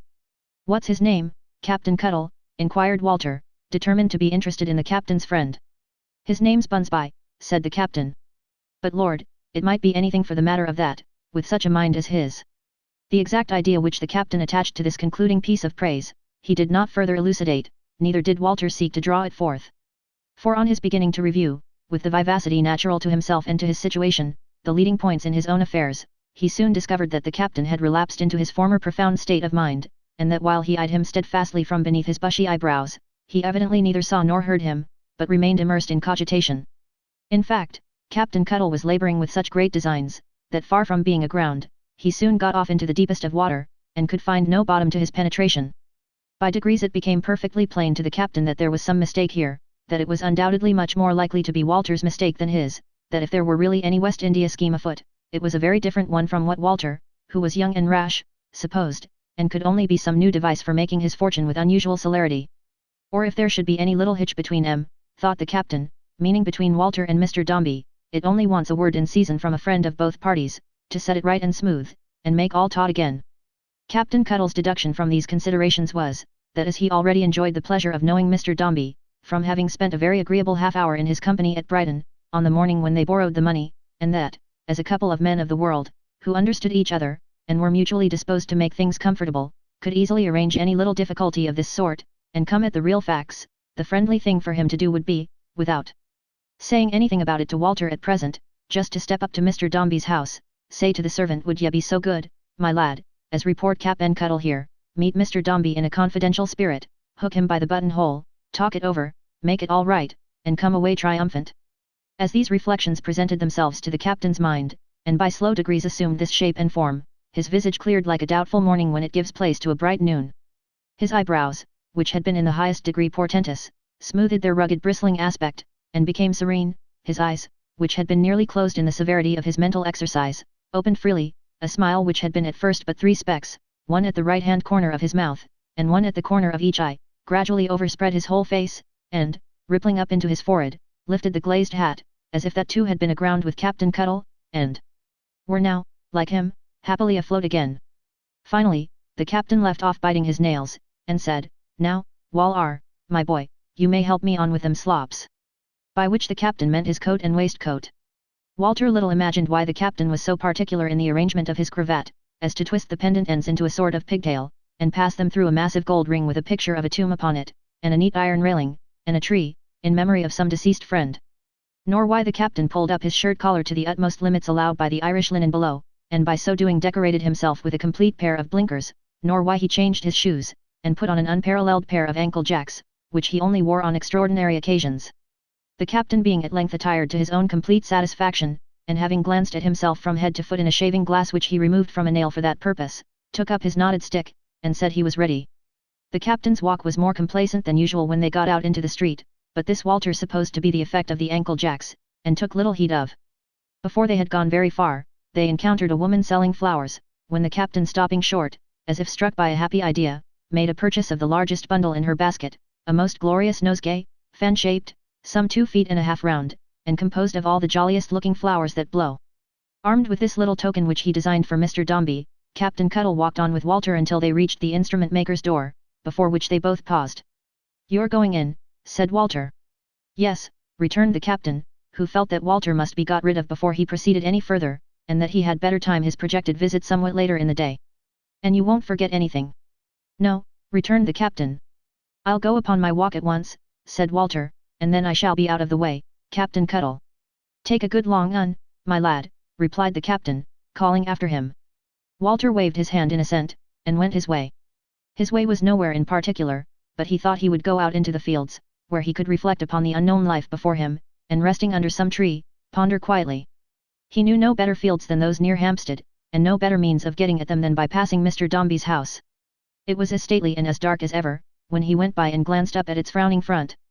The blinds were all pulled down, but the upper windows stood wide open, and the pleasant air stirring those curtains and waving them to and fro was the only sign of animation in the whole exterior. Walter walked softly as he passed, and was glad when he had left the house a door or two behind. He looked back then, with the interest he had always felt for the place since the adventure of the lost child, years ago, and looked especially at those upper windows. While he was thus engaged, a chariot drove to the door, and a portly gentleman in black, with a heavy watch chain, alighted, and went in. When he afterwards remembered this gentleman and his equipage together, Walter had no doubt he was a physician, and then he wondered who was ill, but the discovery did not occur to him until he had walked some distance, thinking listlessly of other things. Though still, of what the house had suggested to him, for Walter pleased himself with thinking that perhaps the time might come, when the beautiful child who was his old friend and had always been so grateful to him and so glad to see him since, might interest her brother in his behalf and influence his fortunes for the better. He liked to imagine this, more, at that moment, for the pleasure of imagining her continued remembrance of him, than for any worldly profit he might gain, but another and more sober fancy whispered to him that if he were alive then, he would be beyond the sea and forgotten, she married, rich, proud, happy. There was no more reason why she should remember him with any interest in such an altered state of things, than any plaything she ever had. No, not so much. Yet Walter so idealized the pretty child whom he had found wandering in the rough streets, and so identified her with her innocent gratitude of that night and the simplicity and truth of its expression, that he blushed for himself as a libeller when he argued that she could ever grow proud. On the other hand, his meditations were of that fantastic order that it seemed hardly less libellous in him to imagine her grown a woman, to think of her as anything but the same artless, gentle, winning little creature, that she had been in the days of good Mrs. Brown. In a word, Walter found out that to reason with himself about Florence at all, was to become very unreasonable indeed, and that he could do no better than preserve her image in his mind as something precious, unattainable, unchangeable, and indefinite in all but its power of giving him pleasure, and restraining him like an angel's hand from anything unworthy. It was a long stroll in the fields that Walter took that day, listening to the birds, and the Sunday bells, and the softened murmur of the town, breathing sweet scents, glancing sometimes at the dim horizon beyond which his voyage and his place of destination lay, then looking round on the green English grass and the home landscape. But he hardly once thought, even of going away, distinctly, and seemed to put off reflection idly, from hour to hour, and from minute to minute, while he yet went on reflecting all the time. Walter had left the fields behind him, and was plodding homeward in the same abstracted mood, when he heard a shout from a man, and then a woman's voice calling to him loudly by name. Turning quickly in his surprise, he saw that a hackney coach, going in the contrary direction, had stopped at no great distance, that the coachman was looking back from his box and making signals to him with his whip, and that a young woman inside was leaning out of the window, and beckoning with immense energy. Running up to this coach, he found that the young woman was Miss Nipper, and that Miss Nipper was in such a flutter as to be almost beside herself. "Stags's Gardens, Mr. Walter," said Miss Nipper, "if you please." "Oh do." Cried Walter, "what is the matter?" "Oh, Mr. Walter, Stags's Gardens, if you please," said Susan. "There," cried the coachman, appealing to Walter, with a sort of exalting despair, "that's the way the young lady's been a-going on for up'ards of a mortal hour, and me continivally backing out of no thoroughfares, where she would drive up. I've had a many fares in this coach, first and last, but never such a fare as her." "Do you want to go to Stags's Gardens, Susan?" inquired Walter. "Ah! She wants to go there. Where is it?" growled the coachman. "I don't know where it is," exclaimed Susan, wildly. "Mr. Walter, I was there once myself, along with Miss Floy and our poor darling Master Paul, on the very day when you found Miss Floy in the city, for we lost her coming home, Mrs. Richards and me, and a mad bull, and Mrs. Richards's eldest, and though I went there afterwards, I can't remember where it is. I think it's sunk into the ground." "Oh, Mr. Walter, don't desert me, Stags's Gardens, if you please. Miss Floy's darling, all our darlings, little, meek Master Paul." "Oh Mr. Walter! Good God!" cried Walter. "Is he very ill?" "The pretty flower," cried Susan, wringing her hands, "has took the fancy that he'd like to see his old nurse, and I've come to bring her to his bedside, Mrs. Staggs, of Pollytoodle's Gardens, someone pray." Greatly moved by what he heard, and catching Susan's earnestness immediately, Walter, now that he understood the nature of her errand, dashed into it with such ardor that the coachman had enough to do to follow closely as he ran before, inquiring here and there and everywhere, the way to Stags's Gardens. There was no such place as Stags's Gardens. It had vanished from the earth. Where the old rotten summer houses once had stood, palaces now reared their heads, and granite columns of gigantic girth opened a vista to the railway world beyond. The miserable waste ground, where the refuse matter had been heaped of yore, was swallowed up and gone, and in its frozy stead were tiers of warehouses, crammed with rich goods and costly merchandise. The old by-streets now swarmed with passengers and vehicles of every kind. The new streets that had stopped disheartened in the mud and wagon ruts, formed towns within themselves, originating wholesome comforts and conveniences belonging to themselves, and never tried nor thought of until they sprung into existence. Bridges that had led to nothing, led to villas, gardens, churches, healthy public walks. The carcasses of houses, and beginnings of new thoroughfares, had started off upon the line at steam's own speed, and shot away into the country in a monster train. As to the neighborhood which had hesitated to acknowledge the railroad in its straggling days, that had grown wise and penitent, as any Christian might in such a case, and now boasted of its powerful and prosperous relation. There were railway patterns in its drapers' shops, and railway journals in the windows of its newsmen. There were railway hotels, office houses, lodging houses, boarding houses, railway plans, maps, views, wrappers, bottles, sandwich boxes, and timetables, railway hackney coach and stands, railway omnibuses, railway streets and buildings, railway hangers-on and parasites, and flatterers out of all calculation. There was even railway time observed in clocks, as if the sun itself had given in. Among the vanquished was the master chimney sweeper, whilom incredulous at Stags's Gardens, who now lived in a stuccoed house 3 stories high, and gave himself out, with golden flourishes upon a varnished board, as contractor for the cleansing of railway chimneys by machinery. To and from the heart of this great change, all day and night, throbbing currents rushed and returned incessantly like its life's blood. Crowds of people and mountains of goods, departing and arriving scores upon scores of times in every 24 hours, produced a fermentation in the place that was always in action. The very houses seemed disposed to pack up and take trips. Wonderful members of Parliament, who, little more than 20 years before, had made themselves merry with the wild railroad theories of engineers, and given them the liveliest rubs in cross-examination, went down into the north with their watches in their hands, and sent on messages before by the electric telegraph, to say that they were coming. Night and day the conquering engines rumbled at their distant work, or, advancing smoothly to their journey's end, and gliding like tame dragons into the allotted corners grooved out to the inch for their reception, stood bubbling and trembling there, making the walls quake, as if they were dilating with the secret knowledge of great powers yet unsuspected in them, and strong purposes not yet achieved. But Stags's Gardens had been cut up root and branch. Oh woe the day when not a root of English ground, laid out in Stags's Gardens, is secure. At last, after much fruitless inquiry, Walter, followed by the coach and Susan, found a man who had once resided in that vanished land, and who was no other than the master sweep before referred to, grown stout, and knocking a double knock at his own door. He knowed Toodle, he said, well. Belonged to the railroad, didn't he? Yes sir, yes, cried Susan Nipper from the coach window. Where did he live now? Hastily inquired Walter. He lived in the company's own buildings, second turning to the right, down the yard, cross over, and take the second on the right again. It was number 11, they couldn't mistake it, but if they did, they had only to ask for Tootle, engine fireman, and anyone would show them which was his house. At this unexpected stroke of success Susan Nipper dismounted from the coach with all speed, took Walter's arm, and set off at a breathless pace on foot, leaving the coach there to await their return. "Has the little boy been long ill, Susan?" inquired Walter, as they hurried on. "Ailing for a deal of time, but no one knew how much," said Susan, adding, with excessive sharpness, "Oh, them blimbers." "Blimbers?" echoed Walter. "I couldn't forgive myself at such a time as this, Mr. Walter," said Susan, "and when there's so much serious distress to think about, if I rested hard on anyone, especially on them that little darling Paul speaks well of, but I may wish that the family was set to work in a stony soil to make new roads, and that Miss Blimber went in front, and had the pickaxe."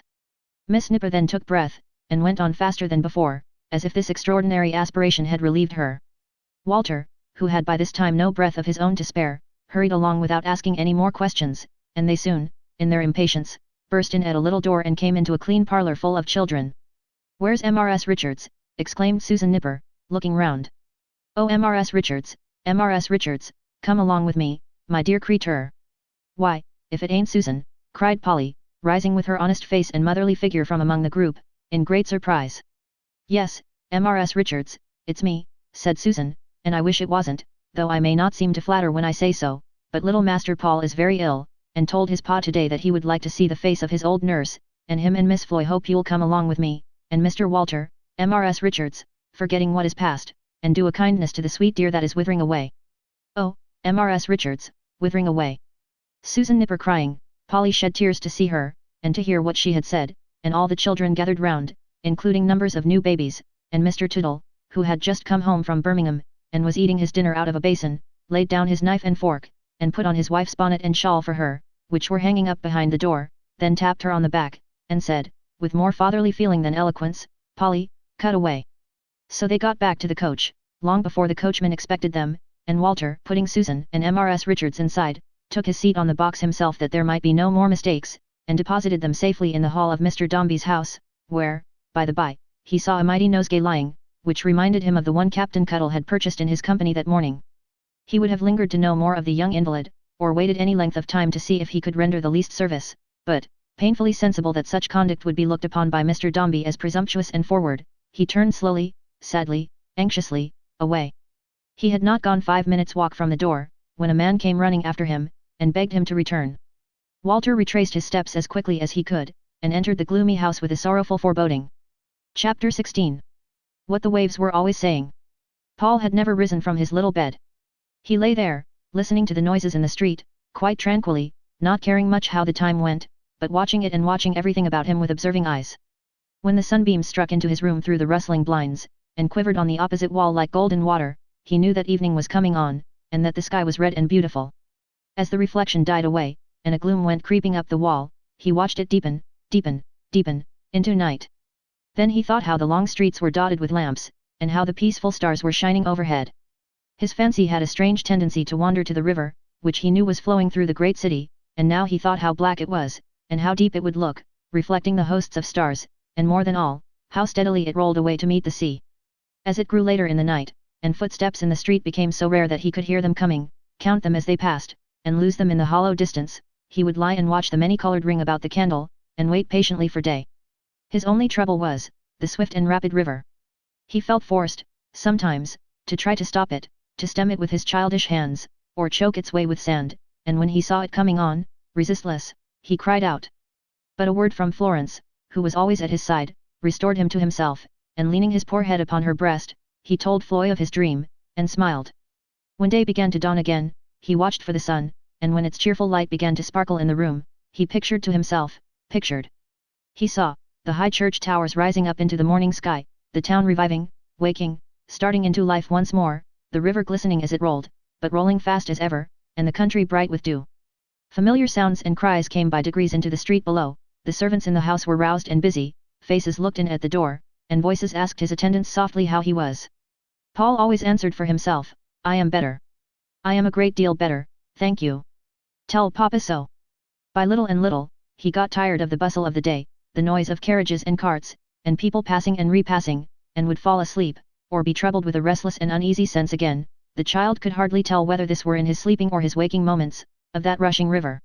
"Why, will it never stop, Floy?" he would sometimes ask her. "It is bearing me away, I think." But Floy could always soothe and reassure him, and it was his daily delight to make her lay her head down on his pillow, and take some rest. "You are always watching me, Floy, let me watch you, now." They would prop him up with cushions in a corner of his bed, and there he would recline the while she lay beside him, bending forward oftentimes to kiss her, and whispering to those who were near that she was tired, and how she had sat up so many nights beside him. Thus, the flush of the day, in its heat and light, would gradually decline, and again the golden water would be dancing on the wall. He was visited by as many as 3 grave doctors. They used to assemble downstairs, and come up together, and the room was so quiet, and Paul was so observant of them, though he never asked of anybody what they said, that he even knew the difference in the sound of their watches. But his interest centered in Sir Parker Peps, who always took his seat on the side of the bed. For Paul had heard them say long ago, that gentleman had been with his mamma when she clasped Florence in her arms, and died. And he could not forget it, now. He liked him for it. He was not afraid. The people round him changed as unaccountably as on that first night at Dr. Blimber's, except Florence. Florence never changed, and what had been Sir Parker Peps, was now his father, sitting with his head upon his hand. Old Mrs. Pipchin dozing in an easy chair, often changed to Miss Tox, or his aunt, and Paul was quite content to shut his eyes again, and see what happened next, without emotion. But this figure with its head upon its hand returned so often, and remained so long, and sat so still and solemn, never speaking, never being spoken to, and rarely lifting up its face, that Paul began to wonder languidly, if it were real, and in the night time saw it sitting there, with fear. "Floy," he said. "What is that?" "Where, dearest?" "There, at the bottom of the bed." "There's nothing there, except Papa." The figure lifted up its head, and rose, and coming to the bedside, said, "My own boy. Don't you know me?" Paul looked it in the face, and thought, was this his father? But the face so altered to his thinking, thrilled while he gazed, as if it were in pain, and before he could reach out both his hands to take it between them, and draw it towards him, the figure turned away quickly from the little bed, and went out at the door. Paul looked at Florence with a fluttering heart, but he knew what she was going to say, and stopped her with his face against her lips. The next time he observed the figure sitting at the bottom of the bed, he called to it. "Don't be sorry for me, dear Papa. Indeed I am quite happy." His father coming and bending down to him, which he did quickly, and without first pausing by the bedside, Paul held him round the neck, and repeated those words to him several times, and very earnestly, and Paul never saw him in his room again at any time, whether it were day or night, but he called out, "Don't be sorry for me. Indeed I am quite happy." This was the beginning of his always saying in the morning that he was a great deal better, and that they were to tell his father so. How many times the golden water danced upon the wall, how many nights the dark, dark river rolled towards the sea in spite of him, Paul never counted, never sought to know. If their kindness, or his sense of it, could have increased, they were more kind, and he more grateful every day, but whether they were many days or few, appeared of little moment now, to the gentle boy. One night he had been thinking of his mother, and her picture in the drawing-room downstairs, and thought she must have loved sweet Florence better than his father did, to have held her in her arms when she felt that she was dying, for even he, her brother, who had such dear love for her, could have no greater wish than that. The train of thought suggested to him to inquire if he had ever seen his mother? For he could not remember whether they had told him, yes or no, the river running very fast, and confusing his mind. "Floy, did I ever see Mamma?" "No, darling, why? Did I ever see any kind face, like Mamma's, looking at me when I was a baby, Floy?" he asked, incredulously, as if he had some vision of a face before him. "Oh yes, dear." "Whose, Floy?" "Your old nurse's." "Often." "And where is my old nurse?" said Paul. "Is she dead too?" "Floy, are we all dead, except you?" There was a hurry in the room, for an instant, longer, perhaps, but it seemed no more, then all was still again, and Florence, with her face quite colourless, but smiling, held his head upon her arm. Her arm trembled very much. "Show me that old nurse, Floy, if you please." "She is not here, darling. She shall come tomorrow." "Thank you, Floy." Paul closed his eyes with those words, and fell asleep. When he awoke, the sun was high, and the broad day was clear and warm. He lay a little, looking at the windows, which were open, and the curtains rustling in the air, and waving to and fro, then he said, "Floy, is it tomorrow? Is she come?" Someone seemed to go in quest of her. Perhaps it was Susan. Paul thought he heard her telling him when he had closed his eyes again, that she would soon be back, but he did not open them to see. She kept her word, perhaps she had never been away, but the next thing that happened was a noise of footsteps on the stairs, and then Paul woke mind and body, and sat upright in his bed. He saw them now about him. There was no grey mist before them, as there had been sometimes in the night. He knew them every one, and called them by their names. "And who is this?" "Is this my old nurse?" said the child, regarding with a radiant smile, a figure coming in. "Yes, yes." No other stranger would have shed those tears at sight of him, and called him her dear boy, her pretty boy, her own poor blighted child. No other woman would have stooped down by his bed, and taken up his wasted hand, and put it to her lips and breast, as one who had some right to fondle it. No other woman would have so forgotten everybody there but him and Floy, and been so full of tenderness and pity. "Floy, this is a kind good face," said Paul. "I am glad to see it again. Don't go away, old nurse. Stay here." His senses were all quickened, and he heard a name he knew. "Who was that, who said Walter?" he asked, looking round. "Someone said Walter. Is he here? I should like to see him very much." Nobody replied directly, but his father soon said to Susan, "Call him back, then, let him come up." After a short pause of expectation, during which he looked with smiling interest and wonder, on his nurse, and saw that she had not forgotten Floy, Walter was brought into the room. His open face and manner, and his cheerful eyes, had always made him a favourite with Paul, and when Paul saw him, he stretched out his hand, and said goodbye. "Goodbye, my child," said Mrs. Pipchin, hurrying to his bed's head. "Not goodbye." For an instant, Paul looked at her with the wistful face with which he had so often gazed upon her in his corner by the fire. "Yes," he said placidly, "goodbye. Walter dear, goodbye," turning his head to where he stood, and putting out his hand again. "Where is Papa?" He felt his father's breath upon his cheek, before the words had parted from his lips. "Remember Walter, dear Papa," he whispered, looking in his face. "Remember Walter. I was fond of Walter." The feeble hand waved in the air, as if it cried goodbye, to Walter once again. "Now lay me down," he said, "and, Floy, come close to me, and let me see you." Sister and brother wound their arms around each other, and the golden light came streaming in, and fell upon them, locked together. "How fast the river runs, between its green banks and the rushes, Floy. But it's very near the sea. I hear the waves. They always said so." Presently he told her the motion of the boat upon the stream was lulling him to rest. How green the banks were now, how bright the flowers growing on them, and how tall the rushes. Now the boat was out at sea, but gliding smoothly on. And now there was a shore before him. Who stood on the bank? He put his hands together, as he had been used to do at his prayers. He did not remove his arms to do it, but they saw him fold them so, behind her neck. "Mamma is like you, Floy.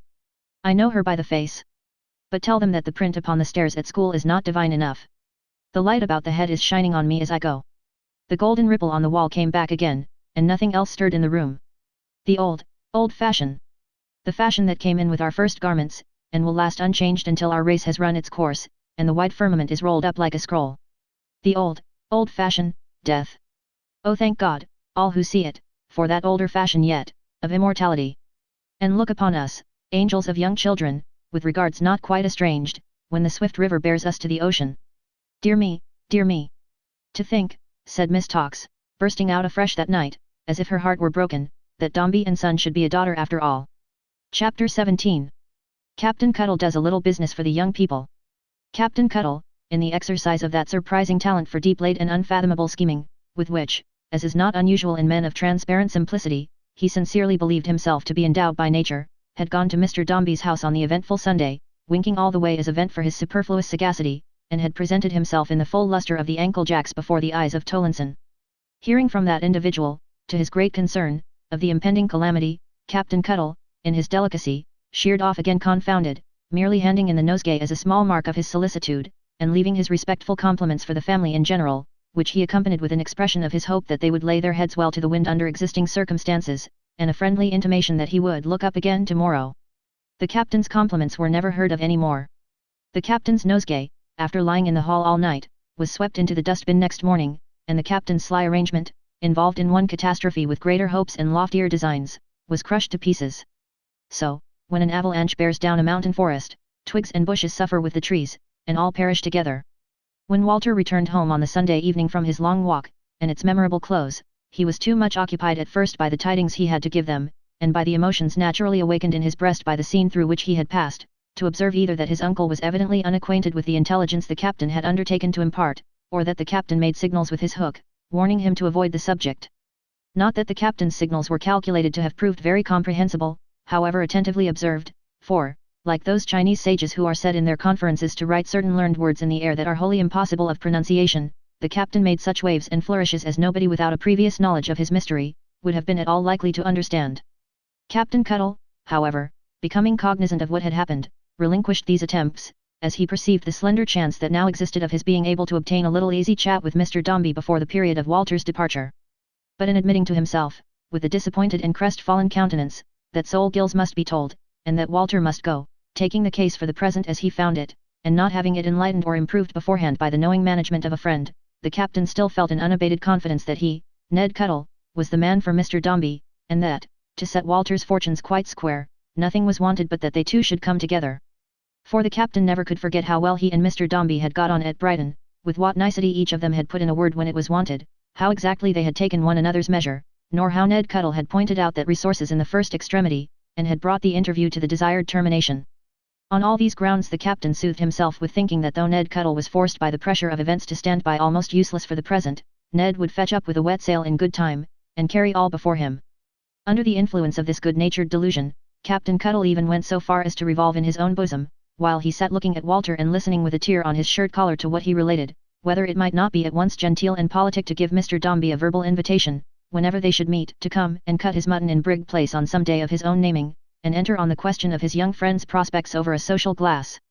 But the uncertain temper of Mrs. Max Tinger, and the possibility of her setting up her rest in the passage during such an entertainment, and there delivering some homily of an uncomplimentary nature, operated as a check on the captain's hospitable thoughts, and rendered him timid of giving them encouragement. One fact was quite clear to the captain, as Walter, sitting thoughtfully over his untasted dinner, dwelt on all that had happened, namely, that however Walter's modesty might stand in the way of his perceiving it himself, he was, as one might say, a member of Mr. Dombey's family. He had been, in his own person, connected with the incident he so pathetically described, he had been by name remembered and commended in close association with it, and his fortunes must have a particular interest in his employer's eyes. If the captain had any lurking doubt whatever of his own conclusions, he had not the least doubt that they were good conclusions for the peace of mind of the instrument maker. Therefore he availed himself of so favourable a moment for breaking the West Indian intelligence to his friend, as a piece of extraordinary preferment, declaring that for his part he would freely give £100,000, if he had it, for Walter's gain in the long run, and that he had no doubt such an investment would yield a handsome premium. Solomon Gills was at first stunned by the communication, which fell upon the little back parlour like a thunderbolt, and tore up the hearth savagely.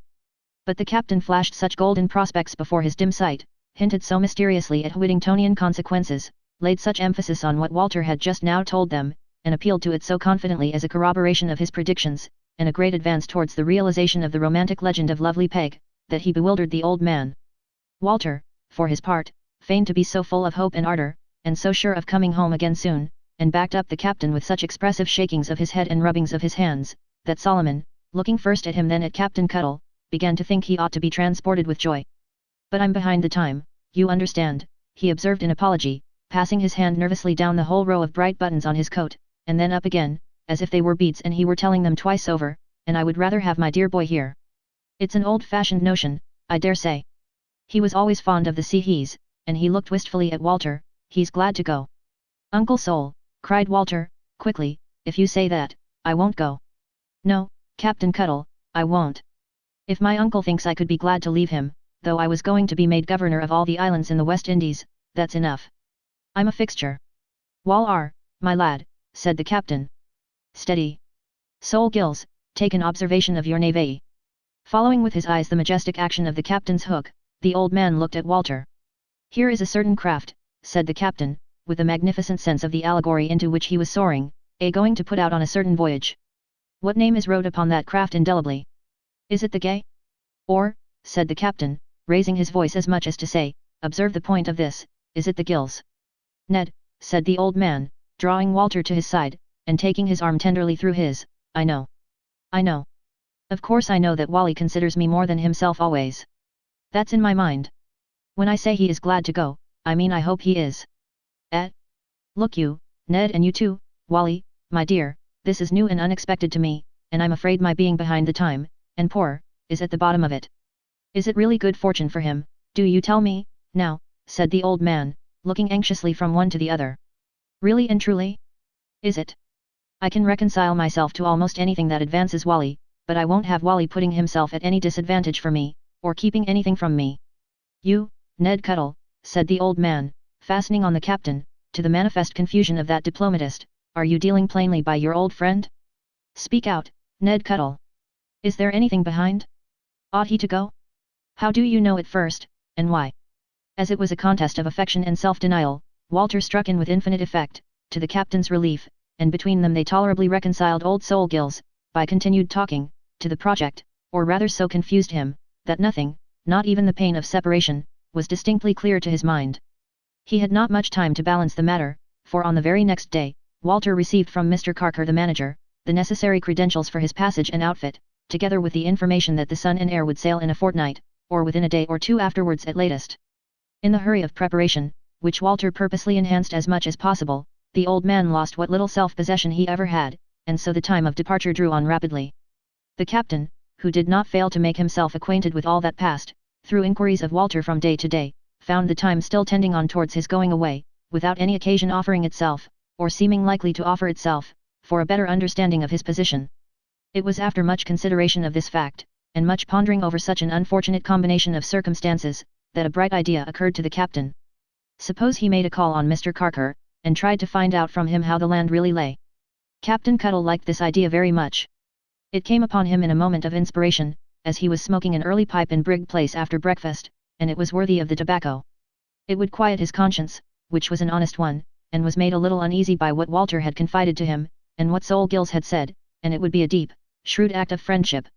He would sound Mr. Carker carefully, and say much or little, just as he read that gentleman's character, and discovered that they got on well together or the reverse. Accordingly, without the fear of Walter before his eyes, who he knew was at home packing, Captain Cuttle again assumed his ankle jacks and mourning brooch, and issued forth on this second expedition. He purchased no propitiatory nosegay on the present occasion, as he was going to a place of business, but he put a small sunflower in his buttonhole to give himself an agreeable relish of the country, and with this, and the knobby stick, and the glazed hat, bore down upon the offices of Dombey and Son. After taking a glass of warm rum and water at a tavern close by, to collect his thoughts, the captain made a rush down the court, lest its good effects should evaporate, and appeared suddenly to Mr. Perch. "Matey," said the captain, in persuasive accents. "One of your governors is named Carker." Mr. Perch admitted it, but gave him to understand, as in official duty bound, that all his governors were engaged, and never expected to be disengaged any more. "Look-ye here, mate," said the captain in his ear, "my name's Cap'n Cuttle." The captain would have hooked Perch gently to him, but Mr. Perch eluded the attempt, not so much in design, as in starting at the sudden thought that such a weapon unexpectedly exhibited to Mrs. Perch might, in her then condition, be destructive to that lady's hopes. "If you'll be so good as just report Cap'n Cuttle here, when you get a chance," said the captain, "I'll wait."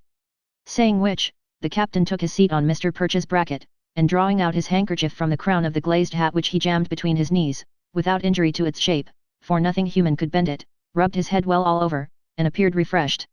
He subsequently arranged his hair with his hook, and sat looking round the office, contemplating the clerks with a serene respect. The captain's equanimity was so impenetrable, and he was altogether so mysterious a being, that Perch the messenger was daunted. "What name was it you said?" asked Mr. Perch, bending down over him as he sat on the bracket. "Cap'n," in a deep hoarse whisper. "Yes," said Mr. Perch, keeping time with his head. "Cuttle." "Oh," said Mr. Perch, in the same tone, for he caught it, and couldn't help it, the captain, in his diplomacy, was so impressive. "I'll see if he's disengaged now. I don't know. Perhaps he may be for a minute." My lad, I won't detain him longer than a minute," said the captain, nodding with all the weighty importance that he felt within him. Perch, soon returning, said, "Will Captain Cuttle walk this way?" Mr. Carker the manager, standing on the hearthrug before the empty fireplace, which was ornamented with a castellated sheet of brown paper, looked at the captain as he came in, with no very special encouragement. "Mr. Carker," said Captain Cuttle. "I believe so," said Mr. Carker, showing all his teeth. The captain liked his answering with a smile, it looked pleasant. "You see," began the captain, rolling his eyes slowly round the little room, and taking in as much of it as his shirt collar permitted, "I'm a seafaring man myself, Mr. Carker, and Wal R, as is on your books here, is almost a son of mine." "Walter Gay," said Mr. Carker, showing all his teeth again. "Wal R Gay it is," replied the captain, "right." The captain's manner expressed a warm approval of Mr. Carker's quickness of perception. "I'm a intimate friend of his and his uncle's." "Perhaps," said the captain, "you may have heard your head governor mention my name, Captain Cuttle." "No," said Mr. Carker, with a still wider demonstration than before. "Well," resumed the captain, I've the pleasure of his acquaintance. I waited upon him down on the Sussex coast there, with my young friend Wall R, when, in short, when there was a little accommodation wanted. The captain nodded his head in a manner that was at once comfortable, easy, and expressive. You remember, I dare say. I think, said Mr. Carker, I had the honor of arranging the business. To be sure, returned the captain. Right again, you had. Now I've took the liberty of coming here. Won't you sit down, said Mr. Carker, smiling. Thank ye, returned the captain, availing himself of the offer. A man does get more way upon himself, perhaps, in his conversation, when he sits down. Won't you take a cheer yourself? No thank you, said the manager, standing, perhaps from the force of winter habit, with his back against the chimney-piece, and looking down upon the captain with an eye in every tooth and gum. You have taken the liberty, you were going to say, though it's none. Thank ye kindly, my lad, returned the captain, of coming here, on account of my friend Wall R. Sol Gills, his uncle, is a man of science, and in science he may be considered a clipper, but he ain't what I should altogether call a able seaman, not man of practice. Wall R is as trim a lad as ever stepped, but he's a little down by the head in one respect, and that is, modesty. Now what I should wish to put to you, said the captain, lowering his voice, and speaking in a kind of confidential growl, in a friendly way, entirely between you and me, and for my own private reckoning, till your head governor has wore round a bit, and I can come alongside of him, is this, is everything right and comfortable here, and is Wall R outard bound with a pretty fair wind? What do you think now, Captain Cuttle, returned Carker, gathering up his skirts and settling himself in his position. You are a practical man, what do you think? The acuteness and the significance of the captain's eye as he cocked it in reply, no words short of those unutterable Chinese words before referred to could describe. Come, said the captain, unspeakably encouraged, what do you say? Am I right or wrong? So much had the captain expressed in his eye, emboldened and incited by Mr. Carker's smiling urbanity, that he felt himself in as fair a condition to put the question, as if he had expressed his sentiments with the utmost elaboration. Right, said Mr. Carker, I have no doubt. Outard bound with fair weather, then, I say, cried Captain Cuttle. Mr. Carker smiled assent. Wind right astarn, and plenty of it, pursued the captain. Mr. Carker smiled assent again. I, said Captain Cuttle, greatly relieved and pleased. I know how she headed, well enough, I told Wall R so. Thank ye. Gay has brilliant prospects, observed Mr. Carker, stretching his mouth wider yet, all the world before him. All the world and his wife too, as the saying is, returned the delighted captain. At the word wife, which he had uttered without design, the captain stopped, cocked his eye again, and putting the glazed hat on the top of the knobby stick, gave it a twirl, and looked sideways at his always smiling friend. I'd bet a gill of old Jamaica, said the captain, eyeing him attentively, that I know what you're a-smiling at. Mr. Carker took his cue, and smiled the more. It goes no farther, said the captain, making a poke at the door with the knobby stick to assure himself that it was shut. Not an inch, said Mr. Carker. You're thinking of a capital F perhaps, said the captain. Mr. Carker didn't deny it. Anything about AL, said the captain, or AO. Mr. Carker still smiled. Am I right, again, inquired the captain in a whisper, with the scarlet circle on his forehead swelling in his triumphant joy. Mr. Carker, in reply, still smiling, and now nodding assent, Captain Cuttle rose and squeezed him by the hand, assuring him, warmly, that they were on the same tack, and that as for him, Cuttle, he had laid his course that way all along.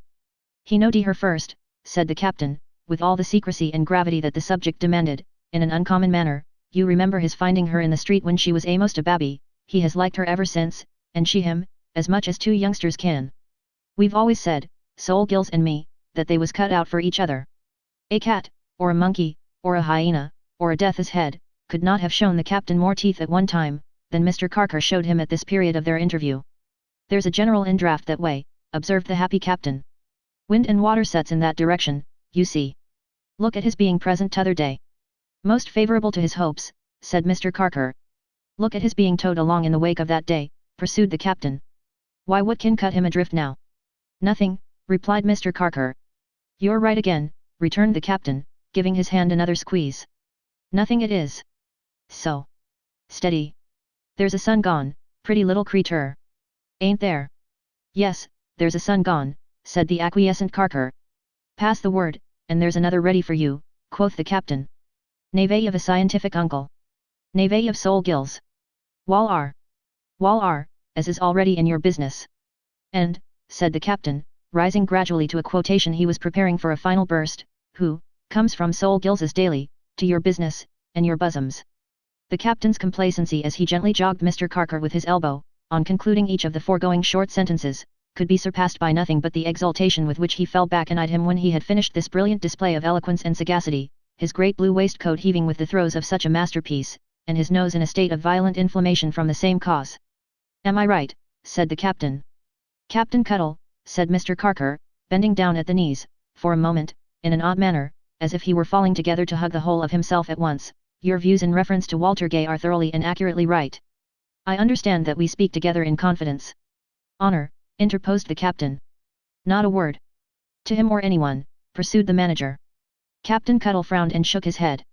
But merely for your own satisfaction and guidance, of course, repeated Mr. Carker, with a view to your future proceedings.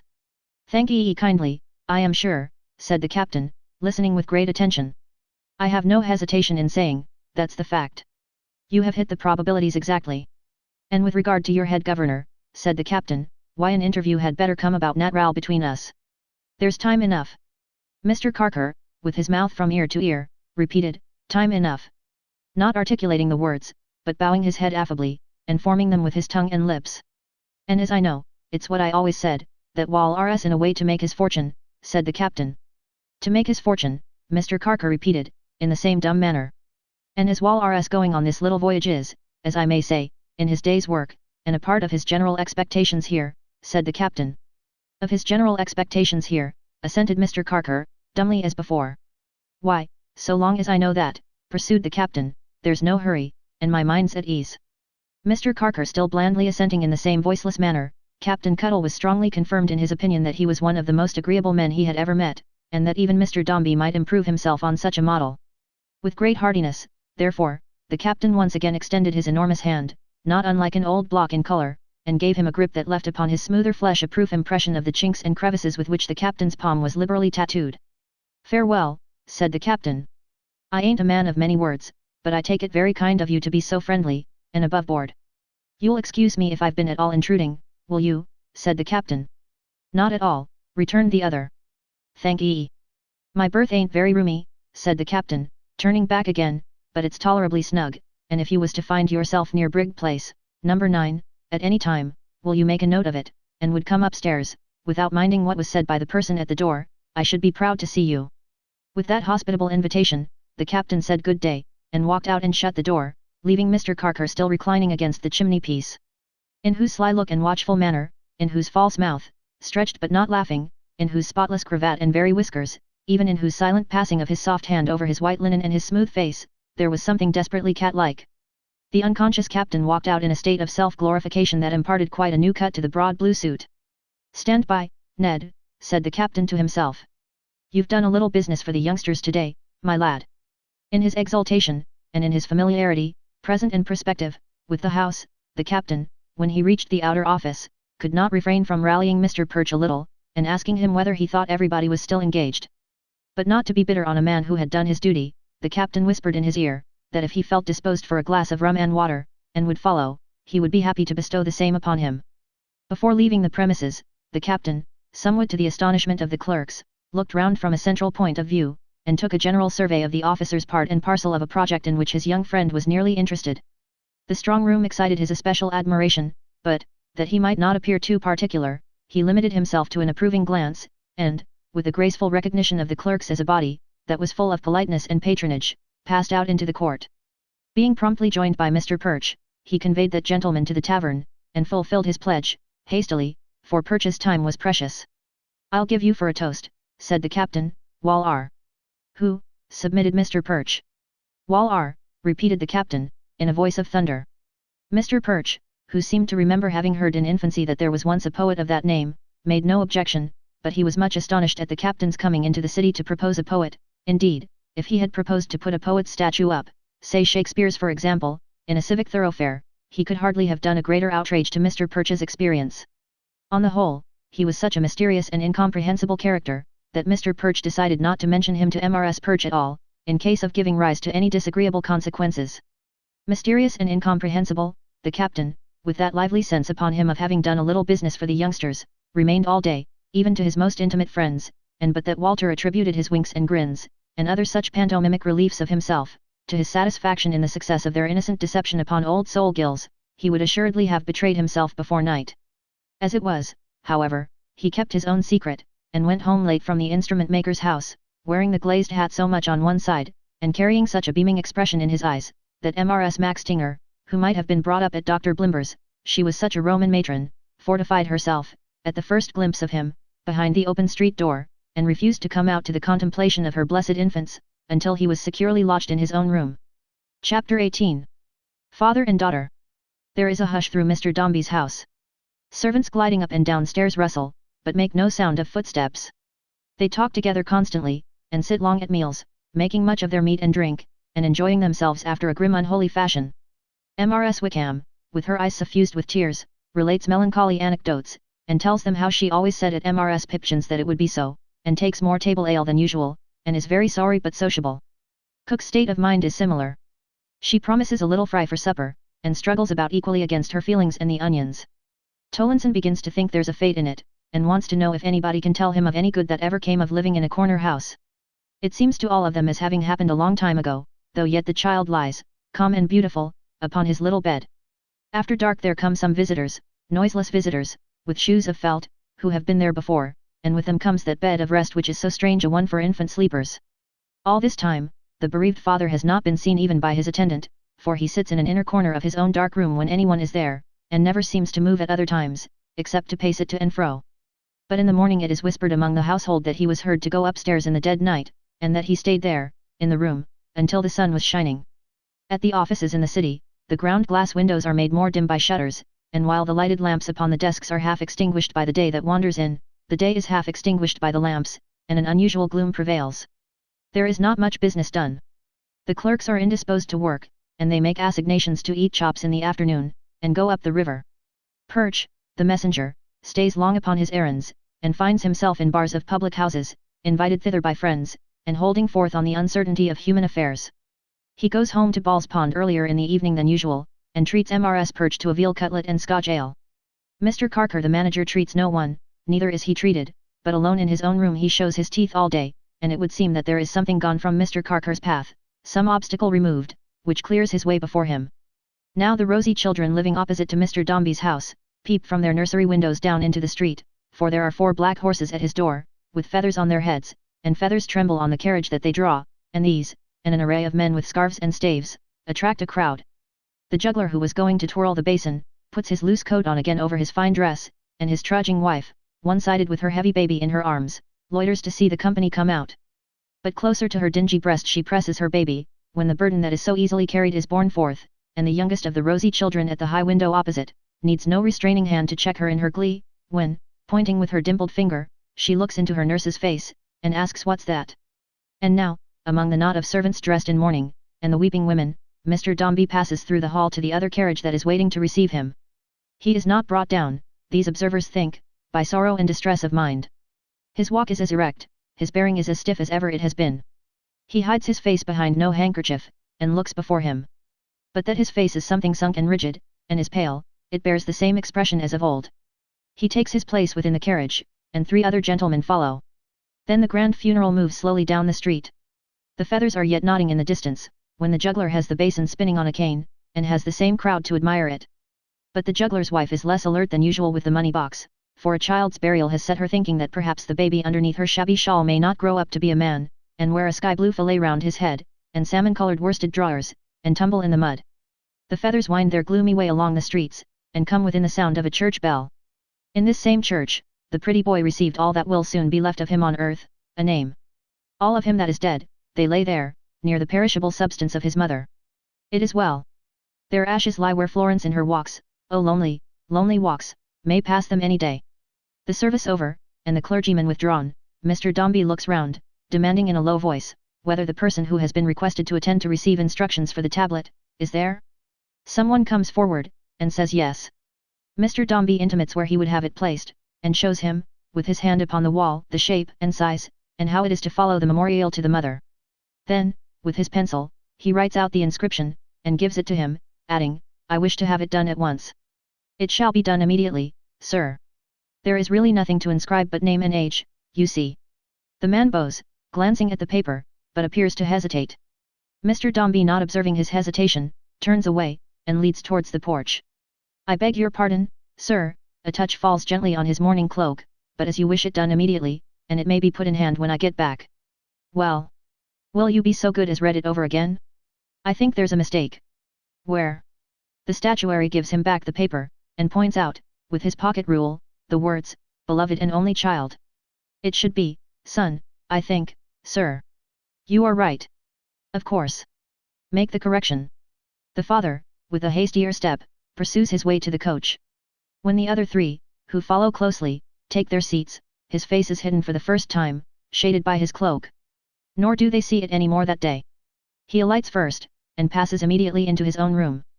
The other mourners, who are only Mr. Chick, and two of the medical attendants, proceed upstairs to the drawing room, to be received by Mrs. Chick and Miss Tox. And what the face is, in the shut-up chamber underneath, or what the thoughts are, what the heart is, what the contest or the suffering, no one knows.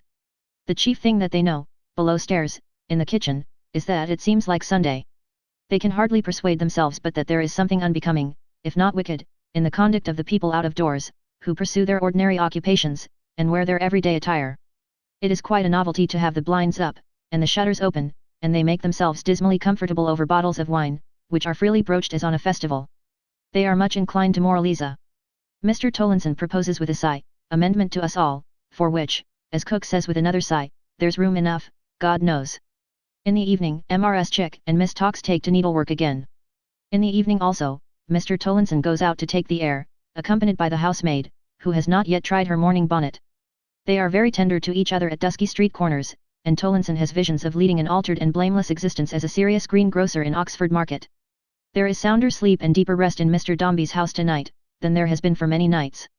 The morning sun awakens the old household, settled down once more in their old ways. The rosy children opposite run past with hoops. There is a splendid wedding in the church. The juggler's wife is active with the money box in another quarter of the town. The mason sings and whistles as he chips out paul in the marble slab before him. And can it be that in a world so full and busy, the loss of one weak creature makes a void in any heart, so wide and deep that nothing but the width and depth of vast eternity can fill it up? Florence, in her innocent affliction, might have answered, "Oh my brother, oh my dearly loved and loving brother! Only friend and companion of my slighted childhood! Could any less idea shed the light already dawning on your early grave, or give birth to the softened sorrow that is springing into life beneath this rain of tears?" "My dear child," said Mrs. Chick, who held it as a duty incumbent on her, to improve the occasion, "when you are as old as I am." "Which will be the prime of life," observed Miss Tox. "You will then," pursued Mrs. Chick, gently squeezing Miss Tox's hand in acknowledgement of her friendly remark, "you will then know that all grief is unavailing, and that it is our duty to submit." "I will try, dear aunt, I do try," answered Florence, sobbing. "I am glad to hear it," said Mrs. Chick, "because, my love, as our dear Miss Tox, of whose sound sense and excellent judgment, there cannot possibly be two opinions." "My dear Louisa, I shall really be proud, soon," said Miss Tox. "Will tell you, and confirm by her experience," pursued Mrs. Chick, "we are called upon on all occasions to make an effort it is required of us. If any, my dear," turning to Miss Tox, "I want a word." Miss Demeanor," suggested Miss Tox. No, said Mrs. Chick, "how can you? Goodness me, it's on the end of my tongue." "Miss Placed affection," suggested Miss Tox, timidly. "Good gracious, Lucretia," returned Mrs. Chick, "how very monstrous. Misanthrope, is the word I want. The idea. Misplaced affection. I say, if any misanthrope were to put, in my presence, the question why were we born? I should reply, to make an effort." "Very good indeed," said Miss Tox, much impressed by the originality of the sentiment. "Very good. Unhappily," pursued Mrs. Chick, "we have a warning under our own eyes. We have but too much reason to suppose, my dear child, that if an effort had been made in time, in this family, a train of the most trying and distressing circumstances might have been avoided." "Nothing shall ever persuade me," observed the good matron, with a resolute air, "but that if that effort had been made by poor dear Fanny, the poor dear darling child would at least have had a stronger constitution." Mrs. Chick abandoned herself to her feelings for half a moment, but, as a practical illustration of her doctrine, brought herself up short, in the middle of a sob, and went on again. "Therefore, Florence, pray let us see that you have some strength of mind, and do not selfishly aggravate the distress in which your poor papa is plunged." "Dear aunt," said Florence, kneeling quickly down before her, that she might the better and more earnestly look into her face. "Tell me more about Papa. Pray tell me about him. Is he quite heartbroken?" Miss Tox was of a tender nature, and there was something in this appeal that moved her very much. Whether she saw it in a succession, on the part of the neglected child, to the affectionate concern so often expressed by her dead brother, or a love that sought to twine itself about the heart that had loved him, and that could not bear to be shut out from sympathy with such a sorrow, in such sad community of love and grief, or whether she only recognized the earnest and devoted spirit which, although discarded and repulsed, was wrung with tenderness long unreturned, and in the waste end solitude of this bereavement cried to him to seek a comfort in it, and to give some, by some small response, whatever may have been her understanding of it. It moved Miss Tox.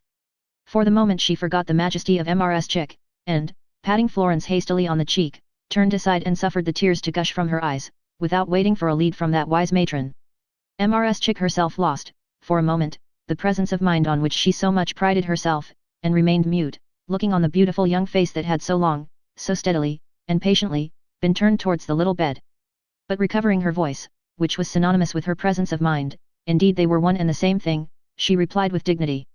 "Florence, my dear child, your poor papa is peculiar at times, and to question me about him, is to question me upon a subject which I really do not pretend to understand. I believe I have as much influence with your papa as anybody has. Still, all I can say is, that he has said very little to me, and that I have only seen him once or twice for a minute at a time, and indeed have hardly seen him then, for his room has been dark. I have said to your papa, 'Paul,' that is the exact expression I used, 'Paul, why do you not take something stimulating?' Your papa's reply has always been, 'Louisa, have the goodness to leave me. I want nothing. I am better by myself.' If I was to be put upon my oath tomorrow, Lucretia, before a magistrate," said Mrs. Chick, "I have no doubt I could venture to swear to those identical words." Miss Tox expressed her admiration by saying, "My Louisa is ever methodical."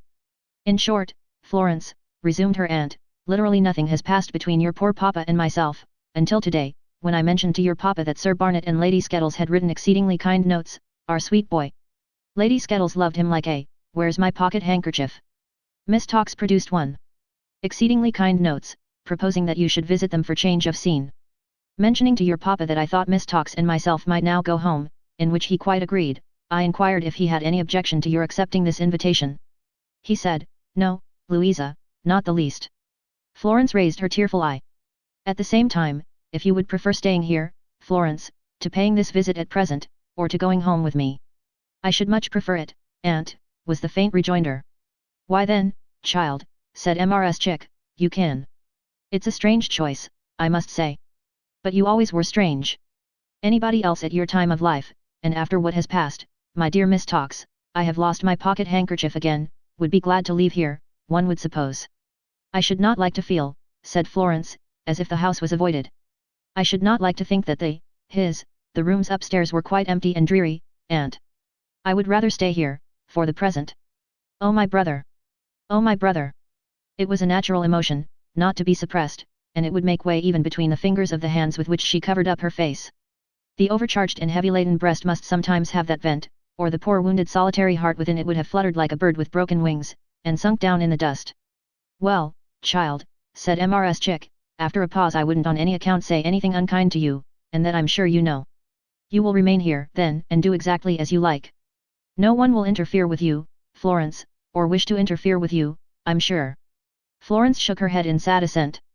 "I had no sooner begun to advise your poor papa that he really ought to seek some distraction and restoration in a temporary change," said Mrs. Chick, "than he told me he had already formed the intention of going into the country for a short time. I'm sure I hope he'll go very soon. He can't go too soon. But I suppose there are some arrangements connected with his private papers and so forth, consequent on the affliction that has tried us all so much. I can't think what's become of mine. Lucretia, lend me yours, my dear, that may occupy him for 1 or 2 evenings in his own room." "Your papa's a Dombey, child, if ever there was one," said Mrs. Chick, drying both her eyes at once with great care on opposite corners of Miss Tox's handkerchief. "He'll make an effort. There's no fear of him."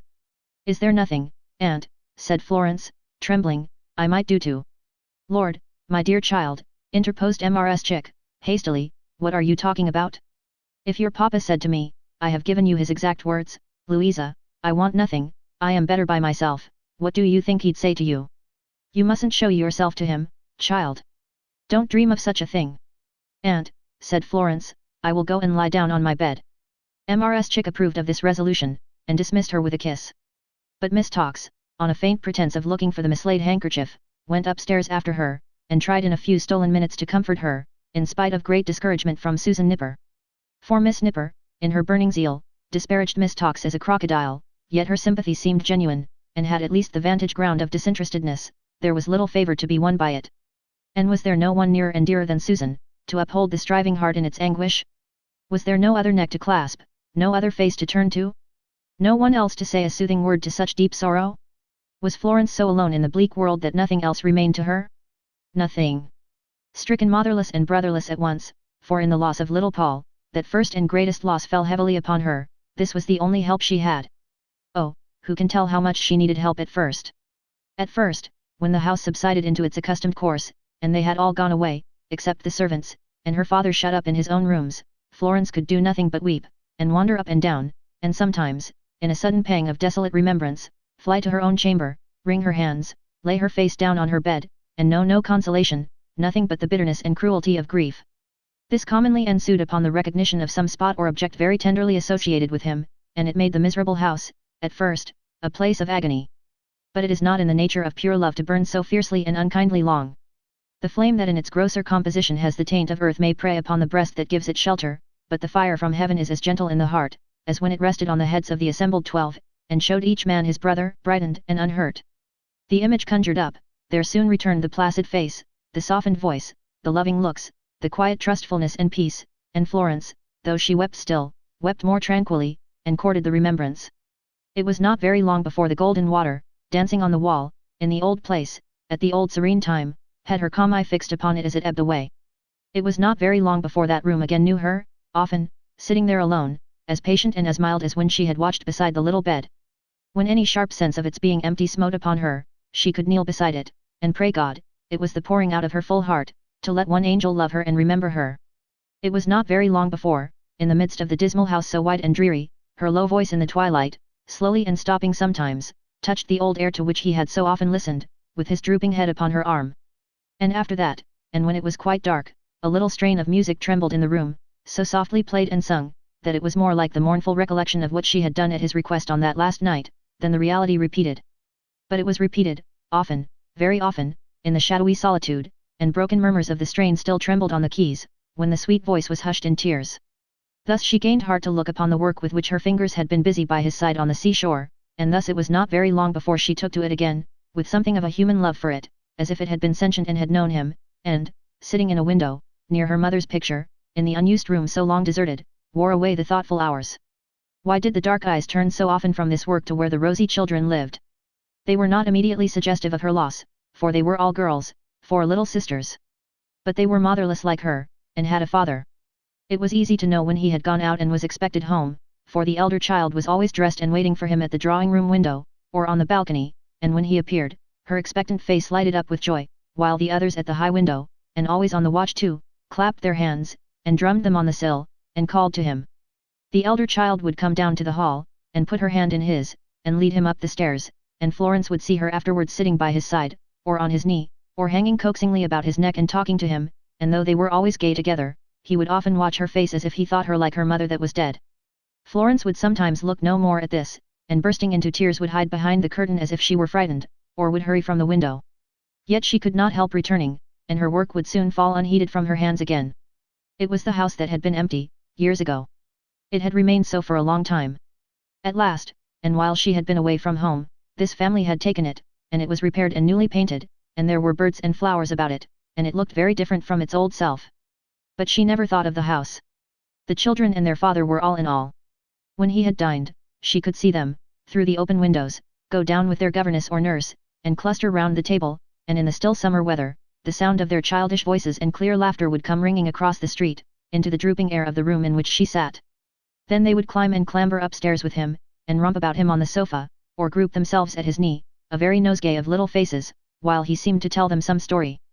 Or they would come running out into the balcony, and then Florence would hide herself quickly, lest it should check them in their joy, to see her in her black dress, sitting there alone. The elder child remained with her father when the rest had gone away, and made his tea for him, happy little housekeeper she was then, and sat conversing with him, sometimes at the window, sometimes in the room, until the candles came. He made her his companion, though she was some years younger than Florence, and she could be as staid and pleasantly demure, with her little book or work box, as a woman. When they had candles, Florence from her own dark room was not afraid to look again. But when the time came for the child to say good night, Papa, and go to bed, Florence would sob and tremble as she raised her face to him, and could look no more. Though still she would turn, again and again, before going to bed herself from the simple air that had lulled him to rest so often, long ago, and from the other low soft broken strain of music, back to that house. But that she ever thought of it, or watched it, was a secret which she kept within her own young breast. And did that breast of Florence, so ingenuous and true, so worthy of the love that he had borne her, and had whispered in his last faint words, whose guileless heart was mirrored in the beauty of her face, and breathed in every accent of her gentle voice, did that young breast hold any other secret? Yes. One more. When no one in the house was stirring, and the lights were all extinguished, she would softly leave her own room, and with noiseless feet descend the staircase, and approach her father's door. Against it, scarcely breathing, she would rest her face and head, and press her lips, in the yearning of her love. She crouched upon the cold stone floor outside it, every night, to listen even for his breath, and in her one absorbing wish to be allowed to show him some affection, to be a consolation to him, to win him over to the endurance of some tenderness from her, his solitary child, she would have knelt down at his feet, if she had dared, in humble supplication. No one knew it. No one thought of it. The door was ever closed, and he shut up within. He went out once or twice, and it was said in the house that he was very soon going on his country journey, but he lived in those rooms, and lived alone, and never saw her, or inquired for her. Perhaps he did not even know that she was in the house. One day, about a week after the funeral, Florence was sitting at her work, when Susan appeared, with a face half laughing and half crying, to announce a visitor. A visitor? To me, Susan, said Florence, looking up in astonishment. Well, it is a wonder, ain't it now, Miss Floy, said Susan, but I wish you had a many visitors, I do, indeed, for you'd be all the better for it, and it's my opinion that the sooner you and me goes even to them old Skettleses, miss, the better for both. I may not wish to live in crowds, Miss Floy, but still I'm not a oyster. To do Miss Nipper justice, she spoke more for her young mistress than herself, and her face showed it. But the visitor, Susan, said Florence. Susan, with an hysterical explosion that was as much a laugh as a sob, and as much a sob as a laugh, answered. Mr. Toots. The smile that appeared on Florence's face passed from it in a moment, and her eyes filled with tears. But at any rate it was a smile, and that gave great satisfaction to Miss Nipper. My own feelings exactly, Miss Floy, said Susan, putting her apron to her eyes, and shaking her head. Immediately I see that innocent in the hall, Miss Floy, I burst out laughing first, and then I choked. Susan Nipper involuntarily proceeded to do the like again on the spot. In the meantime Mr. Toots, who had come upstairs after her, all unconscious of the effect he produced, announced himself with his knuckles on the door, and walked in very briskly. How do you do, Miss Dombey, said Mr. Toots. I'm very well, I thank you, how are you?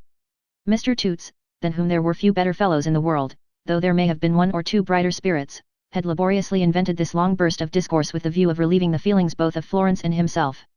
But finding that he had run through his property, as it were, in an injudicious manner, by squandering the whole before taking a chair, or before Florence had uttered a word, or before he had well got in at the door, he deemed it advisable to begin again. How do you do, Miss Dombey, said Mr. Toots. I'm very well, I thank you, how are you? Florence gave him her hand, and said she was very well. I'm very well indeed, said Mr. Toots, taking a chair. Very well indeed, I am. I don't remember, said Mr. Toots, after reflecting a little, that I was ever better, thank you. It's very kind of you to come, said Florence, taking up her work, I am very glad to see you. Mr. Toots responded with a chuckle. Thinking that might be too lively, he corrected it with a sigh. Thinking that might be too melancholy, he corrected it with a chuckle. Not thoroughly pleasing himself with either mode of reply, he breathed hard. You were very kind to my dear brother, said Florence, obeying her own natural impulse to relieve him by saying so. He often talked to me about you. Oh, it's of no consequence, said Mr. Toots hastily. Warm, ain't it? It is beautiful weather, replied Florence. It agrees with me, said Mr. Toots. I don't think I ever was so well as I find myself at present, I'm obliged to you. After stating this curious and unexpected fact, Mr. Toots fell into a deep well of silence. You have left Dr. Blimber's, I think, said Florence, trying to help him out. I should hope so, returned Mr. Toots. And tumbled in again. He remained at the bottom, apparently drowned, for at least 10 minutes. At the expiration of that period, he suddenly floated, and said. Well. Good morning, Miss Dombey. Are you going? Asked Florence, rising. I don't know, though. No, not just at present, said Mr. Toots, sitting down again, most unexpectedly. The fact is, I say, Miss Dombey. Don't be afraid to speak to me, said Florence, with a quiet smile. I should be very glad if you would talk about my brother. Would you, though, retorted Mr. Toots, with sympathy in every fibre of his otherwise expressionless face. Poor Dombey. I'm sure I never thought that Burgess & Co., fashionable tailors, but very dear, that we used to talk about, would make this suit of clothes for such a purpose. Mr. Toots was dressed in mourning. Poor Dombey. I say. Miss Dombey, blubbered Toots. Yes, said Florence. There's a friend he took to very much at last. I thought you'd like to have him, perhaps, as a sort of keepsake. You remember his remembering Diogenes. Oh yes, cried Florence. Poor Dombey. So do I, said Mr. Toots. Mr. Toots, seeing Florence in tears, had great difficulty in getting beyond this point, and had nearly tumbled into the well again. But a chuckle saved him on the brink. I say, he proceeded, Miss Dombey. I could have had him stolen for 10 shillings, if they hadn't given him up, and I would, but they were glad to get rid of him, I think. If you'd like to have him, he's at the door. I brought him on purpose for you. He ain't a lady's dog, you know, said Mr. Toots, but you won't mind that, will you? In fact, Diogenes was at that moment, as they presently ascertained from looking down into the street, staring through the window of a hackney cabriolet, into which, for conveyance to that spot, he had been ensnared, on a false pretence of rats among the straw. Sooth to say, he was as unlike a lady's dog as might be, and in his gruff anxiety to get out, presented an appearance sufficiently unpromising, as he gave short yelps out of one side of his mouth, and overbalancing himself by the intensity of every one of those efforts, tumbled down into the straw, and then sprung panting up again, putting out his tongue, as if he had come express to a dispensary to be examined for his health. But though Diogenes was as ridiculous a dog as one would meet with on a summer's day, a blundering, ill-favoured, clumsy, bullet-headed dog, continually acting on a wrong idea that there was an enemy in the neighbourhood, whom it was meritorious to bark at, and though he was far from good-tempered, and certainly was not clever, and had hair all over his eyes, and a comic nose, and an inconsistent tail, and a gruff voice, he was dearer to Florence, in virtue of that parting remembrance of him, and that request that he might be taken care of, than the most valuable and beautiful of his kind. So dear, indeed, was this same ugly Diogenes, and so welcome to her, that she took the jewelled hand of Mr. Toots and kissed it in her gratitude. And when Diogenes, released, came tearing up the stairs and bouncing into the room, such a business as there was, first, to get him out of the cabriolet, dived under all the furniture, and wound a long iron chain, that dangled from his neck, round legs of chairs and tables, and then tugged at it until his eyes became unnaturally visible, in consequence of their nearly starting out of his head, and when he growled at Mr. Toots, who affected familiarity, and went pell-mell at Tollinson, morally convinced that he was the enemy whom he had barked at round the corner all his life and had never seen yet, Florence was as pleased with him as if he had been a miracle of discretion. Mr. Toots was so overjoyed by the success of his present, and was so delighted to see Florence bending down over Diogenes, smoothing his coarse back with her little delicate hand, Diogenes graciously allowing it from the first moment of their acquaintance, that he felt it difficult to take leave, and would, no doubt, have been a much longer time in making up his mind to do so, if he had not been assisted by Diogenes himself, who suddenly took it into his head to bay Mr. Toots, and to make short runs at him with his mouth open. Not exactly seeing his way to the end of these demonstrations, and sensible that they placed the pantaloons constructed by the art of Burgess & Co. in jeopardy, Mr. Toots, with chuckles, lapsed out at the door, by which, after looking in again 2 or 3 times, without any object at all, and being on each occasion greeted with a fresh run from Diogenes, he finally took himself off and got away. Come, then, dear D. Make friends with your new mistress. Let us love each other, D, said Florence, fondling his shaggy head.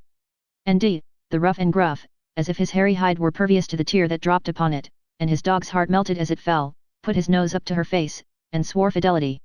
Diogenes the man did not speak plainer to Alexander the Great than Diogenes the dog spoke to Florence. He subscribed to the offer of his little mistress cheerfully, and devoted himself to her service. A banquet was immediately provided for him in a corner, and when he had eaten and drunk his fill, he went to the window where Florence was sitting, looking on, rose up on his hind legs, with his awkward 4 paws on her shoulders, licked her face and hands, nestled his great head against her heart, and wagged his tail till he was tired. Finally, Diogenes coiled himself up at her feet and went to sleep. Although Miss Nipper was nervous in regard of dogs, and felt it necessary to come into the room with her skirts carefully collected about her, as if she were crossing a brook on stepping stones, also to utter little screams and stand up on chairs when Diogenes stretched himself, she was in her own manner affected by the kindness of Mr. Toots, and could not see Florence so alive to the attachment and society of this rude friend of little Paul's, without some mental comments thereupon that brought the water to her eyes. Mr. Dombey, as a part of her reflections, may have been, in the association of ideas, connected with the dog, but, at any rate, after observing Diogenes and his mistress all the evening, and after exerting herself with much goodwill to provide Diogenes a bed in an antechamber outside his mistress's door, she said hurriedly to Florence, before leaving her for the night. "Your pa's a-going off, Miss Floy, tomorrow morning." "Tomorrow morning, Susan?" "Yes, miss, that's the orders." "Early." "Do you know," asked Florence, without looking at her, "where Papa is going, Susan?" "Not exactly, miss. He's going to meet that precious Major first, and I must say if I was acquainted with any Major myself, which heavens forbid, it shouldn't be a blue one." "Hush, Susan," urged Florence gently. "Well, Miss Floy," returned Miss Nipper, who was full of burning indignation, and minded her stops even less than usual. "I can't help it, blue he is, and while I was a Christian, although humble, I would have natural coloured friends, or none." It appeared from what she added and had gleaned downstairs, that Mrs. Chick had proposed the Major for Mr. Dombey's companion, and that Mr. Dombey, after some hesitation, had invited him. "Talk of him being a change, indeed," observed Miss Nipper to herself with boundless contempt. "If he's a change, give me a constancy." "Good night, Susan," said Florence. "Good night, my darling dear Miss Floy." Her tone of commiseration smote the chord so often roughly touched, but never listened to while she or anyone looked on. Florence, left alone, laid her head upon her hand, and pressing the other over her swelling heart, held free communication with her sorrows. It was a wet night, and the melancholy rain fell pattering and dropping with a weary sound. A sluggish wind was blowing, and went moaning round the house, as if it were in pain or grief. A shrill noise quivered through the trees. While she sat weeping, it grew late, and dreary midnight tolled out from the steeples. Florence was little more than a child in years, not yet 14, and the loneliness and gloom of such an hour in the great house where death had lately made its own tremendous devastation, might have set an older fancy brooding on vague terrors. But her innocent imagination was too full of one theme to admit them. Nothing wandered in her thoughts but love, a wandering love, indeed, and cast away, but turning always to her father. There was nothing in the dropping of the rain, the moaning of the wind, the shuddering of the trees, the striking of the solemn clocks, that shook this one thought, or diminished its interest. Her recollections of the dear dead boy, and they were never absent, were itself the same thing. And oh, to be shut out, to be so lost, never to have looked into her father's face or touched him, since that hour. She could not go to bed, poor child, and never had gone yet, since then, without making her nightly pilgrimage to his door. It would have been a strange sad sight, to see her now, stealing lightly down the stairs through the thick gloom, and stopping at it with a beating heart, and blinded eyes, and hair that fell down loosely and unthought of, and touching it outside with her wet cheek. But the night covered it, and no one knew. The moment that she touched the door on this night, Florence found that it was open. For the first time it stood open, though by but a hair's breadth, and there was a light within. The first impulse of the timid child, and she yielded to it, was to retire swiftly. Her next, to go back, and to enter, and this second impulse held her in irresolution on the staircase. In its standing open, even by so much as that chink, there seemed to be hope. There was encouragement in seeing a ray of light from within, stealing through the dark stern doorway, and falling in a thread upon the marble floor. She turned back, hardly knowing what she did, but urged on by the love within her, and the trial they had undergone together, but not shared, and with her hands a little raised and trembling, glided in. Her father sat at his old table in the middle room. He had been arranging some papers, and destroying others, and the latter lay in fragile ruins before him. The rain dripped heavily upon the glass panes in the outer room, where he had so often watched poor Paul, a baby, and the low complainings of the wind were heard without. But not by him. He sat with his eyes fixed on the table, so immersed in thought, that a far heavier tread than the light foot of his child could make, might have failed to rouse him. His face was turned towards her. By the waning lamp, and at that haggard hour, it looked worn and dejected, and in the utter loneliness surrounding him, there was an appeal to Florence that struck home. "Papa! Papa! Speak to me, dear Papa!" He started at her voice, and leaped up from his seat. She was close before him with extended arms, but he fell back. "What is the matter?" he said, sternly. "Why do you come here? What has frightened you?" If anything had frightened her, it was the face he turned upon her. The glowing love within the breast of his young daughter froze before it, and she stood and looked at him as if stricken into stone. There was not one touch of tenderness or pity in it. There was not one gleam of interest, parental recognition, or relenting in it. There was a change in it, but not of that kind. The old indifference and cold constraint had given place to something, what, she never thought and did not dare to think, and yet she felt it in its force, and knew it well without a name, that as it looked upon her, seemed to cast a shadow on her head. Did he see before him the successful rival of his son in health and life? Did he look upon his own successful rival in that son's affection? Did a mad jealousy and withered pride poison sweet remembrances that should have endeared and made her precious to him? Could it be possible that it was gall to him to look upon her in her beauty and her promise, thinking of his infant boy? Florence had no such thoughts. But love is quick to know when it is spurned and hopeless, and hope died out of hers, as she stood looking in her father's face. I ask you, Florence, are you frightened? Is there anything the matter, that you come here? I came, Papa. Against my wishes. Why? She saw he knew why, it was written broadly on his face, and dropped her head upon her hands with one prolonged low cry. Let him remember it in that room, years to come. It has faded from the air, before he breaks the silence. It may pass as quickly from his brain, as he believes, but it is there. Let him remember it in that room, years to come. He took her by the arm. His hand was cold and loose and scarcely closed upon her. You are tired, I dare say, he said, taking up the light, and leading her towards the door, and want rest. We all want rest. Go, Florence. You have been dreaming. The dream she had had, was over then, God help her. And she felt that it could never more come back. I will remain here to light you up the stairs. The whole house is yours above there, said her father, slowly. You are its mistress now. Good night. Still covering her face, she sobbed, and answered good night, dear Papa, and silently ascended. Once she looked back as if she would have returned to him, but for fear. It was a momentary thought, too hopeless to encourage, and her father stood there with the light, hard, unresponsive, motionless, until the fluttering dress of his fair child was lost in the darkness. Let him remember it in that room, years to come. The rain that falls upon the roof, the wind that mourns outside the door, may have foreknowledge in their melancholy sound. Let him remember it in that room, years to come. The last time he had watched her, from the same place, winding up those stairs, she had had her brother in her arms. It did not move his heart towards her now, it steeled it, but he went into his room, and locked his door, and sat down in his chair, and cried for his lost boy. Diogenes was broad awake upon his post, and waiting for his little mistress. Oh, D. Oh, dear D. Love me for his sake. Diogenes already loved her for her own, and didn't care how much he showed it. So he made himself vastly ridiculous by performing a variety of uncouth bounces in the antechamber, and concluded, when poor Florence was at last asleep, and dreaming of the rosy children opposite, by scratching open her bedroom door, rolling up his bed into a pillow, lying down on the boards, at the full length of his tether, with his head towards her, and looking lazily at her, upside down, out of the tops of his eyes, until from winking and winking he fell asleep himself, and dreamed, with gruff barks, of his enemy. Chapter 19. Walter goes away. The wooden midshipman at the instrument maker's door, like the hard-hearted little midshipman he was, remained supremely indifferent to Walter's going away, even when the very last day of his sojourn in the back parlour was on the decline.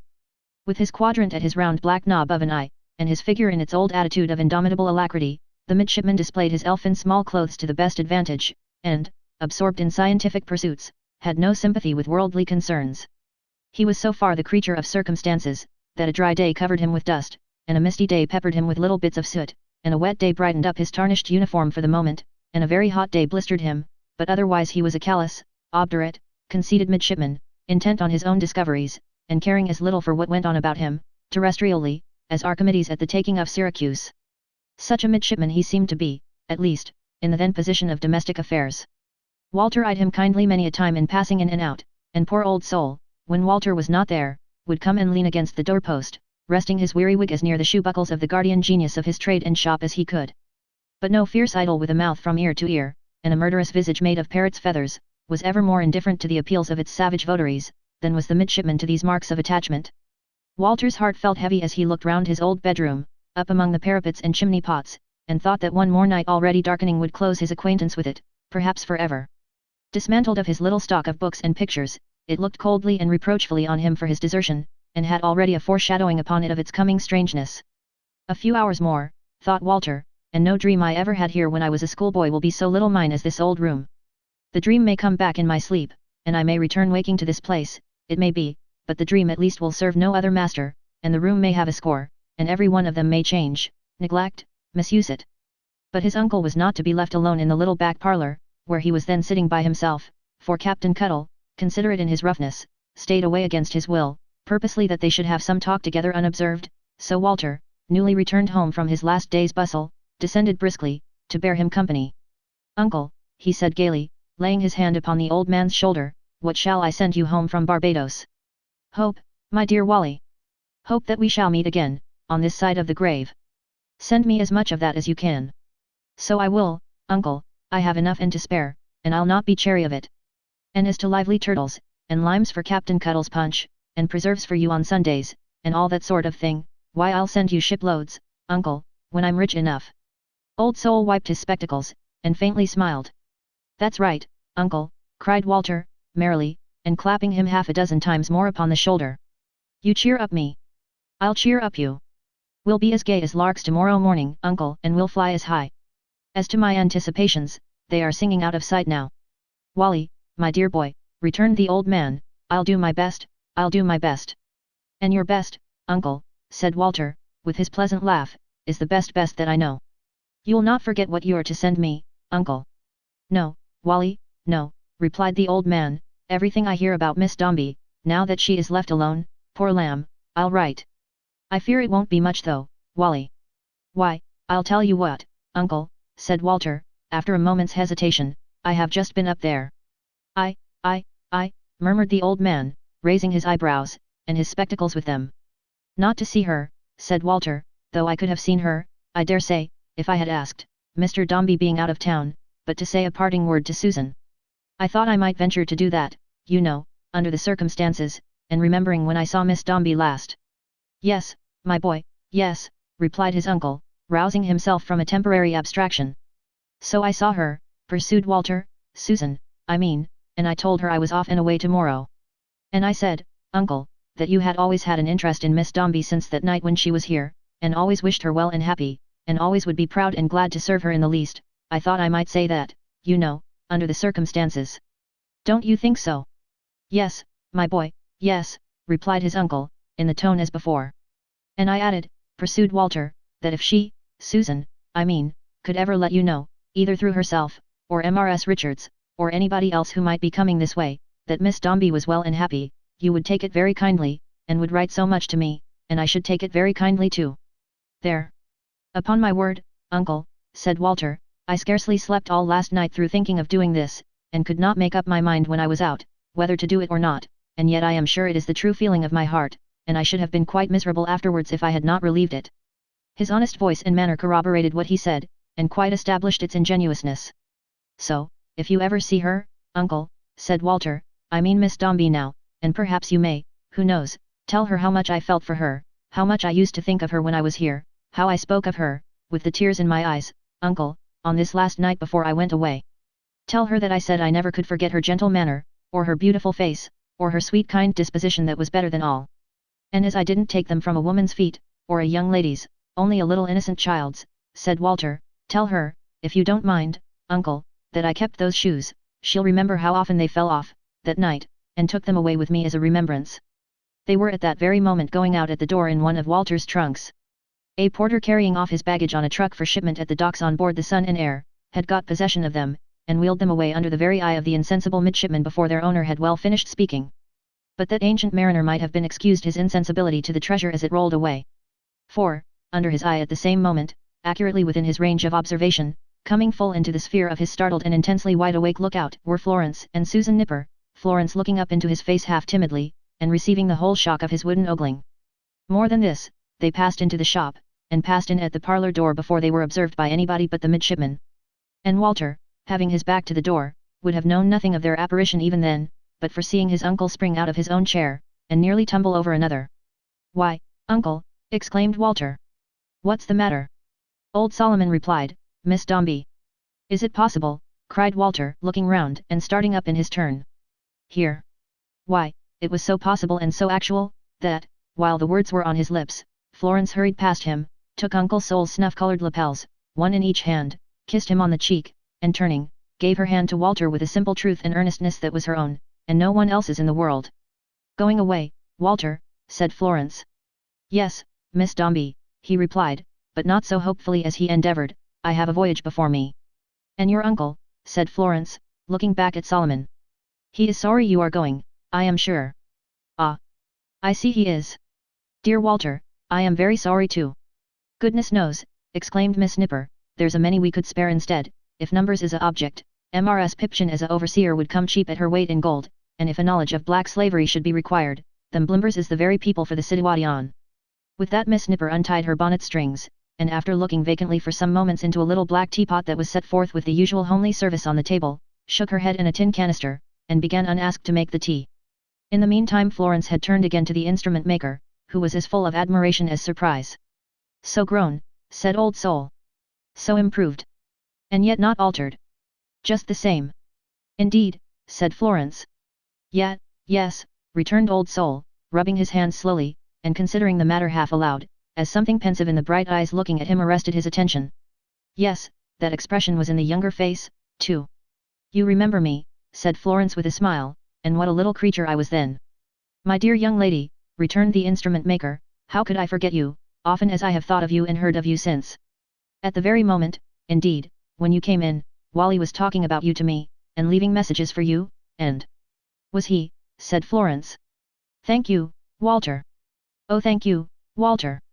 I was afraid you might be going away and hardly thinking of me, and again she gave him her little hand so freely and so faithfully that Walter held it for some moments in his own, and could not bear to let it go. Yet Walter did not hold it as he might have held it once, nor did its touch awaken those old daydreams of his boyhood that had floated past him sometimes even lately, and confused him with their indistinct and broken shapes. The purity and innocence of her endearing manner, and its perfect trustfulness, and the undisguised regard for him that lay so deeply seated in her constant eyes, and glowed upon her fair face through the smile that shaded, for alas! It was a smile too sad to brighten, it, were not of their romantic race. They brought back to his thoughts the early deathbed he had seen her tending, and the love the child had borne her, and on the wings of such remembrances she seemed to rise up, far above his idle fancies, into clearer and serener air. I am afraid I must call you Walter's uncle, sir, said Florence to the old man, if you'll let me. My dear young lady, cried Old Soul. Let you? Good gracious! We always knew you by that name, and talked of you, said Florence, glancing round and sighing gently. The nice old parlour. Just the same. How well I recollect it. Old Soul looked first at her, then at his nephew, and then rubbed his hands, and rubbed his spectacles, and said below his breath, ah, time. There was a short silence, during which Susan Nipper skillfully impounded 2 extra cups and saucers from the cupboard, and awaited the drawing of the tea with a thoughtful air. I want to tell Walter's uncle, said Florence, laying her hand timidly upon the old man's as it rested on the table, to bespeak his attention, something that I am anxious about. He is going to be left alone, and if he will allow me, not to take Walter's place, for that I couldn't do, but to be his true friend and help him if I ever can while Walter is away, I shall be very much obliged to him indeed. Will you? May I, Walter's uncle? The instrument maker, without speaking, put her hand to his lips, and Susan Nipper, leaning back with her arms crossed, in the chair of presidency into which she had voted herself, bit one end of her bonnet strings, and heaved a gentle sigh as she looked up at the skylight. You will let me come to see you, said Florence, when I can, and you will tell me everything about yourself and Walter, and you will have no secrets from Susan when she comes and I do not, but will confide in us, and trust us, and rely upon us. And you'll try to let us be a comfort to you? Will you, Walter's uncle? The sweet face looking into his, the gentle pleading eyes, the soft voice, and the light touch on his arm made the more winning by a child's respect and honor for his age, that gave to all an air of graceful doubt and modest hesitation. These, and her natural earnestness, so overcame the poor old instrument maker, that he only answered. Wally, say a word for me, my dear. I'm very grateful. No, Walter, returned Florence with her quiet smile. Say nothing for him, if you please. I understand him very well, and we must learn to talk together without you, dear Walter. The regretful tone in which she said these latter words, touched Walter more than all the rest. Miss Florence, he replied, with an effort to recover the cheerful manner he had preserved while talking with his uncle, I know no more than my uncle, what to say in acknowledgement of such kindness, I am sure. But what could I say, after all, if I had the power of talking for an hour, except that it is like you. Susan Nipper began upon a new part of her bonnet string, and nodded at the skylight, in approval of the sentiment expressed. Oh, but, Walter, said Florence, there is something that I wish to say to you before you go away, and you must call me Florence, if you please, and not speak like a stranger. Like a stranger, returned Walter, no. I couldn't speak so. I am sure, at least, I couldn't feel like one. But that is not enough, and is not what I mean. For, Walter, added Florence, bursting into tears, he liked you very much, and said before he died that he was fond of you, and said remember Walter, and if you'll be a brother to me, Walter, now that he is gone and I have none on earth, I'll be your sister all my life, and think of you like one wherever we may be. This is what I wish to say, dear Walter, but I cannot say it as I would, because my heart is full." And in its fullness and its sweet simplicity, she held out both her hands to him. Walter, taking them, stooped down and touched the tearful face that neither shrunk nor turned away, nor reddened as he did so, but looked up at him with confidence and truth. In that one moment, every shadow of doubt or agitation passed away from Walter's soul. It seemed to him that he responded to her innocent appeal, beside the dead child's bed, and, in the solemn presence he had seen there, pledged himself to cherish and protect her very image, in his banishment, with brotherly regard, to garner up her simple faith, inviolate, and hold himself degraded if he breathed upon it any thought that was not in her own breast when she gave it to him.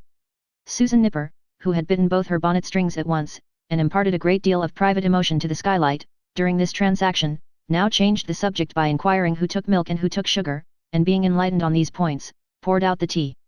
They all four gathered socially about the little table, and took tea under that young lady's active superintendence, and the presence of Florence in the back parlour, brightened the Tartar frigate on the wall.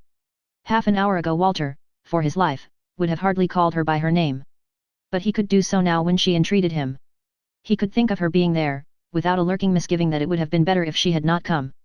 He could calmly think how beautiful she was, how full of promise, what a home some happy man would find in such a heart one day. He could reflect upon his own place in that heart with pride and with a brave determination, if not to deserve it, he still thought that far above him, never to deserve it less. Some fairy influence must surely have hovered round the hands of Susan Nipper when she made the tea, engendering the tranquil air that reigned in the back parlour during its discussion. Some counter-influence must surely have hovered round the hands of Uncle Sol's chronometer, and moved them faster than the Tartar frigate ever went before the wind. Be this as it may, the visitors had a coach in waiting at a quiet corner not far off, and the chronometer, on being incidentally referred to, gave such a positive opinion that it had been waiting a long time, that it was impossible to doubt the fact, especially when stated on such unimpeachable authority. If Uncle Sol had been going to be hanged by his own time, he never would have allowed that the chronometer was too fast, by the least fraction of a second. Florence at parting recapitulated to the old man all that she had said before, and bound him to their compact. Uncle Sol attended her lovingly to the legs of the wooden midshipman, and there resigned her to Walter, who was ready to escort her and Susan Nipper to the coach. "Walter," said Florence, "by the way, I have been afraid to ask before your uncle. Do you think you will be absent very long?" "Indeed," said Walter, "I don't know. I fear so. Mr. Dombey signified as much, I thought, when he appointed me." "Is it a favour, Walter?" inquired Florence, after a moment's hesitation, and looking anxiously in his face. "The appointment," returned Walter. "Yes." Walter would have given anything to have answered in the affirmative, but his face answered before his lips could, and Florence was too attentive to it not to understand its reply. "I am afraid you have scarcely been a favourite with Papa," she said, timidly. "There is no reason," replied Walter, smiling, "why I should be." "No reason, Walter?" "There was no reason," said Walter, understanding what she meant. "There are many people employed in the house. Between Mr. Dombey and a young man like me, there's a wide space of separation. If I do my duty, I do what I ought, and do no more than all the rest." Had Florence any misgiving of which she was hardly conscious, any misgiving that had sprung into an indistinct and undefined existence since that recent night when she had gone down to her father's room, that Walter's accidental interest in her, and early knowledge of her, might have involved him in that powerful displeasure and dislike? Had Walter any such idea, or any sudden thought that it was in her mind at that moment? Neither of them hinted at it. Neither of them spoke at all, for some short time. Susan, walking on the other side of Walter, eyed them both sharply, and certainly Miss Nipper's thoughts travelled in that direction, and very confidently too. "You may come back very soon," said Florence, "perhaps, Walter." "I may come back," said Walter, "an old man, and find you an old lady. But I hope for better things." "Papa," said Florence, after a moment, will recover from his grief, and speak more freely to me one day, perhaps, and if he should, I will tell him how much I wish to see you back again, and ask him to recall you for my sake." There was a touching modulation in these words about her father, that Walter understood too well.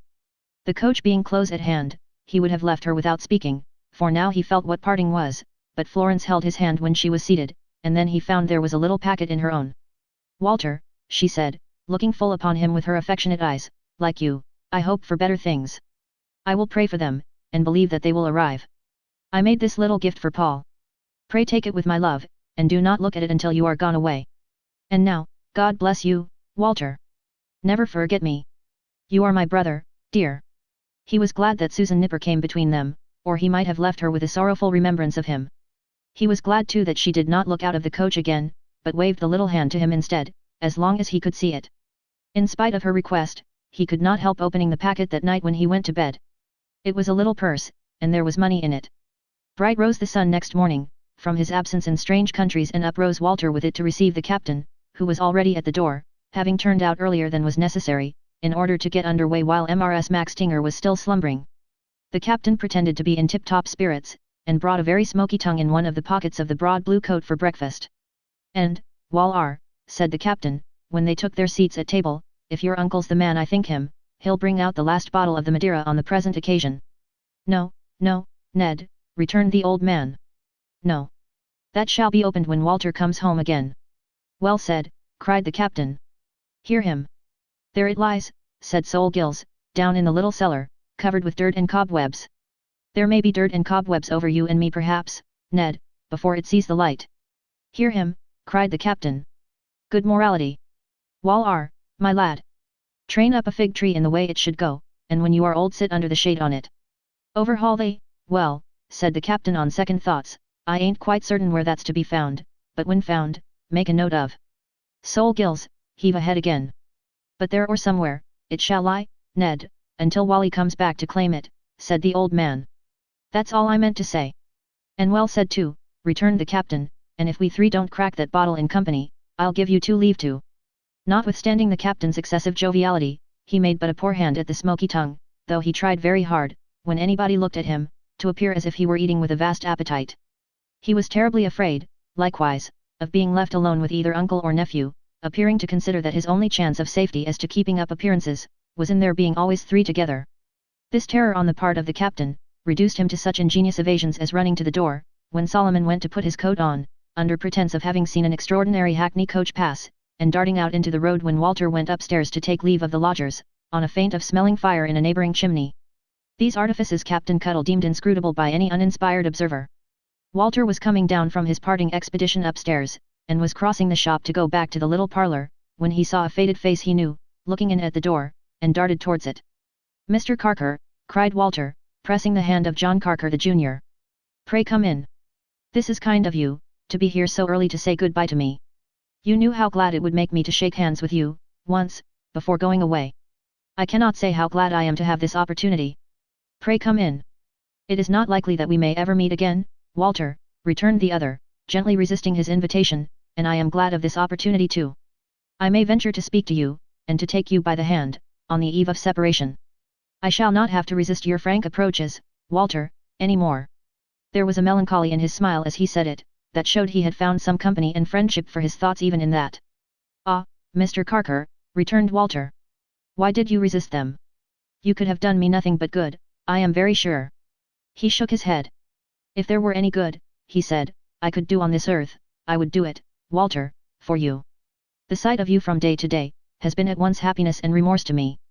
But the pleasure has outweighed the pain. I know that, now, by knowing what I lose.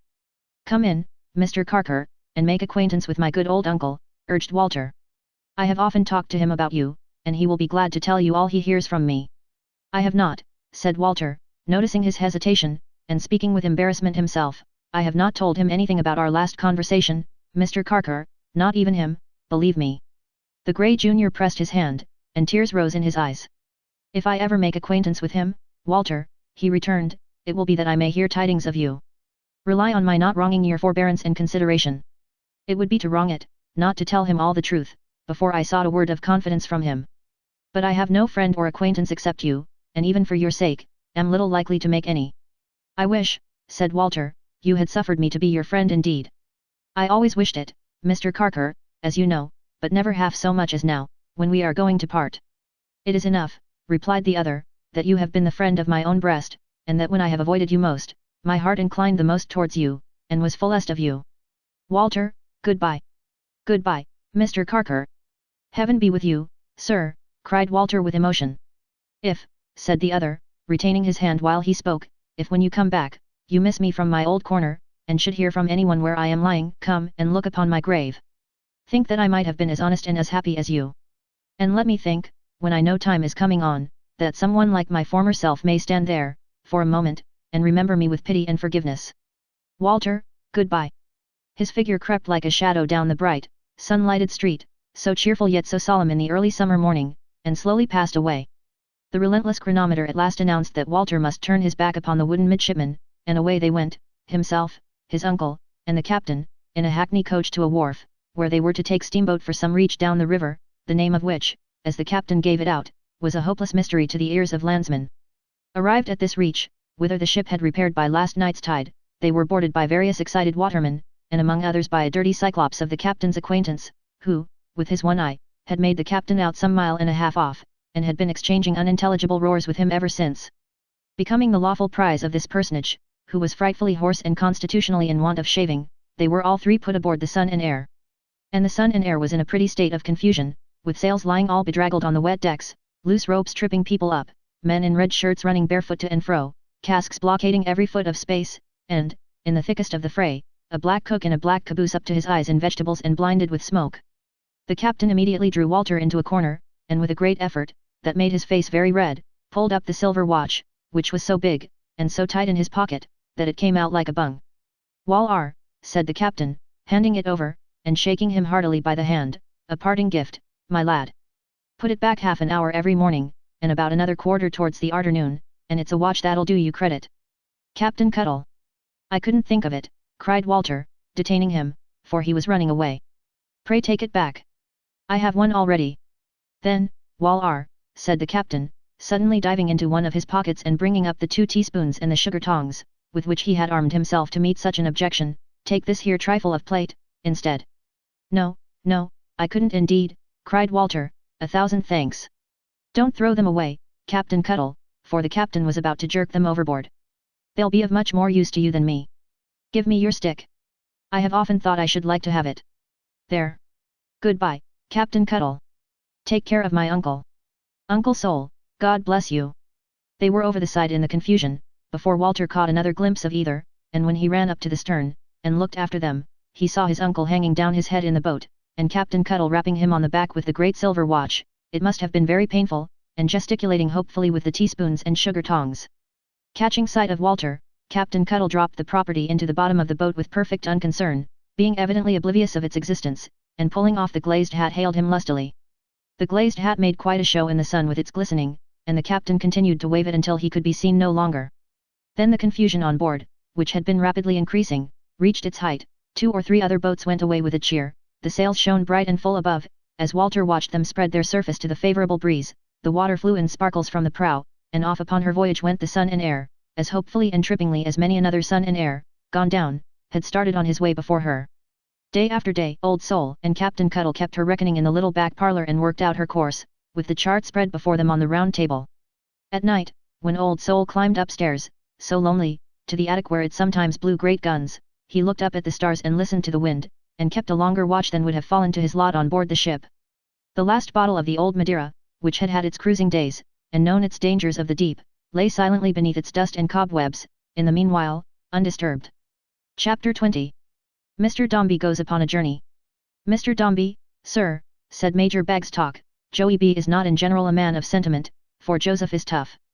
But Joe has his feelings, sir, and when they are awakened, damn, Mr. Dombey," cried the Major with sudden ferocity, "this is weakness, and I won't submit to it."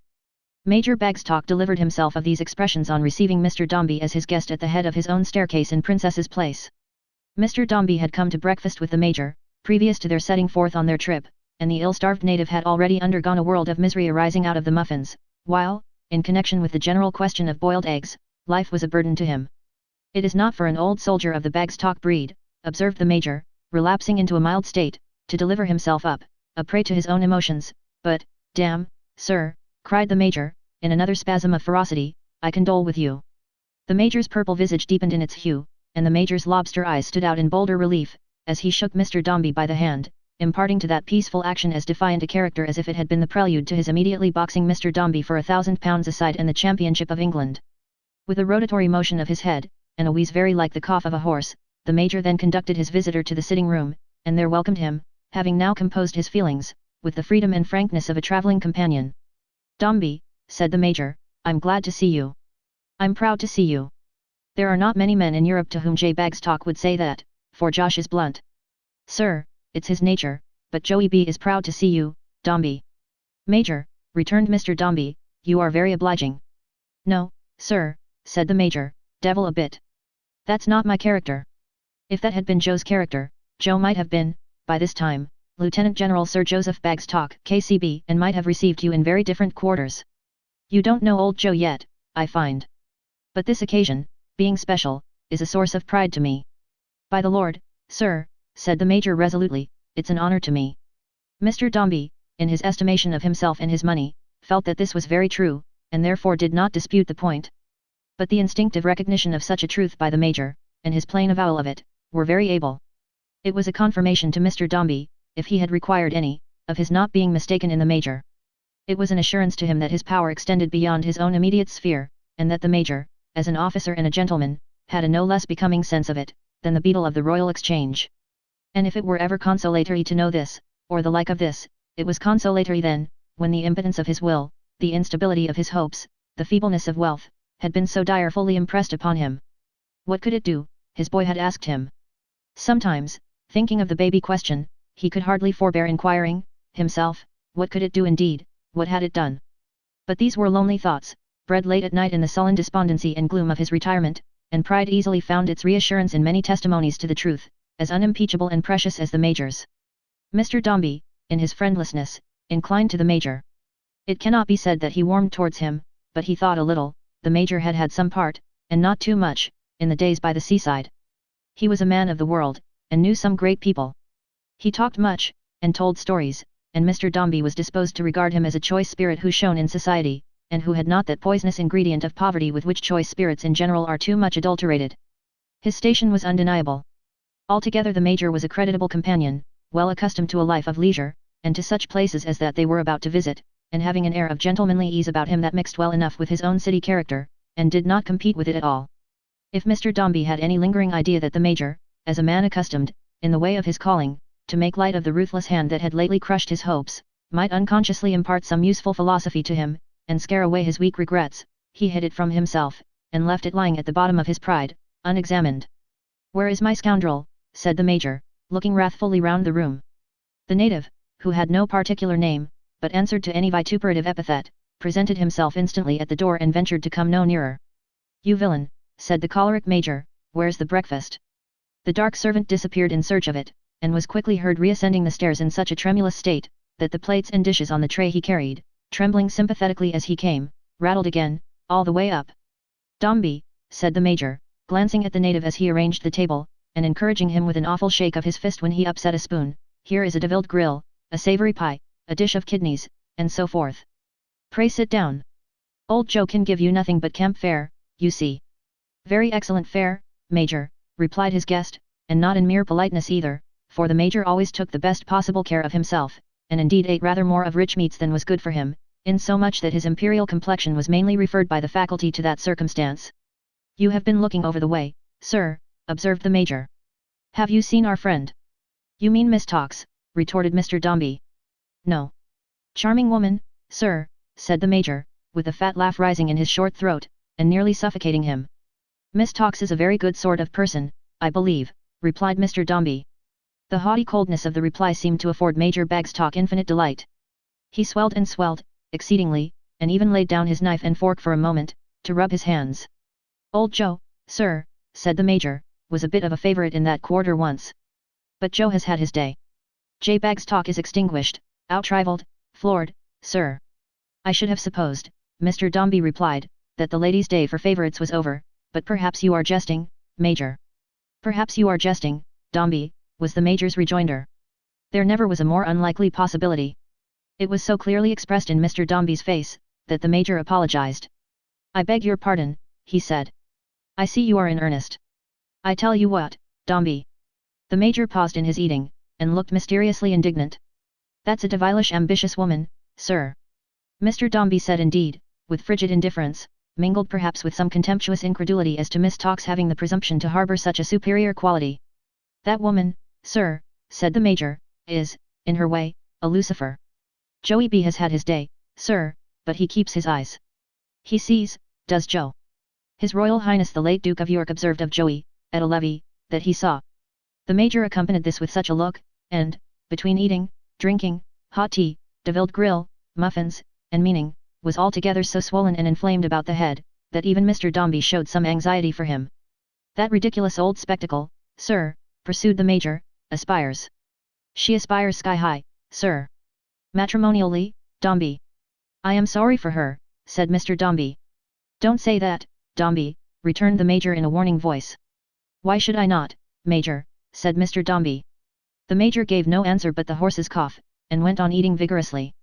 She has taken an interest in your household, said the Major, stopping short again, and has been a frequent visitor at your house for some time now. Yes, replied Mr. Dombey with great stateliness, Miss Tox was originally received there, at the time of Mrs. Dombey's death, as a friend of my sister's, and being a well-behaved person, and showing a liking for the poor infant, she was permitted, may I say encouraged, to repeat her visits with my sister, and gradually to occupy a kind of footing of familiarity in the family. I have, said Mr. Dombey, in the tone of a man who was making a great and valuable concession, I have a respect for Miss Tox. She has been so obliging as to render many little services in my house, trifling and insignificant services perhaps, Major, but not to be disparaged on that account, and I hope I have had the good fortune to be enabled to acknowledge them by such attention and notice as it has been in my power to bestow.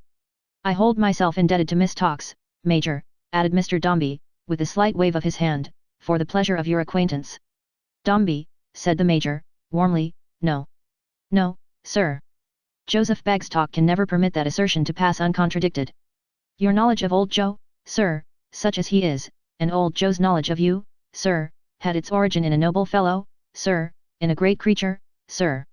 Dombey, said the Major, with a struggle which it was not very difficult to parade, his whole life being a struggle against all kinds of apoplectic symptoms, we knew each other through your boy. Mr. Dombey seemed touched, as it is not improbable the Major designed he should be, by this allusion. He looked down and sighed, and the Major, rousing himself fiercely, again said, in reference to the state of mind into which he felt himself in danger of falling, that this was weakness, and nothing should induce him to submit to it. Our friend had a remote connection with that event, said the Major, and all the credit that belongs to her, J.B. is willing to give her, sir. Notwithstanding which, ma'am, he added, raising his eyes from his plate, and casting them across Princess's Place, to where Miss Tox was at that moment visible at her window watering her flowers, you're a scheming jade, ma'am, and your ambition is a piece of monstrous impudence.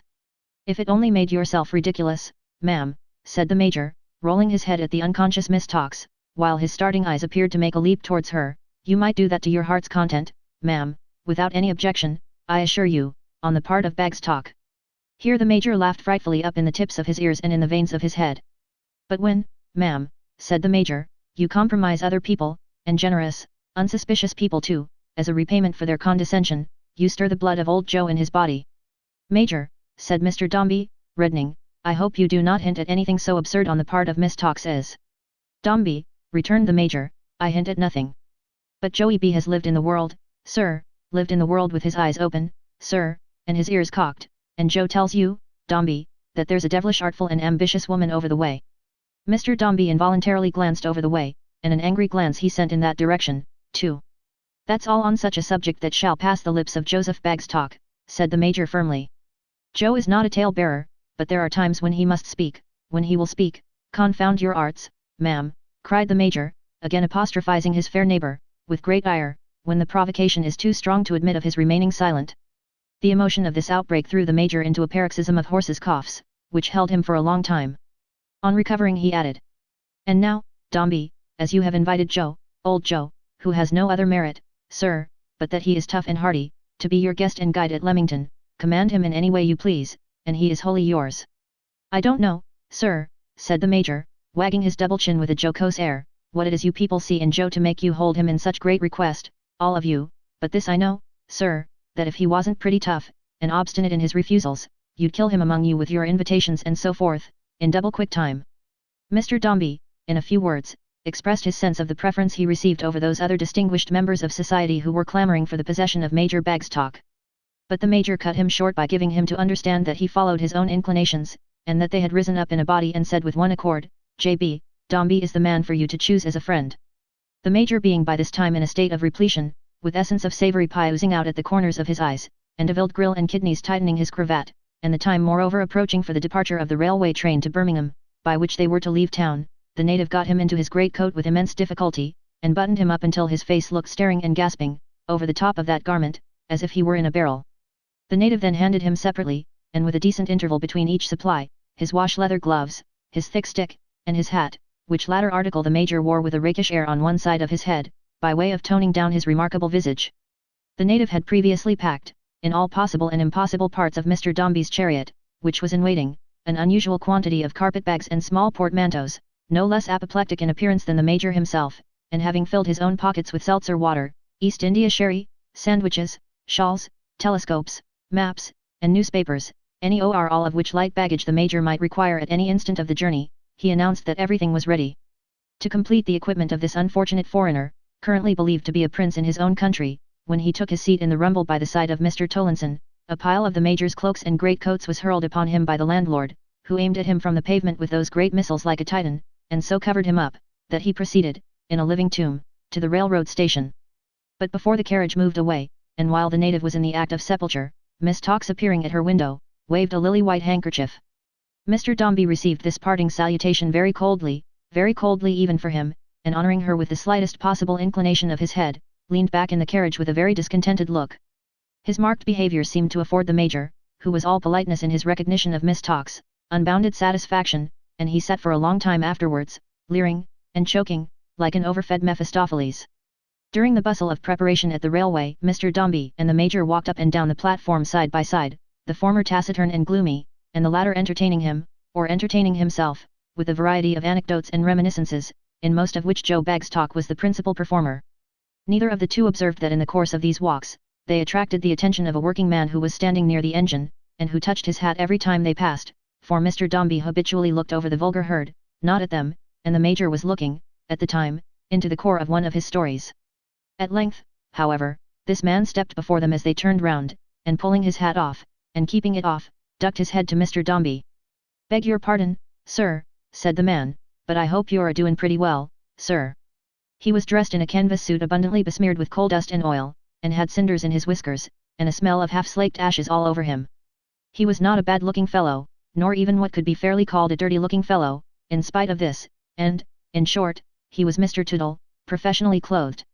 "I shall have the honour of stoking of you down, sir," said Mr. Tootle. "Beg your pardon, sir, I hope you find yourself a-coming round." Mr. Dombey looked at him, in return for his tone of interest, as if a man like that would make his very eyesight dirty. "'Scuse the liberty, sir," said Tootle, seeing he was not clearly remembered, "but my wife Polly, as was called Richards in your family." A change in Mr. Dombey's face, which seemed to express recollection of him, and so it did, but it expressed in a much stronger degree an angry sense of humiliation, stopped Mr. Tootle short. "Your wife wants money, I suppose," said Mr. Dombey, putting his hand in his pocket, and speaking, but that he always did, haughtily. "No thank ye, sir," returned Tootle, "I can't say she does. I don't." Mr. Dombey was stopped short now in his turn, and awkwardly, with his hand in his pocket. "No, sir," said Tootle, turning his oilskin cap round and round, "we're a-doin' pretty well, sir, we haven't no cause to complain in the worldly way, sir. We've had 4 more since then, sir, but we rubs on." Mr. Dombey would have rubbed on to his own carriage, though in so doing he had rubbed the stoker underneath the wheels, but his attention was arrested by something in connection with the cap still going slowly round and round in the man's hand. "We lost one babby," observed Tootle, "there's no denyin'." "Lately," added Mr. Dombey, looking at the cap. "No, sir, up'ard of 3 years ago, but all the rest is hearty." "And in the matter o' readin', sir," said Tootle, ducking again, as if to remind Mr. Dombey of what had passed between them on that subject long ago, "them boys o' mine, they learned me, among 'em, arter all. They've made a werry tolerable scholar of me, sir, them boys." "Come, Major," said Mr. Dombey. "Beg your pardon, sir," resumed Tootle, taking a step before them and deferentially stopping them again, still cap in hand, "I wouldn't have troubled you with such a pint except as a way of gettin' in the name of my son Byler, christened Robin, him as you was so good as to make a charitable grinder on." "Well, man," said Mr. Dombey in his severest manner. "What about him?" "Why, sir," returned Tootle, shaking his head with a face of great anxiety and distress, "I'm forced to say, sir, that he's gone wrong." "He has gone wrong, has he?" said Mr. Dombey, with a hard kind of satisfaction.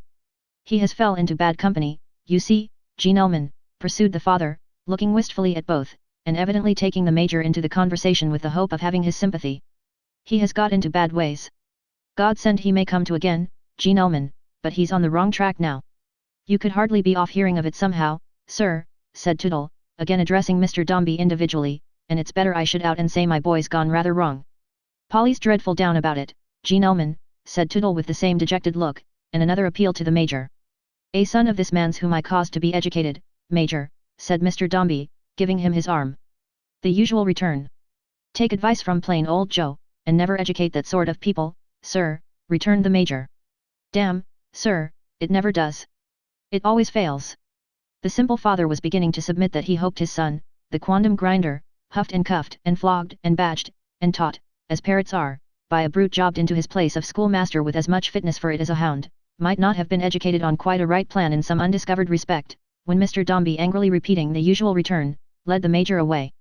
And the Major being heavy to hoist into Mr. Dombey's carriage, elevated in mid-air, and having to stop and swear that he would flay the native alive, and break every bone in his skin, and visit other physical torments upon him, every time he couldn't get his foot on the step, and fell back on that dark exile, had barely time before they started to repeat hoarsely that it would never do, that it always failed, and that if he were to educate his own vagabond, he would certainly be hanged.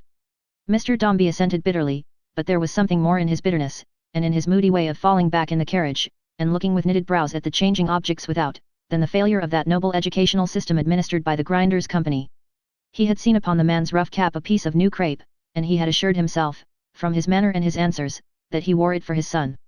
So, from high to low, at home or abroad, from Florence in his great house to the coarse churl who was feeding the fire then smoking before them, everyone set up some claim or other to a share in his dead boy, and was a bitter against him. Could he ever forget how that woman had wept over his pillow, and called him her own child? Or how he, waking from his sleep, had asked for her, and had raised himself in his bed and brightened when she came in? To think of this presumptuous raker among coals and ashes going on before there, with his sign of mourning. To think that he dared to enter, even by a common show like that, into the trial and disappointment of a proud gentleman's secret heart. To think that this lost child, who was to have divided with him his riches, and his projects, and his power, and allied with whom he was to have shut out all the world as with a double door of gold, should have let in such a herd to insult him with their knowledge of his defeated hopes, and their boasts of claiming community of feeling with himself, so far removed, if not of having crept into the place wherein he would have lorded it, alone. He found no pleasure or relief in the journey. Tortured by these thoughts he carried monotony with him, through the rushing landscape, and hurried headlong, not through a rich and varied country, but a wilderness of blighted plans and gnawing jealousies.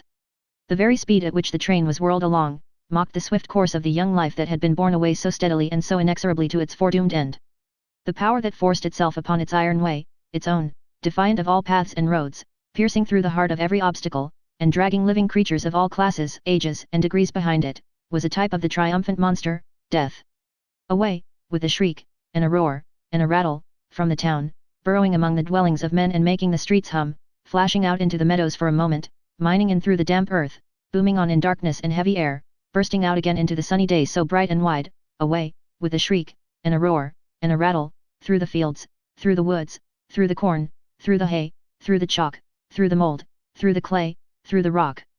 Among objects close at hand and almost in the grasp, ever flying from the traveller, and a deceitful distance ever moving slowly within him, like as in the track of the remorseless monster, Death. Through the hollow, on the height, by the heath, by the orchard, by the park, by the garden, over the canal, across the river, where the sheep are feeding, where the mill is going, where the barge is floating, where the dead are lying, where the factory is smoking, where the stream is running, where the village clusters, where the great cathedral rises, where the bleak moor lies, and the wild breeze smooths or ruffles it at its inconstant will, away, with a shriek, and a roar, and a rattle, and no trace to leave behind but dust and vapor, like as in the track of the remorseless monster, Death.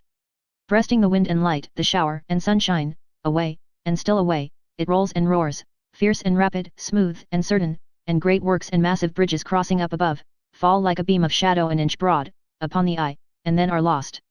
Away, and still away, onward and onward ever, glimpses of cottage homes, of houses, mansions, rich estates, of husbandry and handicraft, of people, of old roads and paths that look deserted, small, and insignificant as they are left behind, and so they do, and what else is there but such glimpses, in the track of the indomitable monster, Death. Away, with a shriek, and a roar, and a rattle, plunging down into the earth again, and working on in such a storm of energy and perseverance, that amidst the darkness and whirlwind the motion seems reversed, and to tend furiously backward, until a ray of light upon the wet wall shows its surface flying past like a fierce stream. Away once more into the day, and through the day, with a shrill yell of exultation, roaring, rattling, tearing on, spurning everything with its dark breath, sometimes pausing for a minute where a crowd of faces are, that in a minute more are not, sometimes lapping water greedily, and before the spout at which it drinks has ceased to drip upon the ground, shrieking, roaring, rattling through the purple distance. Louder and louder yet, it shrieks and cries as it comes tearing on resistless to the goal, and now its way, still like the way of death, is strewn with ashes thickly. Everything around is blackened. There are dark pools of water, muddy lanes, and miserable habitations far below.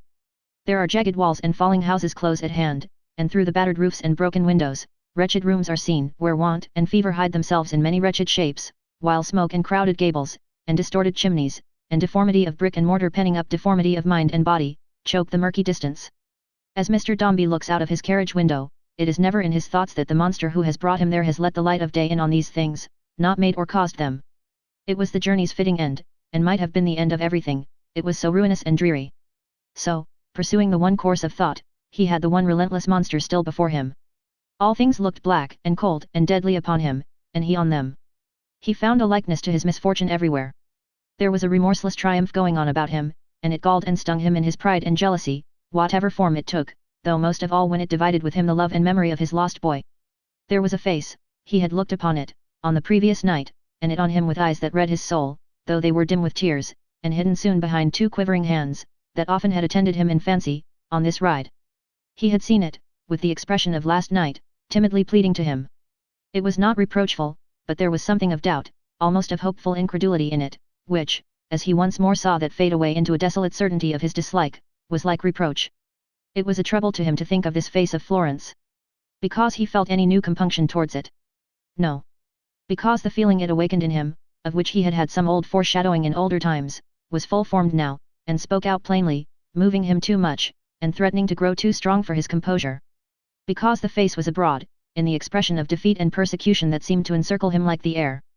Because it barbed the arrow of that cruel and remorseless enemy on which his thoughts so ran, and put into its grasp a double-handed sword.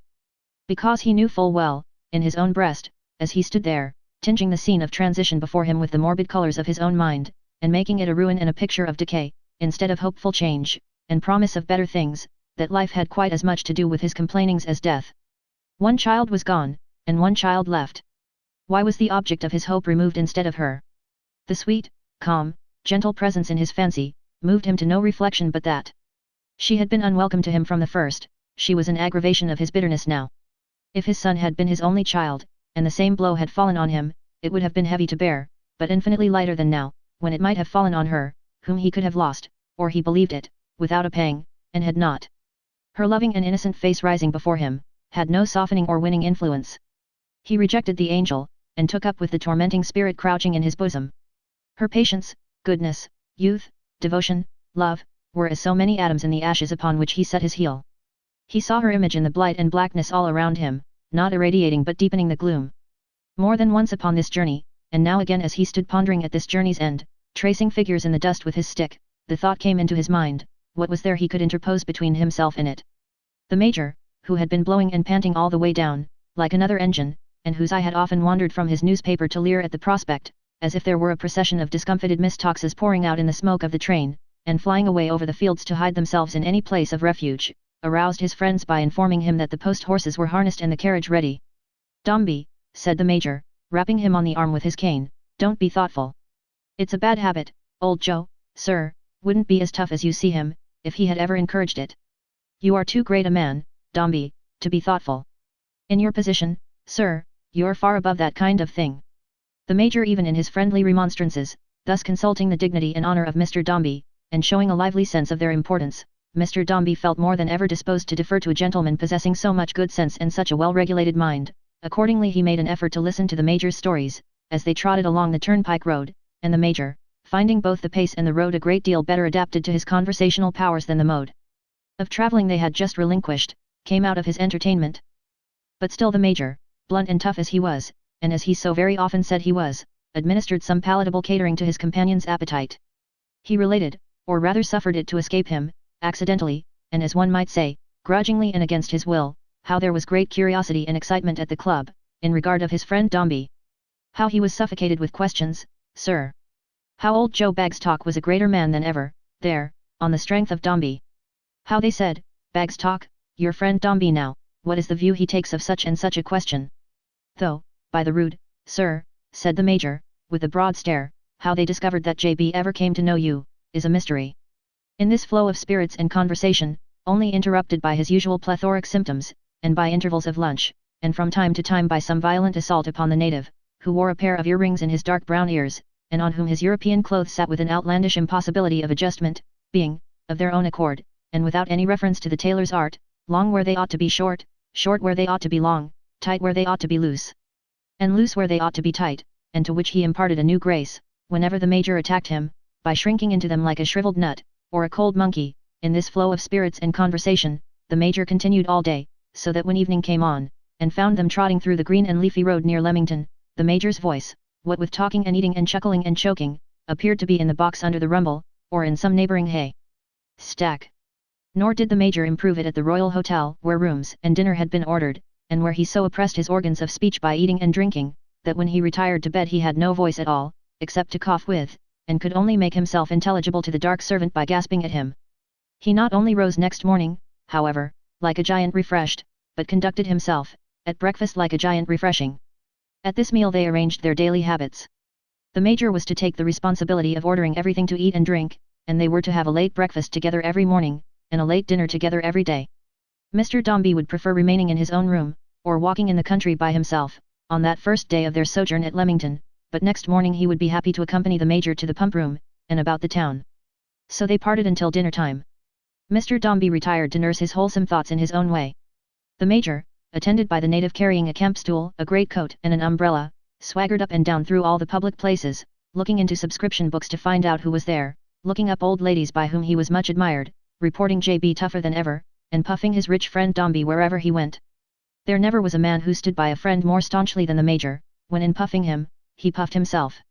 It was surprising how much new conversation the Major had to let off at dinner time, and what occasion he gave Mr. Dombey to admire his social qualities. At breakfast next morning, he knew the contents of the latest newspapers received, and mentioned several subjects in connection with them, on which his opinion had recently been sought by persons of such power and might, that they were only to be obscurely hinted at. Mr. Dombey, who had been so long shut up within himself, and who had rarely, at any time, overstepped the enchanted circle within which the operations of Dombey and Son were conducted, began to think this an improvement on his solitary life, and in place of excusing himself for another day, as he had thought of doing when alone, walked out with the Major arm in arm. Chapter 21. New Faces. The Major, more blue-faced and staring, more overripe, as it were, than ever, and giving vent, every now and then, to one of the horse's coughs, not so much of necessity as in a spontaneous explosion of importance, walked arm in arm with Mr. Dombey up the sunny side of the way, with his cheeks swelling over his tight stock, his legs majestically wide apart, and his great head wagging from side to side, as if he were remonstrating within himself for being such a captivating object. They had not walked many yards, before the Major encountered somebody he knew, nor many yards farther before the Major encountered somebody else he knew, but he merely shook his fingers at them as he passed, and led Mr. Dombey on, pointing out the localities as they went, and enlivening the walk with any current scandal suggested by them. In this manner the Major and Mr. Dombey were walking arm in arm, much to their own satisfaction, when they beheld advancing towards them, a wheeled chair, in which a lady was seated, indolently steering her carriage by a kind of rudder in front, while it was propelled by some unseen power in the rear.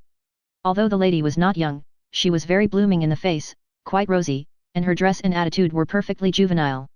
Walking by the side of the chair, and carrying her gossamer parasol with a proud and weary air, as if so great an effort must be soon abandoned and the parasol dropped, sauntered a much younger lady, very handsome, very haughty, very wilful, who tossed her head and drooped her eyelids, as though, if there were anything in all the world worth looking into, save a mirror, it certainly was not the earth or sky.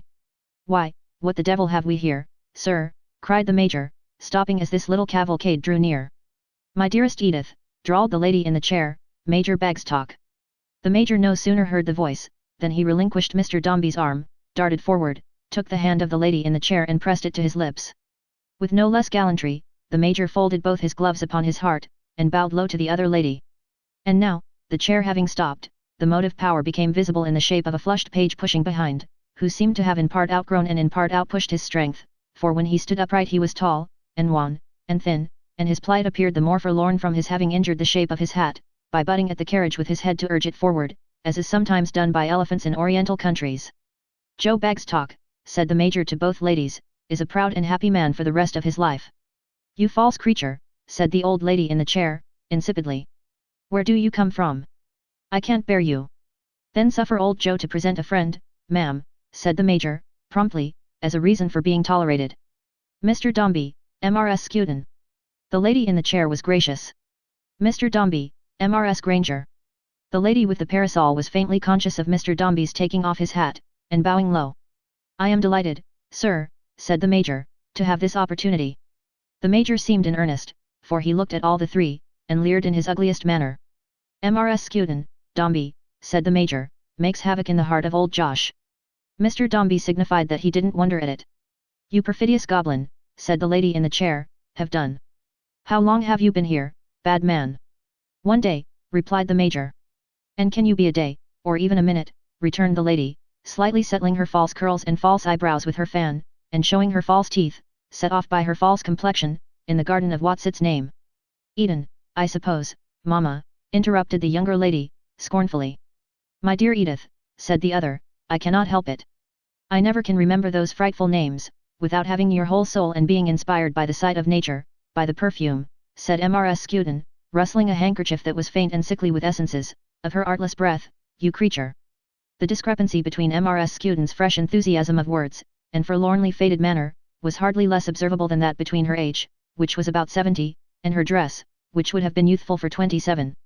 Her attitude in the wheeled chair, which she never varied, was one in which she had been taken in a barouche, some 50 years before, by a then fashionable artist who had appended to his published sketch the name of Cleopatra, in consequence of a discovery made by the critics of the time, that it bore an exact resemblance to that princess as she reclined on board her galley. Mrs. Skewton was a beauty then, and bucks threw wine glasses over their heads by dozens in her honor. The beauty and the barouche had both passed away, but she still preserved the attitude, and for this reason expressly, maintained the wheeled chair and the budding page, there being nothing whatever, except the attitude, to prevent her from walking. Mr. Dombey is devoted to nature, I trust, said Mrs. Skewton, settling her diamond brooch. And by the way, she chiefly lived upon the reputation of some diamonds, and her family connections. My friend Dombey, ma'am, returned the Major, may be devoted to her in secret, but a man who is paramount in the greatest city in the universe. No one can be a stranger, said Mrs. Skewton, to Mr. Dombey's immense influence. As Mr. Dombey acknowledged the compliment with a bend of his head, the younger lady glancing at him, met his eyes. You reside here, madam, said Mr. Dombey, addressing her. No, we have been to a great many places. To Harrogate and Scarborough, and into Devonshire. We have been visiting, and resting here and there. Mamma likes change. Edith of course does not, said Mrs. Skewton, with a ghastly archness. I have not found that there is any change in such places, was the answer, delivered with supreme indifference. They libel me. There is only one change, Mr. Dombey, observed Mrs. Skewton, with a mincing sigh, for which I really care, and that I fear I shall never be permitted to enjoy. People cannot spare one. But seclusion and contemplation are my what his name. If you mean paradise, mamma, you had better say so, to render yourself intelligible, said the younger lady. My dearest Edith, returned Mrs. Skewton, you know that I am wholly dependent upon you for those odious names. I assure you, Mr. Dombey, nature intended me for an Arcadian. I am thrown away in society. Cows are my passion. What I have ever sighed for, has been to retreat to a Swiss farm, and live entirely surrounded by cows, and china. This curious association of objects, suggesting a remembrance of the celebrated bull who got by mistake into a crockery shop, was received with perfect gravity by Mr. Dombey, who intimated his opinion that nature was, no doubt, a very respectable institution. What I want, drawled Mrs. Skewton, pinching her shriveled throat, is heart. It was frightfully true in one sense, if not in that in which she used the phrase. What I want, is frankness, confidence, less conventionality, and freer play of soul. We are so dreadfully artificial. We were, indeed. In short, said Mrs. Skewton, I want nature everywhere. It would be so extremely charming. Nature is inviting us away now, mamma, if you are ready, said the younger lady, curling her handsome lip.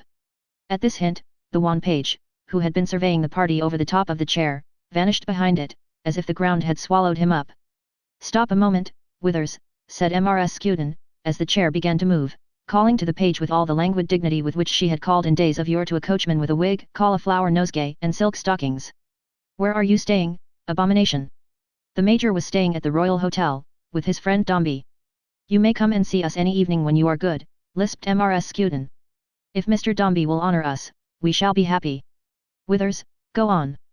The Major again pressed to his blue lips the tips of the fingers that were disposed on the ledge of the wheeled chair with careful carelessness, after the Cleopatra model, and Mr. Dombey bowed. The elder lady honoured them both with a very gracious smile and a girlish wave of her hand, the younger lady with the very slightest inclination of her head that common courtesy allowed. The last glimpse of the wrinkled face of the mother, with that patched colour on it which the sun made infinitely more haggard and dismal than any want of colour could have been, and of the proud beauty of the daughter with her graceful figure and erect deportment, engendered such an involuntary disposition on the part of both the Major and Mr. Dombey to look after them, that they both turned at the same moment. The page, nearly as much aslant as his own shadow, was toiling after the chair, uphill, like a slow battering ram. The top of Cleopatra's bonnet was fluttering in exactly the same corner to the inch as before, and the beauty, loitering by herself a little in advance, expressed in all her elegant form, from head to foot, the same supreme disregard of everything and everybody. "I tell you what, sir," said the Major, as they resumed their walk again. "If Joe Bagstock were a younger man, there's not a woman in the world whom he'd prefer for Mrs. Bagstock to that woman." "By George, sir," said the Major, "she's superb." "Do you mean the daughter?" inquired Mr. Dombey. "Is Joey B a turnip, Dombey?" said the Major, "that he should mean the mother." "You were complimentary to the mother," returned Mr. Dombey. "An ancient flame, sir," chuckled Major Bagstock. "Devilish ancient. I humour her. She impresses me as being perfectly genteel," said Mr. Dombey. "Genteel, sir," said the Major, stopping short, and staring in his companion's face. "The Honourable Mrs. Skewton, sir, is sister to the late Lord Phoenix, and aunt to the present Lord. The family are not wealthy, they're poor, indeed, and she lives upon a small jointure, but if you come to blood, sir—" The Major gave a flourish with his stick and walked on again, in despair of being able to say what you came to, if you came to that. "You addressed the daughter, I observed," said Mr. Dombey, after a short pause, "as Mrs. Granger." "Edith Skewton, sir," returned the Major, stopping short again, and punching a mark in the ground with his cane, "to represent her, married, at 18, Granger of ours," whom the Major indicated by another punch. "Granger, sir," said the Major, tapping the last ideal portrait, and rolling his head emphatically, "was Colonel of ours, a devilish handsome fellow, sir, of 41. He died, sir, in the 2nd year of his marriage." The Major ran the representative of the deceased Granger through and through the body with his walking stick, and went on again, carrying his stick over his shoulder. "How long is this ago?" asked Mr. Dombey, making another halt. "Edith Granger, sir," replied the Major, shutting one eye, putting his head on one side, passing his cane into his left hand, and smoothing his shirt frill with his right, "is, at this present time, not quite 30. And damn, sir," said the Major, shouldering his stick once more, and walking on again, "she's a peerless woman." "Was there any family?" asked Mr. Dombey presently. "Yes, sir," said the Major. "There was a boy." Mr. Dombey's eyes sought the ground, and a shade came over his face. "Who was drowned, sir?" pursued the Major. "When a child of 4 or 5 years old." "Indeed," said Mr. Dombey, raising his head. "By the upsetting of a boat in which his nurse had no business to have put him," said the Major. "That's his history. Edith Granger is Edith Granger still, but if tough old Joey B, sir, were a little younger and a little richer, the name of that immortal paragon should be Bagstock." The Major heaved his shoulders, and his cheeks, and laughed more like an overfed Mephistopheles than ever, as he said the words. "Provided the lady made no objection, I suppose," said Mr. Dombey coldly. "By gad, sir," said the Major, "the Bagstock breed are not accustomed to that sort of obstacle.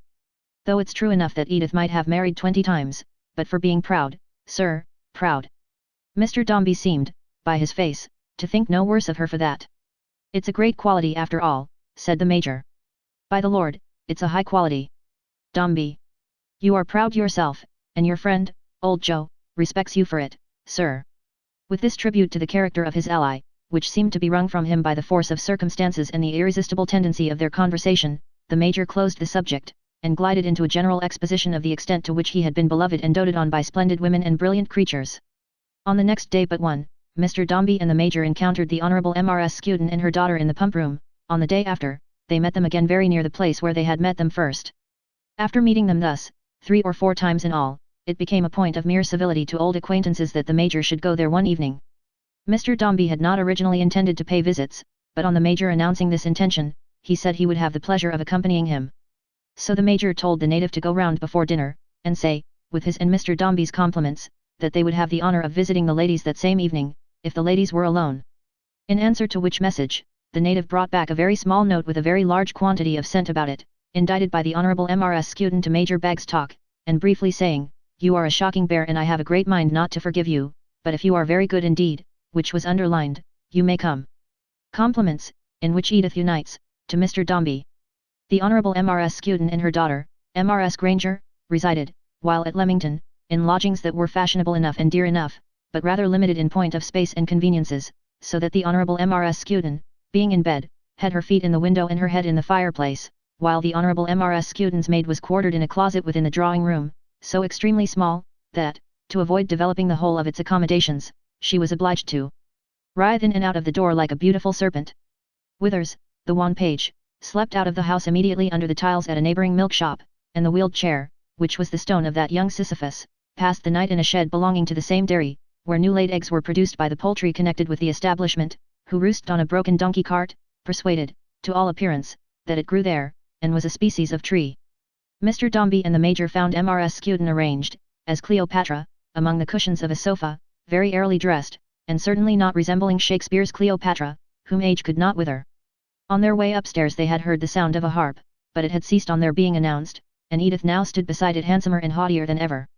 It was a remarkable characteristic of this lady's beauty that it appeared to vaunt and assert itself without her aid, and against her will. She knew that she was beautiful, it was impossible that it could be otherwise, but she seemed with her own pride to defy her very self. Whether she held cheap attractions that could only call forth admiration that was worthless to her, or whether she designed to render them more precious to admirers by this usage of them, those to whom they were precious seldom paused to consider. "I hope, Mrs. Granger," said Mr. Dombey, advancing a step towards her, "we are not the cause of your ceasing to play." "You? Oh no. Why do you not go on then, my dearest Edith?" said Cleopatra. "I left off as I began, of my own fancy." The exquisite indifference of her manner in saying this, an indifference quite removed from dullness or insensibility, for it was pointed with proud purpose, was well set off by the carelessness with which she drew her hand across the strings, and came from that part of the room.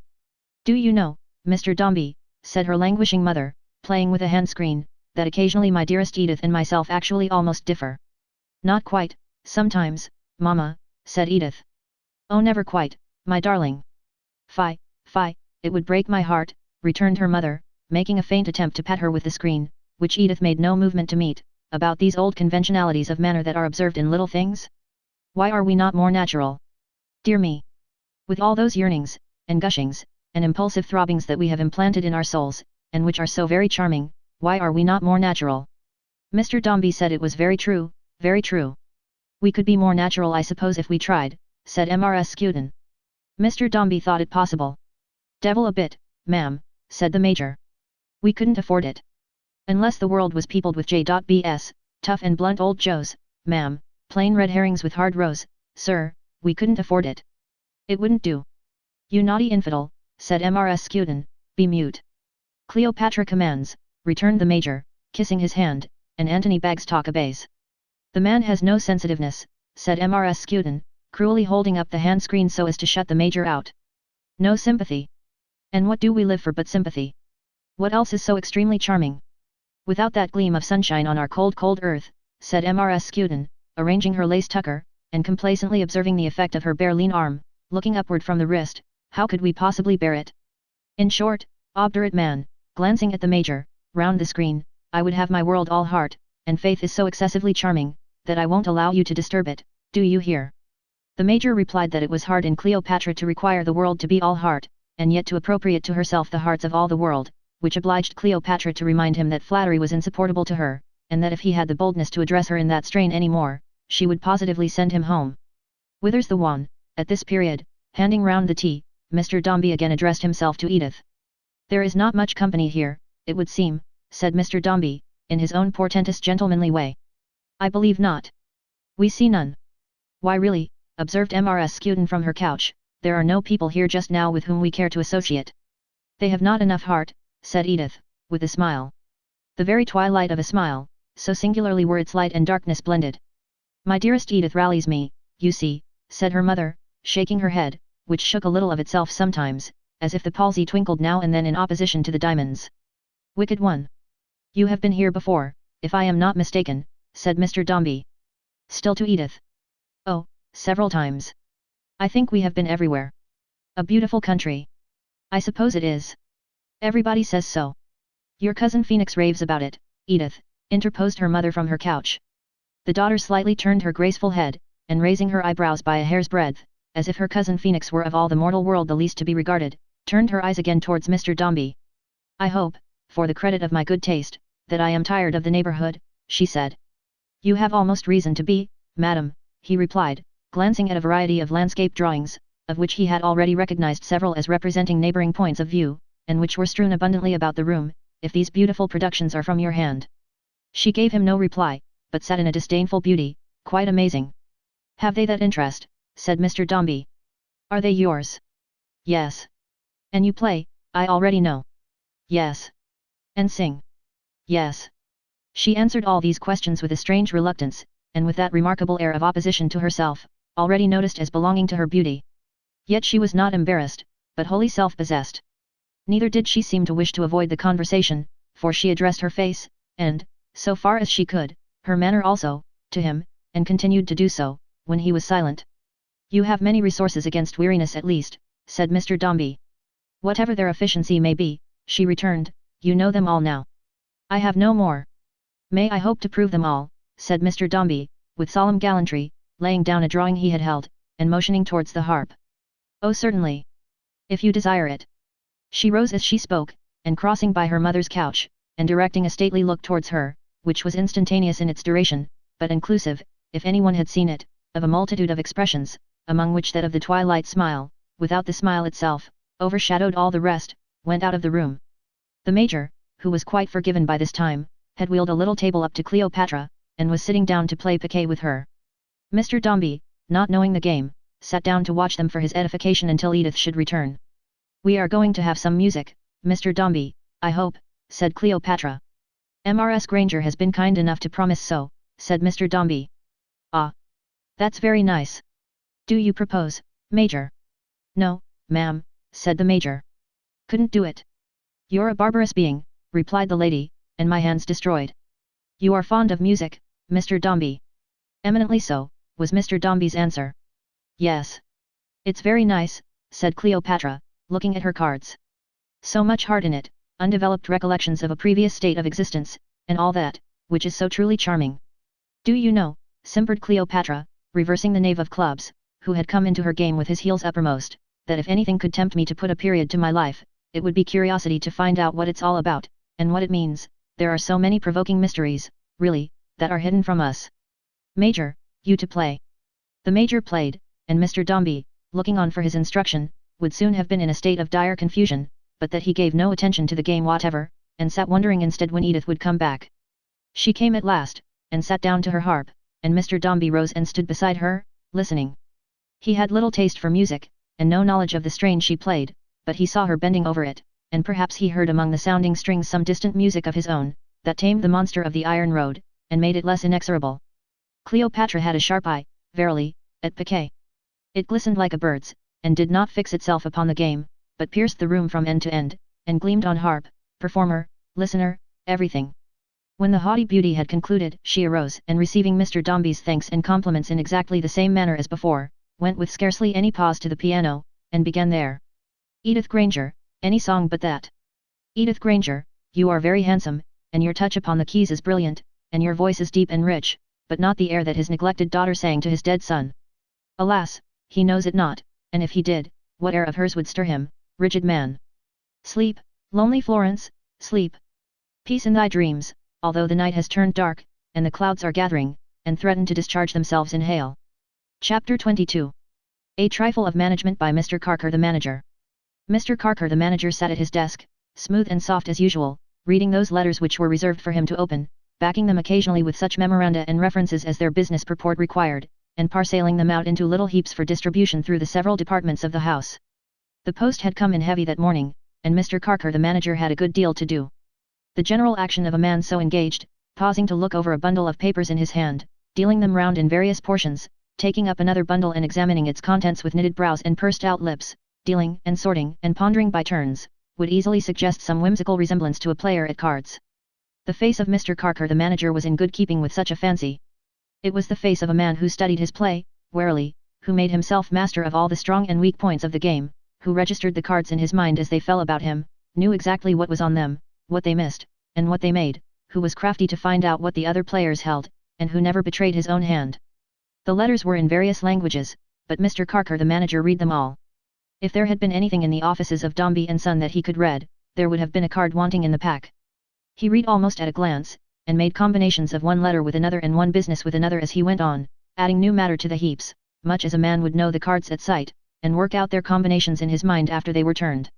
Something too deep for a partner, and much too deep for an adversary. Mr. Carker the manager sat in the rays of the sun that came down slanting on him through the skylight, playing his game alone.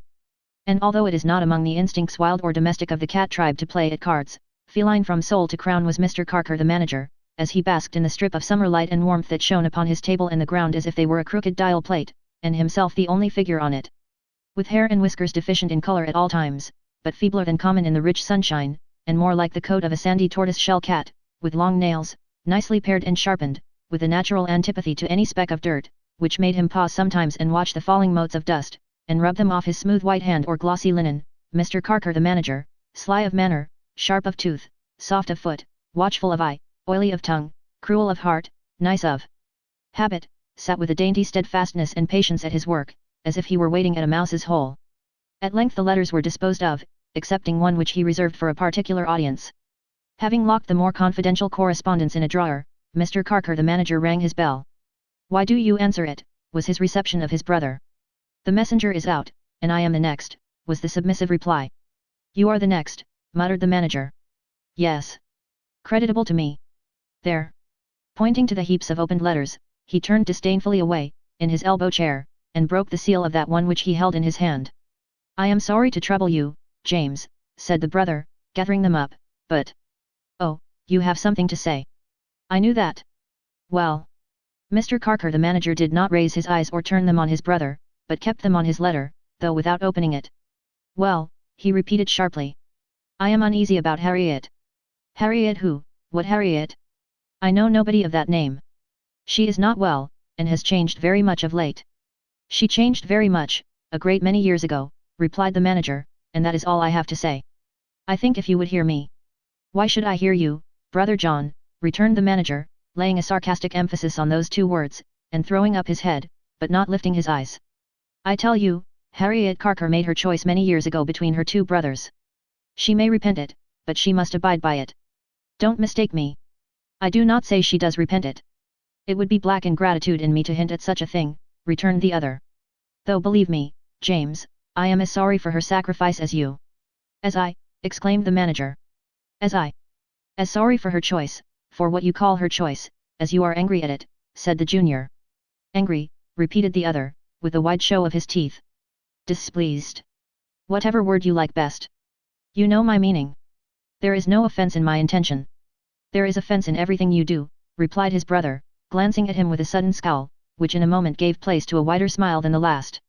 "Carry those papers away, if you please. I am busy." His politeness was so much more cutting than his wrath, that the junior went to the door. But stopping at it, and looking round, he said, "When Harriet tried in vain to plead for me with you, on your first just indignation, and my first disgrace, and when she left you, James, to follow my broken fortunes, and devote herself, in her mistaken affection, to a ruined brother, because without her he had no one, and was lost, she was young and pretty. I think if you could see her now, if you would go and see her, she would move your admiration and compassion." The manager inclined his head, and showed his teeth, as who should say, in answer to some careless small talk, "Dear me! Is that the case?" but said never a word. "We thought in those days, you and I both, that she would marry young, and lead a happy and light-hearted life," pursued the other. "Oh, if you knew how cheerfully she cast those hopes away, how cheerfully she has gone forward on the path she took, and never once looked back, you never could say again that her name was strange in your ears. Never." Again the manager inclined his head and showed his teeth, and seemed to say, "Remarkable indeed.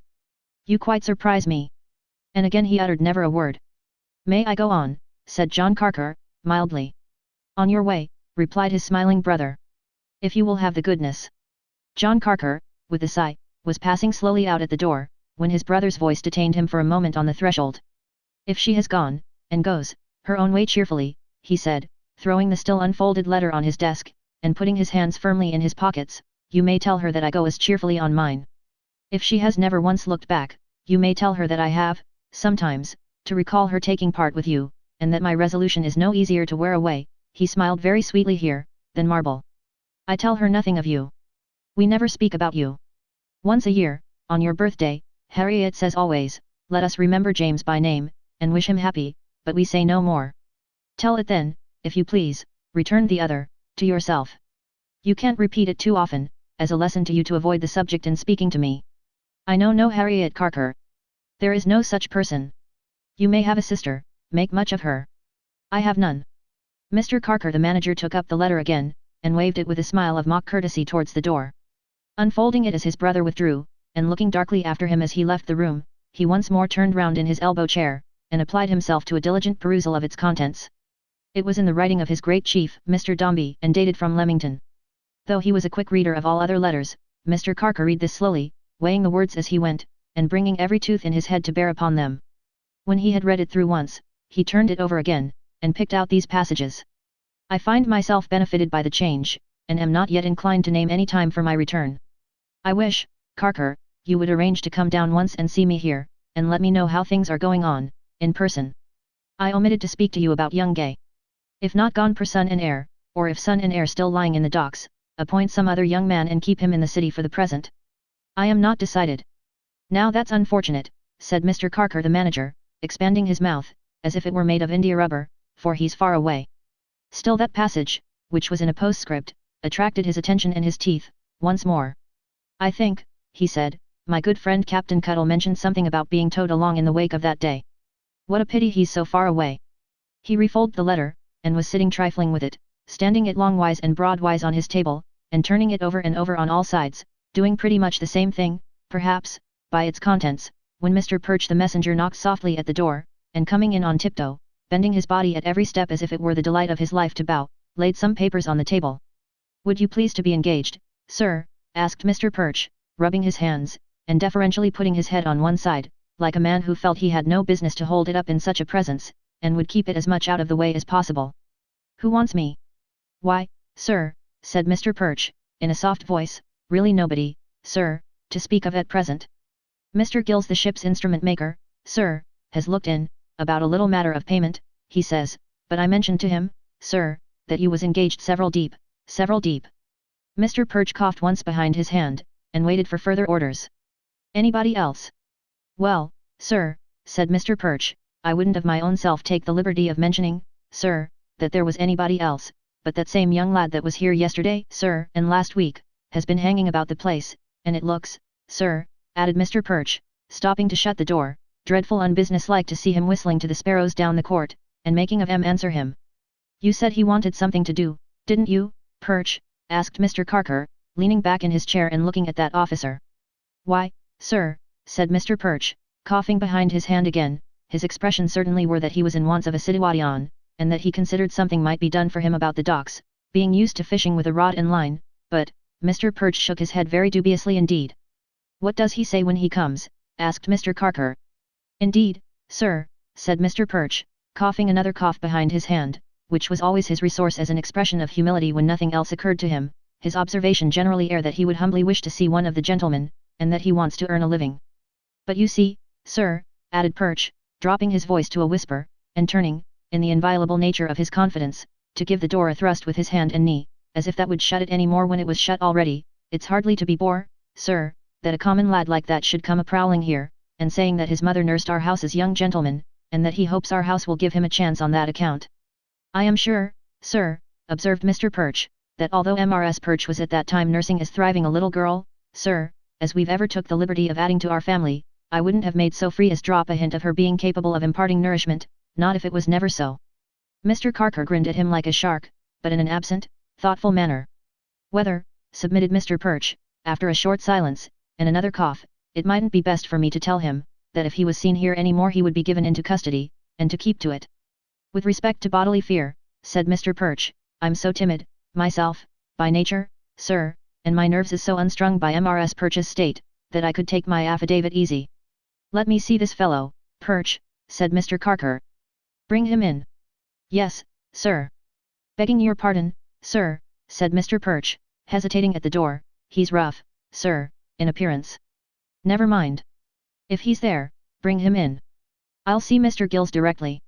Ask him to wait.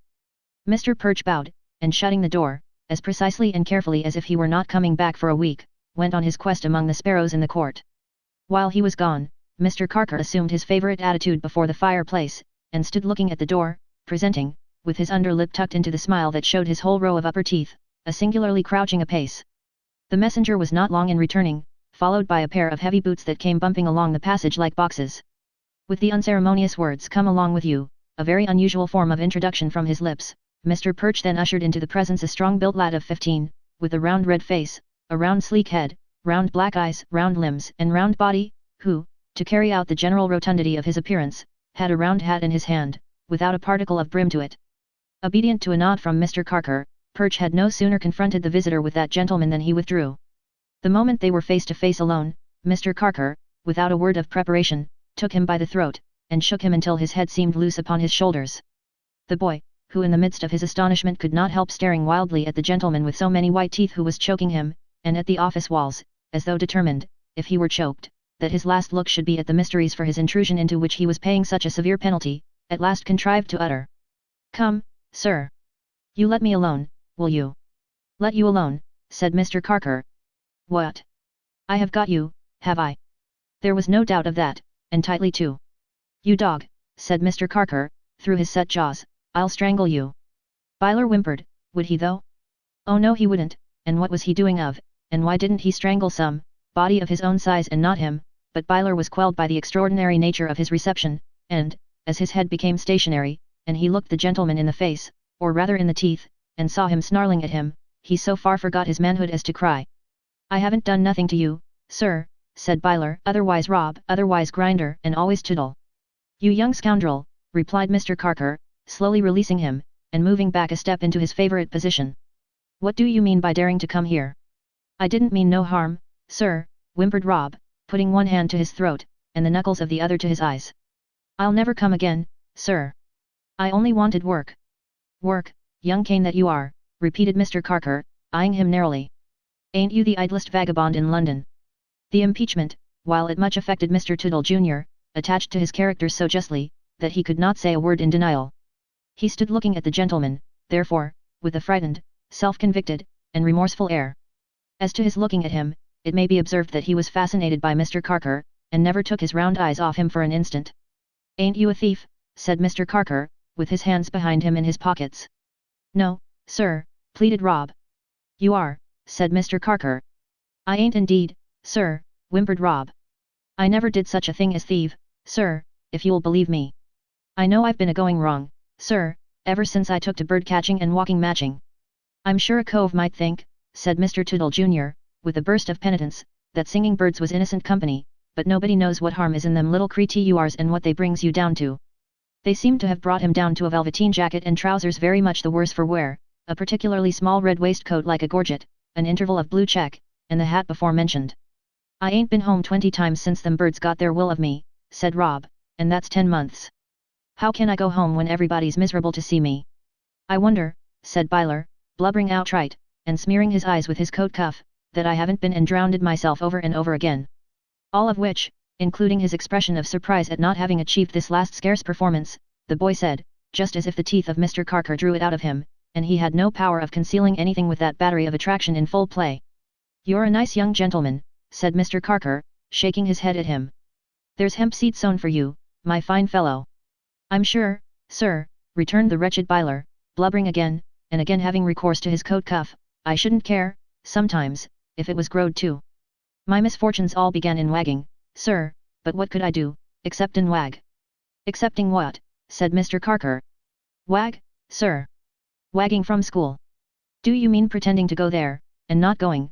said Mr. Carker. "Yes, sir, that's wagging, sir," returned the quondam grinder, much affected. "I was chivied through the streets, sir, when I went there, and pounded when I got there. So I wagged, and hid myself, and that began it." "And you mean to tell me," said Mr. Carker, taking him by the throat again, holding him out at arm's length, and surveying him in silence for some moments, "that you want a place, do you?" "I should be thankful to be tried, sir," returned Tootle Jr., faintly. Mr. Carker the manager pushed him backward into a corner, the boy submitting quietly, hardly venturing to breathe, and never once removing his eyes from his face, and rang the bell. "Tell Mr. Gills to come here." Mr. Perch was too deferential to express surprise or recognition of the figure in the corner, and Uncle Sol appeared immediately. "Mr. Gills," said Carker, with a smile, sit down. How do you do? You continue to enjoy your health, I hope. Thank you, sir, returned Uncle Sol, taking out his pocketbook, and handing over some notes as he spoke. Nothing ails me in body but old age. 25, sir. You are as punctual and exact, Mr. Gills, replied the smiling manager, taking a paper from one of his many drawers, and making an endorsement on it, while Uncle Sol looked over him, as one of your own chronometers. Quite right. The son and heir has not been spoken, I find by the list, sir, said Uncle Sol, with a slight addition to the usual tremor in his voice. The son and heir has not been spoken, returned Carker. There seems to have been tempestuous weather, Mr. Gills, and she has probably been driven out of her course. She is safe, I trust in heaven, said Old Sol. She is safe, I trust in heaven, assented Mr. Carker in that voiceless manner of his, which made the observant young Toodle tremble again. Mr. Gills, he added aloud, throwing himself back in his chair, you must miss your nephew very much. Uncle Sol, standing by him, shook his head and heaved a deep sigh. Mr. Gills, said Carker, with his soft hand playing round his mouth, and looking up into the instrument maker's face, it would be company to you to have a young fellow in your shop just now, and it would be obliging me if you would give one house room for the present. No, to be sure, he added quickly, in anticipation of what the old man was going to say, there's not much business doing there, I know, but you can make him clean the place out, polish up the instruments, drudge, Mr. Gills. That's the lad. Sol Gills pulled down his spectacles from his forehead to his eyes, and looked at Toodle Jr. standing upright in the corner, his head presenting the appearance, which it always did, of having been newly drawn out of a bucket of cold water, his small waistcoat rising and falling quickly in the play of his emotions, and his eyes intently fixed on Mr. Carker, without the least reference to his proposed master. Will you give him house room, Mr. Gills, said the manager.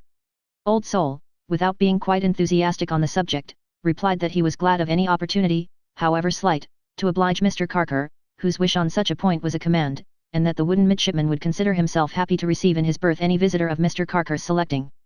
Mr. Carker bared himself to the tops and bottoms of his gums, making the watchful Toodle Jr. tremble more and more, and acknowledged the instrument maker's politeness in his most affable manner. I'll dispose of him so, then, Mr. Gills, he answered, rising and shaking the old man by the hand, until I make up my mind what to do with him, and what he deserves. As I consider myself responsible for him, Mr. Gills, here he smiled a wide smile at Rob, who shook before it, I shall be glad if you'll look sharply after him, and report his behavior to me. I'll ask a question or two of his parents as I ride home this afternoon, respectable people, to confirm some particulars in his own account of himself, and that done, Mr. Gills, I'll send him round to you tomorrow morning. Goodbye. His smile at parting was so full of teeth, that it confused Old Sol, and made him vaguely uncomfortable. He went home, thinking of raging seas, foundering ships, drowning men, an ancient bottle of Madeira never brought to light, and other dismal matters. Now, boy, said Mr. Carker, putting his hand on young Toodle's shoulder, and bringing him out into the middle of the room. You have heard me. Rob said, yes, sir. Perhaps you understand, pursued his patron, that if you ever deceive or play tricks with me, you had better have drowned yourself, indeed, once for all, before you came here. There was nothing in any branch of mental acquisition that Rob seemed to understand better than that. If you have lied to me, said Mr. Carker, in anything, never come in my way again. If not, you may let me find you waiting for me somewhere near your mother's house this afternoon. I shall leave this at 5 o'clock, and ride there on horseback. Now, give me the address. Rob repeated it slowly, as Mr. Carker wrote it down. Rob even spelled it over a second time, letter by letter, as if he thought that the omission of a dot or scratch would lead to his destruction. Mr. Carker then handed him out of the room, and Rob, keeping his round eyes fixed upon his patron to the last, vanished for the time being. Mr. Carker the manager did a great deal of business in the course of the day, and bestowed his teeth upon a great many people. In the office, in the court, in the street, and on change, they glistened and bristled to a terrible extent. 5 o'clock arriving, and with it Mr. Carker's bay horse, they got on horseback, and went gleaming up Cheapside. As no one can easily ride fast, even if inclined to do so, through the press and throng of the city at that hour, and as Mr. Carker was not inclined, he went leisurely along, picking his way among the carts and carriages, avoiding whenever he could the wetter and more dirty places in the overwatered road, and taking infinite pains to keep himself and his steed clean. Glancing at the passers-by while he was thus ambling on his way, he suddenly encountered the round eyes of the sleek-headed Rob intently fixed upon his face as if they had never been taken off, while the boy himself, with the pocket handkerchief twisted up like a speckled eel and girded round his waist, made a very conspicuous demonstration of being prepared to attend upon him, at whatever pace he might think proper to go. This attention, however flattering, being one of an unusual kind, and attracting some notice from the other passengers, Mr. Carker took advantage of a clearer thoroughfare and a cleaner road, and broke into a trot. Rob immediately did the same. Mr. Carker presently tried a canter. Rob was still in attendance. Then a short gallop. It was all one to the boy. Whenever Mr. Carker turned his eyes to that side of the road, he still saw Toodle Jr. holding his course, apparently without distress, and working himself along by the elbows after the most approved manner of professional gentlemen who get over the ground for wagers. Ridiculous as this attendance was, it was a sign of an influence established over the boy, and therefore Mr. Carker, affecting not to notice it, rode away into the neighborhood of Mr. Toodle's house.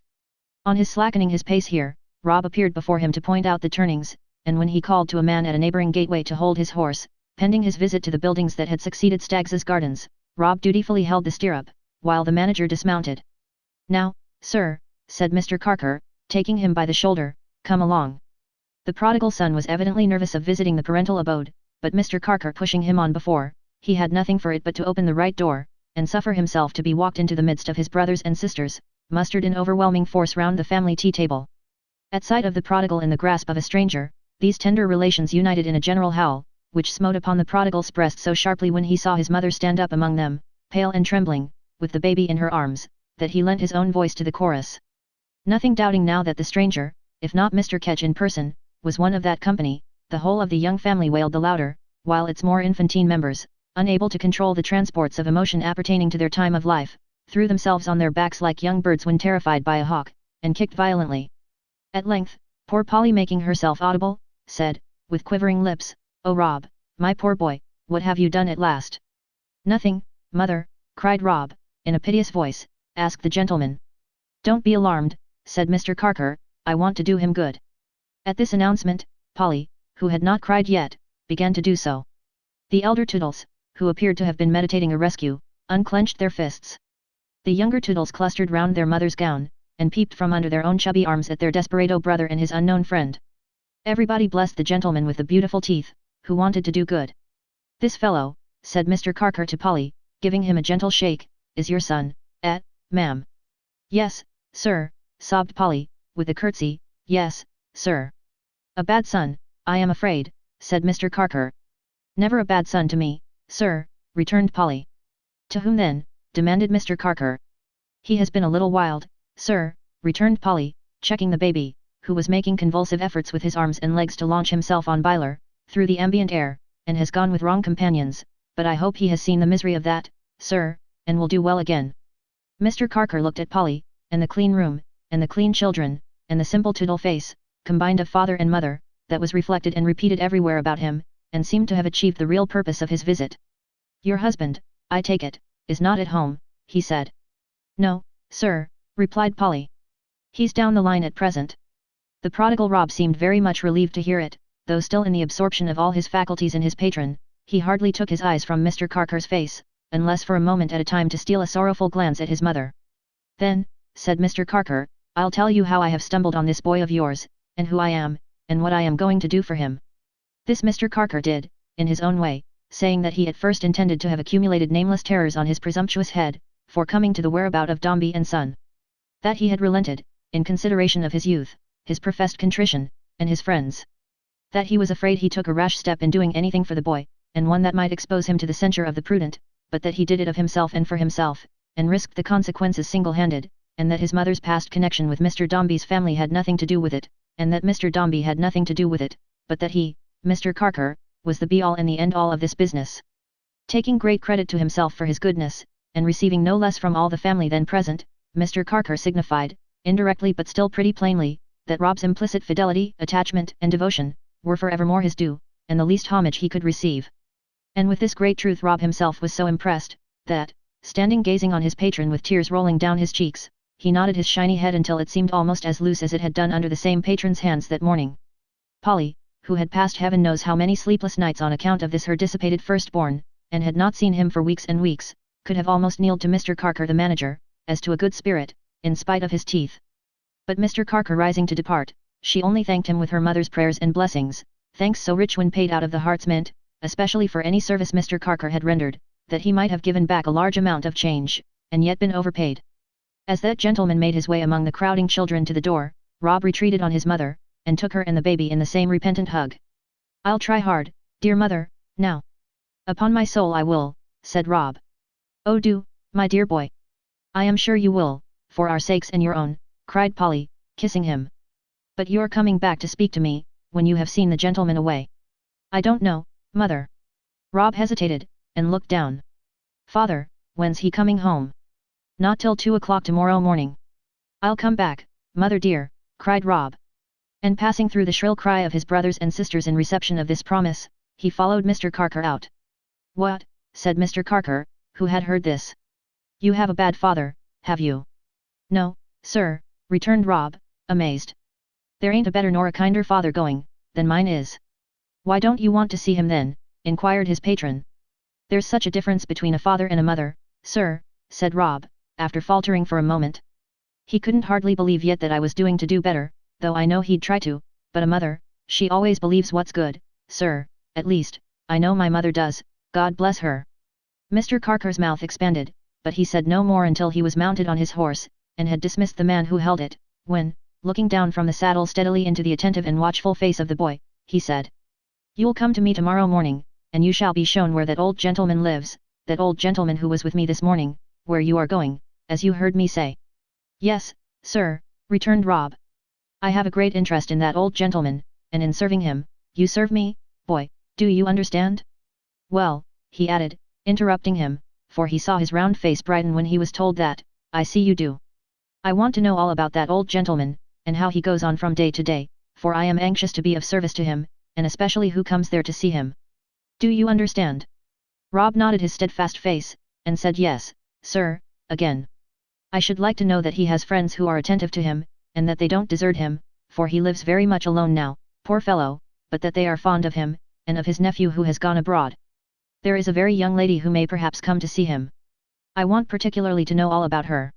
"I'll take care, sir," said the boy. "And take care," returned his patron, bending forward to advance his grinning face closer to the boy's, and pat him on the shoulder with the handle of his whip. "Take care you talk about affairs of mine to nobody but me." "To nobody in the world, sir," replied Rob, shaking his head.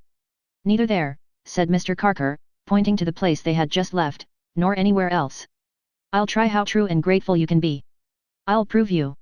Making this, by his display of teeth and by the action of his head, as much a threat as a promise, he turned from Rob's eyes, which were nailed upon him as if he had won the boy by a charm, body and soul, and rode away. But again becoming conscious, after trotting a short distance, that his devoted henchman, girt as before, was yielding him the same attendance, to the great amusement of sundry spectators, he reined up, and ordered him off. To ensure his obedience, he turned in the saddle and watched him as he retired. It was curious to see that even then Rob could not keep his eyes wholly averted from his patron's face, but, constantly turning and turning again to look after him, involved himself in a tempest of buffetings and jostlings from the other passengers in the street, of which, in the pursuit of the one paramount idea, he was perfectly heedless. Mr. Carker the manager rode on at a foot pace, with the easy air of one who had performed all the business of the day in a satisfactory manner, and got it comfortably off his mind. Complacent and affable as man could be, Mr. Carker picked his way along the streets and hummed a soft tune as he went. He seemed to purr, he was so glad. And in some sort, Mr. Carker, in his fancy, basked upon a hearth too. Coiled up snugly at certain feet, he was ready for a spring, or for a tear, or for a scratch, or for a velvet touch, as the humour took him and occasion served. Was there any bird in a cage, that came in for a share of his regards? A very young lady, thought Mr. Carker the manager, through his song. When I saw her last, she was a little child. With dark eyes and hair, I recollect, and a good face, a very good face. I dare say she's pretty. More affable and pleasant yet, and humming his song until his many teeth vibrated to it, Mr. Carker picked his way along, and turned at last into the shady street where Mr. Dombey's house stood. He had been so busy, winding webs round good faces, and obscuring them with meshes, that he hardly thought of being at this point of his ride, until, glancing down the cold perspective of tall houses, he reined in his horse quickly within a few yards of the door. But to explain why Mr. Carker reined in his horse quickly, and what he looked at in no small surprise, a few digressive words are necessary.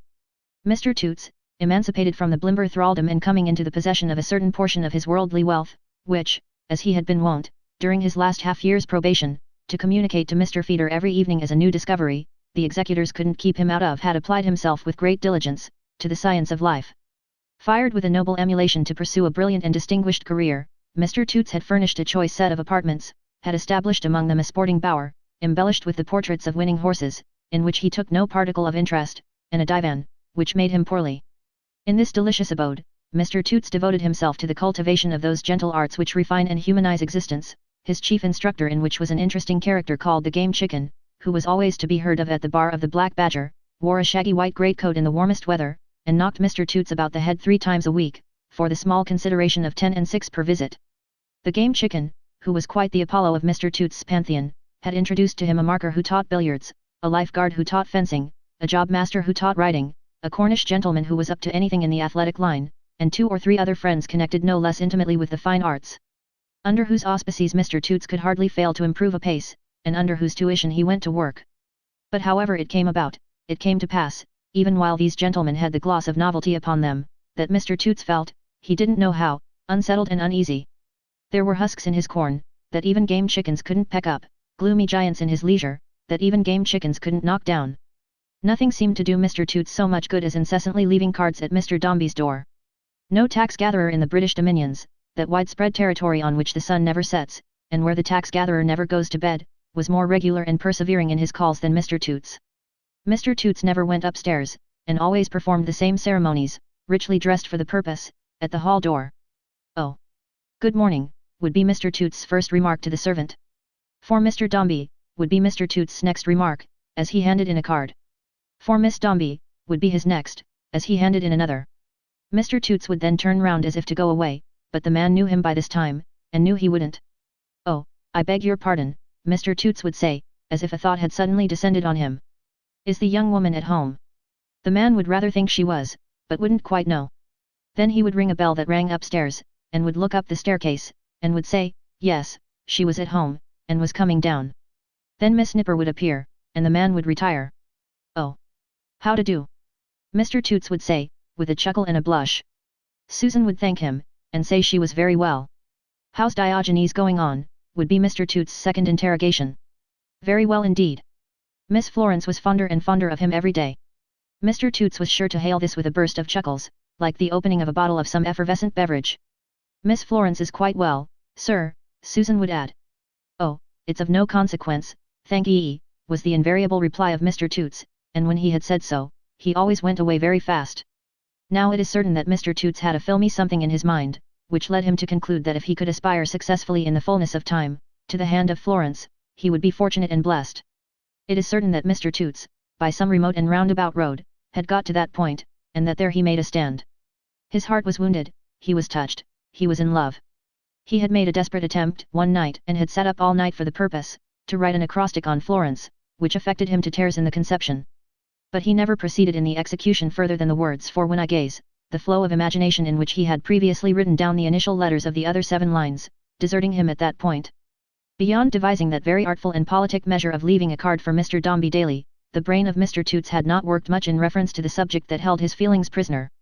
But deep consideration at length assured Mr. Toots that an important step to gain, was, the conciliation of Miss Susan Nipper, preparatory to giving her some inkling of his state of mind. A little light and playful gallantry towards this lady seemed the means to employ in that early chapter of the history, for winning her to his interests. Not being able quite to make up his mind about it, he consulted the chicken, without taking that gentleman into his confidence, merely informing him that a friend in Yorkshire had written to him, Mr. Toots, for his opinion on such a question. The chicken replying that his opinion always was, go in and win, and further, when your man's before you and your work cut out, go in and do it. Mr. Toots considered this a figurative way of supporting his own view of the case, and heroically resolved to kiss Miss Nipper next day.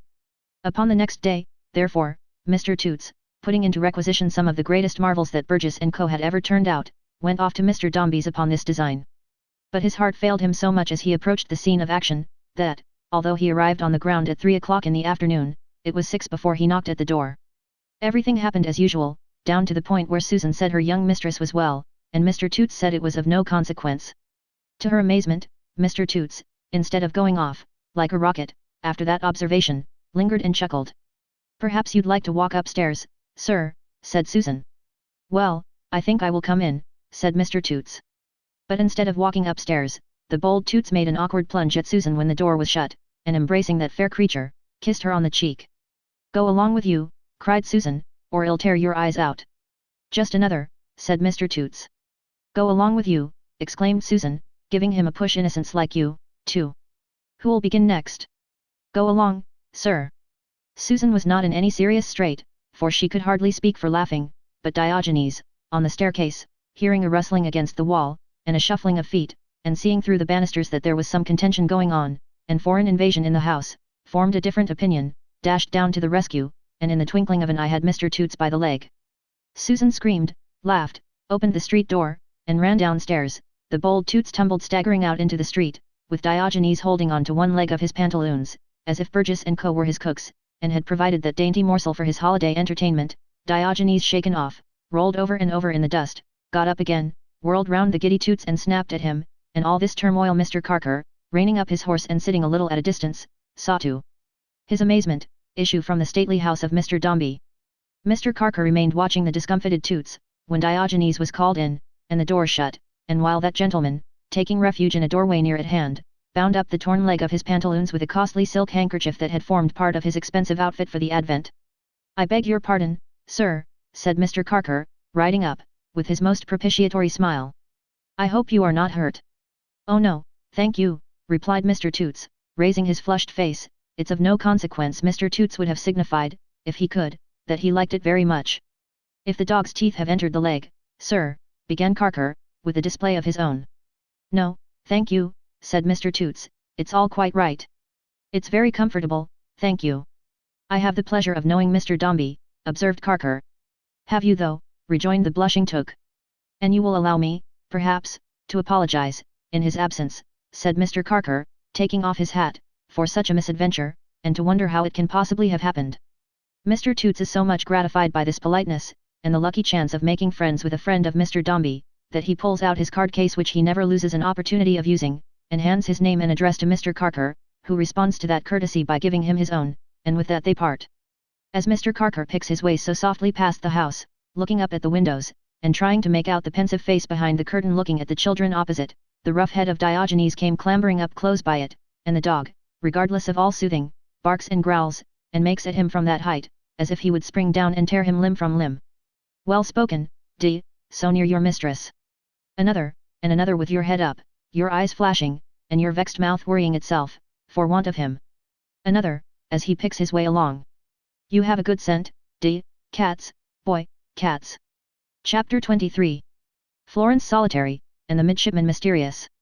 Florence lived alone in the great dreary house, and day succeeded day, and still she lived alone, and the blank walls looked down upon her with a vacant stare, as if they had a Gorgon-like mind to stare her youth and beauty into stone. No magic dwelling place in magic story, shut up in the heart of a thick wood, was ever more solitary and deserted to the fancy, than was her father's mansion in its grim reality, as it stood lowering on the street, always by night, when lights were shining from neighboring windows, a blot upon its scanty brightness, always by day, a frown upon its never-smiling face. There were not 2 dragon sentries keeping ward before the gate of this above, as in magic legend are usually found on duty over the wronged innocents imprisoned, but besides a glowering visage, with its thin lips parted wickedly, that surveyed all comers from above the archway of the door, there was a monstrous fantasy of rusty iron, curling and twisting like a petrifaction of an arbor over threshold, butting in spikes and corkscrew points, and bearing, one on either side, 2 ominous extinguishers, that seemed to say, "Who enter here, leave light behind." There were no talismanic characters engraven on the portal, but the house was now so neglected in appearance, that boys chalked the railings and the pavement, particularly round the corner where the side wall was, and drew ghosts on the stable door, and being sometimes driven off by Mr. Tollinson, made portraits of him, in return, with his ears growing out horizontally from under his hat. Noise ceased to be, within the shadow of the roof. The brass band that came into the street once a week, in the morning, never brayed a note in at those windows, but all such company, down to a poor little piping organ of weak intellect, with an imbecile party of automaton dancers, waltzing in and out at folding doors, fell off from it with one accord, and shunned it as a hopeless place. The spell upon it was more wasting than the spell that used to set enchanted houses sleeping once upon a time, but left their waking freshness unimpaired. The passive desolation of disuse was everywhere silently manifest about it.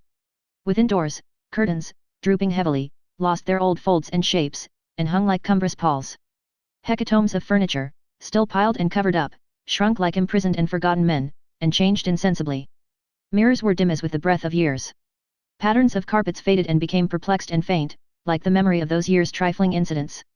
Boards, starting at unwonted footsteps, creaked and shook. Keys rusted in the locks of doors. Damp started on the walls, and as the stains came out, the pictures seemed to go in and secrete themselves. Mildew and mold began to lurk in closets. Fungus trees grew in corners of the cellars. Dust accumulated, nobody knew whence nor how, spiders, moths, and grubs were heard of every day. An exploratory black beetle now and then was found immovable upon the stairs, or in an upper room, as wondering how he got there. Rats began to squeak and scuffle in the night time, through dark galleries they mined behind the paneling.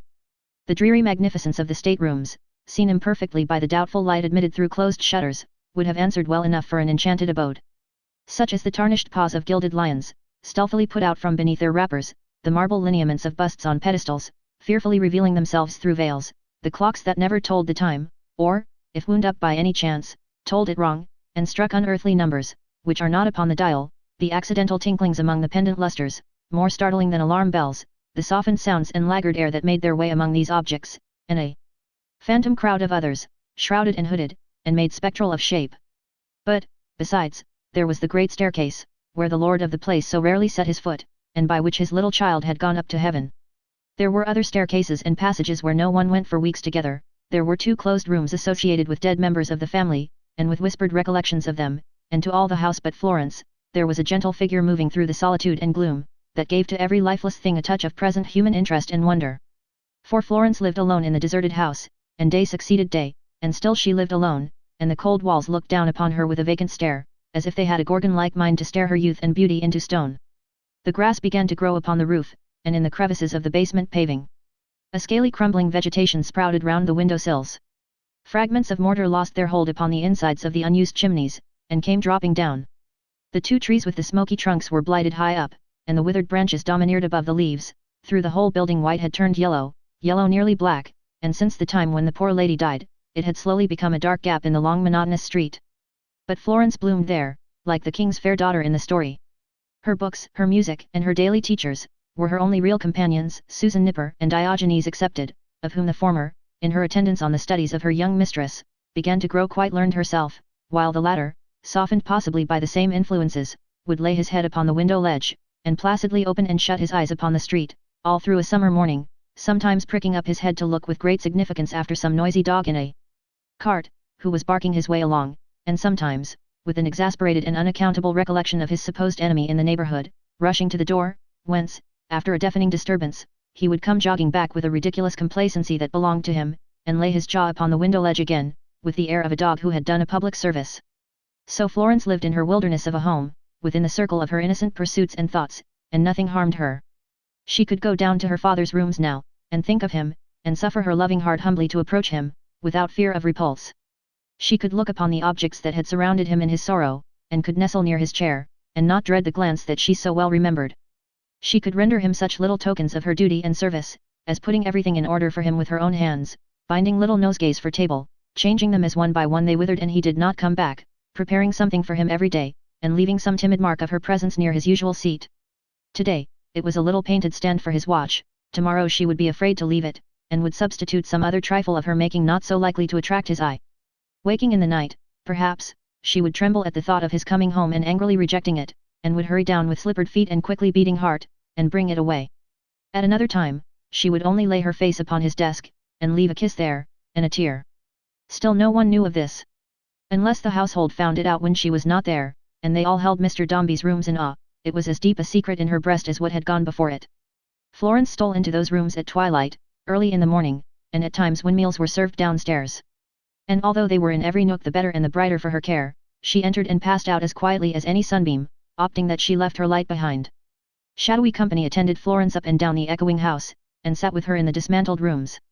As if her life were an enchanted vision, there arose out of her solitude ministering thoughts, that made it fanciful and unreal. She imagined so often what her life would have been if her father could have loved her and she had been a favorite child, that sometimes, for the moment, she almost believed it was so, and, borne on by the current of that pensive fiction, seemed to remember how they had watched her brother in his grave together, how they had freely shared his heart between them, how they were united in the dear remembrance of him, how they often spoke about him yet, and her kind father, looking at her gently, told her of their common hope and trust in God. At other times she pictured to herself her mother yet alive. And oh the happiness of falling on her neck, and clinging to her with the love and confidence of all her soul. And oh the desolation of the solitary house again, with evening coming on, and no one there. But there was one thought, scarcely shaped out to herself, yet fervent and strong within her, that upheld Florence when she strove and filled her true young heart, so sorely tried, with constancy of purpose. Into her mind, as into all others contending with the great affliction of our mortal nature, there had stolen solemn wonderings and hopes, arising in the dim world beyond the present life, and murmuring, like faint music, of recognition in the far-off land between her brother and her mother, of some present consciousness in both of her, some love and commiseration for her, and some knowledge of her as she went her way upon the earth. It was a soothing consolation to Florence to give shelter to these thoughts, until one day, it was soon after she had last seen her father in his own room, late at night, the fancy came upon her, that, in weeping for his alienated heart, she might stir the spirits of the dead against him.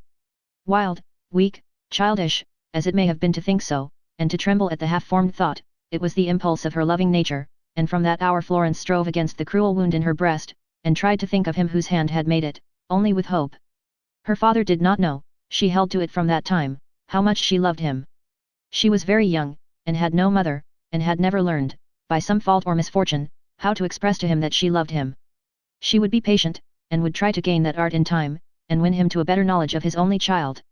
This became the purpose of her life. The morning sun shone down upon the faded house, and found the resolution bright and fresh within the bosom of its solitary mistress. Through all the duties of the day, it animated her, for Florence hoped that the more she knew, and the more accomplished she became, the more glad he would be when he came to know and like her. Sometimes she wondered, with a swelling heart and rising tear, whether she was proficient enough in anything to surprise him when they should become companions. Sometimes she tried to think if there were any kind of knowledge that would bespeak his interest more readily than another. Always, at her books, her music, and her work, in her morning walks, and in her nightly prayers, she had her engrossing aim in view. Strange study for a child, to learn the road to a hard parent's heart. There were many careless loungers through the street, as the summer evening deepened into night, who glanced across the road at the sombre house, and saw the youthful figure at the window, such a contrast to it, looking upward at the stars as they began to shine, who would have slept the worse if they had known on what design she mused so steadfastly. The reputation of the mansion as a haunted house, would not have been the gayer with some humble dwellers elsewhere, who were struck by its external gloom in passing and repassing on their daily avocations, and so named it, if they could have read its story in the darkening face. But Florence held her sacred purpose, unsuspected and unaided, and studied only how to bring her father to the understanding that she loved him, and made no appeal against him in any wandering thought. Thus Florence lived alone in the deserted house, and day succeeded day, and still she lived alone, and the monotonous walls looked down upon her with a stare, as if they had a Gorgon-like intent to stare her youth and beauty into stone. Susan Nipper stood opposite to her young mistress one morning, as she folded and sealed a note she had been writing, and showed in her looks an approving knowledge of its contents. "Better late than never, dear Miss Floy," said Susan, "and I do say, that even a visit to them old Skettleses will be a godsend." "It is very good of Sir Barnet and Lady Skettles, Susan," returned Florence, with a mild correction of that young lady's familiar mention of the family in question, "to repeat their invitation so kindly." Miss Nipper, who was perhaps the most thoroughgoing partisan on the face of the earth, and who carried her partisanship into all matters great or small, and perpetually waged war with it against society, screwed up her lips and shook her head, as a protest against any recognition of disinterestedness in the Skettleses, and a plea in bar that they would have valuable consideration for their kindness, in the company of Florence. "They know what they're about, if ever people did," murmured Miss Nipper, drawing in her breath. "Oh, trust them Skettleses for that." "I am not very anxious to go to Fulham, Susan, I confess," said Florence thoughtfully, "but it will be right to go." "I think it will be better." "Much better," interposed Susan, with another emphatic shake of her head. "And so," said Florence, "though I would prefer to have gone when there was no one there, instead of in this vacation time, when it seems there are some young people staying in the house, I have thankfully said yes. For which I say, Miss Floy, oh be joyful," returned Susan, "ah, h. This last ejaculation, with which Miss Nipper frequently wound up a sentence, at about that epoch of time, was supposed below the level of the hall to have a general reference to Mr. Dombey, and to be expressive of a yearning in Miss Nipper to favour that gentleman with a piece of her mind. But she never explained it, and it had, in consequence, the charm of mystery, in addition to the advantage of the sharpest expression. "How long it is before we have any news of Walter, Susan," observed Florence, after a moment's silence. "Long indeed, Miss Floy," replied her maid. "And Perch said, when he came just now to see for letters, but what signifies what he says," exclaimed Susan, reddening and breaking off. "Much he knows about it." Florence raised her eyes quickly, and a flush overspread her face. "If I hadn't," said Susan Nipper, evidently struggling with some latent anxiety and alarm, and looking full at her young mistress, while endeavouring to work herself into a state of resentment with the unoffending Mr. Perch's image, "if I hadn't more manliness than that insipidest of his sex, I'd never take pride in my hair again, but turn it up behind my ears, and wear coarse caps, without a bit of border, until death released me from my insignificance. I may not be a Amazon, Miss Floy, and wouldn't so demean myself by such disfigurement, but anyways I'm not a giver up, I hope." "Give up? What?" cried Florence, with a face of terror. Why, nothing, miss, said Susan. Good gracious, nothing. It's only that wet curl paper of a man, Perch, that anyone might almost make away with a touch, and really it would be a blessed event for all parties if someone would take pity on him, and would have the goodness. Does he give up the ship, Susan? Inquired Florence, very pale. No, miss, returned Susan, I should like to see him make so bold as do it to my face. No, miss, but he goes on about some bothering ginger that Mr. Walter was to send to MRS Perch, and shakes his dismal head, and says he hopes it may be coming, anyhow, he says, it can't come now in time for the intended occasion, but may do for next, which really, said Miss Nipper, with aggravated scorn, puts me out of patience with the man, for though I can bear a great deal, I am not a camel, neither am I, added Susan, after a moment's consideration, if I know myself, a dromedary neither. What else does he say, Susan? Inquired Florence, earnestly. Won't you tell me? As if I wouldn't tell you anything, Miss Floy, and everything, said Susan. Why, nothing, miss. He says that there begins to be a general talk about the ship, and that they have never had a ship on that voyage half so long unheard of, and that the captain's wife was at the office yesterday, and seemed a little put out about it, but anyone could say that, we knew nearly that before.